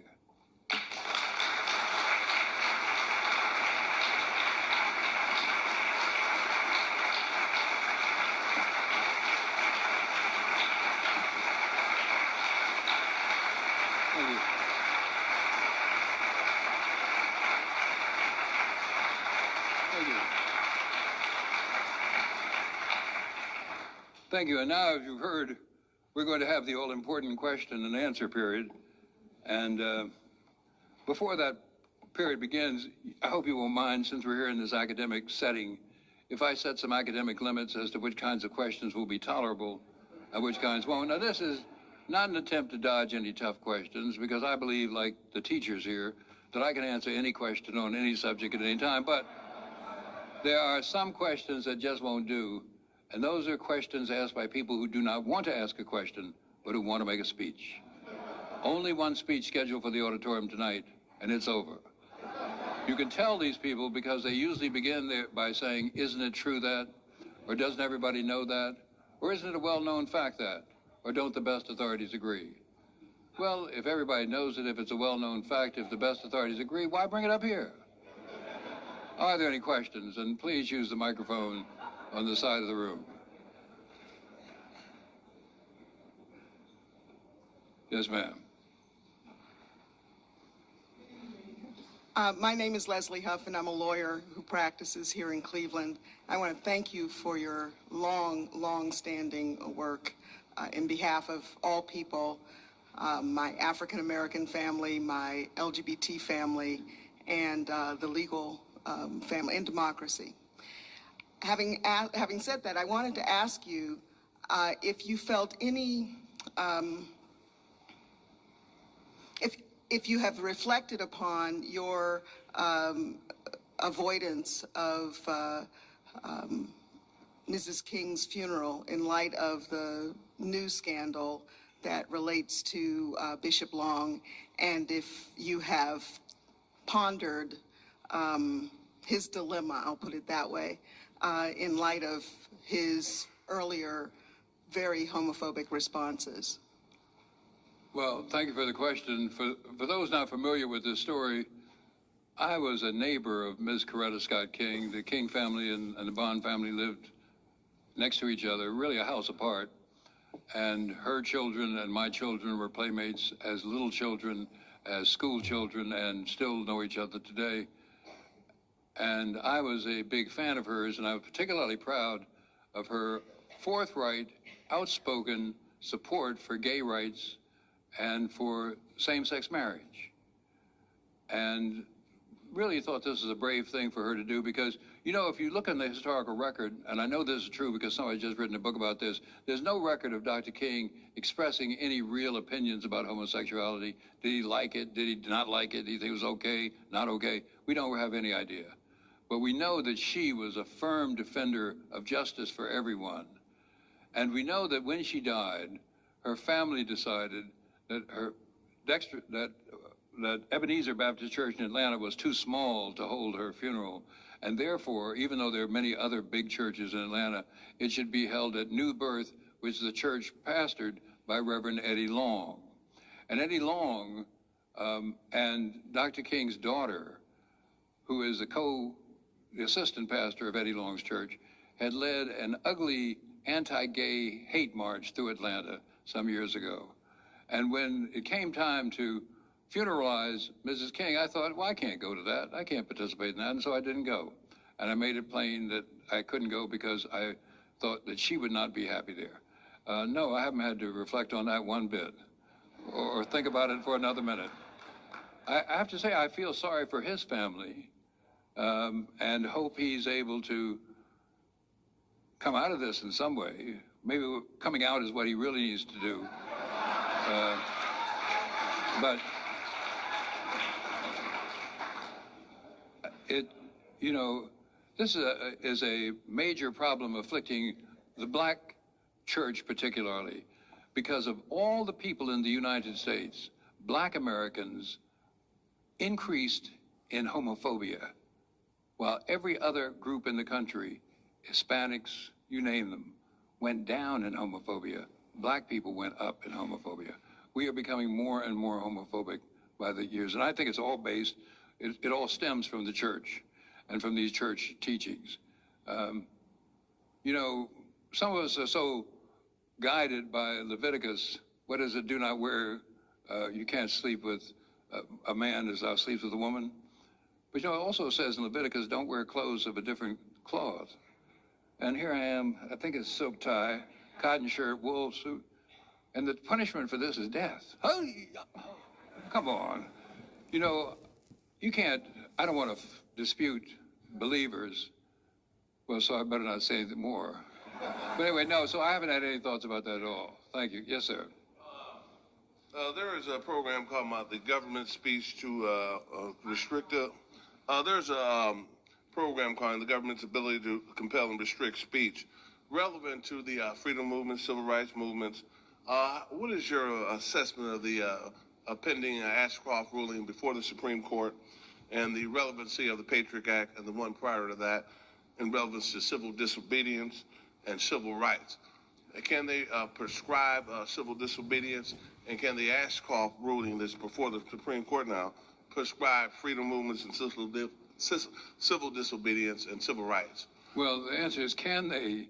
Of course, the answer is yes, of course they can. But if the answer is should they, then the answer is no, they should not. But of course, what you and I may think about what they should do is not what they're going to do. Could you clarify? I'm still not clear on what this Ashcroft ruling is. It's before the Supreme Court. Could you clarify that?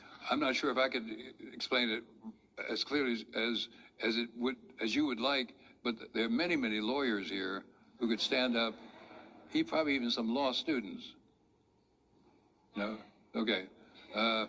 Or some lawyer here who can explain to us the Ashcroft, because this is an important moment coming in our lives. Isn't there someone here? And relevant to, like you said, you participate in a lot of civil disobedience. Yes. How does this correlate, this ruling? Yes. Is there someone here who volunteered to come up and explain the Ashcroft case and what a decision one way or the other would mean to our civil rights and civil liberties? Surely in this room full of lawyers, law clerks, law professors, lawyers-to-be, people want to be lawyers, but, and even a judge here who could say, is it the abuse of the material witness rule, and whether or not he can be held personally liable, whether or not he gets qualified immunity for arresting people of Muslim extraction and holding them under the material witness rule when they weren't a material witness rule. And so that's the question which will be decided by the court. And if they decide in General Ashcroft's favor, it will be a dark day for civil liberties in the United States. If they decide against General Ashcroft, then it'll be a happy day for civil liberties. Okay, thank you. Yes, sir. Go ahead, sir. My name is Jude Hinsey Gaines. Come up a little closer to the microphone. My name is Jude Hinsey Gaines, and I would like to ask why people created segregation, because there's no difference in people except their opinions and conditions and what they think. Well, you know, that's a very interesting question and a very deep question, because there have been numerous scholars who have labored over this question. Why did this system of separating people one from the other emerge? What was the rationale for it? Who thought of this? Who said this is a good idea? Why did they think it was a good idea? I think most people believe that this system was begun because one group of people felt superior to the other group, and they needed to reinforce that superiority by requiring that the inferior group would always get second place.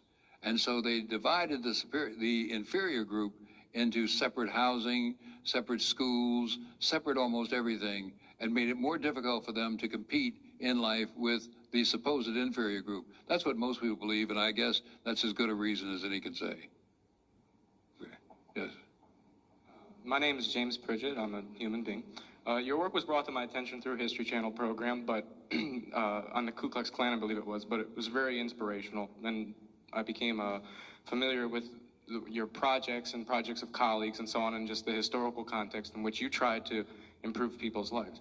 What I'm wondering about today is formal institutions for change aside, do you feel optimistic that some sort of controversial, flashy civil disobedience would be helpful in raising people's consciousness in this country, given just the enthusiasm for which people are supporting, you might call them retroactive belief systems and things which most people would think of as bad ideas?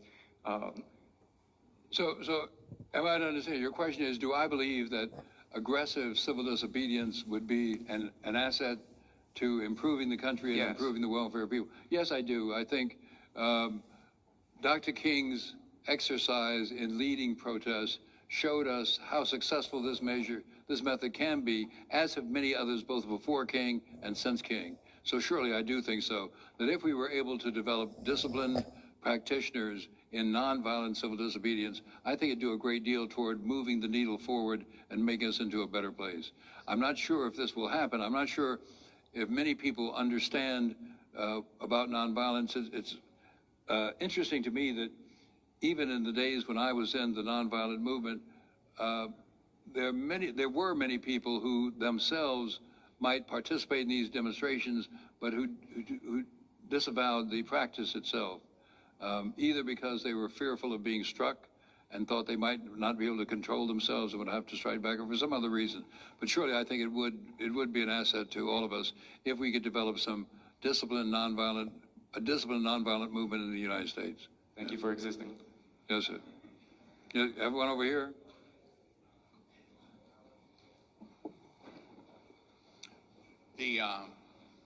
No, go ahead. Being old enough to have gone through some of the civil rights movement of the 70s, 60s, it's a very different world out there. And what is your view of how we make some further progress in what seems to be almost a stalemate in our society? Well, if you look at this last week's election, what's the difference between last week's election and the one we had 2 years before that? One major difference is that more people voted 2 years ago than voted this time. And among the people who did not vote were the people who voted in the majority 2 years ago, but who now were counted as non-voters and didn't show up on election day for one reason or another. We don't know why. Had those people shown up in sufficient numbers, then this election a week ago would have been very different than it is. So one thing we've got to do is accustom people that this is an occasion when you have to show up. You can't just say, hey, I did it once and that's good enough. And it's particularly telling among younger people. You younger people who didn't show up in sufficient numbers as they had in the previous 2 years. Had they done so, the outcome would have been very, very different. And the same is true, a little less true of racial minorities, but to some degree it's true of racial minorities. They showed up at slightly less numbers than they did 2 years ago. I've always thought that when I was president of the Atlanta NAACP many, many years ago, we used to have voter registration drives all the time, not just in the months before elections, all the time. And we used to get card tables, and we'd set them up in front of grocery stores. And as people came up to the grocery stores, we'd say, are you registered to vote? And often they'd say no. And they'd say, would you mind registering now? And they would say, okay, of course I would. I'm happy to have the opportunity. The NAACP doesn't do that. I don't know what the NAACP in Cleveland does. The NAACP in Atlanta doesn't do that anymore. And it only does it at all, if at all, when an election is pending, because they believe that's the only time people are interested in voting. Of course it's not. People who are not registered are interested in voting anytime somebody says, aren't you registered? They're embarrassed about it. They want to do something about it. I just read in the paper that Donovan McNabb, you know who Donovan McNabb is, don't you? My wife's going to hate me for this. She's a big sports fan. I don't care. Donovan McNabb, how old is Donovan McNabb, you think? 34, 35 years old? He didn't vote till 2008. He didn't vote till 2008. Come on, where's he been all the time? What was he waiting for? I can't believe that a man of his caliber, and he's an admirable figure, I think, didn't vote till 2008, and the others like him. Anyway, so one thing we could do is if we just had ongoing registration drives from now until the next election 2 years from now, and if in the next election 2 years from now, we aggressively knocked on doors and called on the telephone and grabbed people and made them turn out, I believe the election result will be very different. But we have to do those things. We can't wait for them to happen or hope they'll happen. We have to do them. Yes. Hi, my name is Cheyenne Chambers. I'm a senior here at Case, and I have a tough question for you. How would you rate the president's performance in terms of tackling the issue of race in America today? Oh, gee, how would I rate President Obama's performance, I guess, on an ABC scale? Whatever scale you want to use. Okay. I don't know. I'm sympathetic to his feeling that he doesn't want to be the black president. He is the black president, you know, but he doesn't want to be the black president. He doesn't want to be known as the black president. I understand why. He wants to be the president for everybody. And so he's very cautious when talking about this subject, as when he jumped in, wrongly so, I think, to the case of Henry Louis Gates in Boston. That was something he should have stayed away from. The Cambridge police were wrong from the start. Most people knew they were wrong from the start. And when he jumped into it, some of the opinion began to shift the other way. So I thought it was a mistake for him to jump into that. It wasn't a life-threatening mistake. It wasn't the worst thing he's ever done, but he shouldn't have done that. And I don't know how I would judge him. I guess on an ABC scale, I'd probably give him a B or something and hope he'd do better. But I'd be reluctant to say, here's what you need to do instead. He gave a wonderful speech on race during the time the Jeremiah Wright controversy was bubbling along, and I thought that was well done and well put together, and probably better put together than anyone before him had ever done. But I can't think just off the top of my head what he might do better than he's done in the past. But don't do something like that again. If I could ask another question really Sure. quickly. You spoke about Clarence Thomas and his dissent in the affirmative action cases dealing with the University of Michigan. Looking at Thomas's background, he grew up in the South in the middle of Jim Crow. How do you explain for his current philosophies on race? I'm at a loss. I'm at a loss to explain it. I can't imagine someone growing up in similar circumstances with a similar background would have come out that same way. And why he did, I don't know. It's just a mystery to me. Thank you. Okay. Yes. Yes, Mr. Bond.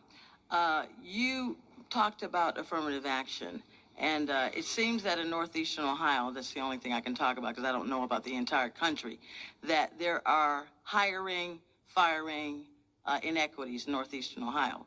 What can regular citizens do to address these things when they know that they're going on? Well, what can regular citizens do? We now have a Department of Justice that seems much more eager to address inequities of current law than has been true over the last 8 years.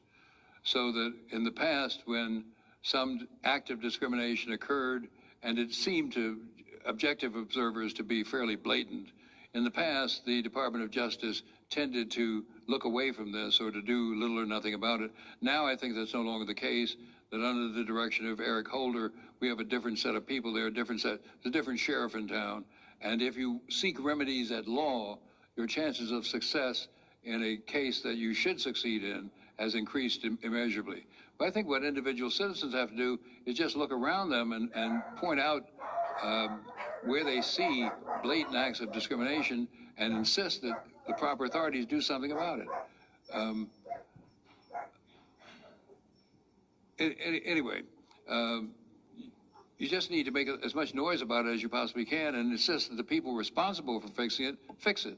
They know who they are, and you know who they are, and tell them they need to do something about it, or you'll know the reason why. All right, not only are there inequities in hiring and firings, of course, it's like once you get a job that maybe minorities or women or blacks traditionally don't have, it's much harder to keep it because you're usually the first one bounced out no matter how well you perform. So you would say that having public forums or protests would be the way to address that as well? It's one of the ways. It's not the only way, but it's one of the ways. You know, the squeaky wheel does get the grease. And if you don't squeak, you're not going to get any grease. And your grease will go ungreased or something like that. Yeah. Thank you, sir. Okay? Yeah.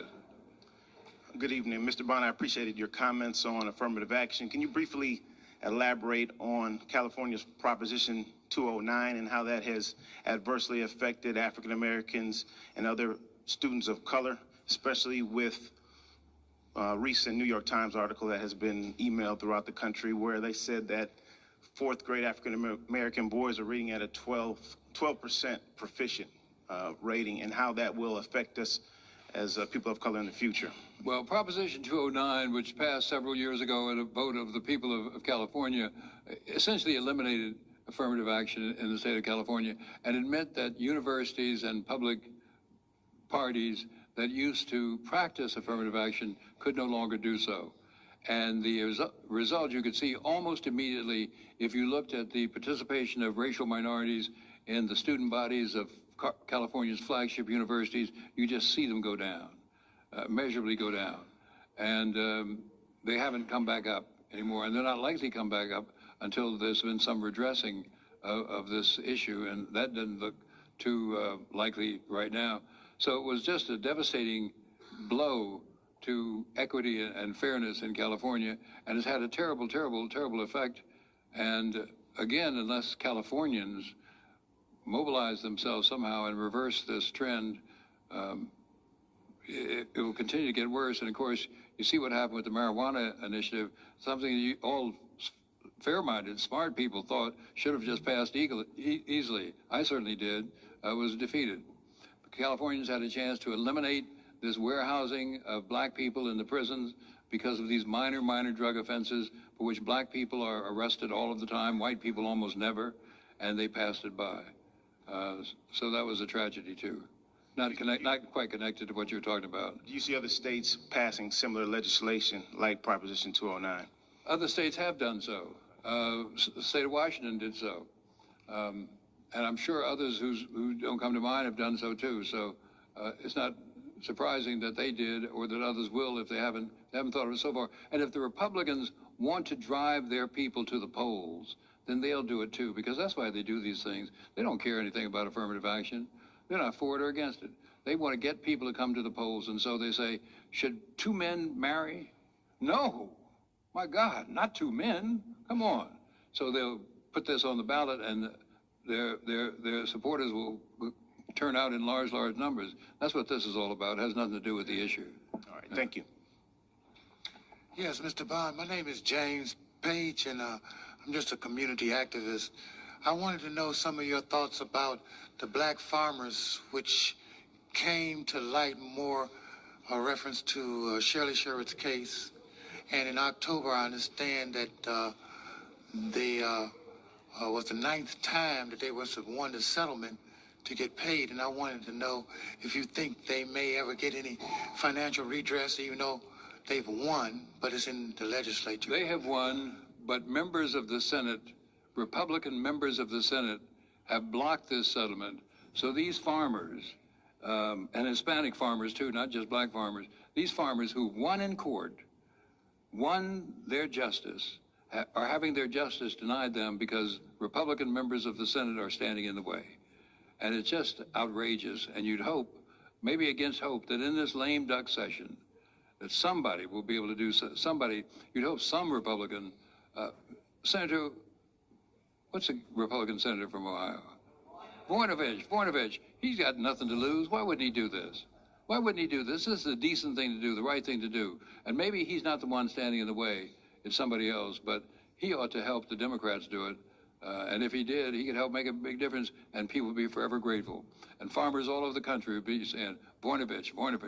Hey, it'd be a great day for him. Thank you, Mr. Bond, for being here. My name is Kimberly Brown. I'm a 2L here at the law school. And I guess one of the things that strikes me looking at the civil rights movement and looking, in my own experience, I'm from Greenville, South Carolina, born and raised, and then moved to New York for undergrad, and then here to Ohio now. And I guess what strikes me about my generation is a general apathy.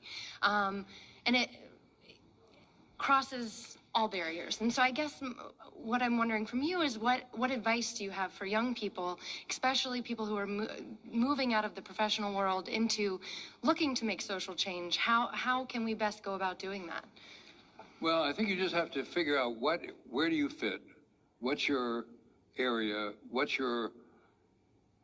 part of this struggle for justice do you want to be in?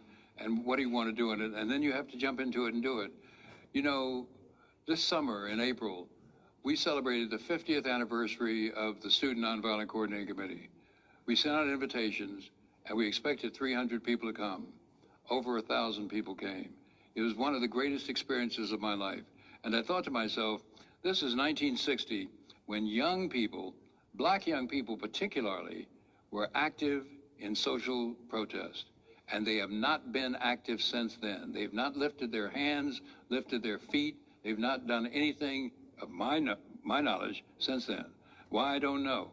What made them think it was okay to do it then, but not okay to do it now? So I don't know. But I think you have to say, I'm going to do this, and just go ahead and do it.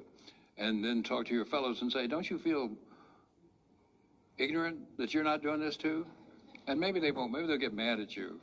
But you can take it because you're going to be a lawyer. And you have to be tough. We get this two more here, and then we're through. Yes, ma'am. Thank you. My question to you is, what do you think about the Department of Justice, the 2003 Department of Justice guidance for federal law enforcement that allows them to profile based on race and religion in the national security and border context? And why do you think the American people are so silent when we now have FBI, DOJ guidance in 2008 that rolls back all the protections given during the COINTELPRO era and has now reconstituted the FBI as a domestic intelligence agency and directed all of its power at the American Muslim community? Why is the country so silent about the shredding of those civil liberties? I think people are silent about shredding these civil liberties protections is because either they don't know, and many of them I think don't know, or even more scary, they don't care. If they don't know, you can perhaps understand. If they know and don't care, it's frightening. It's our job, your job, my job, everyone's job to alert them to this wrong and make it sufficient noise so that they do begin concerned. They do begin wondering about it, do begin thinking that they can do and know they should do something about it. And if you make enough noise, they'll do something about it. I'm sure. Yes, sir.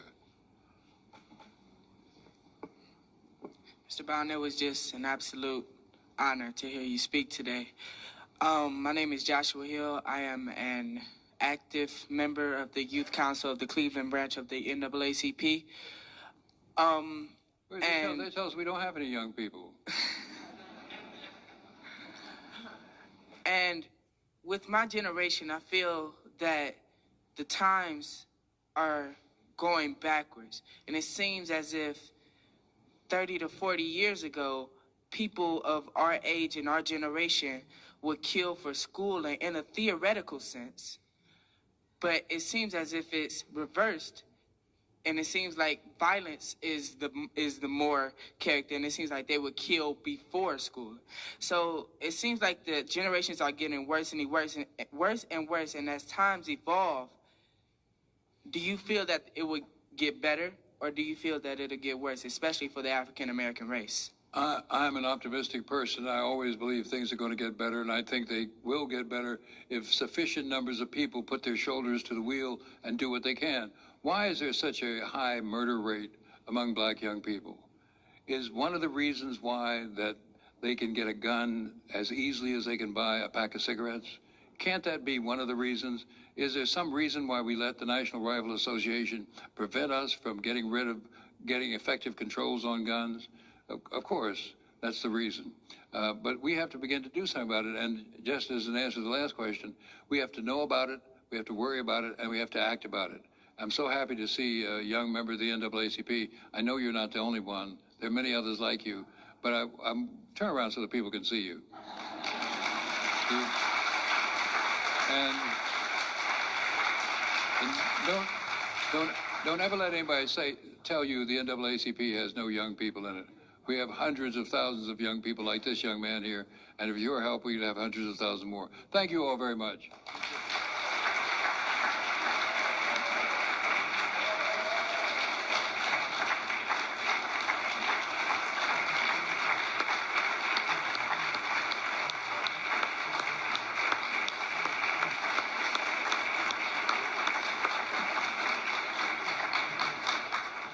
We have been privileged this evening to hear a voice as it resonated across this country for half a century, and we now understand why. This is a man who has led us in directions that we need to go, and we understand why he is still a voice to which people, we hope, will listen. Now let's adjourn to the reception outside. Thank you all for attending.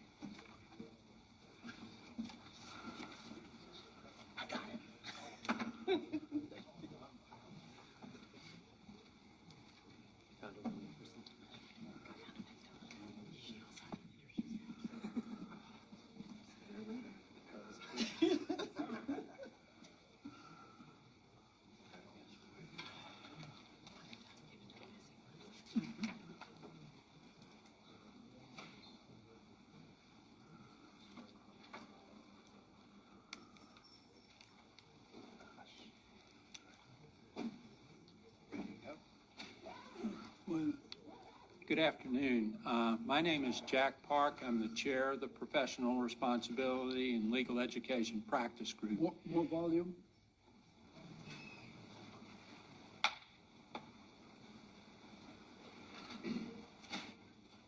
And I'd just like to introduce the practice group briefly.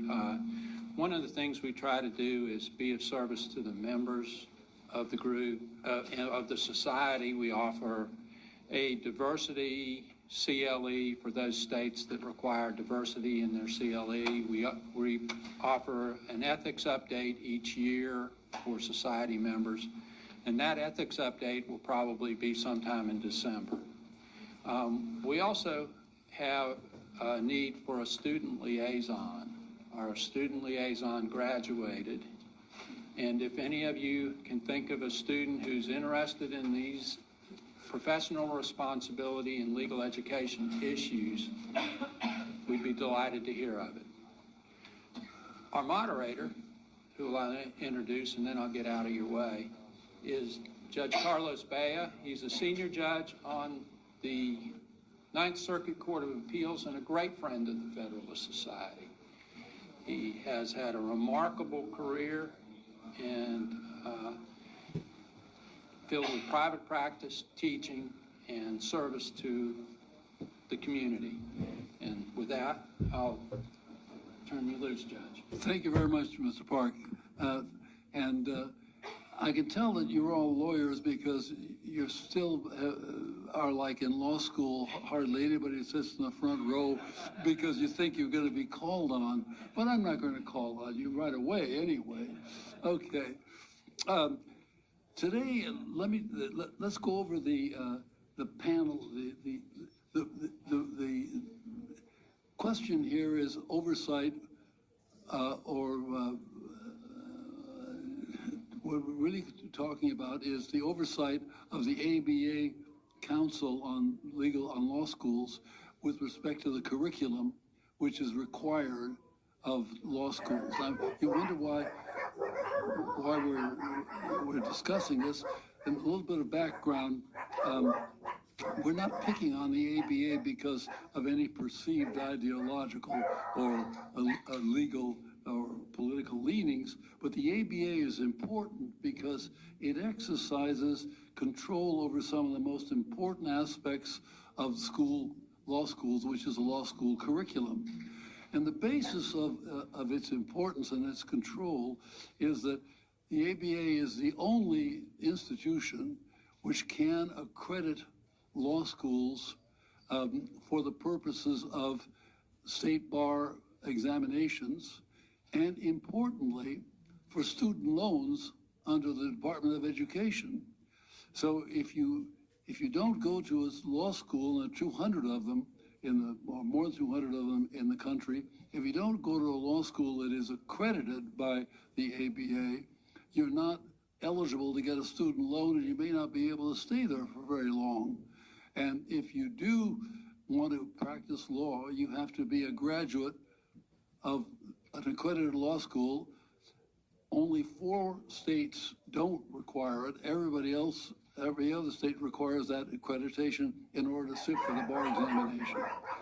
So the question is whether the present, standard of the ABA Council on Legal Education is subject to any questioning on grounds of the recent cases that came out in 2023 in the Harvard and North Carolina cases and the affirmative action cases. We won't deal today with admission or hiring practices in the law schools. We'll deal only with the curriculum. And I want to draw your attention to the curriculum which is proposed by the ABA, and I'll read it slowly so that you get the full import of it, and then we'll go into some discussions. We have a distinguished panel here, which I'm honored to be able to introduce. But the particular standard is Standard 303 C, which reads, a law school shall, that's mandatory, right? Shall provide education to law students on bias, cross-cultural competency, and racism. One, at the start of the program of legal education, and two, at least once before graduation. For students engaged in law clinics or field placements, the second educational occasion will take place before, concurrently with, or as part of their enrollment in clinical or field placement courses. So how we're going to proceed is, first I'll introduce the panelists, and the panelists will speak for 5 or 8 minutes on subject which they've chosen, and then we'll have some questioning back and forth on the panel, and then we'll go to the public to ask for questions from you. So it's my great pleasure to start introducing, to my left,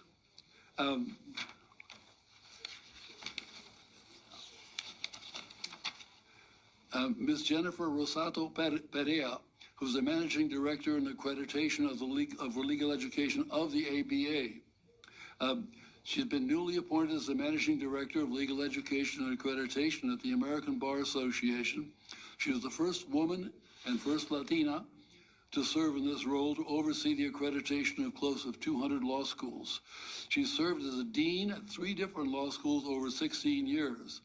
Those were at DePaul, at Northern Illinois University College, and at Drexel University. She's been awarded the Vanguard Award by the Chicago Bar Association, the Trailblazer Award from the Hispanic Lawyers Association of Illinois, and the Women's Bar Association of Illinois. Ms.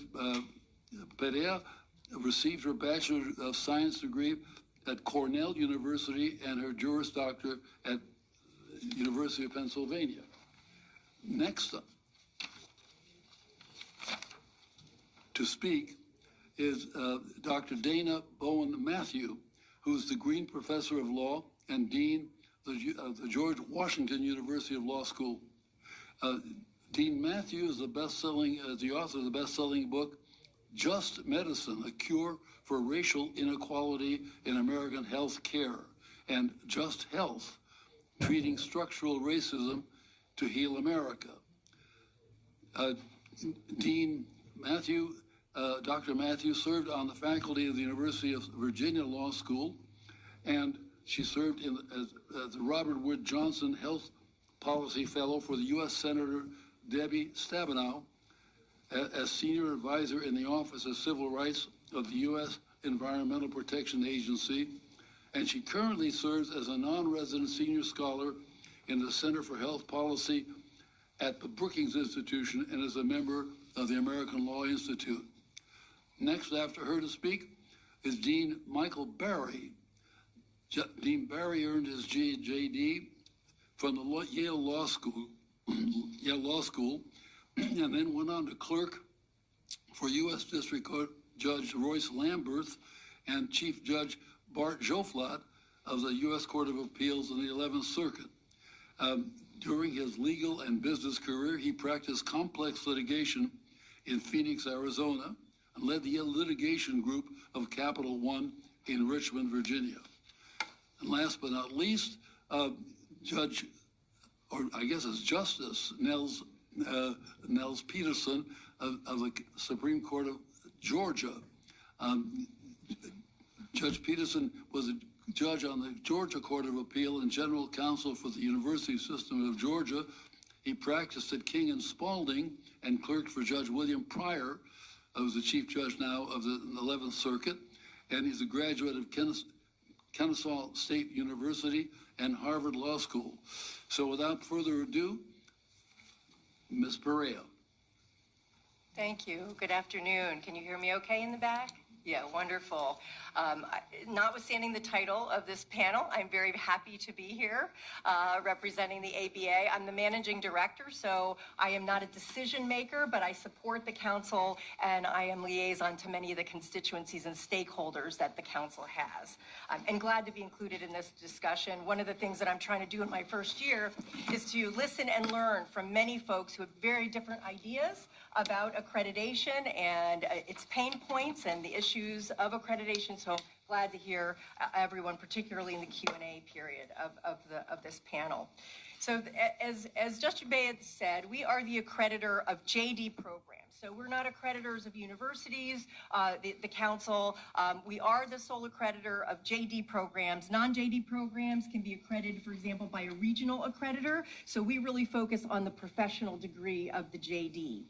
We are recognized by the Department of Education. And again, with the new administration, we don't know what that will look like. But as for now, we are in a process of what we call re-recognition. We get recognized every 5 years. So the Department of Education will come in and look at the council's work, look under and in every kind of process that we have, and make sure that we are abiding by the Department of Education regulations. One thing to just note, to Judge Bea's point, most law students' loans can be recognized and approved through their regional accreditor. So there are only about 10 or so schools now that are the standalone schools for which that loan approval is crucial. But the most important thing in terms of the JD and accreditation is to create a basic level of quality. That's what the Department of Education talks about. What's the basic level of quality for a lawyer who is going into the practice of law? And Standard 301 gives us our North Star and our description that what we try to do through the accreditation process is to prepare our students upon graduation for admission to the bar and for effective, ethical, and responsible participation as members of the legal profession.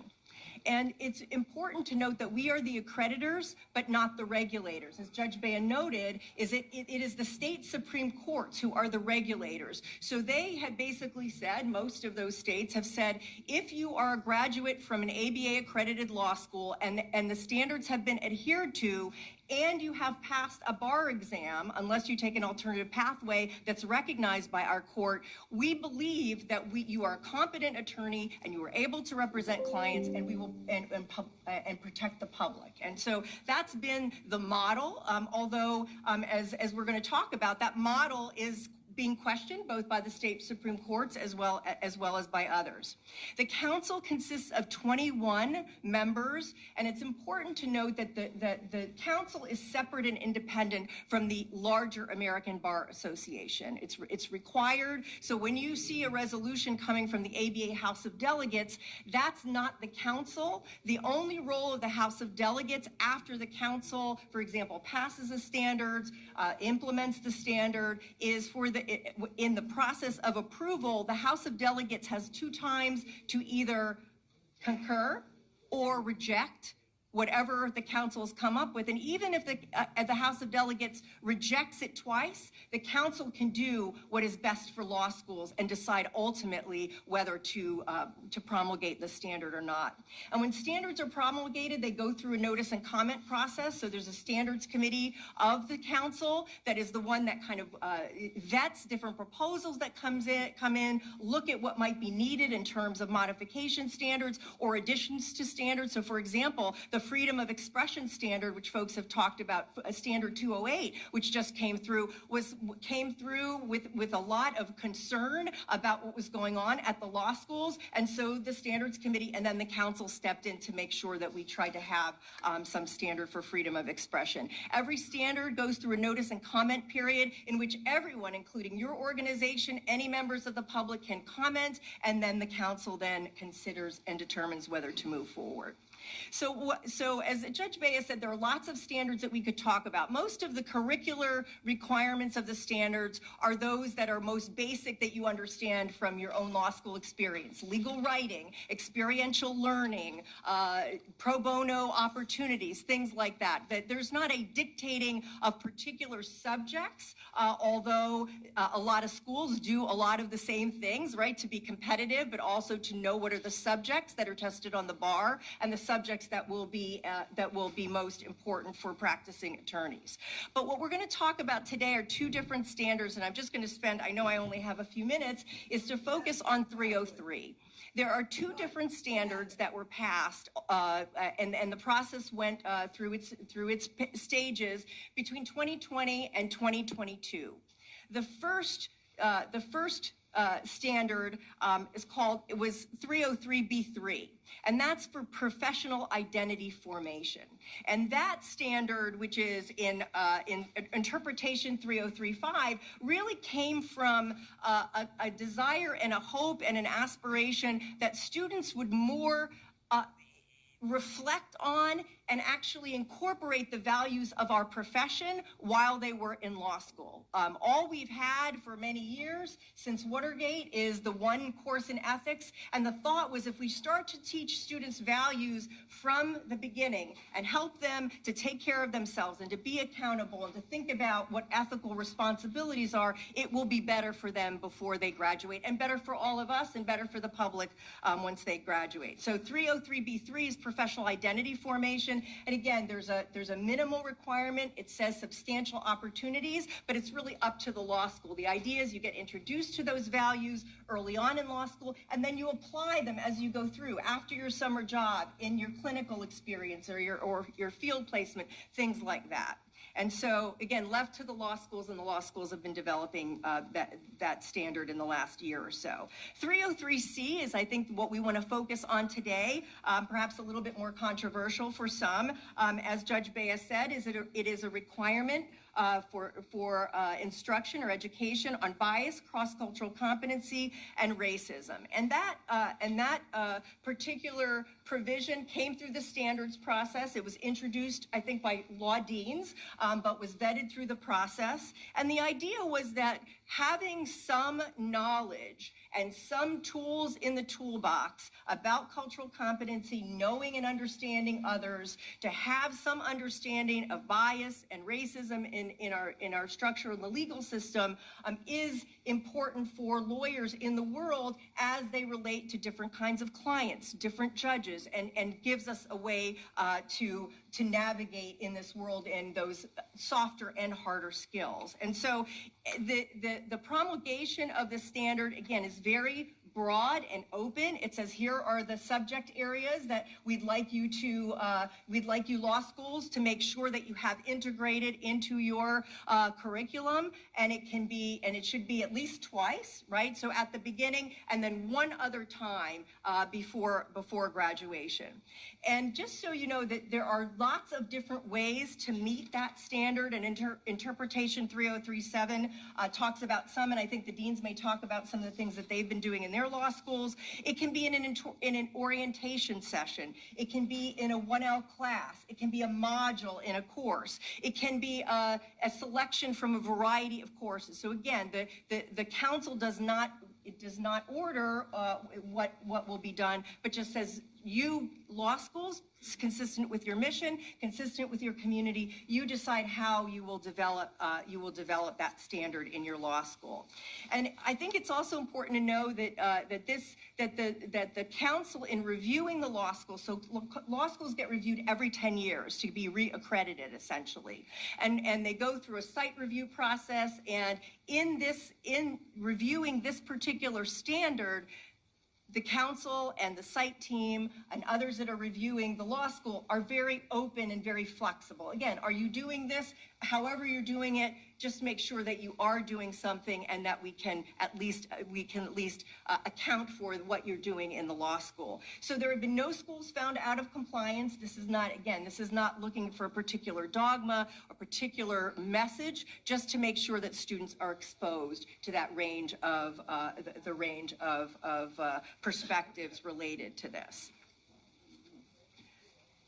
And then I also want to add, and I think I just want to take a minute, is that there's also respect for the mission in promulgating the standard, the mission of the law school, and also the legislatures that have, for example, determined that some sorts of discussions are not legal, are not appropriate. So we are not asking law schools to do something that would put them in harm's way before the legislature, but they can do what they can within the standard and the construct of the law. So that's, I think, to lay it out there from the standards perspective, and I look forward to questions.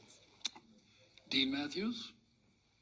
So by way of full disclosure, I don't think my mic is working, but I have a very loud voice, as my students have told me. I am one of those law schools, thank you, that will be up for reaccreditation next year. So if you hear a large sucking sound in the room, you'll know exactly why. I have only wonderful things to say about the accreditation process, right? So let me take you back historically. We live in a world very different in my prepared remarks, a very different society from before the ABA accreditation project began.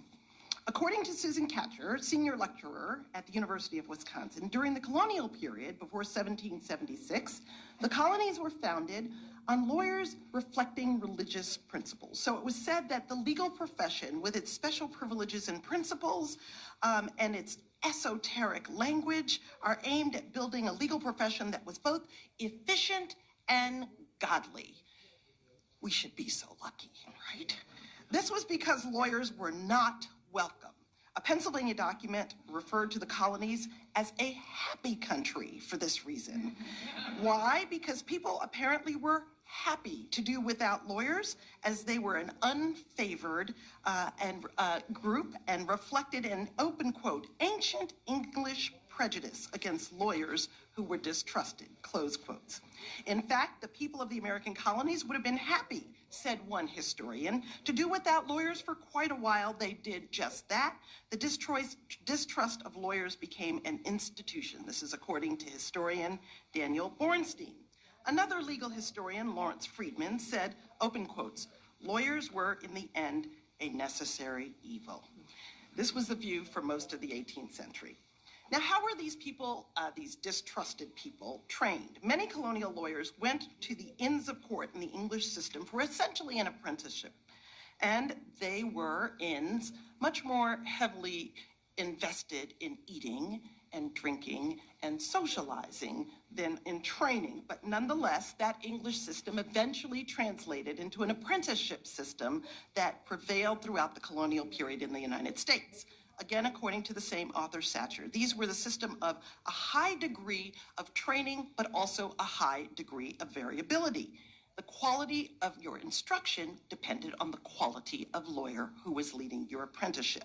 So during the colonial period, this is a quote, an apprenticeship or clerkship was essential for being admitted to the bar. Those wanting to become lawyers in the colonial period sought an established lawyer, paid a fee, got practical experience working in the lawyer's office, as well as more academic learning by receiving instruction. At best, the quality was you got to read a few law books. At worst, the apprentice toiled away at drudgery and copywork. There were no law schools in colonial America. There was no ABA. Each colony set its own standard for entering the bar, and many lawyers practiced only part-time in combination with other occupations. Now, gradually, our profession grew in professionalism, and law practice became essential to the new United States. We became essential as, open quote, technicians of change as the country expanded economically and geographically. And boy, did public attention and opinion change. After the revolution, the number of lawyers surged in the United States, and on visiting the United States in the 1830s, Alexis de Tocqueville referred to the bar and the judicial bench as the American aristocracy. What a difference a day makes, or a war maybe. How did this happen? Well, through apprenticeships still in the United States. Again, variable in nature. Another quote. Lawrence Friedman, a legal historian, said that legal instruction in the early days of the Republic continued to be provided by an apprenticeship, which tended to be uninspiring. So where did law schools come from? We evolved from this apprenticeship-based system of college lecturers. The first one was actually a small college called Litchfield School in Connecticut. By show of hands? Litchfield School in Connecticut lasted for about 50 years, educating about 1,000 students before it closed in 1833. But by 1850, there were 50 law schools that were private, like mine, but they did not give degrees. Instead, many lawyers read law, and again, the variability persisted.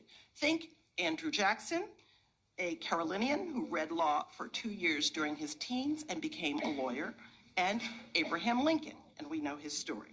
Now, law schools became a part of universities as a part of a movement called the Jacksonian democracy. I never heard of it until I was researching this. Jacksonian democracy? Yes. Okay, well, you'll correct me if I'm wrong on this. This lasted between the 1830s and about 1860. It was under the influence of President Jackson and resulted from an increase in a new generation of voters who spoke the talk of equality, but of course did not walk the walk, as the movement of equality was limited demographically, by gender, by race, by land ownership. But these men called lawyers were the aristocracy of that day. It was a popular movement, but that movement had a disdain for elitism. In the viewpoint of historian Samuel Eliot Morrison, the movement had contempt for intellect, it catered to mediocrity, it diluted politics with incompetence. You get the drift. He did not think highly of Jacksonian democracy. It also was influential at the time on the education of lawyers. So it was thought towards the middle of the 19th century, when there were about 10 universities that had now offered not just college reading courses in law, but also colleges of law themselves, that these affiliated law schools needed some standards. In 1865, the oldest law school in the District of Columbia was founded. Right after the Civil War was over and the Union Army marched triumphantly down Pennsylvania Avenue, my law school was opened 3 months later. This was because lawyers then and lawyers now are needed to solve some of the most pressing challenges of our democracy. I'm very proud of my law school. I'll continue. Friedman said that law schools then became prestigious. He linked it to the rise in social change, and he linked it to the rise of integrating both the aristocracy and the middle class into the legal profession. Of course, this profession at that time excluded over 700,000 descendants of African descent, over 1 million women, and an untold number of Native Americans. By the end of the 19th century, the Journal of Legal Education tells us that the rise of the ABA became an important part of the legal education experiment. The American Bar Association was founded in 1878, and this year was after it was founded, was immediately followed by this representation publicly. Open quotes, "There is little, if any, dispute now as to the relative merit of education by means of law schools. Without disparagement of mere practical advantages, the verdict of the best informed is in favor of law schools." I vote aye. With this preference, the ABA then in 1893 established the section on legal education, and here's my point. They adopted, by 1921, 4 essential goals. Number 1, the American Bar Association is of the opinion that every candidate for the admission to the bar should get evidence of graduation from a law school complying with standards. 2, it shall require as a condition of admission at least 2 years of study in a college. 3, it shall require its students to pursue a course of 3 years of duration if they devote substantially all of their working time to the studies, or longer of that equivalent if they are working part-time. And 4, it shall provide an adequate library. So you see, I conclude that these goals remain important, even though I am shuddering in my boots as to how they will be applied to me next year. I say when we juxtapose these goals of the American Bar Association with the history of law schools and lawyers and the reputation, what we have is a way to ensure inclusive excellence. 1, to build trust in those who depend on the access to justice by lawyers, and 2, to standardize the quality of their education that produces the members of the bar who are the keepers of liberty, the keepers of justice, the keepers of freedom, and the keepers of our rights and democracy. Albeit a flawed organization and accreditation process. After all human organizations are flawed. I dare say my church, my government, and even my law school is flawed. But yet, the trust, quality, and inclusive excellence that these standards achieve seem as important to me today as they did in 1878. Now, with respect to 303, C, and B, I was asked yesterday when I was at Duke receiving, this is a humble brag, receiving an award because I was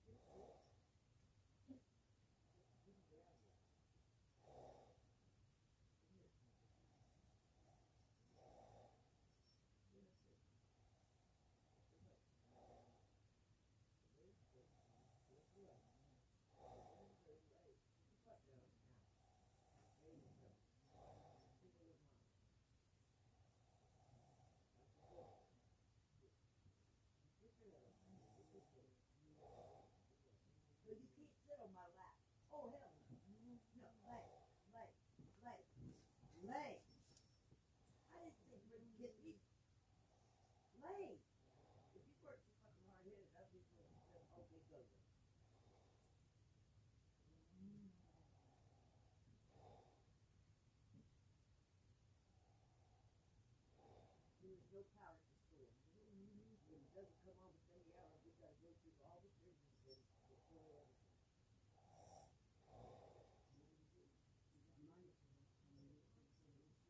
They might have money, the corporate does, but that, we don't get the extra manpower for that bullshit. We can't get them with. They won't let her hire anybody decent. They make it hard as hell to try to get an application in.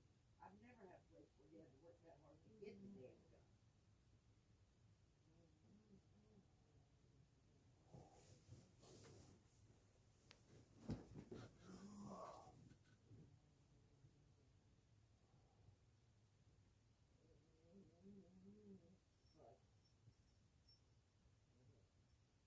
But they said that north of 11 was over, but when I looked at the map, it looked like there was more right above it.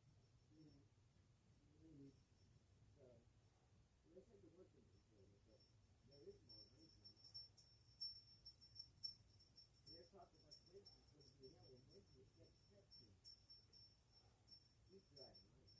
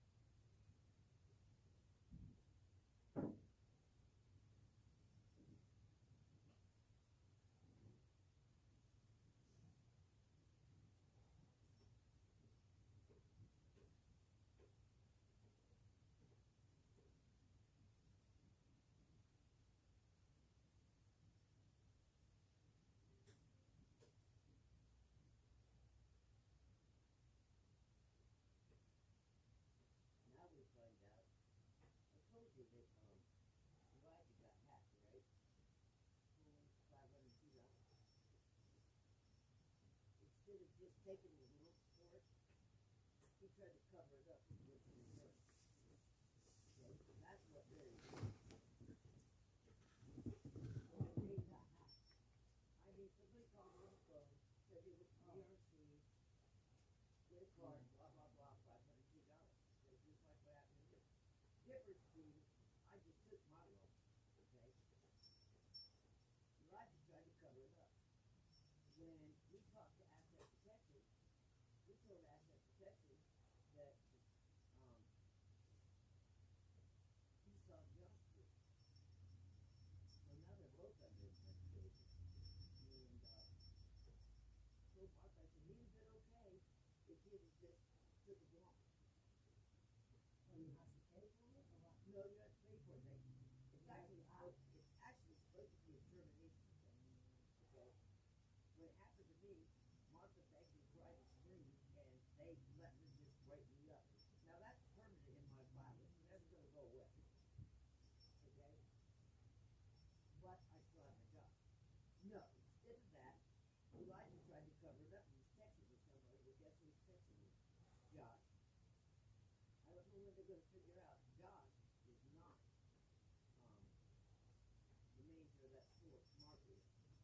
they all want to take their chief and Josh will give it like that verbally. So Elijah told that detective that Josh had done it. Got hacked and covered up with his service. So there you go. Now they're both under investigation. You don't know that. This is me and you. But anyway.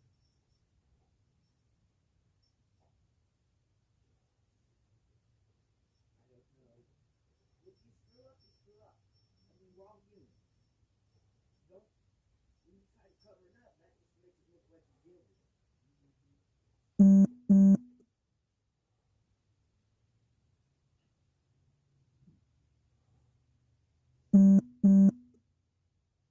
And you're like you're texting with somebody right after that happened. So, they're guessing that it was Josh, and that's what Josh told you to do.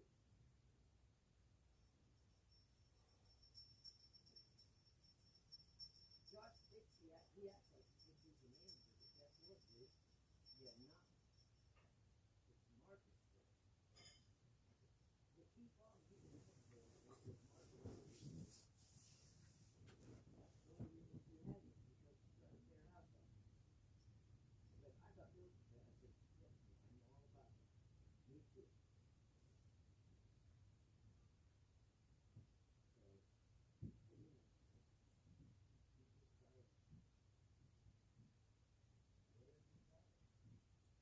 So, you know, you just try it. Yeah.